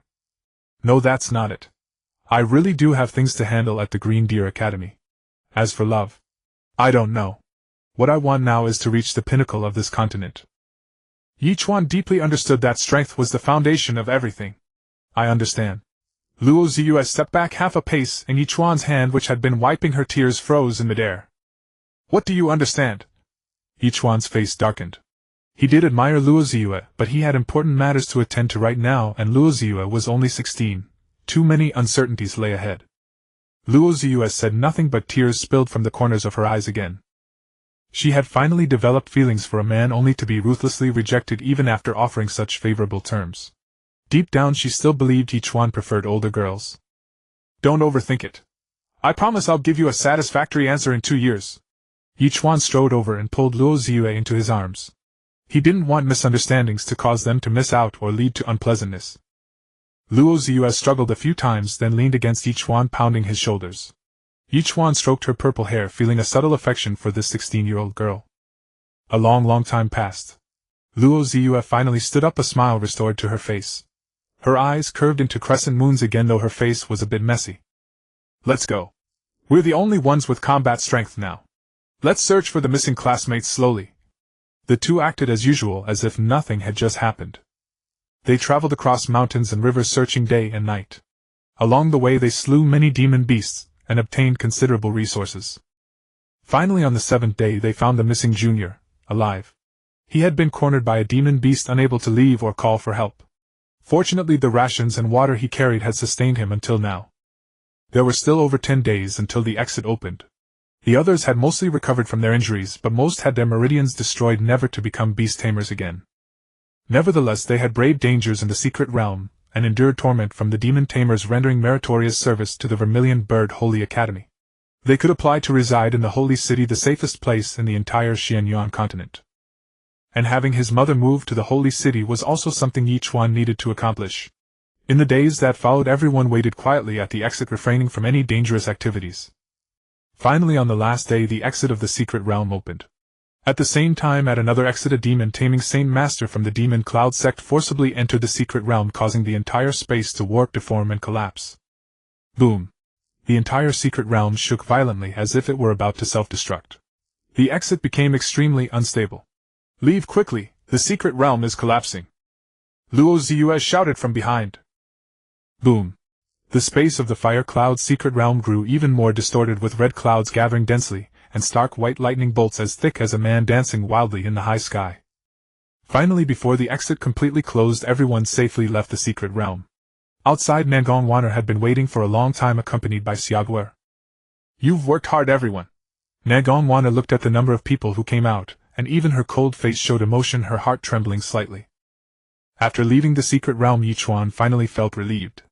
It felt good to have his feet on solid ground. Guer, come here. Ye Chuan waved to Xuanyuan. After a month, Xuanyuan had grown a bit taller, and her figure had become slightly fuller. Brother Yi, sister Luo. Xuanyuan also noticed the grim expressions on everyone's faces and put away her smile. Everyone, this is not a place for discussion. Let's return to the academy first. Xuanyuan summoned Honger and let everyone board. The journey was silent, with a heavy atmosphere. Soon Hongwan brought everyone back to the Vermilion Bird Saint Academy, and stopped in front of the courtyard of the Academy's enforcement hall. After a brief handover, the others left, leaving only Ye Chuan, Luo Ziyue, and Ji Lianshan. They described the experience in the secret realm in detail, while the enforcement hall master recorded it with the heavenly eye. I never expected that the organization of demon tamers, silent for 1,000 years, would reappear and even declare that the spirit wall will collapse. The times are indeed changing. Negong Qinglin, the enforcement hall master, couldn't help but sigh. Although he was over 60, he still maintained his elegance. That sect is called the Demon Cloud Sect, and they even declared that they will destroy the Vermilion Bird Saint Academy in the future. Luo Ziyu said angrily.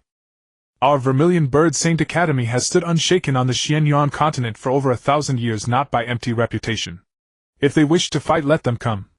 Negong Qinglin's demeanor was calm and extremely confident. In the vast world, who would dare to declare war on the Vermilion Bird Saint Academy?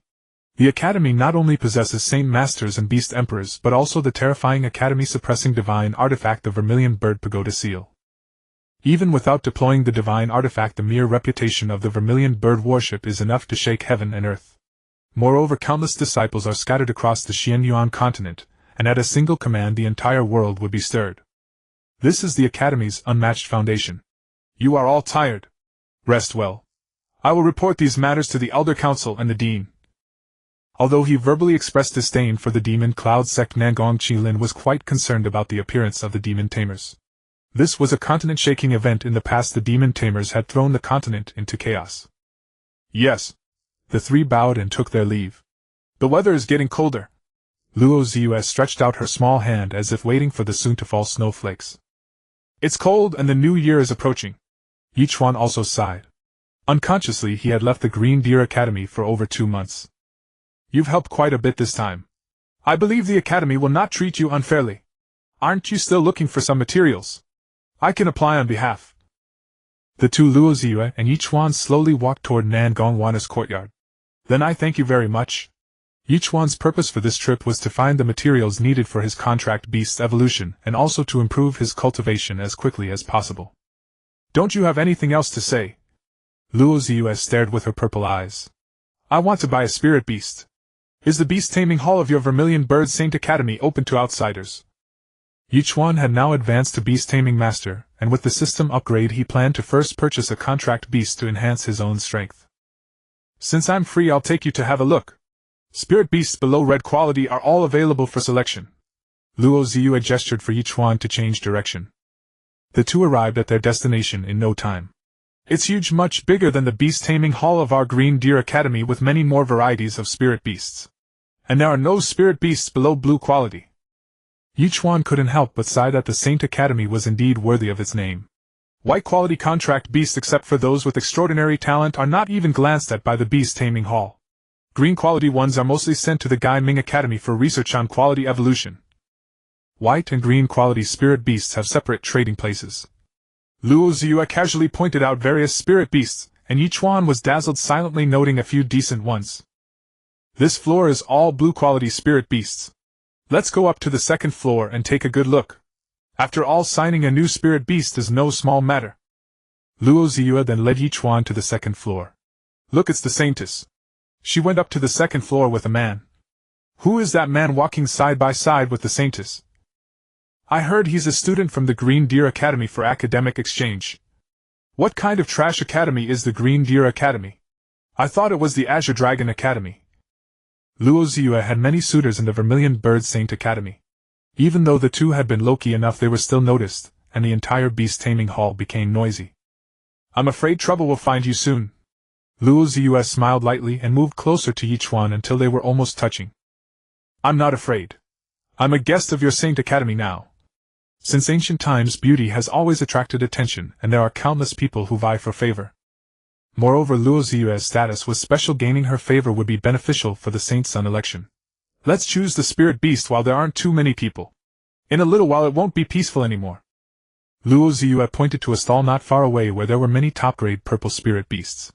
Ye Chuan activated his true sight eye and finally found his target. Name: Purple Winged Unicorn. Rank: Second Stage. Early Quality. Purple Legendary. Affinity 4 Skills - Savage Charge. Endurance. Special Skill: Purple Winged Storm. Description: a unicorn of extremely high appearance, fast speed, strong endurance, perfect for escaping. Hidden Bloodline. Dragon Horse. Red Mythic. Activation Condition: Century Thunder, Tribulation Wood, Bloodline, Awakening Stone. I'll take this one. Ye Chuan sometimes felt that his speed was not fast enough and his endurance not strong enough, so he chose the Purple Winged Unicorn. Steward, I want this Purple Winged Unicorn. Luo Ziyu spoke after seeing Ye Chuan's choice.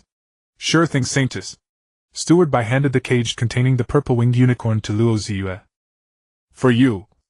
Luo Ziyue handed the cage to Ye Chuan. Then I thank the saintess greatly, Ye Chuan said jokingly. Pretty boy, what virtues does he have to gain the saintess's favor? She even gave him a spirit beast worth 1,000,000 copper coins. Isn't he just a bit better looking than me? I'm not convinced. Where am I lacking? You. Just a bit. Do you even have a clue? The crowd became noisy again, and Ye Chuan instantly became the center of attention. Ye Chuan smiled and shook his head, intending to quickly return to the courtyard to sign the contract and nurture the purple-winged unicorn. Are you the academic exchange student from the Green Deer Academy? Just as Ye Chuan was about to go downstairs, he was unexpectedly blocked by a person. The newcomer was a man in a white robe, elegant and graceful, wearing a 4-star Beast Tamer badge on his chest. Look, that's Xuanyuan, a senior beast taming master, one of the Saint's son candidates, and also a suitor of the Saintess. Now there's going to be a good show. I am Ye Chuan, an exchange student from Qinglu Academy. Who are you and why are you blocking my way? Ye Chuan let out a cold sneer. Indeed, a pretty face is a curse. He never went looking for trouble, but trouble always came looking for him. Allow me to introduce myself. I am Xuanyuan, an advanced beast taming grandmaster, a member of the Fang family of Zhuge Holy Academy, and a candidate for Holy Sun. Oh, I see. Please don't block the way, I need to go down. Ye Chuan was utterly indifferent. A man should know his place. The Holy Maiden is not someone from some backwater corner can lay a finger on. Xuanyuan wasn't looking at Ye Chuan, but his meaning was unmistakable. And what if I do? Ye Chuan took Luo Ziyue's hand and looked at Xuanyuan provocatively. Take your filthy hands off her. A bird-shaped phantom appeared as Xuanyuan activated his beast spirit true body, releasing oppressive pressure to give Ye Chuan a warning. Xuanyuan, that's enough. Luo Ziyue released the pressure of the dark blood purple phoenix and shielded Ye Chuan. Ziyue, do you really like that, pretty boy? Xuanyuan's face turned green with rage as he glared at the hand Ye Chuan was holding, and Luo Ziyue did not pull away. What if I do like him? What business is it of yours? Besides, stop calling me so intimately. You and I aren't close. Luo Ziyue moved even closer to Ye Chuan. Boy, if you've got guts, come with me to the beast taming arena. No. Ye Chuan felt the lines sounded strangely familiar. If you don't dare to face me, then stay away from Ziyue. From now on, when you see me, Xuanyuan, in Zhuge Holy Academy, keep your head down and know your place. Xuanyuan pressed closer again. Stop calling her Ziyue so affectionately. What are you to her? By seniority, you're merely her junior. Junior schoolmate, please don't block the way. We're heading back. Ye Chuan took Luo Ziyue's hand, conjured wings of spiritual energy, and flew down the staircase. Boy, take your dirty hands off her. Xuanyuan flew down as well, and a colossal beast spirit phantom lunged at Ye Chuan. Bang! Xuanyuan's bird-shaped phantom was blocked by Luo Ziyue's dark blood purple phoenix phantom. Luo Ziyue's cultivation had now reached advanced beast taming grandmaster, and the dark blood purple phoenix had likewise reached late 4th rank, so Xuanyuan was naturally no match. Ziyue, you broke through again. Luo Ziyue rolled her eyes, clearly disliking Xuanyuan's intimate address. Xuanyuan, that's enough. Keep this up and I'll call the enforcement hall. Ye Chuan is a guest. If word of this gets out, what will happen to our Holy Academy's reputation? Luo Ziyue intensified her beast spirit pressure, and the air crackled with electric static. Ziyue, call me Holy Maiden.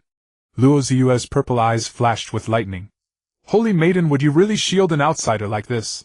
We are the ones who grew up together in Zhuge Holy Academy. I never shield anyone. I'm simply stating the facts. Zhuge Holy Academy has no rule that forces a guest into a duel. As Holy Maiden, I order you to stand down. The purple light in Luo Ziyue's eyes grew even stronger. Yes, Holy Maiden. Xuanyuan's face burned with humiliation, and before leaving he cast a cold, sinister glance at Ye Chuan. Holy Maiden, you're making enemies for me. After leaving the beast taming hall, Ye Chuan said helplessly. Who told you to take liberties? That's your punishment. Luo Ziyue pouted. Then I'm willing to accept this punishment. Even though they had left the crowd, Ye Chuan still hadn't let go of her hand. Are you leaving soon? When they reached Nandongwaner's courtyard, Luo Ziyue frowned slightly. Yes. Perhaps once the handover is complete tomorrow I can leave. Ye Chuan hadn't expected to stay in Zhuge Holy Academy for so long. You'll come back, won't you? Luo Ziyue's purple eyes shimmered like starlight as she looked at him silently. I promise I will. Ye Chuan thought that once the Qinglu matter was truly settled, joining Zhuge Holy Academy wasn't out of the question. After all, under a big tree one enjoys cool shade. Then I'm off. I still need to report to the dean and my father. Luo Ziyue blinked, turned and left. All that remained was a trace of faint fragrance. After Luo Ziyue left, Ye Chuan hurried into the room and opened the cage. This purple-winged unicorn was already the size of a puppy, and if it used its battle giant transformation it could become even bigger. Come, my seventh contracted beast. Ye Chuan picked up the purple-winged unicorn and patiently communicated with its spirit to form the contract. After about a quarter of an hour the contract was successfully signed. Congratulations, host, on successfully contracting your seventh beast. Rewards obtained: 500 Zonling pills, 500 4th tier magic cores, 3000 gold coins, 10 bloodline awakening stones, and 1 portable cave dwelling. Portable cave dwelling: a cave dwelling that gathers spiritual energy. Humans, beasts, and objects can all be placed inside it. This portable cave dwelling is actually quite nice. Not only can I cultivate anytime and anywhere, I can even put living creatures inside. This time, because Ye Chuan had advanced to beast taming grandmaster, the rewards naturally upgraded as well. Ye Chuan still had 1 contracted beast slot left, but he wasn't in a hurry. He believed that the spirit beast egg among his father's relics must contain something extraordinary, and he had to find a way to retrieve it. Ye Chuan took out some Zonling pills and low-grade spirit stones and began feeding his 7 contracted beasts. However, Ye Chuan's strength couldn't surge again in a short time. This feeding session merely allowed Shensi to advance naturally to early 4th rank and the purple-winged unicorn to late 2nd rank. From now on I'll call you Little Wing. Ye Chuan stroked the unicorn's horn. Little Wing was a gift from Luo Ziyue. I might be leaving Zhuge Holy Academy tomorrow. What gift should I leave for Ziyue? Ye Chuan pondered. Luo Ziyue lacked neither resources nor money, so something special would be better. Ye Chuan turned his gaze to the system shop. Beauty retention pill. Too bad Ziyue isn't old enough to take it yet, otherwise that would be the perfect choice. This one then. Ye Chuan bought a heart-clearing pill. This pill might come in handy at a critical moment. He took out a jade bottle, sealed the pill inside, and placed it in an exquisite gift box. Xiaoguo was still with Nangongwana, so Ye Chuan finally had some rare leisure. Let's test out this portable cave dwelling. The portable cave dwelling was stored in the system space and couldn't be placed in a storage ring. The portable cave dwelling could be large or small enough to hold only Ye Chuan, large enough to contain a small mountain dozens of meters tall. Ye Chuan placed it in the room and entered. The spiritual energy density is indeed much higher, and its defensive capability is no joke, close to the strength of a high-grade spirit artifact. Ye Chuan was quite satisfied with this portable cave dwelling. Once he set up a formation and cast it into the mountains, it would be extremely hard to find. He sat down cross-legged, took out a few low-grade spirit stones and began to cultivate. Spirit stones truly were the product of highly concentrated spiritual energy. Even low-grade spirit stones were far better than Zonling pills and purer as well. After advancing to beast taming grandmaster, however, the rate at which Ye Chuan's spiritual power grew had slowed considerably. The further one progresses, the more difficult the breakthrough becomes. Speaking of which, the Wanbao Tower year-end auction is coming up soon. I wonder if I'll be able to bid on what I want. The next day, Ye Chuan and Xiaoguo had completed all the formalities and were ready to leave the Vermilion Bird Sacred Academy. Ye Chuan stood before the academy's main gate, while Nangongwana and Luo Ziyue had come to see him off. Ye Chuan, this is the reward decided by the Council of Elders for you. Whether in academic research or in the expedition to the secret realm, you have done our Vermilion Bird Sacred Academy a great service. Luo Ziyue handed a storage ring to Ye Chuan. Ye Chuan briefly swept his perception over it. Inside were large quantities of gold coins and resources, as well as some materials he needed. In that case, I would be rude not to accept. Ye Chuan was just preparing to attend the year-end auction at the end of the month, and he happened to be short of funds. Ye Chuan, remember to send me a spirit talisman when you have time. Luo Ziyue winked at Ye Chuan.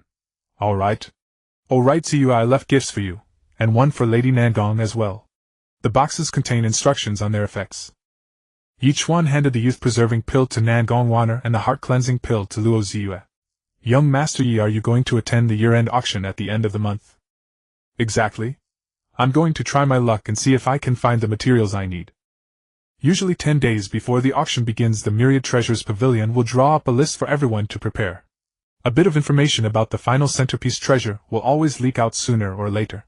Young Master, you should watch for the right moment. Thank you. Xiaoguo, would you like to stay at the Vermilion Bird Sacred Academy? After spending more than a month together, Nangongwana had come to admire Xiaoguo's talent. This little girl had extraordinary aptitude and a fairly good state of mind. Thank you, Sister Nangong. Guer still thinks she should follow Brother Ye Chuan. Xiaoguo bowed. Very well. Stay close to Brother Yi, and when you grow up you can become an outstanding beast tamer. Xuanyuan felt a little disappointed, but she respected Xiaoguer's decision. Ye Chuan could see Xiaoguer's stubbornness. Even though Ye Chuan had gone to the secret realm during this period and Xiaoguer had actually spent longer with Xuanyuan, and Xuanyuan still could not persuade her to join the Vermilion Bird Sacred Academy. The mountains are high, and the road is long, until we meet again. Ye Chuan bade them farewell once more, then summoned Kunkin and flew down the mountain with Xiaoguer. Having already notified the Vermilion Bird Sacred Academy, they flew without obstruction, and soon returned to Yen City. They stayed once more at the familiar Futongyan from their first arrival, but this time Ye Chuan rented an Earth-rank deluxe room. The Earth-rank deluxe room was much larger and had 2 chambers, which was just convenient for the 2 of them. Ye Chuan was still not at ease letting Xiaoguer stay alone. Guer, summon your contracted beast. All right, Brother Yi. Xiaoguer summoned the Gale Eagle. Its aura was already close to mid-first rank, and its body had grown considerably larger. Ye Chuan took out the bird-type Beast King's life-bound feather he had obtained from Luo Ziyue, and used the Bloodline Awakening Stone. Soon the Gale Eagle's form shifted and a crimson light appeared on its forehead. True sight. Name Mystic Bird. Rank Early First Rank. Quality Red Mythic. Affinity 5 Bound. Skills Scourge of Black Water, Mist of the Netherworld, Capital Swallow's Return. Special skills: Eyes Linked, Hearts United, Demonic Melody lingering in the rafters. Description: A divine bird said to inhabit the Netherworld. Its voice possesses a bewitching power, and it holds a degree of command over water. Hidden Bloodline, Black Phoenix of Destruction, Orange Divine. Activation conditions: Sacred Beast Stone. Xiaoguer's eyes went wide. She now had a foundational understanding of beast taming, and she knew that her Gale Eagle had evolved to Red Mythic. Guer, Brother Yi will give you a few more resources. Remember to practice every day and build steadily. Also keep what just happened secret from everyone, understand? Ye Chuan then produced some more spirit-gathering pills. It wasn't that he was reluctant to part with spirit stones, but rather that an innocent man may be condemned for the treasure in his possession. I understand, Brother Yi. Xiaoguer nodded solemnly, more certain than ever that following Ye Chuan was the right choice. She was someone who repaid kindness, and it was at Ye Chuan's side that she had once again felt what it meant to be treated as a person. So no matter how wonderful the Vermilion Bird Sacred Academy was, Xiaoguer gave it up. After receiving the resources, she threw herself into cultivation once more. Seeing this, Ye Chuan also took out the storage ring Luo Ziyue had given him and began searching for what he needed. Not bad. I really did obtain the Tianxian stone. Ye Chuan was extremely pleased. Getting the Tianxian stone was already excellent. It must have been thanks to Luo Ziyue asking the dean for a favor. With the Tianxian stone, Xiao San could evolve successfully too, and Xiao San was currently his main line of defense. As for the 9th grade Purple Lingji, the Profound Water Pearl, and the century-old Tribulation Lightning Wood, he would have to rely on luck from here on. I hope the year-end auction at the end of the month will surprise me. Ye Chuan took out the Tianxian stone, summoned Xiao San, and used the Bloodline Awakening Stone. Xiao San was a 3-legged mystic turtle, and its body now began to transform drastically. After a moment, Xiao San's brand new form finally appeared. A dragon's head, a turtle's body, Xiao San now looked exceedingly imposing. True sight. Name Dragon Turtle. Rank Early 4th Rank. Quality Red Mythic. Affinity 7. Skills: Diamond Impervious, Body Boundless, Strength Earthquake. Special skills: Absolute Protection, Sundering Taunt. Description: said to be one of the dragon's sons, possessing boundless strength, and an uncomplaining nature. Its deeds are praised far and wide. Hidden Bloodline, Whirling Turtle, Orange Divine. Activation conditions: Sacred Beast Stone. Not bad. Its strength has taken another big leap. Ye Chuan's short-term goal was to annihilate the Qinglu Wu clan. That was the original owner's first wish. The Wu clan had at least 3 Beast Kings standing guard. I'm afraid I can only consider that after advancing to King rank Beast Tamer. Ye Chuan shook his head. With his current strength, going up against the King rank Beast Tamer would be like an egg dashing itself against a stone. For now he needed to raise his strength as quickly as possible, take part in the 9 Academies grand competition, and resolve Zhou Luyao's matter as best he could. After all, she was Ye Chuan's woman, and Ye Chuan would not leave her to fend for herself. There is still more than half a year. I hope I can get as close as possible to the realm of a King rank Beast Tamer. The morning passed in a flash. After lunch, Ye Chuan took Xiaoguer out for a stroll. She must have been cooped up for so many days. It would be nice to go out and take a walk and to soak up the flavor of the new year. Naturally, Ye Chuan had another purpose. He also needed to go to the Myriad Treasures Pavilion to prepare some funds for himself. Although he now carried several million copper coins, that was utterly insignificant before the wealth of academies and great clans. To attend the auction his funds had to be sufficient. Ye Chuan had put on an extra garment today, and Guer had also changed into new clothes, but she still wore her veil. When he was almost at the Myriad Treasures Pavilion, he encountered a man whose silhouette seemed somewhat familiar. That was the man who once tried to buy Guer's Flower of Hell for 1,000 copper coins. Ye Chuan remembered him immediately. He did not want to bother with him, and walked straight toward the Myriad Treasures Pavilion. Unexpectedly, the man slammed hard into him. "What are you doing? You bumped into this young master." The richly dressed man had clearly recognized Ye Chuan and Xia Guer. Now that he had attendants behind him, he seemed to be looking for trouble. Ye Chuan initially paid him no mind, but the man reached out towards Xia Guer once more. "Beast Spirit True Form." Ye Chuan summoned the Beast Spirit True Form of the Fire Orb, and the overwhelming pressure forced the man to retreat. "Move aside. Young master is so scared. You think just because you tell me to move, I'll move? Who do you think you are to meddle in my affairs? Get him." "Yes, young master Gua." The two attendants lunged forward, immediately summoning their own Beast Spirit True Forms to confront Ye Chuan. "Are you sure you want to start a fight in Flame City?" Flame City was one of the 5 great cities of the profound origin continent, riddled with surveillance arrays and regularly patrolled by enforcement squads. Public brawling was strictly forbidden. The two attendants froze. Flame City was a major city under the protection of the Vermilion Sacred Academy. "Boy, I never figured you for this sort. A malnourished girl barely into her teens, you'd lay your hands on her.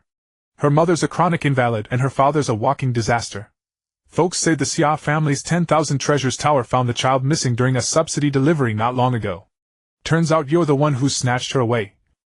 Xuanyuan continued to block Ye Chuan's path, refusing to yield. "I'll say it one more time, move aside. And what if I don't? Go ahead and call the enforcement squad. I'll file a complaint that you've abducted an underage girl." Xuanyuan burst into laughter. "What do you intend to do? I've already booked a room at the Vermilion Wine House. Send this little girl to my chamber." Xuanyuan leered at Xia Guer with covetous eyes. "Do you know who she is right now?" Ye Chuan was furious. Had this not been a public place, he would have slapped the man long ago. "Just a wild girl. What status could she possibly have? Hand her over to me and I'll give you 1,000 gold. She's sworn sisters with the Vermilion Sacred Academy's holy maiden Luo Ziyue and Nangong Wana of the Nangong clan. Do you think you're worthy?" Ye Chuan mobilized the spiritual energy of all 7 of his contracted beasts.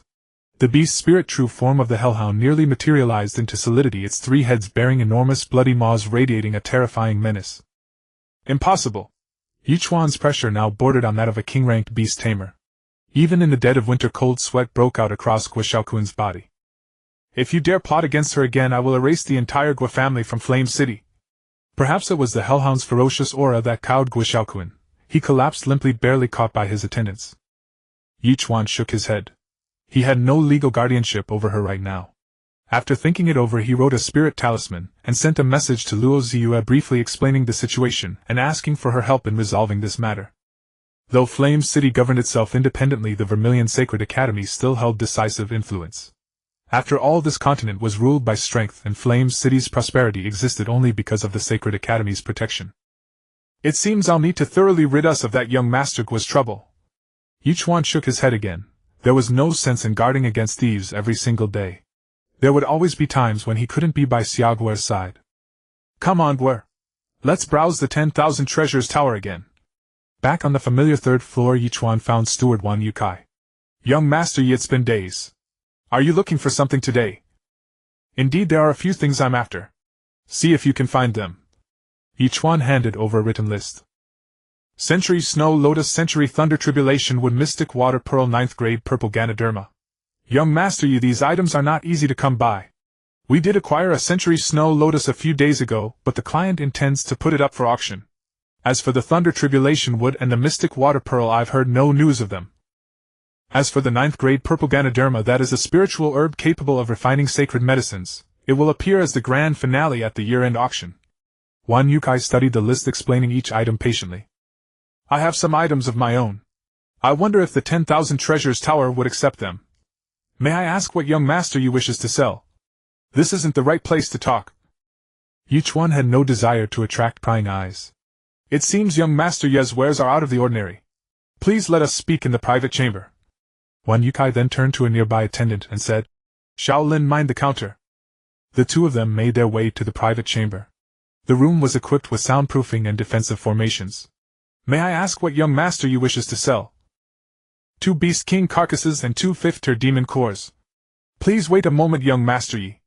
Items of such value require a few appraisal masters to examine them." A Beast King carcass, whether its pelt or its bones, was premium material for forging spirit artifacts. 5th-tier demon cores were even more precious, serving as the primary ingredient for refining the king-grade pill. That pill could greatly increase a Beast Tamer Grandmaster's chance of breaking through to king-ranked Beast Tamer, and even allow a king-ranked Beast Tamer to refine their cultivation further. Beast King carcasses were extremely rare, typically monopolized by the 4 great sacred academies. Before long, 2 men in their 40s or 50s arrived.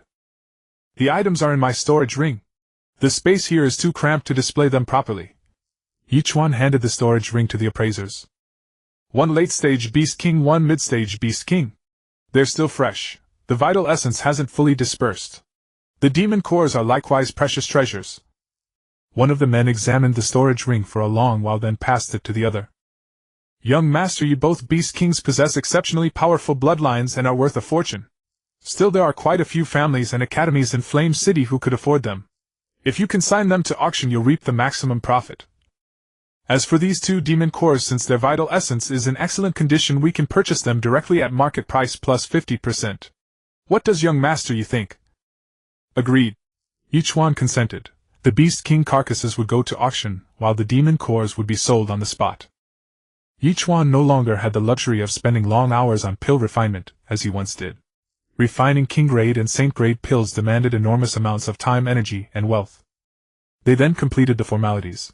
The late-stage Beast King core fetched 10,000 gold coins, while the mid-stage one sold for 6,000. Compared to a first-tier core worth a few dozen copper coins, the price had multiplied many times over. This transaction also elevated Ye Chuan's 10,000 treasures tower token to the red tier, granting him access to even more privileged treatment. "Young Master Yi," Wan Yukai called out to him.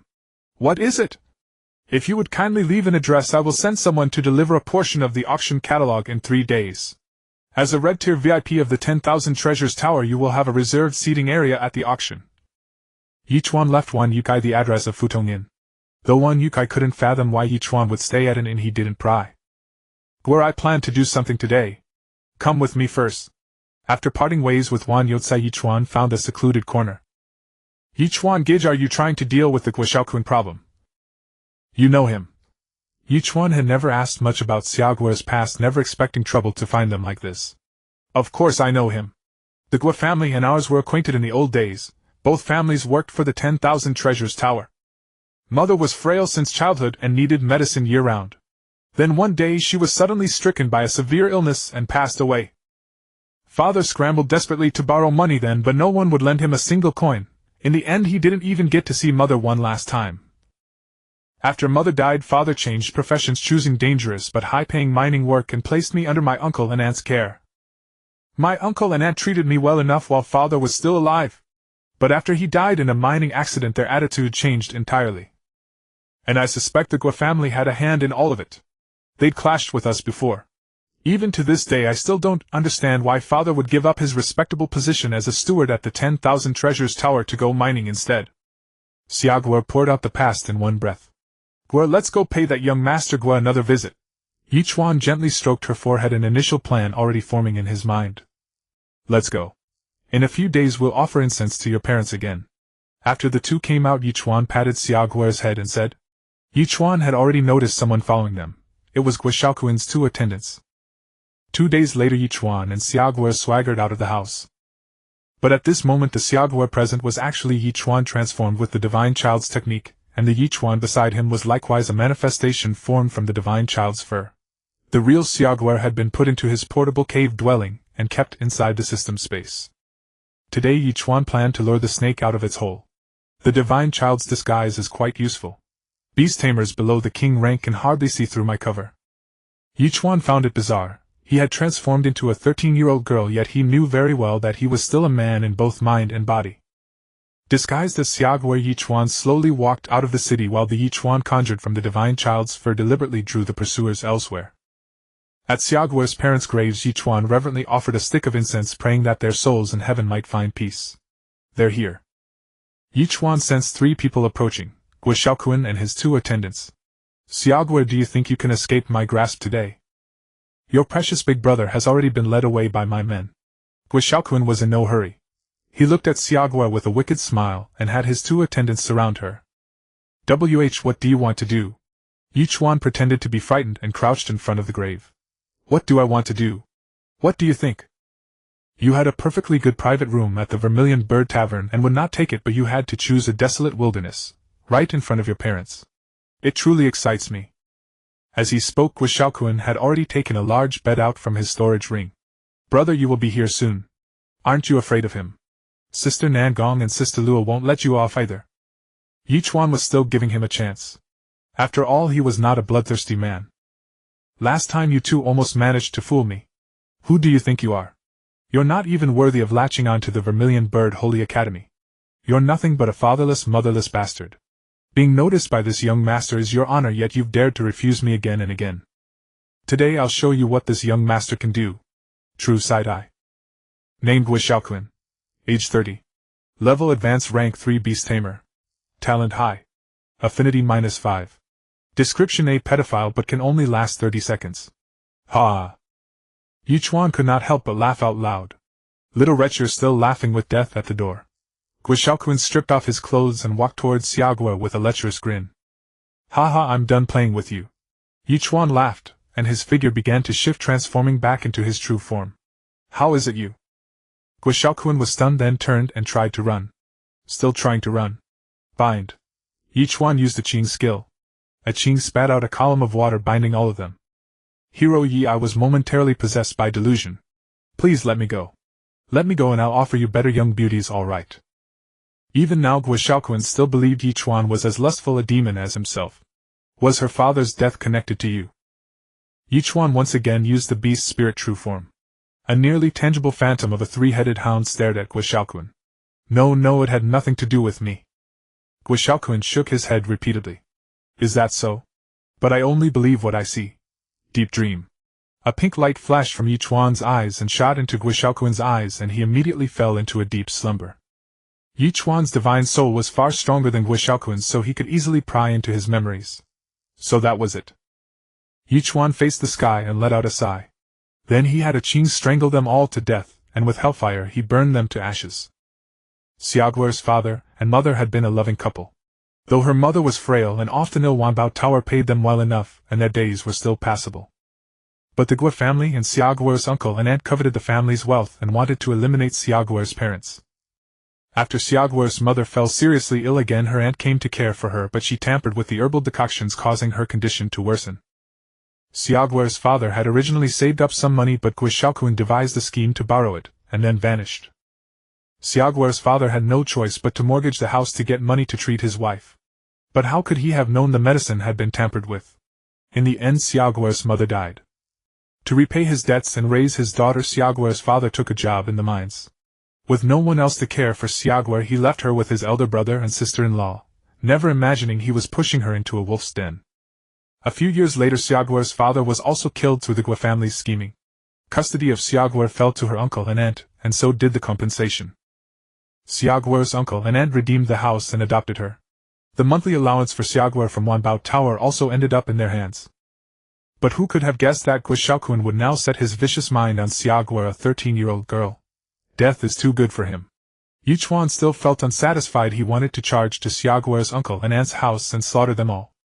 Ye Chuan took a deep breath, steadied his emotions, then let Xiaoguo out. Guo, don't worry. Xuanyuan will never pester you again. Ye Chuan dotingly ruffled Xiaoguo's hair. Brother Yi, did you kill him? Though Xiaoguo was young, she understood some things, for she had already experienced 2 bereavements. He deserved to die. Xuanyuan had harmed many other underage girls, not just Xiaoguo. His methods were vile and cruel, and most of the girls had been abused to death. Brother Yi, have you found out the truth about my father and mother's deaths? Xiaoguo's eyes glistened with tears, but she looked up at Ye Chuan, unwilling to let them fall.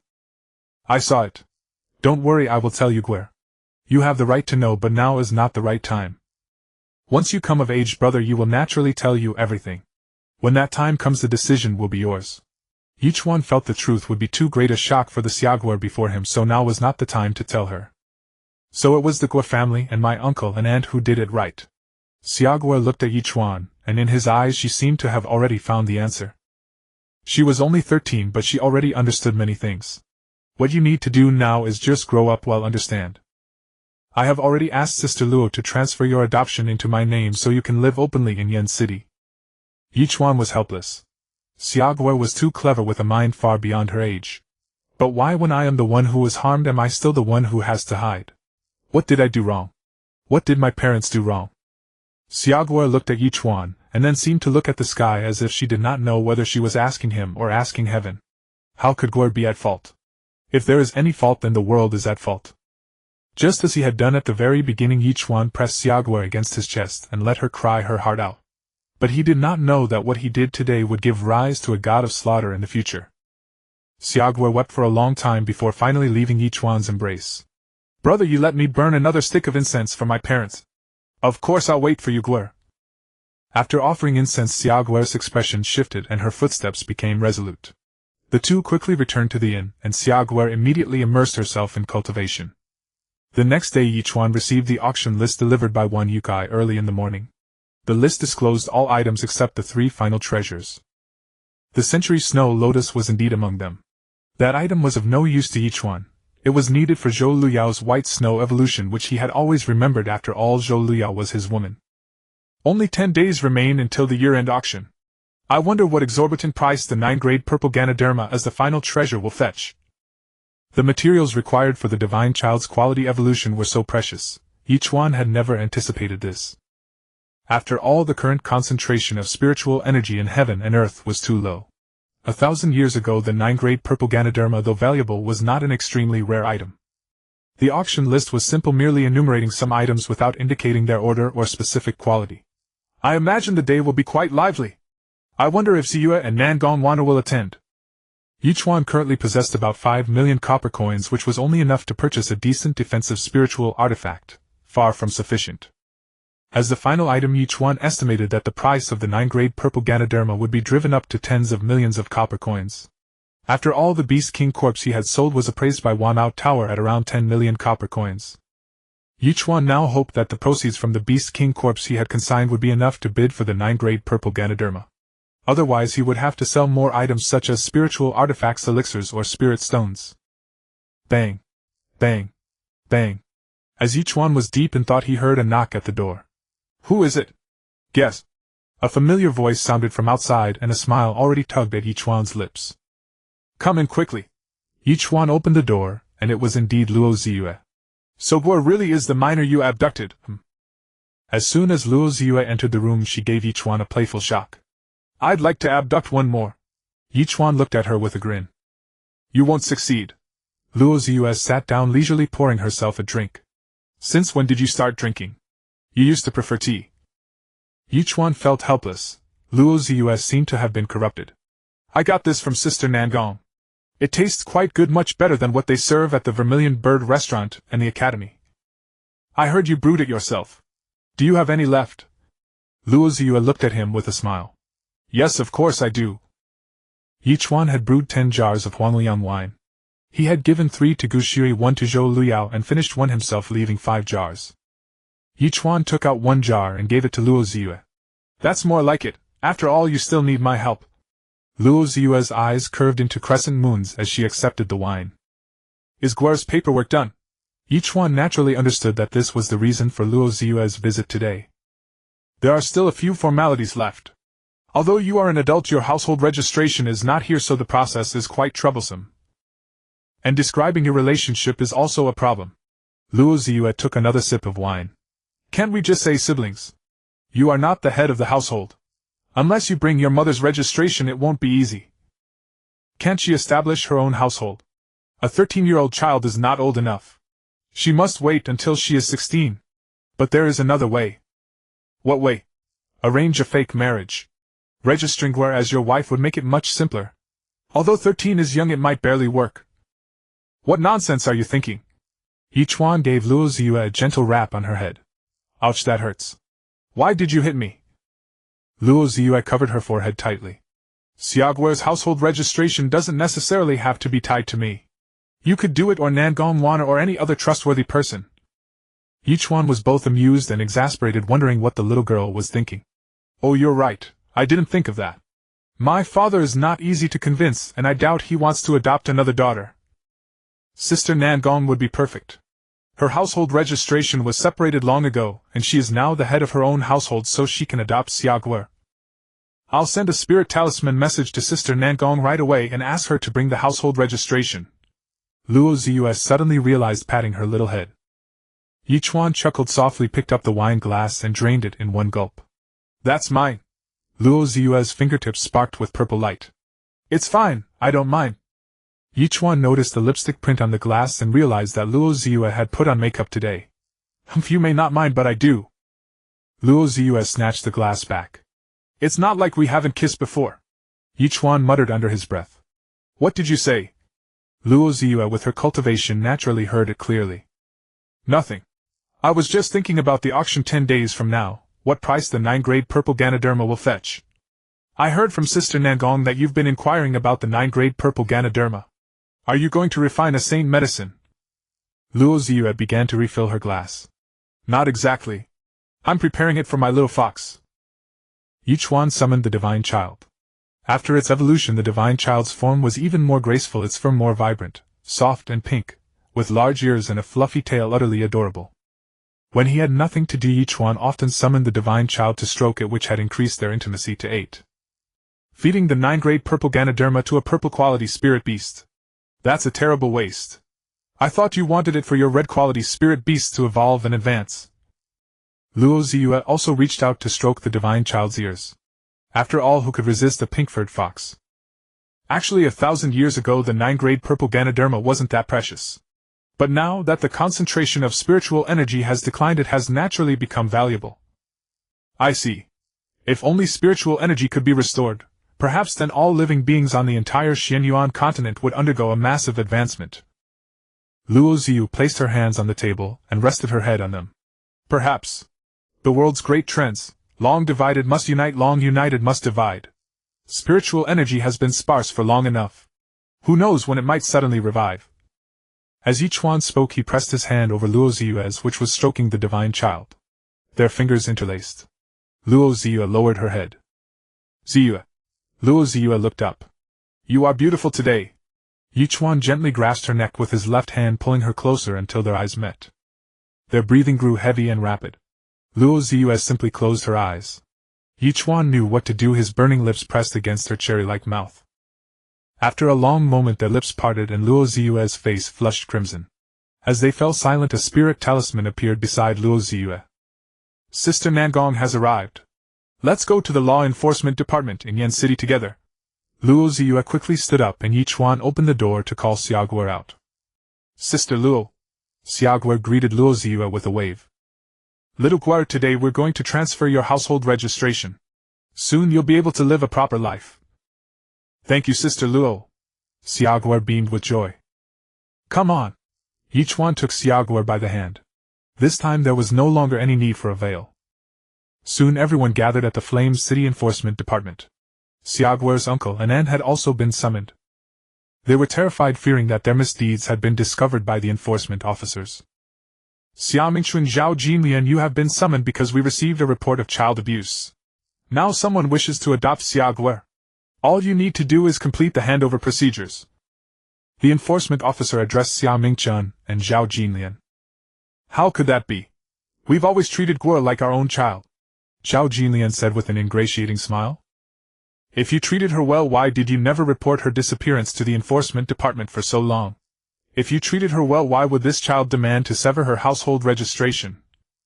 The enforcement officer held no goodwill for these two, and with his superior having given the order, he intended to handle the matter flawlessly. It won't happen again. We'll treat Guer well from now on. Zhao Jinlian waved at Xiaoguer and said, Guer, come here. Come home with us. Zhao Jinlian was not having a change of heart out of conscience. She was still thinking about Xiaoguer's subsidies. The enforcement department's subsidies and the Wanbao Tower's subsidies combined were no small sum. All you need to do is sign the papers. No need for more words. A figure of great importance has taken an interest in adopting Xiaoguer. The enforcement officer's gaze shifted toward Ye Chuan, Nangongwaner, and Luo Ziyue. When Zhao Jinlian saw Nangongwaner's Vermilion Bird Academy uniform and the 5-star Beast Master medal on her chest, she knew these were people she could not afford to offend. Since such an important figure has taken a liking to Guer, it is only natural for me as her aunt to be happy for her. She will have a good place to go. But our family has raised Xiaoguer for several years after all. Surely some compensation should be given to us for giving her up so easily. Even at this moment, Zhao Jinlian still craved compensation. Compensation? You still dare ask for compensation? The enforcement officer flew into a rage and said to those beside him, "Seize them." "Sir, what are you doing?" Xia Mingchen and Zhao Jinlian were both frightened, for they had guilty consciences. "You two are guilty of child abuse and still want compensation. In my view, you should be thrown into the dungeon." The enforcement officer did not make an immediate decision but looked toward Nangongwaner. "Sister Nangong, they are after all my uncle and aunt. Please give them a chance to mend their ways." Xiaoguer pleaded for Xia Mingchen and Zhao Jinlian, but not because her heart had softened. Xiaoguer wanted to take revenge step by step on her own terms.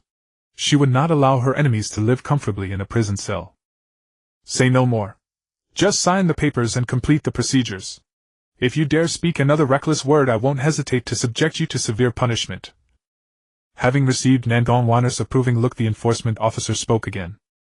Xia Mingchen and Zhao Jinlian, utterly cowed, dared not utter another word. After signing, they slunk away in disgrace. "Guer, from today on you are like a sister to me." Nangongwaner was genuinely fond of Xiaoguer. Since she couldn't be her student, having her as a sworn sister was just as good. "Hello, sister." Xiaoguer took Nangongwaner's hand, but she knew in her heart that everything she had was given by Ye Chuan. Xiaoguer's matter had finally been settled. Ye Chuan felt considerably relieved. Even if he left Flame City with Nangongwaner's connection, Xiaoguer would be safe. "Ye Chuan, we've helped you out so much, aren't you going to treat us to a meal?" After stepping out of the enforcement department, Luo Ziyue winked at him. "Of course. Let's dine at the Vermilion Bird restaurant." Since it was nearly mealtime, Ye Chuan suggested going there. "No, I'm tired of that place. I want to eat something you cook yourself." Luo Ziyue disagreed. "That's not impossible, but where would I cook? Ziyue told me you've been staying at an inn. So inconvenient. Since Guer is now my sworn sister, how can I let her continue living in an inn? I have a courtyard on the south side. You may stay there for the time being." Nangongwaner was the legitimate daughter of the Nangong family, one of the great clans of the Vermilion Bird Holy Academy, and possessed vast properties. That might not be appropriate. It was a courtyard in Flame City, likely worth tens of millions of copper coins. "It's fine. It's just sitting empty anyway. Occasionally when I have leisure time, I come here for a short stay." Nangongwaner did not mind at all. To her, Ye Chuan's value to her was far greater. "In that case, thank you very much, Miss Nangong." Ye Chuan thought it over. He might need to remain in Flame City for another half-year. He himself didn't mind, but with Guer around, staying at an inn for long was not ideal. Guer was already quiet by nature, and a cramped inn would only make her more withdrawn. "Thank you, sister." Guer chimed in as well. Within Flame City, unless under special circumstances or in special roles, one was not permitted to fly through the air. So they took a carriage to the courtyard in the southern district. "This is Miss Nangong's courtyard." Ye Chuan was astonished by its grandeur. The courtyard was imposing, covering over 1,000 square meters with red walls and black tiles, a truly delightful sight. On the plaque above the front entrance were the characters, "Carefree Court." "Let's go inside." Nangongwaner invited everyone in. Ye Chuan was dazed, pondering for a long time until the name Zhang Qinghua surfaced in his mind. It was his mother's name, yet his feelings for her were mostly inherited from the original owner of this body. "I won't go back." Ye Chuan shook his head. What he needed to do now was still to improve his strength, as quickly as possible, and find a way to send his mother to the Holy City so that he could act without any lingering worries. The Holy City housed millions of inhabitants, making it the most populous, and also the safest city on the Xuanyuan Continent. Located at the center of the continent, far from the spirit wall, the Holy City and its surroundings were free from demonic disturbances. It was guarded day and night by enforcement squads with countless surveillance eyes within the city, and was jointly governed by the 4 great sacred academies. To reside in the Holy City, one mostly had to be a member of the 4 great sacred academies or have rendered meritorious service to humanity, or the academies, or else pay a staggering amount of money. "Then who will you spend the new year with?" "Isn't Guer here with me? Shall we go watch fireworks then?" Sure. As the saying goes, men and women working together make light work. Laughing and chatting, the two of them busied themselves for an hour or two, and 12 dishes were ready. The four of them set up a table in the center of the courtyard and began to eat. Have you seen the auction list? Ye Chuan brought out a few more jugs of wine and poured for Nangong and Luo Ziyue. A few items are quite good, worth bidding on for fun. For example, the rainbow feather robe. Though it's only a low-grade spirit artifact, it can freely change its appearance. Luo Ziyue wasn't very interested in those rare treasures and spiritual materials since she lacked none of them. I heard the high-like items this time are the 9-grade purple Ganoderma, the high-grade defensive spirit artifact Xian Cloud Armor, and the holy-grade material Red Flame Iron, all treasures worth tens of millions of copper coins. Ye Chuan was a bit worried. If the Sacred Academy intended to buy the 9-grade purple Ganoderma, there would be no chance for him. Ice Spirit Flower, Snow Mist Herb, Blood Bone Ginseng, Century Snow Lotus, and some high-grade attack spirit artifacts. Are you interested? I plan to bid on the Century Snow Lotus and the 9-grade purple Ganoderma. Ye Chuan voiced his thoughts, hoping to hear Nangongwana's advice. The Red Flame Iron is almost already in the bag of the Vermilion Bird Sacred Academy. On this continent, only the other 3 sacred academies can match the Vermilion Bird Sacred Academy in financial power, and those 3 are far away at the ends of the earth. They might test the waters for the high-grade defensive spirit artifact Xian Cloud Armor, but the Vermilion Bird Sacred Academy has its own saint-level artifact refiner. The Century Snow Lotus, the Academy probably won't bid on it. But the 9-grade purple Ganoderma is also an important material for refining saint-grade pills. It depends on whether the Academy decides to buy it. Nangongwana wasn't sure either. The holy-grade material was a must for the Academy, but saint-grade pill ingredients were not necessarily so, as there were many substitutes for the 9-grade purple Ganoderma. Although the Vermilion Bird Sacred Academy had wealth that was not spent without restrained approval from the Dean, and the Council of Elders was required. Then it's down to luck. Ye Chuan drank a glass of wine, not insisting. He could always go look elsewhere. To the north was the Black Tortoise Sacred Academy, and before it the Winter Extremities City, another of the 5 major cities. Ye Chuan could try his luck there. The mysterious water pearl needed for the evolution of his I Ching's quality might also be found in Winter Extremities City. Ye Chuan was determined to visit all 5 major cities of the Xuanyuan Continent. Both of us will come on the day of the auction. We'll arrange a private room for the 3 of us to enjoy the excitement. Luo Ziyue loved to join in the fun. The year-end auction was one of the grand events of Flame City in its largest scale. Even holy-grade weapons had been sold at auction. Good, we'll contact each other with spirit talisman messages on auction day. They exchanged smiles. After lunch, Luo Ziyue and Nangongwana took their leave and returned to the Vermilion Bird Sacred Academy, leaving Ye Chuan and Xia Guer in Carefree Garden. Guer, I'm afraid you'll be staying here for a long time in the coming years. You'll need to get used to it. Guer is not afraid. Guer, would you be willing to become my disciple? Earlier Ye Chuan was only a 3rd-level Beast Tamer, so he dared not take Guer as his apprentice. Now that his cultivation had reached the required level, he spoke his mind. Master, please accept your disciple's bow. Guer, rise. It's just a formality. With the bond of master and disciple, I will naturally teach you well. Ye Chuan then thought, now that Guer was his disciple and Nangongwana was Guer's sworn sister, and Luo Ziyue also called Nangongwana's sister, didn't that mean his seniority was higher than both Nangongwana and Luo Ziyue? Ye Chuan shook his head. Let each keep their own seniority. Guer, your contracted beast is a mysterious bird, a red mythic grade. When you advance to a 2nd-level Beast Tamer, you can use the mysterious bird's beast spirit power to conjure spiritual energy wings, allowing you to fly. The mysterious bird's traits are high speed, strong attack, and some control over water elements. However, it is relatively light, so you need to practice coordinating with it in battle. Guer understands. Guer will practice diligently. I have nothing to do these days, so I'll personally guide you as your sparring partner. I'll suppress my spiritual power, so feel free to attack with all your might. Thank you, Master. Guer, your talent is extraordinary. You will surely become an excellent Beast Tamer. When I am away, you can seek out Sister Nangong. Given her status in the Vermilion Bird Sacred Academy, even if you don't wish to formally join, you can sit in on classes, try the Vermilion Bird Tower trial, and listen to other teachers' lectures. Now that Xia Guer was tied to Nangongwana, Ye Chuan naturally felt at ease, but the debt of gratitude would have to be repaid. If Nangongwana ever faced trouble, he would not hesitate to help. But Ye Chuan thought about Shu Tungtung, the Vermilion Bird Sacred Academy, and the Nangong family. How could they ever need his help? Nangongwana's father, Nangong Liufeng, was a 2nd-grade Saint Master, a mountain Ye Chuan could not hope to overcome in the short term. Guer understands. Please instruct me, Master. CO release. Xuanyuan summoned her mysterious bird, which was still small like a swallow. Even if she wanted to enlarge it, her spiritual power was insufficient. Master, be careful. Black water calamity. Xuanyuan commanded the mysterious bird to circle in the air, spewing black water toward Ye Chuan. Hellfire. Ye Chuan signaled the fireball's flames to block it. Netherworld mist. The mysterious bird summoned a small patch of mist enveloping both Ye Chuan and Xuanyuan. Hell's shelter. Ye Chuan used the fireball's special skill just in case. Shared eyes, shared heart, demonic sound lingers. Xuanyuan's body shifted within the mist, her movements astonishingly fast. The mysterious bird emitted a demonic sound, trying to disrupt Ye Chuan. Ye Chuan had suppressed his spiritual power, yet he was still slightly affected by the demonic sound. Red grade quality truly lived up to its mythic status. Its skills were all outrageously powerful. Bang!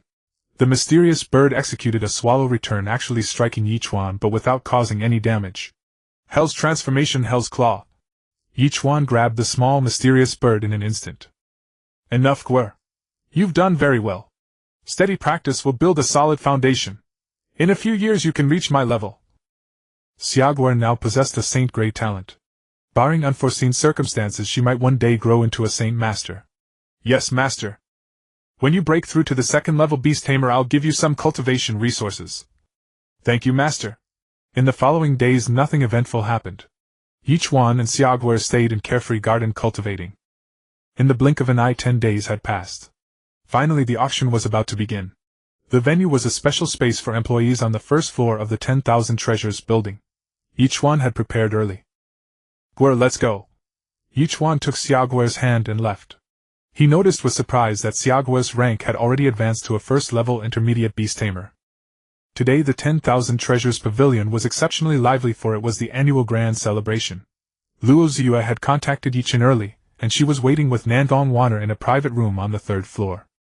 This third floor was not the ordinary one, rather it was the third level of a special spatial dimension used for the auction. The venue formed a large ring with a grand stage at the center, and upon that stage stood a smaller platform. Seats were arranged around the perimeter, while the second and third floors hosted exclusive VIP rooms. At that moment the central stage was alive with song and dance as a warm-up performance, signaling that the auction had yet to officially commence. Today Luo Ziyue, in a rare sight, wore a robe in red and white, seated beside Xuanyuan. Ye Chuan, you've arrived.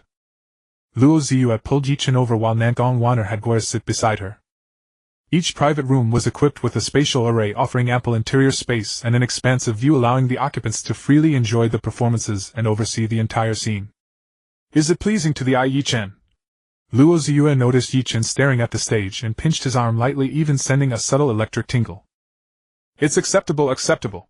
Ye Chuan withdrew his gaze, produced a flask of wine for a leisurely drink, and naturally poured for Xuanyuan and Luo Ziyue as well. Everyone.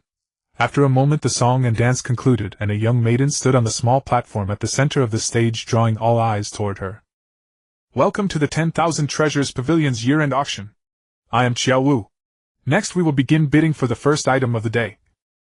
She's the lead dancer from earlier, gifted with an innate charm physique. Ye Chuan muttered inwardly, realizing that it was no wonder he had been unconsciously drawn to her. It was a rare constitution. Xiao Wu was tall and slender, wearing a thin veil, an attire that was both lavish and revealing. Her voice seemed to possess a magical allure that made one irresistibly want to approach. The first item today is a high-grade attack spirit weapon, the Cold Rain Sword. This sword was crafted by the master smith Ye Chuan of Flame City, of excellent quality, imbued with water attribute and engraved with attack inscriptions. Starting bid is 20,000 gold coins, with each increment no less than 1,000 gold coins. Ladies and gentlemen, please begin. Xiao Wu, wearing gloves, presented the Cold Rain Sword to the crowd. The first item was usually a benchmark, either too high nor too low, setting the quality of the auction. 20,000 gold coins. A voice from the ground floor quickly bid. 25,000 gold coins. A languid voice came from a private room on the second floor. This price was already sufficient to buy an ordinary high-grade attack spirit weapon. 28,000 gold coins. A woman's voice from the third floor also joined the bidding. 29,000 gold coins. The man from the second floor countered. 30,000 gold coins. The woman bid again. A brief silence fell over the hall. 30,000 gold coins was already close to the weapon's true value. 35,000 gold coins. To Ye Chuan's surprise, Xuanyuan spoke up and she increased the bid by 5,000 in one go. Look, that's the private room of the Vermilion Bird Sacred Academy. The person inside must be of high status. To start with a jump of 5,000 gold coins, such a lavish move. Who here can rival the Vermilion Bird Sacred Academy in wealth? 35,000 gold coins seems a bit excessive. This is merely an attack spirit weapon. The crowd grew noisy, but no one else bid. 35,000 gold coins first call.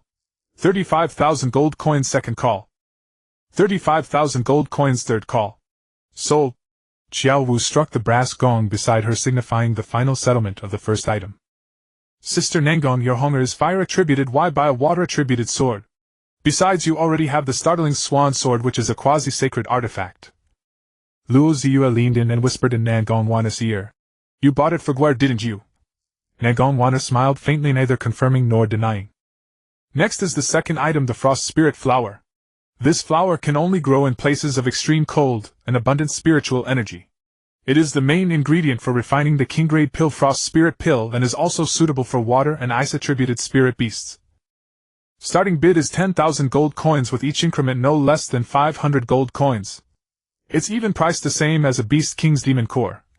Ye Chuan couldn't help but marvel at how expensive high-grade spirit plants were in an age of depleted spiritual energy. Ye Chuan thought to himself how convenient it would be if he had a spirit field and could grow his own spirit plants. Most of the bidders were those with ice or water-attributed contracted beasts, hoping to help their beasts grow or even evolve, as there were precedents of the Frost Spirit Flower enabling a blue-tier spirit beast to evolve into a purple-tier one. Ye Chuan, do you think the Frost Spirit Flower is worth bidding on? Xuanyuan asked Ye Chuan, seeking his advice. It's a fine item, but not something urgently needed. Then forget it. The Academy also has many ice-attributed spirit plants. Xuanyuan lowered her head and resumed drinking. Miss Nangong, since you enjoy wine, I could brew some more, but I'm afraid it might make a mess of the courtyard. Ye Chuan planned to return next summer, so there would be enough time. It's fine, do whatever you want, just don't tear down the house. What kind of wine would Miss Nangong like? Do you have anything stronger? The Millet Dream wine is good, but it feels a bit mild. Xuanyuan had been drinking Millet Dream wine lately, and had grown a bit tired of it. Then I'll brew some strong liquor and you can taste it when it's ready, Miss Nangong. It will take about a month to finish brewing. Ye Chuan thought of Shadozi, a potent spirit which was one of his favorite strong liquors. He also planned to brew a sauceroma-type wine which would take about half a year, just in time to finish before he left. I'll wait for your new wine. But Ye Chuan, we've known each other for so long now, you can just call me Wanner. There's no need to be so formal, especially since Guer is now my sworn sister. Wanner, in half a year I'll let you taste the famous wine from my hometown. I want to taste it too. Luo Ziyue chimed in beside them. The four of them were still chatting and laughing in the private room when the Frost Spirit Flower was finally settled, surprisingly taken by someone in the ordinary seats on the ground floor for 18,000 gold coins. Next is the third item, the 100-year Snow Lotus. A treasure from the snowy mountains. Its growth conditions are extremely stringent, and it is no easy feat to reach 100 years. It is one of the main spirit plants for refining certain healing pills and also has beautifying effects. The 100-year Snow Lotus, starting bid at 10,000 gold coins, with each increment no less than 500 gold coins. Here it comes. Ye Chuan did not rush to bid, instead he waited for others to speak first. 11,000 gold coins. It was still the woman from the same private room on the third floor bidding. Wanner, do you know which faction that private room belongs to? Flame City has 4 great clans and that room is from the Yun family. Then it's fine as long as it's not someone from the Vermilion Bird Sacred Academy who wants it. Ye Chuan breathed a sigh of relief. He still wanted to acquire the 100-year Snow Lotus. 15,000 gold coins. A bid came from the second floor. The private rooms on the second floor usually belong to minor clans and small academies, but it's also possible that some hidden experts are mingling on the ground or second floor. Xuanyuan continued to explain to Ye Chuan. 18,000 gold coins. The woman from the Yun family continued to bid, seemingly determined to secure the item. 20,000 gold coins. Ye Chuan finally spoke. 21,000 gold coins. The woman from the Yun family fell silent for a moment before speaking again. 23,000 gold coins. Ye Chuan was determined to win. Young master, would you be willing to cede the century-old Snow Lotus to me? Yun Xuanyuan had not expected someone else to compete with her for the century-old Snow Lotus. The current price had already exceeded its actual value, yet she truly needed it. Apologies, miss, but this century-old Snow Lotus is also of great use to me. Let us each rely on our own financial strength. Ye Chuan declined. He had no acquaintance with the Yun family, so there was no reason to yield. The century-old snow lotus was needed for the evolution of Zhou Luyao's contracted beast by Shui. 24,000 gold coins. Yun Xiaolan bit her red lips and spoke again. She knew that the private room belonged to someone from the Vermilion Bird Holy Academy, and she feared she might not obtain the snow lotus. 25,000 gold coins. Ye Chuan spoke again. This was already half of his current liquid assets. He had many valuables but not much cash, and he was counting on the sale of the Beast King's corpse in the second half of the auction. All he needed was the century-old snow lotus and the 9 great purple Ganoderma. Yun Xiaolan fell silent. This price was almost enough to buy a high-grade offensive spirit artifact. Helpless, she chose to give up. 25,000 gold coins first call. 25,000 gold coins second call. 25,000 gold coins third call. Sold. Ye Chuan finally succeeded in bidding for the century-old snow lotus. He planned to give it to Zhou Luyao as a gift upon returning to the Green Deer Academy. Next, several high-grade offensive spirit artifacts and some spiritual herbs were auctioned off, marking the end of the first half. Ladies and gentlemen, this is the intermission. The second half will begin in 2/4 of an hour. Please take a rest. On the central stage, song and dance performances resumed. The crowd began to murmur, knowing that the second half would be the main event. After enjoying several dances, the second half commenced as scheduled. Your patience is appreciated. Allow me to introduce the next item for auction. This garment is called the Rainbow Feather Robe, also the work of Flame City's master artifact craftsman Ye Chuan. It can change shape and color, stays cool in summer and warm in winter, and is a low-grade spirit artifact. Everyone understands the value of defensive spirit artifacts like armor.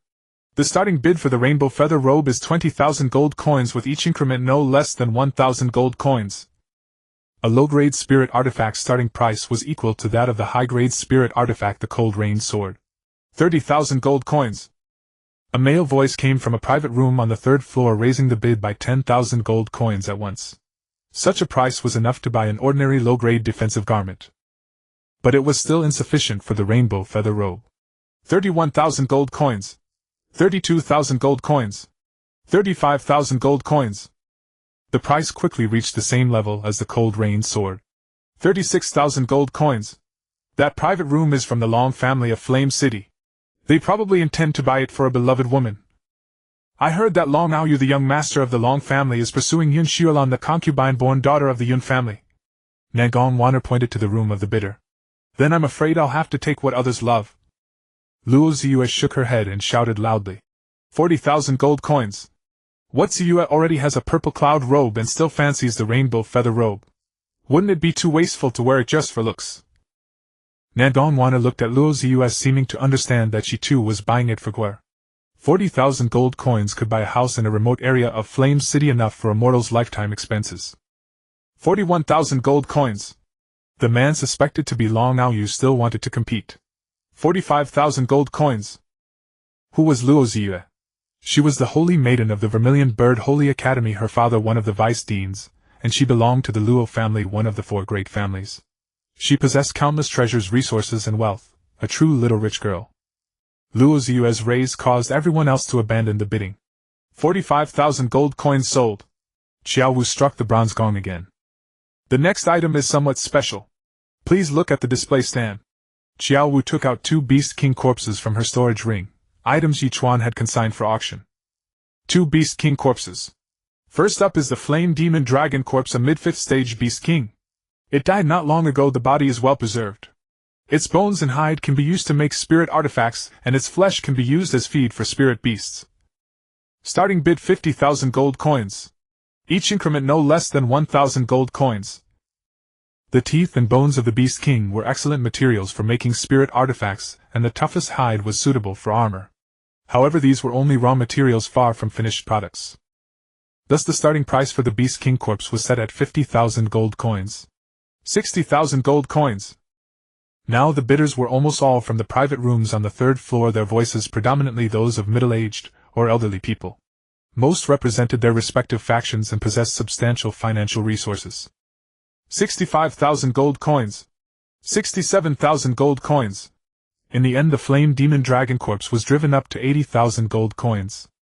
Next is the second Beast King corpse, the Infernal Blood Dragon, a late 5th stage Beast King. Please see the details. Starting bid 80,000 gold coins. Each increment no less than 1,000 gold coins. Ye Chuan actually had another tiger-shaped Beast King corpse in his storage ring, but it didn't look good, so he kept it for himself. 85,000 gold coins. A late 5th stage Beast King corpse was easier to refine into a high-grade spirit artifact, so its value was higher. The high price of these two Beast King corpses was mainly due to their excellent bloodlines. Red-grade dragon-shaped Beast Kings were far superior to ordinary Beast Kings. 88,000 gold coins. In the end, the Infernal Blood Dragon corpse was sold for 101,000 gold coins. After deducting the handling fee and adding my own cash, I now have over 200,000 gold coins available, equivalent to more than 20 million copper coins. I wonder if I have a chance to bid for the 9-grade purple Ganoderma. Ye Chuan muttered to himself. Next we will auction 3 grand finale items. I believe many of you present have come specifically for them. The first item is the mysterious cloud armor, a high-grade defensive spirit artifact. Its value needs no elaboration. Starting bid 60,000 gold coins. Xiao Wu finally brought out today's grand finale item, which many people and factions were eager to compete for. After all, high-grade spirit artifacts were essentially the best defensive armor below saint artifacts. This time the Vermilion Bird Holy Academy also participated in the bidding, sending representatives to a nearby private room. In the end, the Academy won the mysterious cloud armor for 100,000 gold coins. The second item, the 9-grade purple Ganoderma, one of the main materials for refining saint-grade pills. It requires extremely strict spiritual energy conditions. Starting bid 50,000 gold coins. Xiao Wu carefully held the saint-grade spiritual herb, which was a light purple in color, and placed in a delicate jade box to prevent the leakage of spiritual energy. She quickly closed the lid. Here it comes. Ye Chuan sat up straight, his spirits lifted. Finally, the moment he had been waiting for, the auction of the 9-grade purple Ganoderma, had arrived. 60,000 gold coins. Most voices now came from the factions in the private rooms on the 3rd floor. 70,000 gold coins. The speaker was from the private room opposite Ye Chuan. 80,000 gold coins. To Ye Chuan's dismay, the group of elders beside them had also joined the bidding. 85,000 gold coins. The Xiao family of Yan City also entered the bidding. 86,000 gold coins. The elder of the Vermilion Bird Sacred Academy spoke again. 87,000 gold coins. The Xiao family raised the bid once more. A brief silence fell over the hall. Unexpectedly, the elder of the Vermilion Bird Sacred Academy did not bid again. Their objective on this trip was the sacred artifact material Crimson Flame Iron. Although the Academy possessed ample wealth, it still had to mind its budget. A 9th-grade purple Ganoderma was hardly an essential item. 87,000 gold coins going once. Xiao Wu called out in a loud voice. 88,000 gold coins. Ye Chuan finally began to bid. Since the Vermilion Bird Sacred Academy did not participate again, a great weight lifted from his heart. 89,000 gold coins. After a moment of silence, the Xiao family bid again. 95,000 gold coins. To demonstrate his resolve, Ye Chuan directly raised the price by 6,000 gold coins. The room fell into silence once more. 95,000 gold coins going once. 95,000 gold coins going twice. 95,000 gold coins going 3 times. Sold. As a spiritual plant, the 9th-grade purple Ganoderma was not widely used and possessed no outstanding attributes, so Ye Chuan managed to acquire it without much trouble. Next is the final lot of today's auction, Crimson Flame Iron. Xiao Wu waved her small hand and a massive lump of red iron appeared before them. The sacred artifact material Crimson Flame Iron. I thought it would be only fist size, but it's actually this huge. It's as large as a table and more than a fist thick. It's more than enough to forge several sacred weapons or a suit of armor. Just take a look. Everyone knows it was already destined for the Vermilion Bird Sacred Academy. A wave of sighs passed through the crowd. I trust no lengthy introduction is needed. A single piece of Crimson Flame Iron this large is extremely rare. The starting bid is 200,000 gold coins, and each increment must be no less than 5,000 gold coins. Xiao Wu announced. The starting bid alone ruled out most of the powers in attendance. Unsurprisingly, after several rounds of bidding, the Crimson Flame Iron was successfully secured by the Vermilion Bird Sacred Academy. Congratulations to the distinguished guest in Vermilion Pavilion No. 1 for successfully winning the Crimson Flame Iron. I also thank everyone present once again for gracing this auction with your presence. Next is the free trade session. Everyone may bring out their own items and trade freely. In addition, customers who have consigned items or won lots, please proceed to the back to complete the handover. After repeating the announcement twice, Xiao Wu departed. Ye Chuan and his 3 companions followed the staff of Wanmao Tower to the back area, completed the formalities, and received the lots they had won. Ye Chuan successfully obtained the 9th grade purple Ganoderma and the 100-year snow lotus. He now had roughly 110,000 gold coins in his possession.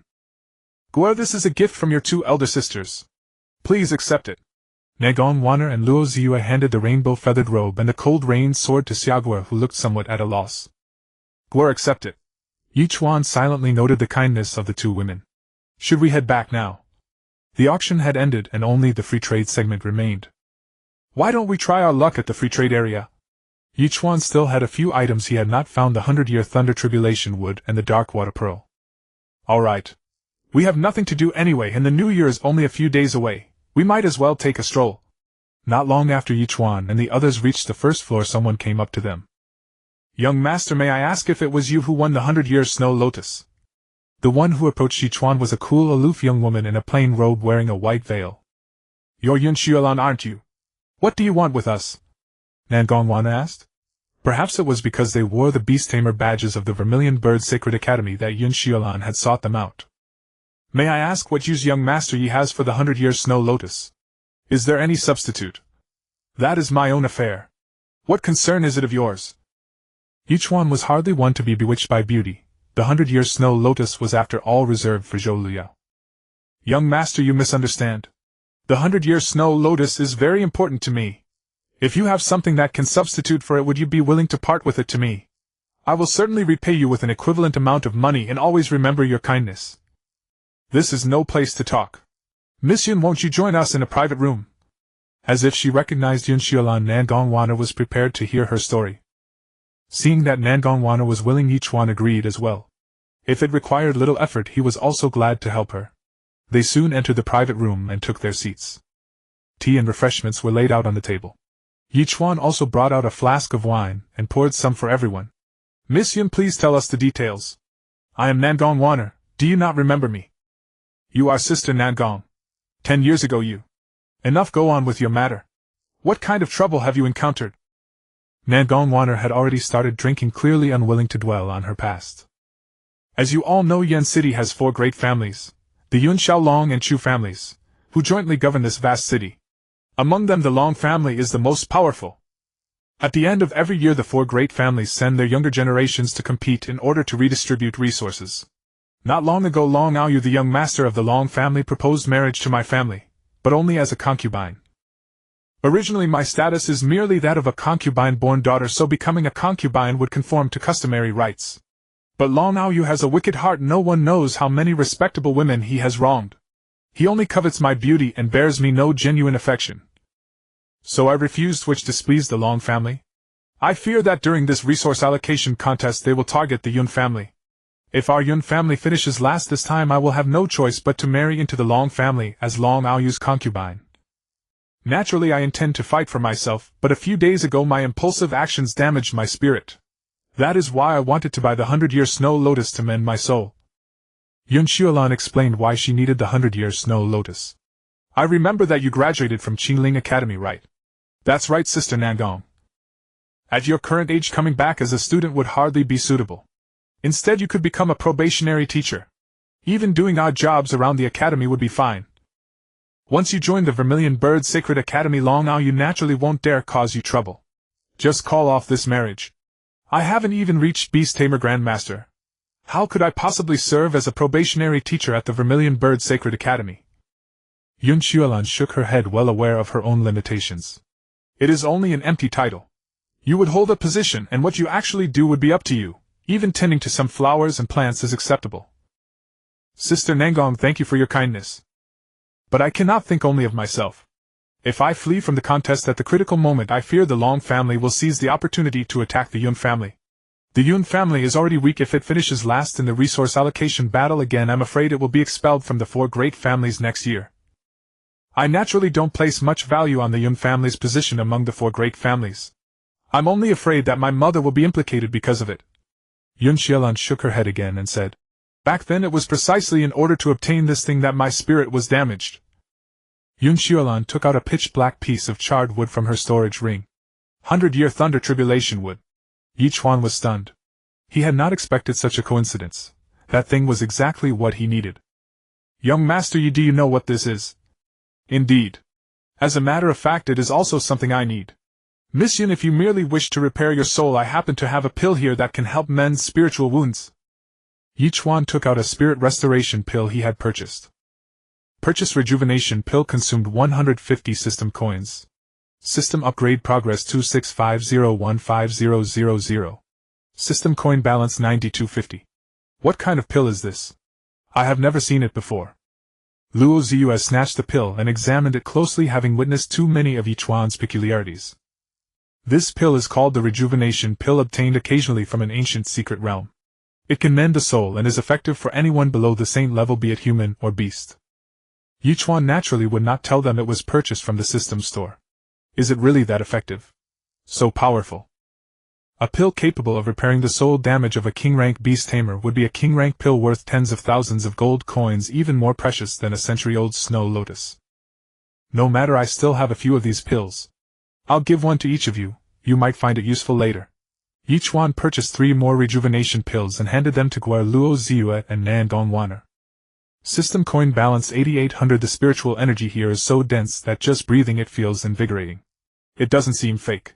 In the ancient era, spiritual energy was abundant, so it makes sense that such pills existed. Nagon Wana stored the rejuvenation pill in a jade bottle.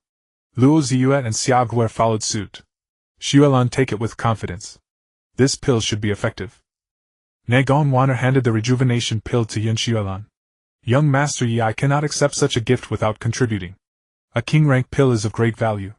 Xuanyuan is willing to pay the full price. Could we exchange it for that lightning-struck wood? That is what I seek. Naturally, yes.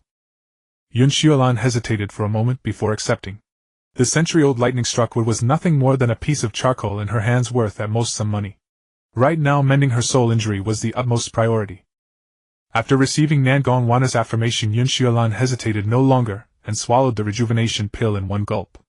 In just a few moments I feel that my soul has already been mostly repaired. It should be fully restored within an hour. Xuanyuan said after sitting in meditation for a while. But this matter is not yet settled.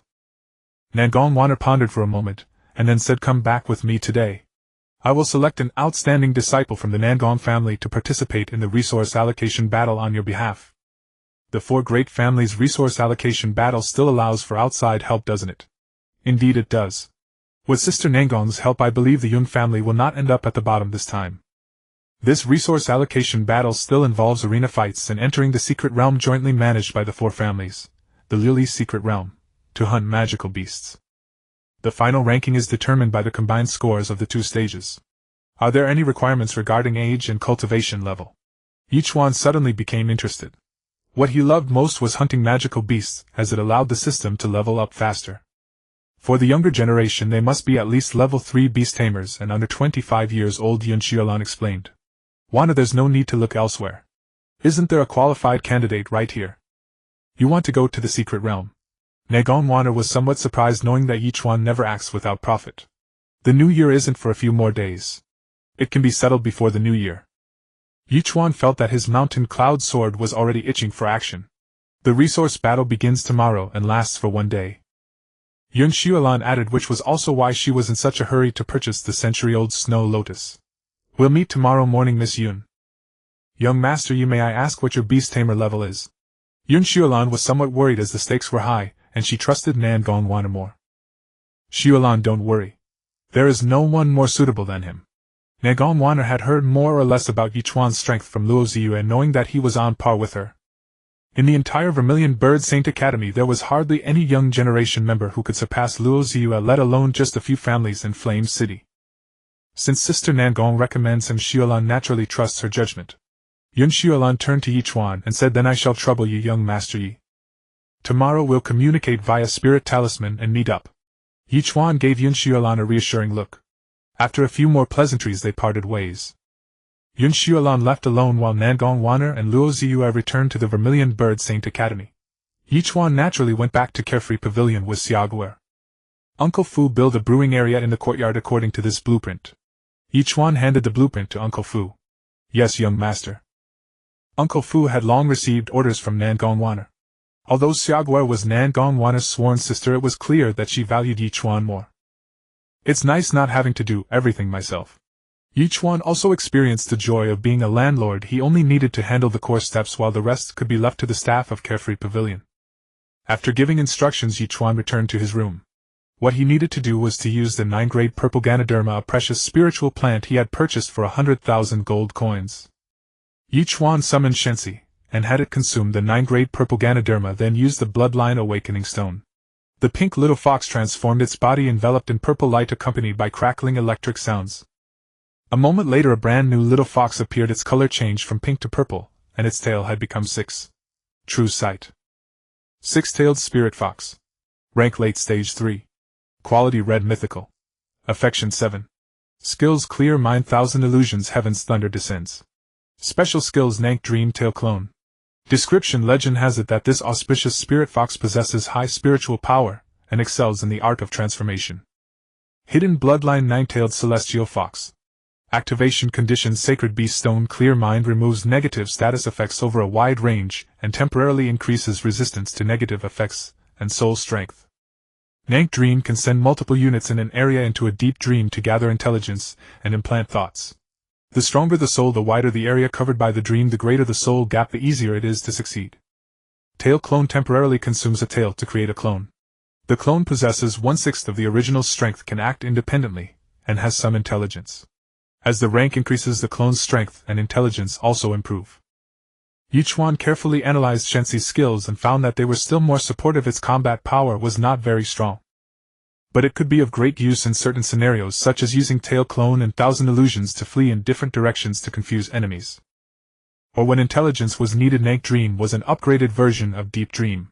In a war between two factions, intelligence was extremely important. Even if Shensi did not participate in battle, the terrifying boost of its beast spirit power alone could provide him with considerable combat strength. Your fur color has changed. What a pity. You'd better transform back to pink fur, I prefer that.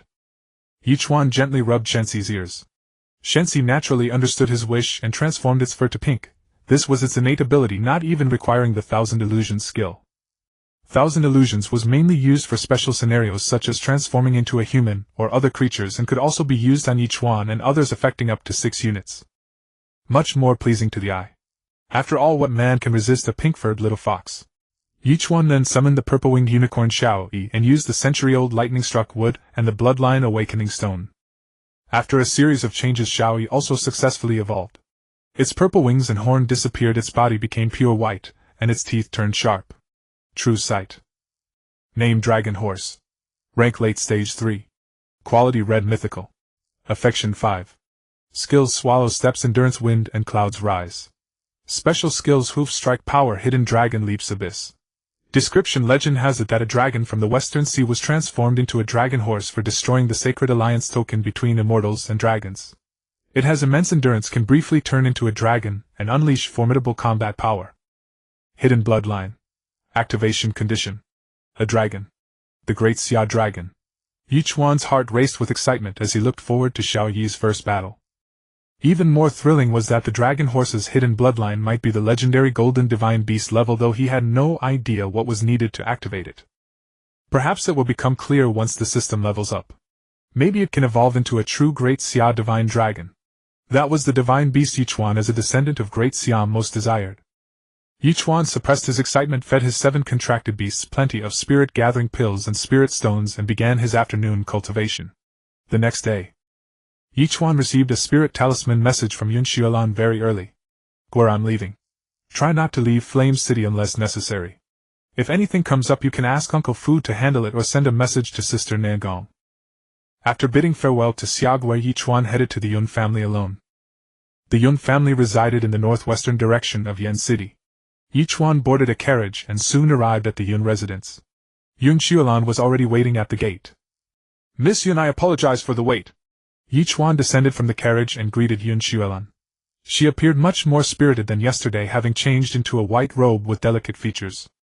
However, her brows were still slightly furrowed, and she looked at Ye Chuan's 3-star Beast Tamer badge from Qinglu Academy with some concern. "Please come in, Master Yi." "Rest assured, Miss Yun. I have long since become a beast master. I simply haven't had time to return to the academy to exchange my badge. Ye Chuan, perceiving her worry, explained once more. Ye Chuan felt that this young lady was somewhat overly anxious, burdened by too many thoughts, her face etched with melancholy. Lana, is this the external aid you've brought? A middle-aged man's voice rang out, robust and full of vigor. Father! Xuanyuan bowed respectfully. The man before him, around 50 years old, exuded the pressure of a king-level beast tamer. However, given his advanced age, his combat prowess was surely inferior to that of Nan Gongwaner. True side-eye. Name Yun Tingshan, age 51, level mid-level king beast tamer, talent zone intimacy 0. Note: the head of the Yun family in Yan City, a man of deep scheming. Master Yi, you are from Qinglu Academy. To have reached the level of beast master at such a young age, impressive.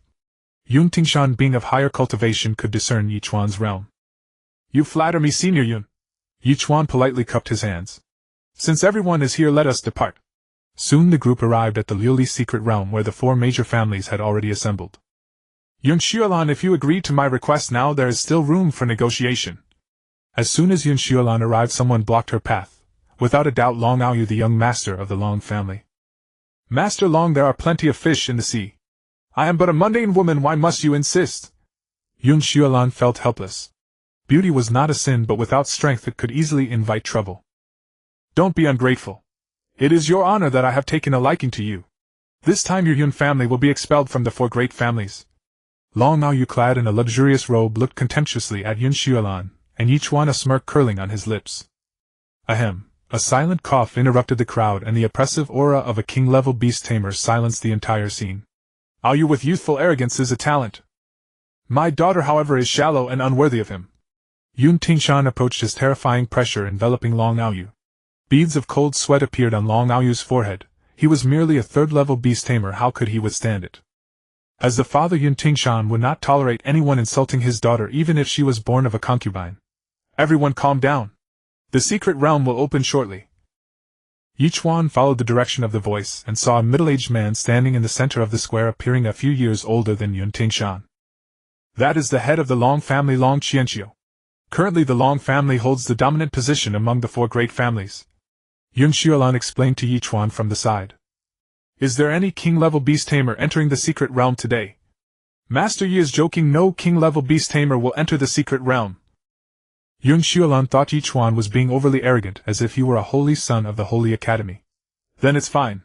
In this resource allocation battle, I guarantee the Yun family will rank first. Ye Chuan had casually observed many people with his true side-eye, but none of them merited his attention. Most were 3rd-level beast tamers. Having spent too much time at the Vermilion Bird Holy Academy, I almost forgot the true nature of this world.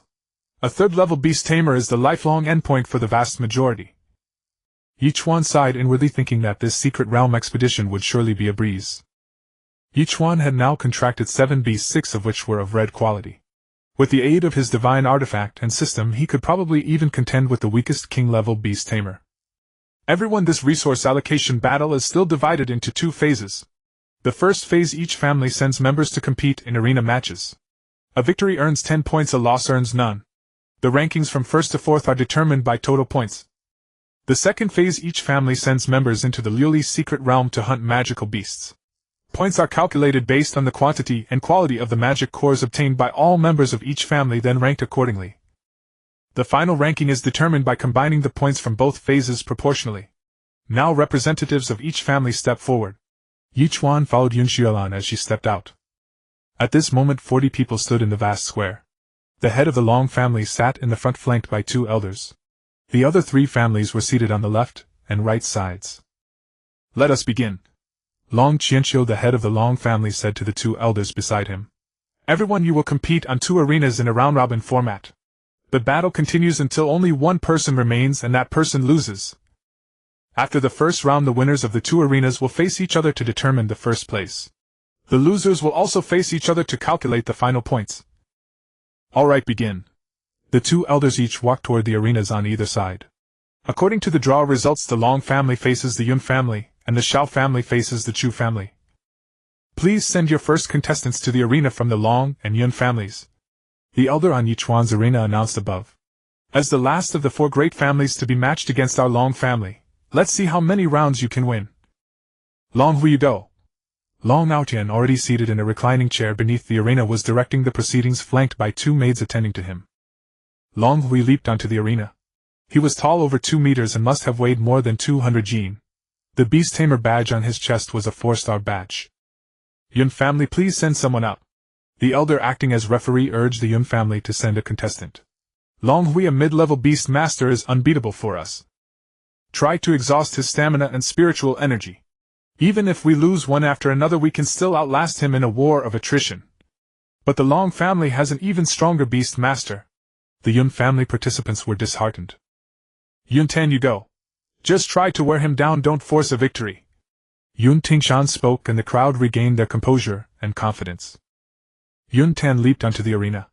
The Yun family had 2 beast masters, one at the initial stage and one at the mid-stage.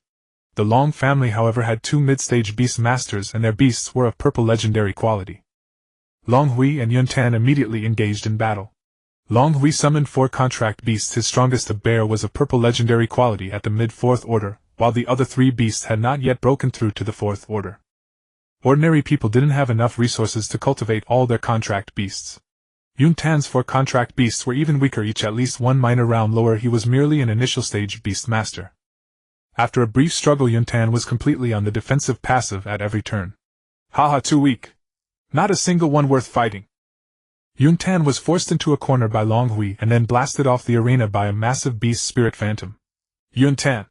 Yun Xuanyuan hurriedly fed him a healing pill, but even so his injuries were too severe. He would be unable to enter the secret realm to hunt magical beasts in the afternoon. Who else? Long Hui shouted arrogantly from the arena, looking down on everyone, further dampening the spirits of the Yun family. Yun Xuanyuan, you can't put your own interests before the family's. Just go and apologize to Master Long. Our Yun family can't afford to be last again. A young man beside Yun Xuanyuan said to her. These words immediately resonated with the Yun family team. They didn't want to be severely injured, which would prevent them from entering the secret realm and securing resources. Enough. Does the proud Yun family truly need to rely on a woman's lifelong happiness to maintain its status? Yun Tingshan bellowed, and the Yun family fell silent. Senior Yun, let me go. Ye Chuan rose, preparing to take action. Then I shall trouble young Master Yi. Yun Tingshan looked at Ye Chuan and said. Ye Chuan lightly leaped onto the arena. You are the outsider the Yun family hired, but you're merely a junior Beast Tamer master, nothing special. Long Hui looked at Ye Chuan with utter disdain. The Yun Tan, who had just been knocked off the arena, was also a junior Beast Tamer master. Young master, you just do your best. I'm still here to back you up. A cheerful male voice came from the Yun family team. Beast Spirit True Form. Ye Chuan summoned Aching and activated the Beast Spirit True Form.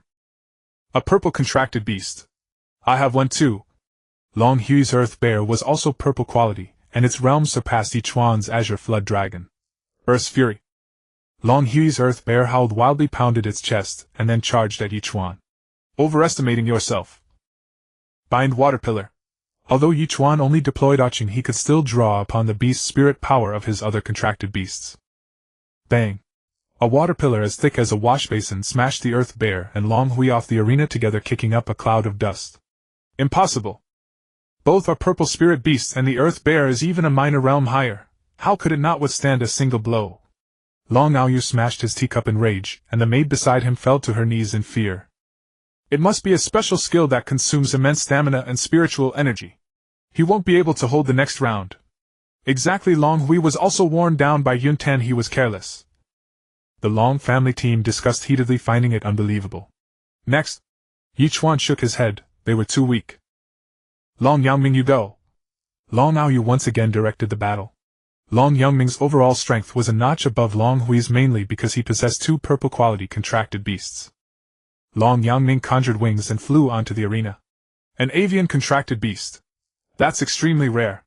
Without an avian contracted beast, one must reach the king-level Beast Tamer realm to condense spiritual energy into wings and fly. With a flying beast harassing from above, it'll be tough. The crowd murmured. Kid, you used a special skill just now, didn't you? How will you handle this fight? You're a genius, but too young. Better step down now to avoid getting hurt.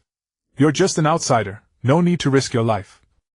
Long Yangming remained suspended in midair, looking down at Ye Chuan. Ye Chuan raised his middle finger and beckoned at Long Yangming. How dare you? Long Yangming's face twitched and he summoned 4 contracted beasts, 2 of which manifested beast spirit projections. He actually raised 2 contracted beasts to the 4th stage. Yun Xiaolan's expression darkened. She now only hoped Ye Chuan could hold out a little longer, allowing the others to wear down Long Yangming through successive battles. The duel begins. As the referee announced, Long Yangming struck first. Too weak. Ye Chuan shook his head, intensifying the beast's spirit power. The massive azure flood dragon's projection was nearly solid. Arrogant brat. Long Yangming summoned his 4 contracted beasts and attacked Ye Chuan's azure flood dragon. A bloodthirsty mad wolf purple quality 4th stage mid-realm. A white-tailed eagle blue quality 4th stage early realm. The other 2 contracted beasts were only support at the early 3rd stage. The wolf and the eagle rushed to the front first, but the azure flood dragon's massive beast spirit true form remained motionless. Too weak, I can't even get interested. Can't even break through my defense. Ye Chuan had infused half of the beast spirit power from his 6 red quality contracted beasts into the azure flood dragon. Bang bang bang. All 4 of Long Yangming's contracted beasts were struck down by the azure flood dragon's true form, losing all combat capability. Long Yangming himself was also knocked onto the arena by the shockwave. Pfft. The azure flood dragon spat another water pillar, blasting him off the arena and giving him a bath. Why don't you all come at once? Save time. By now Ye Chuan had not yet used the skills of his other contracted beasts nor deployed them. My god, I've never seen such a massive materialized beast spirit true form. Is this really just a 4th stage early purple quality contracted beast? Too strong. And Ye Chuan hasn't even summoned his 2nd beast. The crowd grew noisy again. So young master, you really is that powerful? Yun Xiaolan's heart finally settled. Without Long Yangming, even if Ye Chuan stepped down now, they still had confidence, for the Yun family still had an intermediate Beast Tamer master. Ye Chuan stood there, but no one dared to challenge him. Don't think the Yun family is the only one with a foreign aid. The Long family has one too. Long Aoyu stood up and had the maid clean up the mess. Come out, Liu Shiyan. Liu Shiyan. The one who placed 2nd in the last major competition of the 9 affiliated academies of the Vermilion Bird Holy Academy. It's really him. His realm is almost at the king-level Beast Tamer, and he's already been admitted to the Vermilion Bird Holy Academy. Why would he come to the Flame City 4 Great Families resource allocation battle? This is over. Young Master Yi loses because of his age. If he were the same age as Liu Shiyan, he would surely win. Liu Shiyan is a genius with a red mythic quality contracted beast. He's only 23 and already near the king-level Beast Tamer. Terrifying. The Yun family team's discussion sank their hearts to the bottom. Liu Shiyan leaped onto the arena facing Ye Chuan. I've seen you before. Liu Shiyan was in no hurry to attack, even though the referee had already called the start. Oh.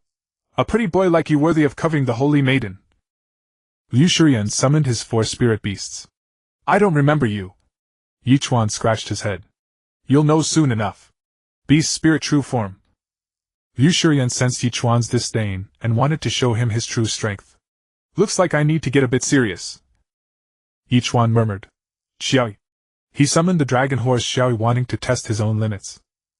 Even now you still won't summon all your spirit beasts. Liu Shiyan's expression changed several times. Let me see the strength of the 2nd place. Ye Chuan stressed the word 2nd heavily. 1st place and 2nd place, people always remember the former. Fine, let me see how your 2 late 3rd stage contracted beasts can defeat me. Liu Shiyan now had 4 enormous spirit beast projections around him: a tiger, a sparrow, a snake, and a wolf. True side-eye.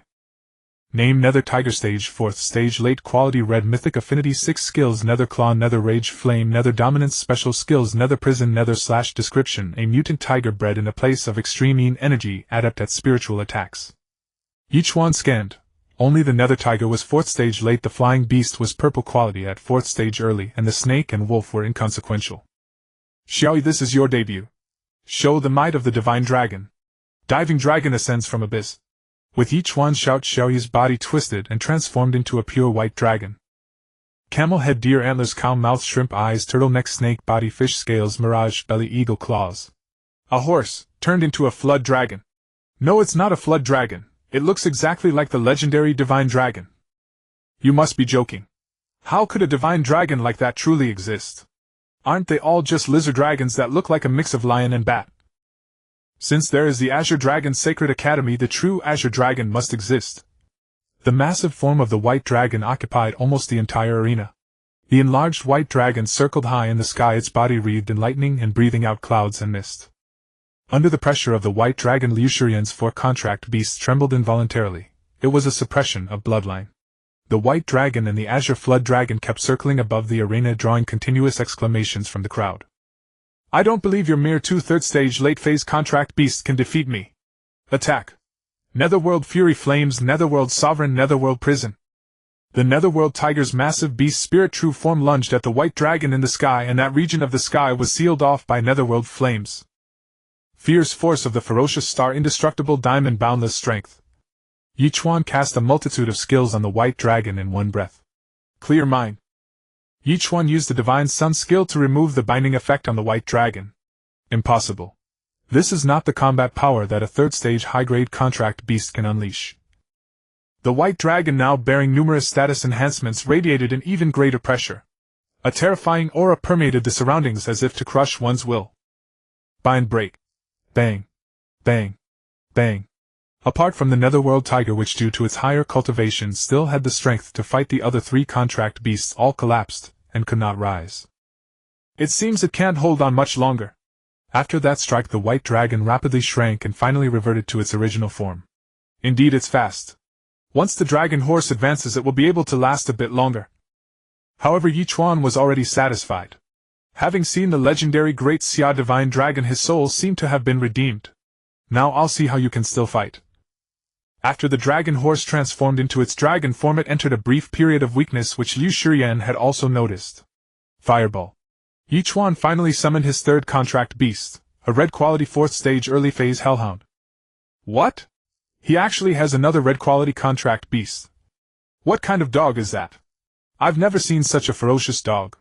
Just one look makes me tremble. It must be a rare mutated breed, just like that white horse. After Hotpot entered the battle, it immediately enlarged, occupying nearly half of the arena. At the same time, a massive beast spirit true form manifested, and black-red flames pressed down, making it hard to breathe. Hell transformation. Ye Chuan mobilized most of his beast spirit power, and commanded the fireball to attack the Netherworld Tiger. Even though both were red quality, there was a gap in strength. The Netherworld Tiger was already injured. How could it withstand a fireball at its peak? After a brief struggle, it fell heavily to the ground. Get down! Ye Chuan then commanded Aching to shoot a water jet, knocking Liu Shiren off the arena. Winner Ye Chuan of the Yun family. The referee announced slowly, not expecting such an outcome. Is there anyone else who wants to challenge? Below the Long family members, all 3rd stage Beast Tamers had no courage to face such a powerful Ye Chuan. We concede. Finally, Long Ao Yu said through gritted teeth. Preserving strength for the afternoon's secret realm was the most important thing now. Seeing the Long family surrender, Ye Chuan finally jumped off the arena. This time Ye Chuan had not even used his sacred artifact or all his contract beasts. This was far from his full strength. The dragon horse and the divine sun would soon be able to advance to the 4th stage. You've worked hard, young master Yi. Yun Xuanyuan then realized what a true prodigy was. She was already over 20, yet she had not even reached the threshold of beast-taming grandmaster, while Ye Chuan, only 18 or 19, was already a junior beast-taming grandmaster, and could even fight above his level. Entrusted with a task, one must see it through.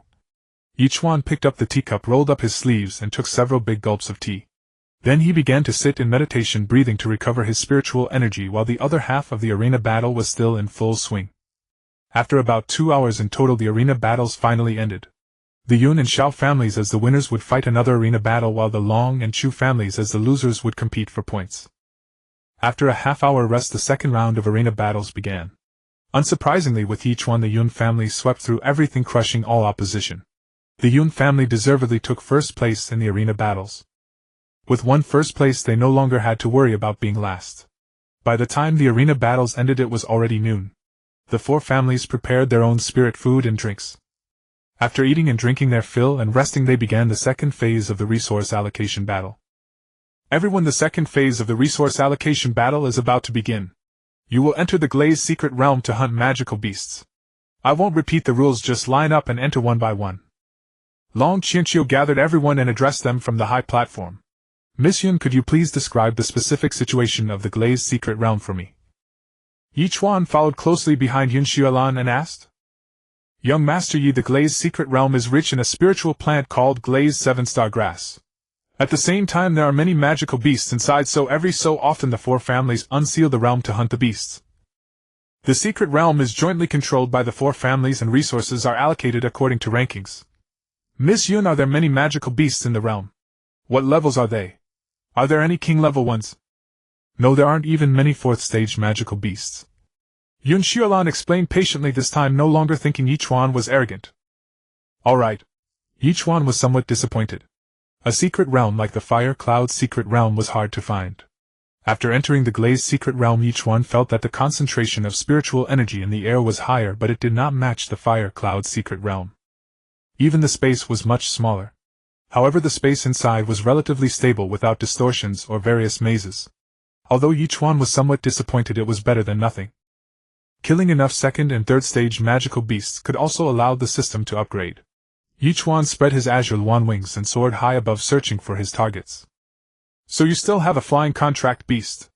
Even when facing a high-level beast-taming grandmaster, you haven't used your full strength? Yun Xiaolan watched Ye Chuan's increasingly blurred back, feeling a bittersweet ache in her heart. That man was like a star in the 9 heavens, while she was like mud on the ground.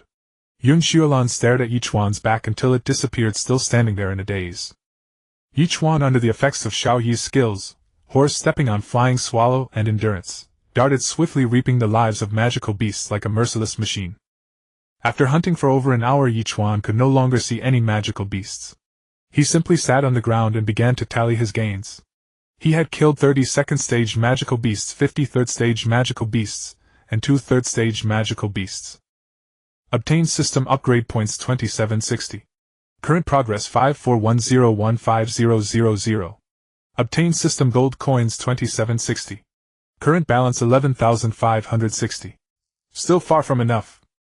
Looking at the sacred beast stone, the orange quality spirit beast cub, and the sacred artifact that required a large amount of system gold coins to exchange, he felt the huge gap in his system gold coins. And killing a single beast king would grant 1000 points and system gold coins equal to the points from over a dozen fourth stage magical beasts. Perhaps beyond the wall is where I truly belong to grow. If he wanted to hunt that many beast kings and even beast emperors in the future, he would inevitably have to cross the spirit wall. But how far away is that day? Ye Chuan let out a sigh, his thoughts returning to reality. He heard the assembly call. It was time to leave. Needless to say, the outcome of this resource allocation battle was hardly surprising. With Ye Chuan as such a powerful ally, the Yun family took first place. Young master Yi, thank you for your help this time. This is a small token of the Yun family's gratitude. Please do accept it. Yun Xiaolan handed a storage ring to Ye Chuan. He gave it a cursory sweep with his divine sense, and found roughly 50,000 gold coins along with some glazed 7-star grass. In that case, since refusing would be impolite, I'll accept it. The mountains are high, and the roads are long, until we meet again. Ye Chuan clasped his fists, preparing to leave. Young master Yi, why not stay for a meal before you go? No need. Guer is still waiting for me. Since matters are settled, I should hurry home. Ye Chuan declined. Yun Xiaolan did not press him further, she simply watched him leave. Ye Chuan returned to Whirl Garden without pausing. By then Yanqing was bright with the lights of 10,000 homes, red lanterns hanging everywhere. Thankfully, among the 10,000 lights, one of them is still mine. A smile tugged at the corner of Ye Chuan's lips. When he stepped into Whirl Garden today, Xia Guer was already waiting for him at the door. Master, you're back. Guer, mind you don't catch cold. Ye Chuan rubbed Guer's head and found it icy cold with a few snowflakes still resting on top. It's snowing. Ye Chuan stretched out his hand, letting snowflakes fall as they would, and feeling the chill of them melting in his palm. Master, look. This is the lantern I made myself today. Guer lifted the red lantern in her hand, which bore delicate embroidered patterns. How beautiful. Guer's hands are so skillful.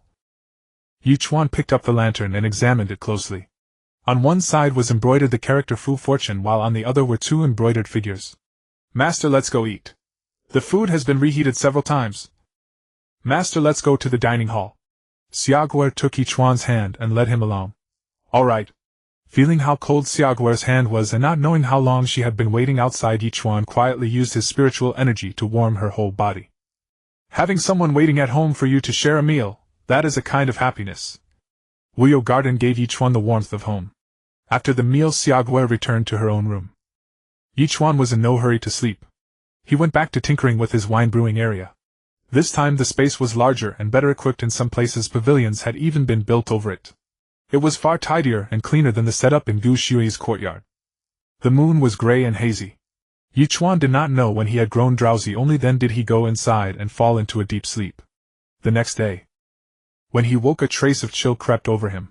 He walked out of his room and saw that a thin layer of snow had already settled over the courtyard. I've been fighting and killing for so long. For these few days of the new year I should rest well. For the past few months Ye Chuan's nerves had been stretched taut almost without respite. At every moment he was thinking of how to improve his strength and face the dangers ahead. Up so early, Gwr? Ye Chuan strode forward. Gwr was clearing snow with a shovel, apparently planning to build a snowman. Good morning, master. Keep me company while I build a snowman. Gwr had changed into red clothes and braided her hair, looking at Ye Chuan expectantly. All right. Ye Chuan was only a little over 18 years old. Snowy days were extremely rare in the south, and with such rare leisure he was in high spirits. The two did not use spiritual energy, instead they threw themselves wholeheartedly into their creation. Gwr shoveled nearly all the snow in the courtyard, but she still thought it was not enough. Ye Chuan could only leap onto the roof and sweep all the snow down from there as well. In the end he helped himself to the snow from the trees, from the steps, and even from the neighbors' yards. Finally there was enough snow. Gwr made 3 snowmen without distinct faces, 2 large ones and 1 small one.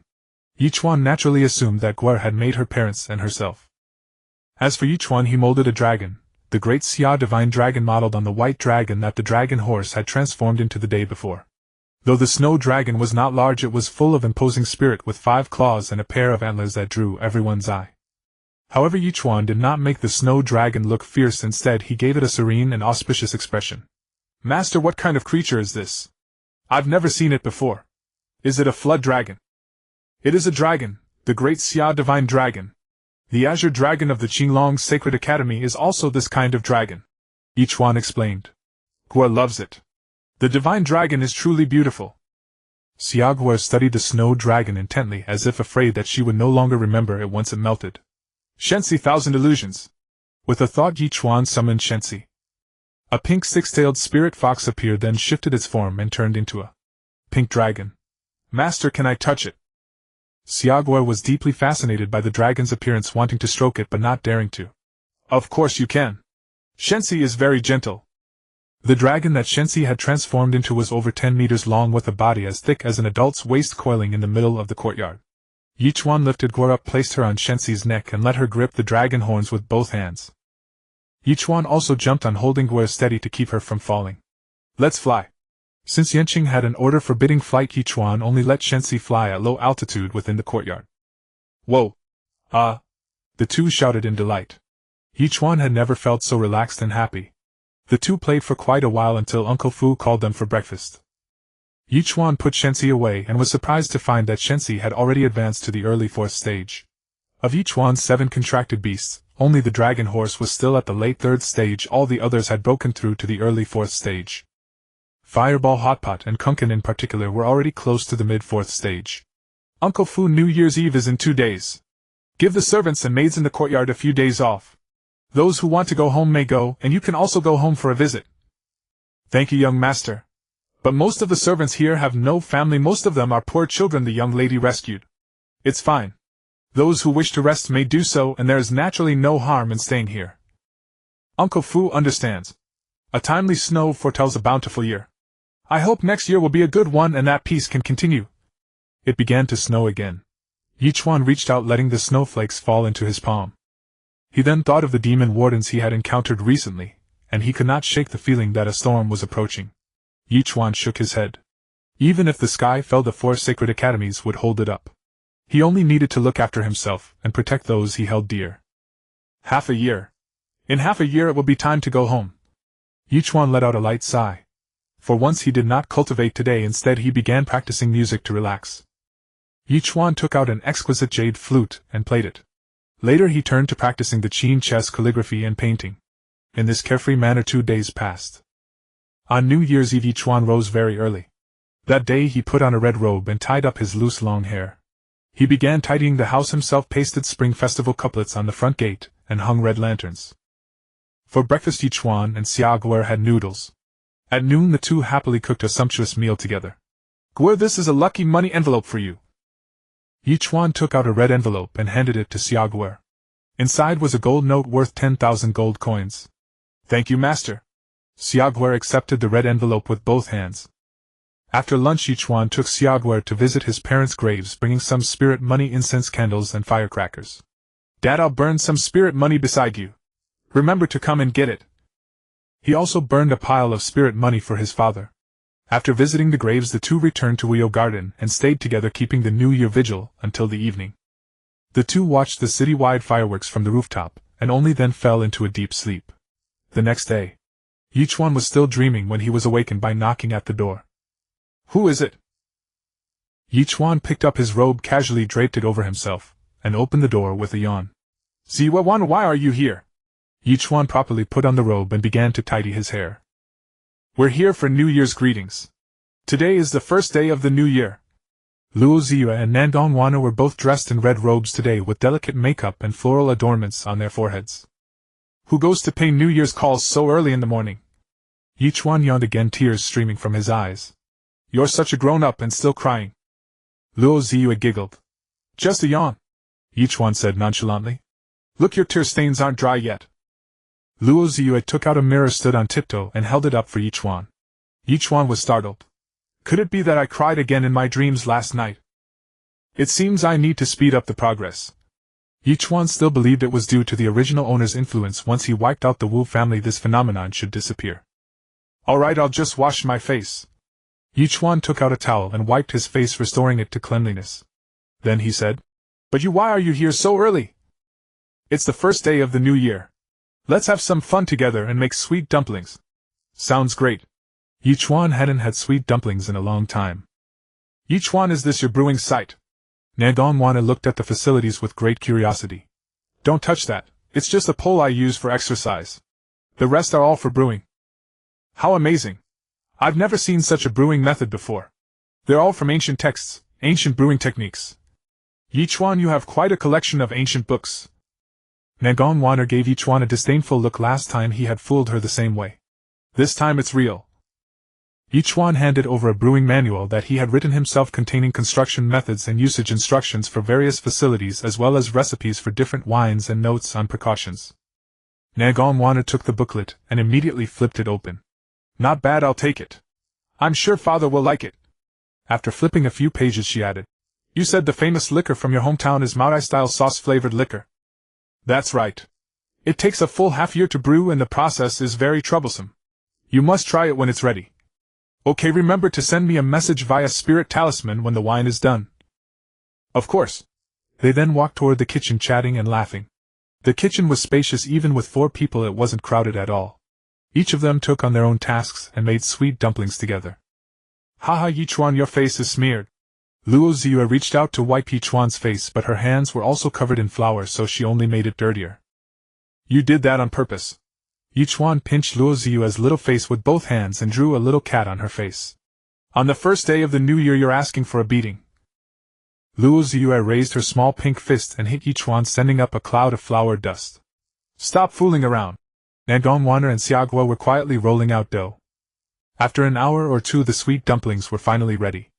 Not bad, huh? The 4 of them gathered around a table, eating the dumplings in a circle. Luo Ziyu was the chatterbox among them. Why did you come so early today? Is there something? Ye Chuan, do you have any plans after the new year?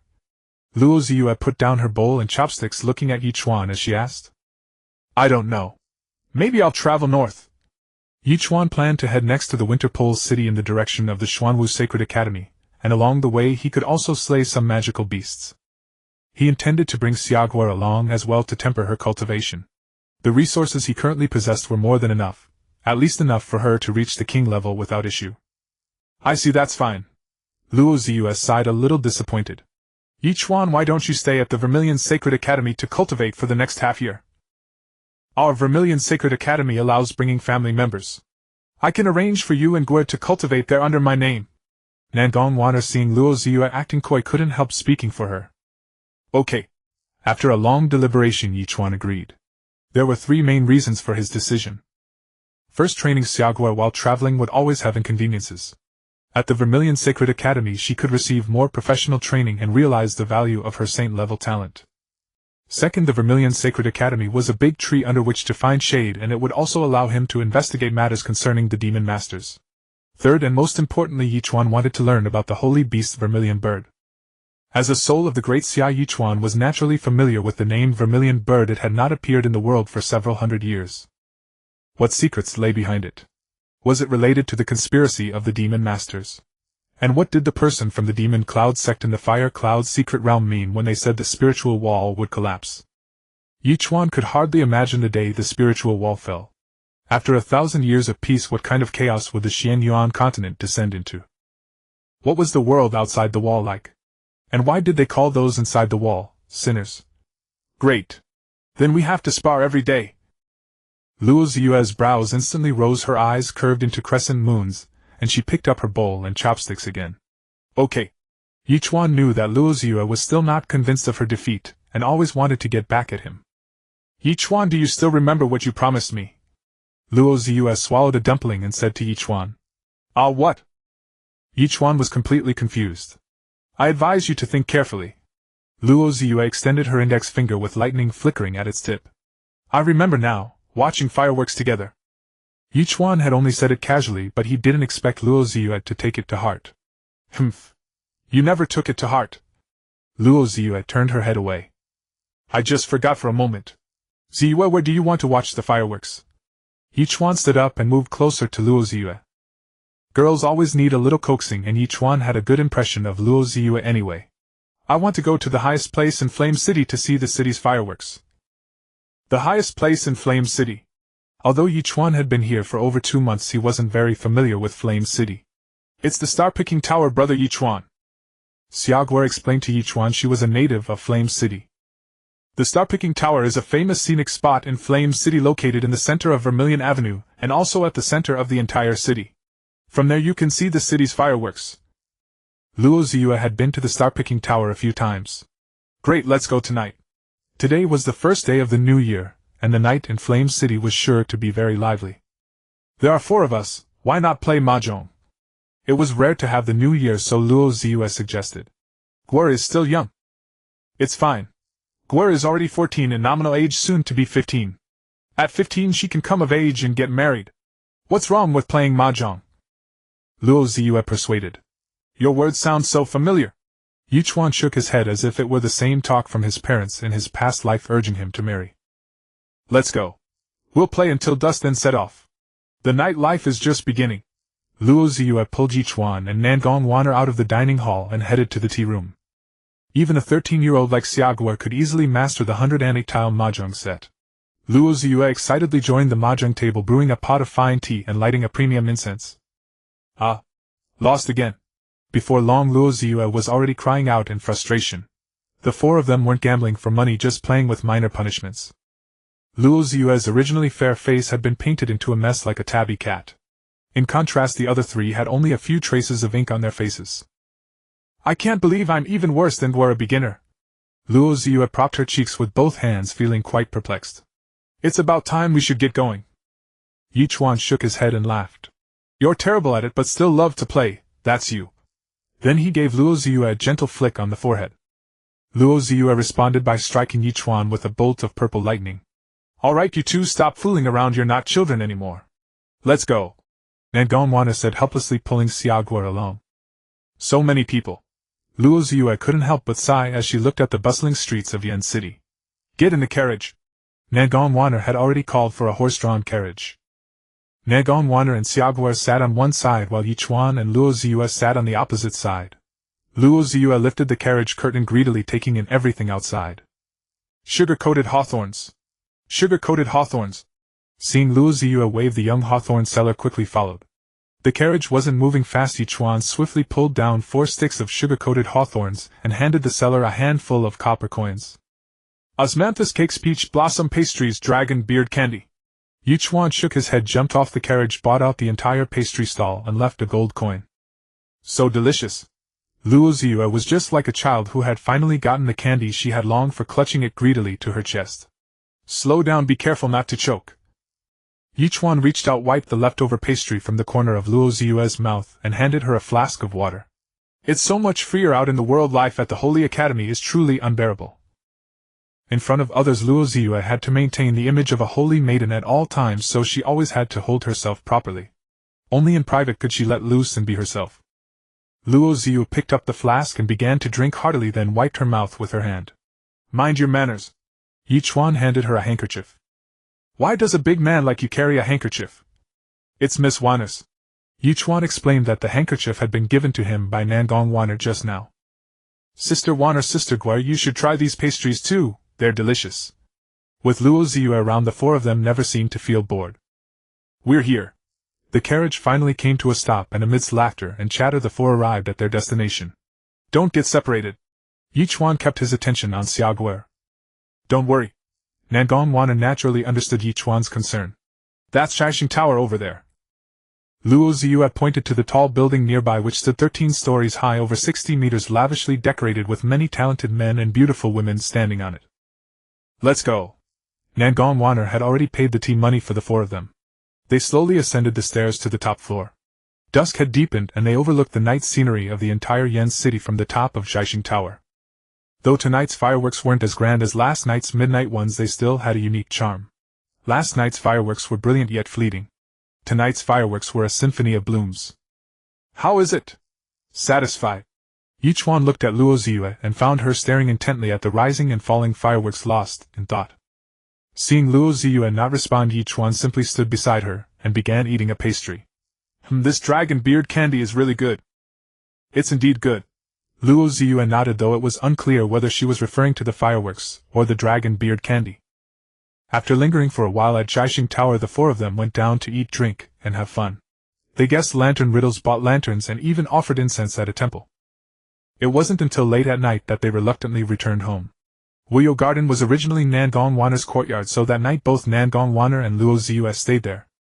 The next day everyone slept until the sun was high in the sky.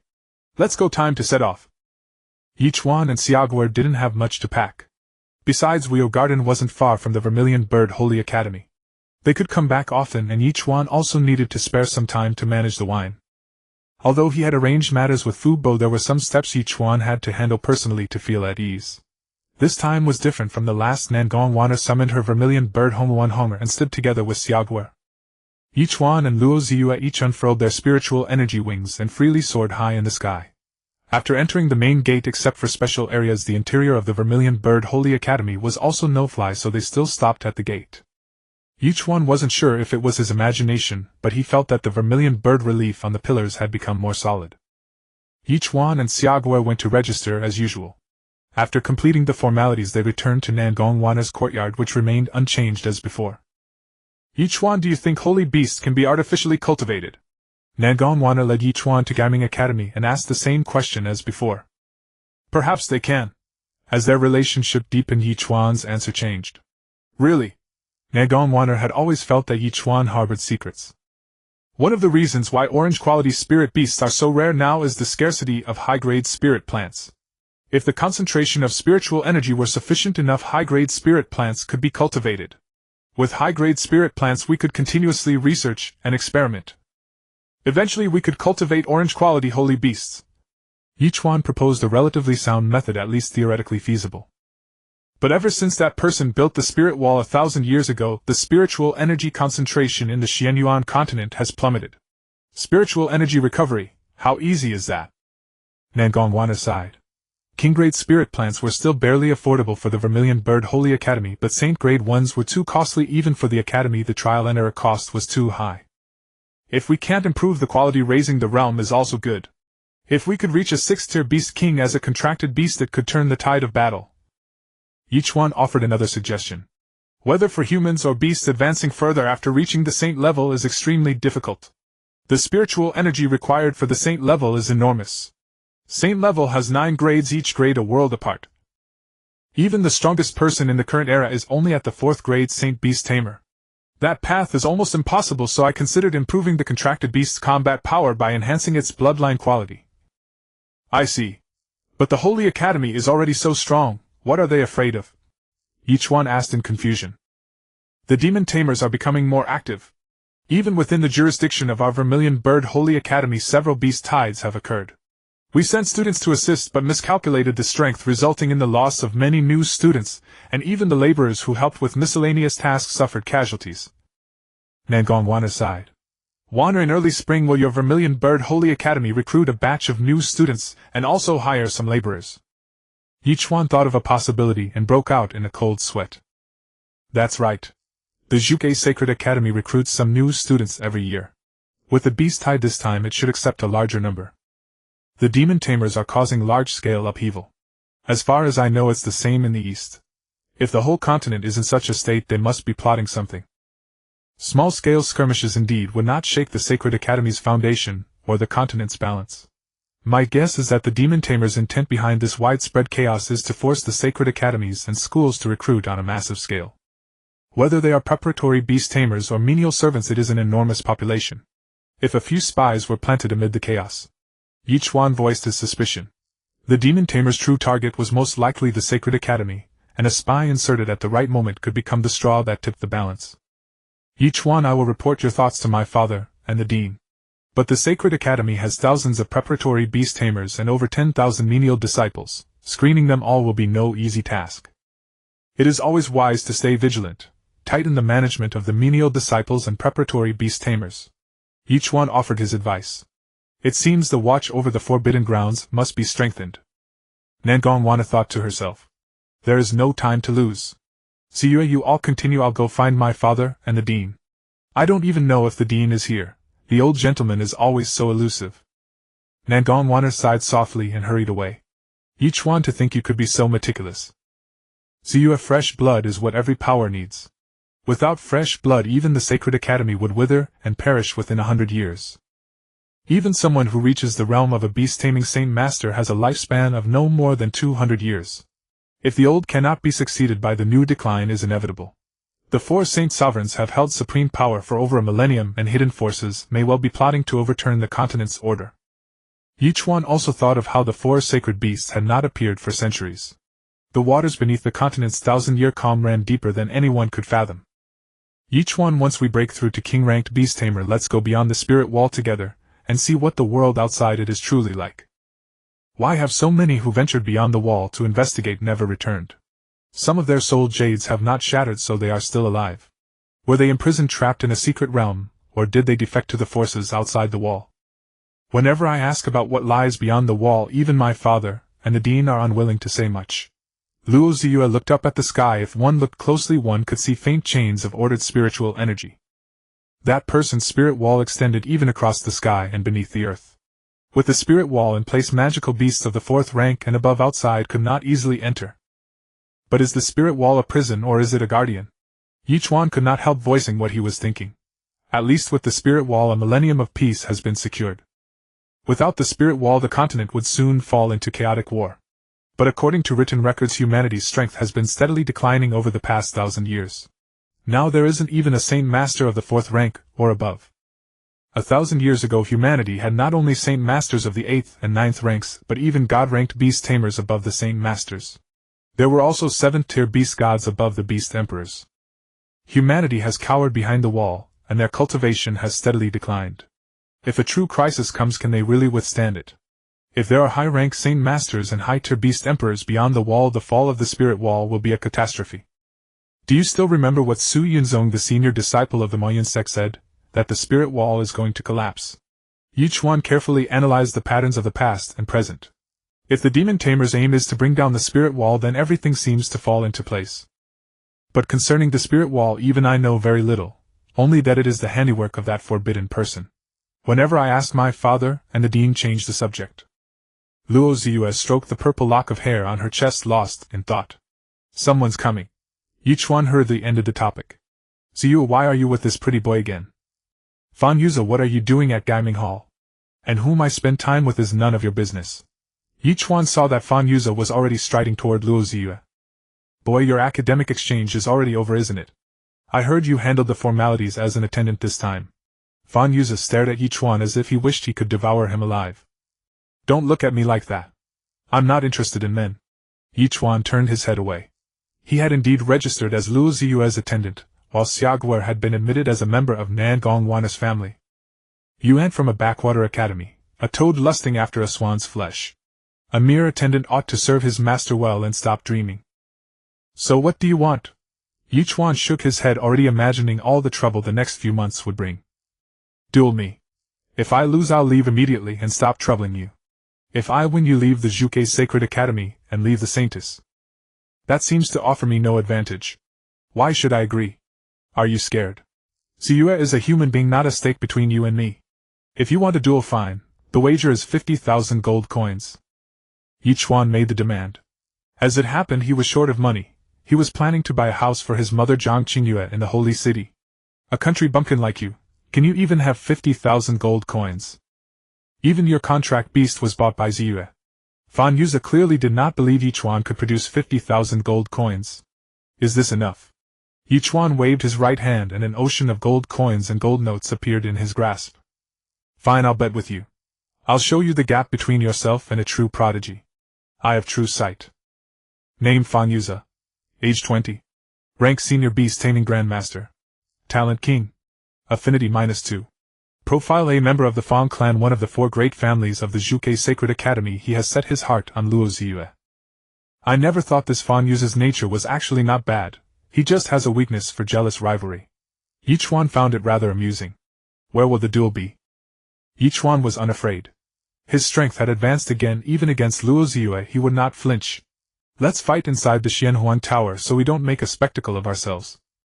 Luo Ziyue shook her head, deeply exasperated. This Fan Yuze was always clinging to her, making her feel uneasy. Since Ziyue says so, I'll grant you some face. Go back to your Qinglu Academy and behave yourself. Fan Yuze never realized it was Luo Ziyue who wanted to spare him and the Zhuge Sacred Academy that embarrassment. Xuanyuan Tower. Luo Ziyue summoned the Xuanyuan Tower and drew them all inside. Boy, let me open your eyes and show you the might of a red-quality spirit beast. Fire Kite. A gigantic bird appeared from Fan Yuze's beast-taming space, circling the heights with clear ringing cries. I have true sight. Name Blazing Azure-tailed Kite. Rank Late 4th Order. Quality Red Mythical. Affinity 6. Skills: Infernal Immolation, Flame Blade, Flash Strike. Special skills: Grass Flourishing and Orioles Soaring, Storm Servant. Profile: an azure-tailed kite mutated in a land dense with fire attribute spiritual energy. It is swift, and can command both wind and flame. Even though both were red quality, the fire kite's bloodline was clearly inferior to Nangongwan's red Luan, let alone Ye Chuan's dragon horse and dragon turtle. Unseal. Ye Chuan did not take any chances and directly summoned Huiqiu, Kunkan, Aching, and Xiaoyi. 3 red quality contract beasts. Fan Yuze's jaw dropped. He himself had only a single red quality contract beast. Who exactly are you? A student from Qinglu Academy couldn't possibly have 3 red quality contract beasts, not even the Dean's son. Huiqiu, Kunkan, and Xiaoyi's red radiance above their heads left Fan Yuze dumbfounded. Just luck. Let's fight.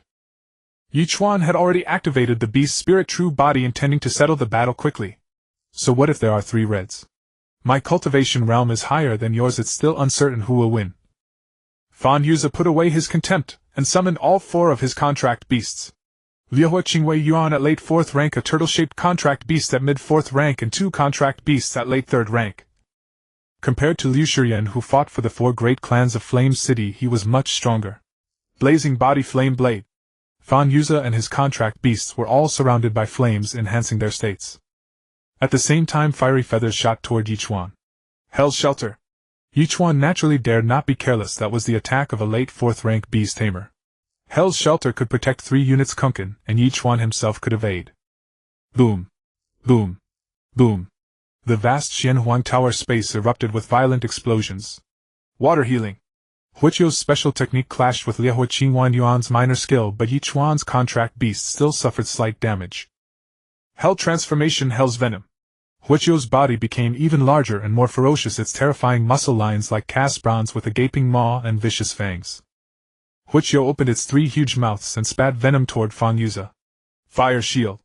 Fan Yuze used the skills of his other contract beasts. The hellish venom sprayed onto the flames, emitting a sizzling sound.